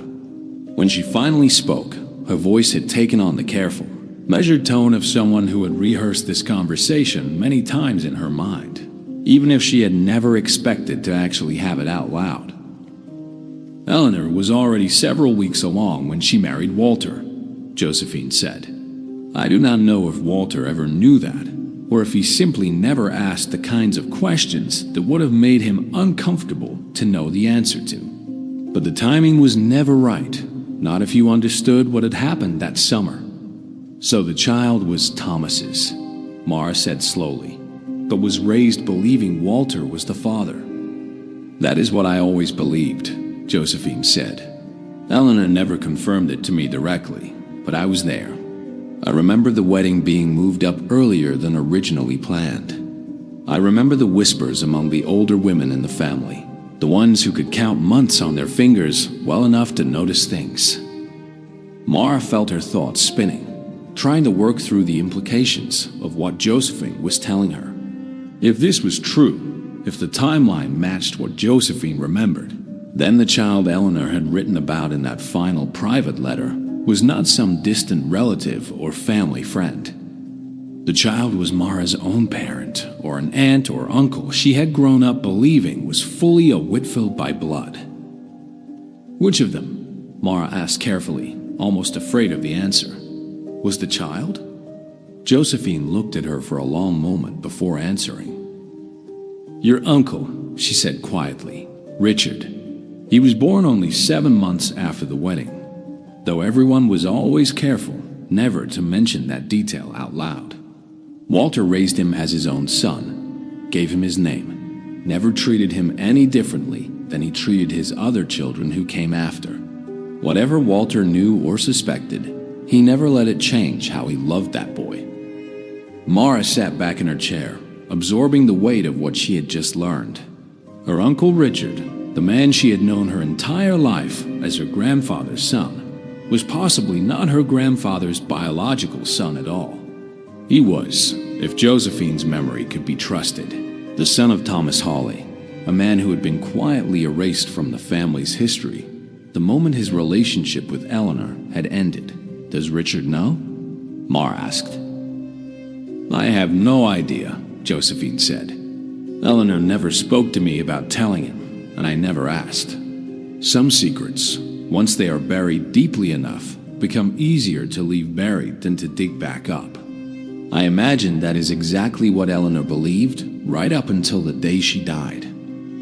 Mara thought of her uncle, the quiet, steady man who lived 2 states away, who had seemed almost relieved when Mara offered to handle their mother's house so he would not have to face the emotional weight of it himself.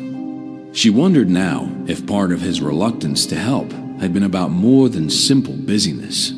She wondered if some part of him had always sensed there were things in that house he did not want to find. "What happened to Thomas after he left?" Mara asked. "Do you know?" Josephine shook her head slowly. "I know he moved to the city, as the newspaper said. Beyond that, I never heard anything more. Eleanor certainly never spoke of him again. Not to me, not to anyone I ever heard of. As far as this family was concerned, Thomas Hawley simply stopped existing the day he left Ashford Hollow." Mara gathered the letters back into their folder, her hands steadier now than they had been on the drive over, though her mind was anything but calm. She thanked Josephine for her honesty, and the older woman took her hand once more before she left, gripping it with surprising strength. "Be careful with this," Josephine said. "Whatever you decide to do with what you have learned, remember that Richard is still alive to be hurt by it. Eleanor is gone. Thomas, most likely, is gone as well by now. But your uncle is not, and he has spent his entire life believing a story that may not be entirely true." Mara nodded, though she was not yet certain what she intended to do with the truths she had uncovered. She had come looking for the identity of a stranger in an old photograph. She had not expected to find a secret capable of reshaping her own family's understanding of itself, or a living man who might still be waiting somewhere for a truth he had never been given the chance to know. Driving home from Josephine's facility, Mara found herself thinking less about her uncle and more about Thomas Hawley himself. If he had truly been forced out of the only town he had ever known, separated from a woman he loved and a child he may never have even known existed, what had become of the rest of his life? She decided she needed to find out. Using the name from the old newspaper notice, along with the address listed for his sister Margaret Hawley, Mara began searching public genealogy records online. It was slow, careful work, the kind that required patience and a willingness to follow small threads that often led nowhere. But after several evenings of searching, she found a record that made her sit up straight in her chair.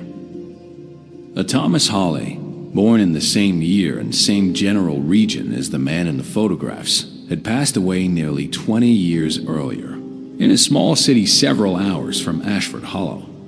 The record listed a surviving daughter named Susan Hawley Whitcomb. Mara stared at the screen for a long moment.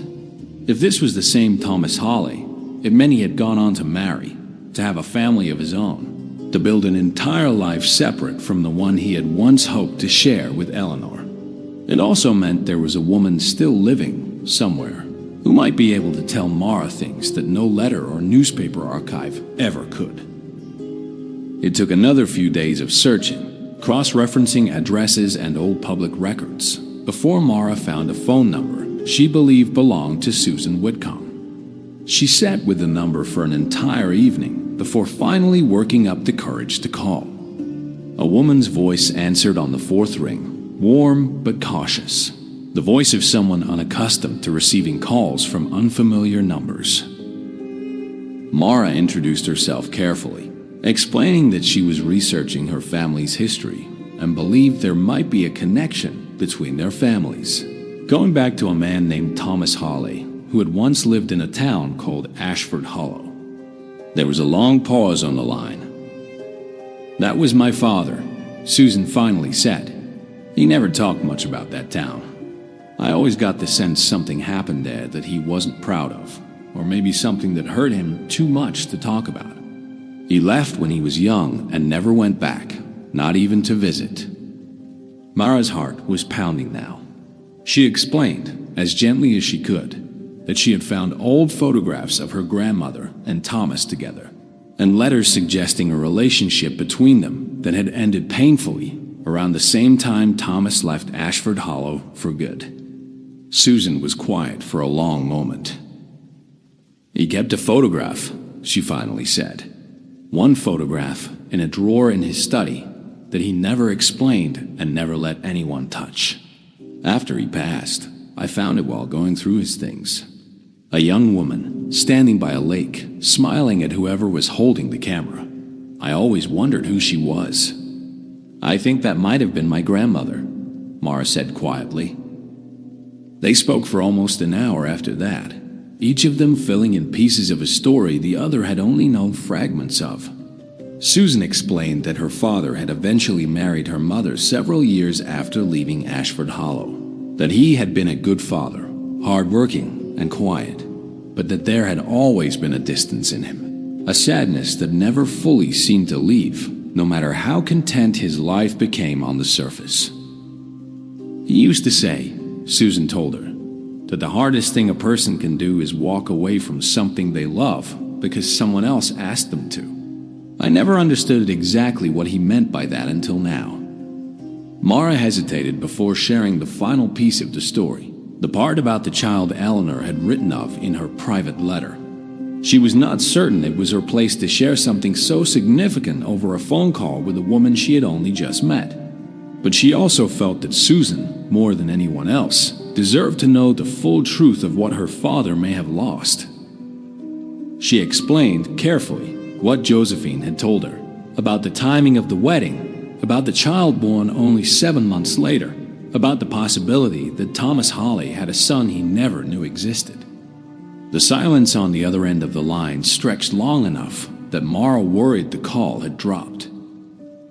My father spent his whole life, Susan finally said, her voice thick with emotion, wondering if there had been a child. He mentioned it to me once, very late in his life, when he was no longer well enough to hide his regrets as carefully as he once had. He said he always suspected there might have been, but that he had no way of knowing for certain, and no right to go looking after everything that had happened. He suspected, Mara repeated softly. He did, Susan said, and now I suppose we both know he was right to. They agreed to speak again soon, both of them still absorbing the weight of what they had just learned about two people who had loved each other, lost each other, and spent the rest of their lives quietly carrying that loss without ever fully speaking of it to the families they went on to build. Mara ended the call and sat in the quiet of her living room for a long time afterward, thinking of two elderly people, long gone now, who had once stood together on a porch by a lake, smiling for a photograph neither of them could have known would someday reveal the truth they had spent a lifetime trying to keep hidden. She still had one more difficult conversation ahead of her, the most difficult one of all. She had to decide whether to tell her Uncle Richard the truth about who his real father had been. Mara did not make the decision lightly. She spent nearly 2 weeks turning the question over in her mind before finally deciding that Richard deserved to know, even if the truth might be painful. It was, after all, his story as much as it was Eleanor's or Thomas's. He had lived his entire life without ever being given the chance to understand where he had truly come from. She drove the 4 hours to his house on a quiet Saturday morning, the folder of letters and photographs resting on the passenger seat once again, now grown heavier with the addition of notes from her conversation with Susan. Richard greeted her warmly at the door, the way he always did, though there was a flicker of concern in his expression when he saw the folder tucked under her arm. "You look like you have something serious to talk about," he said, leading her into the kitchen. Mara sat across from him at his table and took a slow breath before beginning. She started with the photograph in the attic, the stranger standing beside Eleanor. She explained the newspaper search, the discovery of Thomas Hale's name, and the letters hidden beneath the floorboard in their grandmother's bedroom. Richard listened quietly, his expression shifting slowly from mild curiosity to something more guarded as the story continued. When Mara finally reached the part about the timing of his birth, about what Josephine remembered from that summer so long ago, he set his coffee cup down carefully and stared at the table for a long moment without speaking. "You're telling me," he said finally, his voice low, "that Dad might not have been my real father."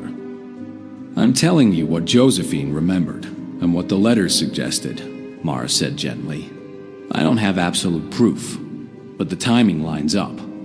And Thomas himself apparently suspected it too, according to his daughter. Richard was quiet for a long time after that. Mara did not push him, understanding that this was not the kind of information a person could simply absorb in a single conversation. She sat with him in the silence, letting him process it at his own pace. "He never treated me any differently," Richard finally said, his voice thick with emotion. "Dad, Walter, whatever the truth is about where I came from, he never once made me feel like anything less than his son." "From everything I found," Mara said, "it sounds like that was exactly the kind of man he was. Whatever he knew or suspected, he chose to love you fully anyway." Richard nodded slowly, wiping at his eyes with the back of his hand, clearly caught between grief and something that looked almost like gratitude. "Do you have a picture of him?" he asked. "Of Thomas?" Mara slid the private photograph across the table, the one of Elena and Thomas standing close together by the lake. Richard picked it up carefully, studying the man's face for a long time. "I look like him," he said quietly, "around the eyes. I never noticed it before because I never had anyone to compare myself to." They talked for hours after that, going through every letter, every photograph, every detail Mara had uncovered over the past several weeks. Richard asked question after question. Some of them Mara could answer, many of them she could not. By the time evening fell, he seemed lighter somehow, as though a question he had never consciously known he was carrying had finally been given an answer, even an incomplete one. "Do you think I should reach out to her?" he asked. "Susan, my half-sister, I suppose?" "I think that's entirely up to you," Mara said, but she seemed like she would welcome it. She spent her whole life wondering the same things you probably have, without ever knowing your name or whether you existed at all. Richard sat with that thought for a long moment before nodding slowly. "I'd like that," he said. "I think I'd like that very much." Before Mara left that evening, Richard walked her to her car, the folder of letters now resting safely in his own hands instead of hers. "Thank you for telling me," he said. "I know it would have been easier to just leave it buried, the way everyone else clearly wanted to. I thought about it," Mara admitted, "but it didn't feel right, keeping something this important from you. Not when it was your own story." Richard hugged her tightly before she got into her car, and as she drove away, watching his house grow smaller in her rearview mirror, she felt a strange mixture of relief and lingering sadness. Relief, because the truth was finally out, no longer buried beneath a floorboard or hidden in the careful silence of relatives too afraid to speak of it. Sadness, because that truth had cost two people, Elena and Thomas, an entire lifetime of quiet longing they had never been able to resolve. But there was still one more thing left to do, one final piece of the story that Mara felt compelled to complete before she could truly consider the mystery closed. She wanted to see the lake house, the place where all of this had begun, one final time. The property had been sold decades earlier, long before Mara was born, passed through several owners over the years. She was not certain what she expected to find there, only that she felt a pull to see the place in person, to stand where her grandmother and Thomas Hawley had once stood together, smiling for a photograph that would eventually unravel a secret kept for 60 years.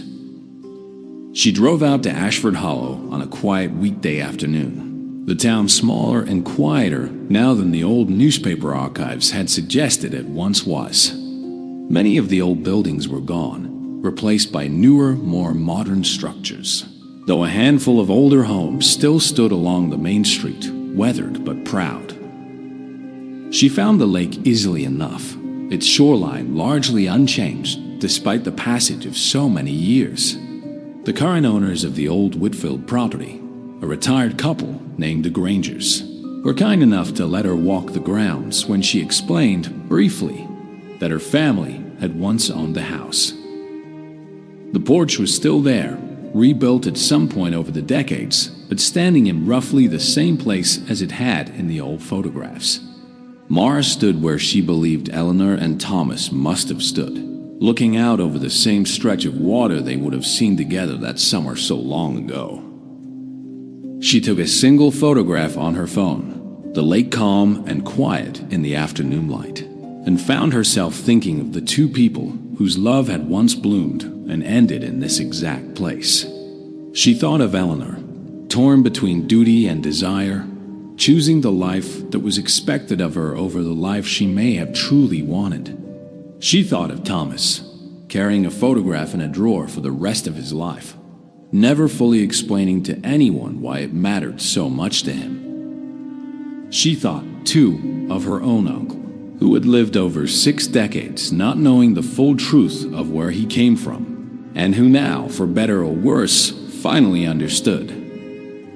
As she stood there by the water, Mara found herself reflecting on how easily an entire history could be buried by a single choice, a single conversation never had, a single truth left unspoken for the sake of protecting a family's reputation. She thought of how close this story had come to disappearing entirely, lost forever the moment Eleanor herself passed away, if not for a single dusty box left behind in an attic.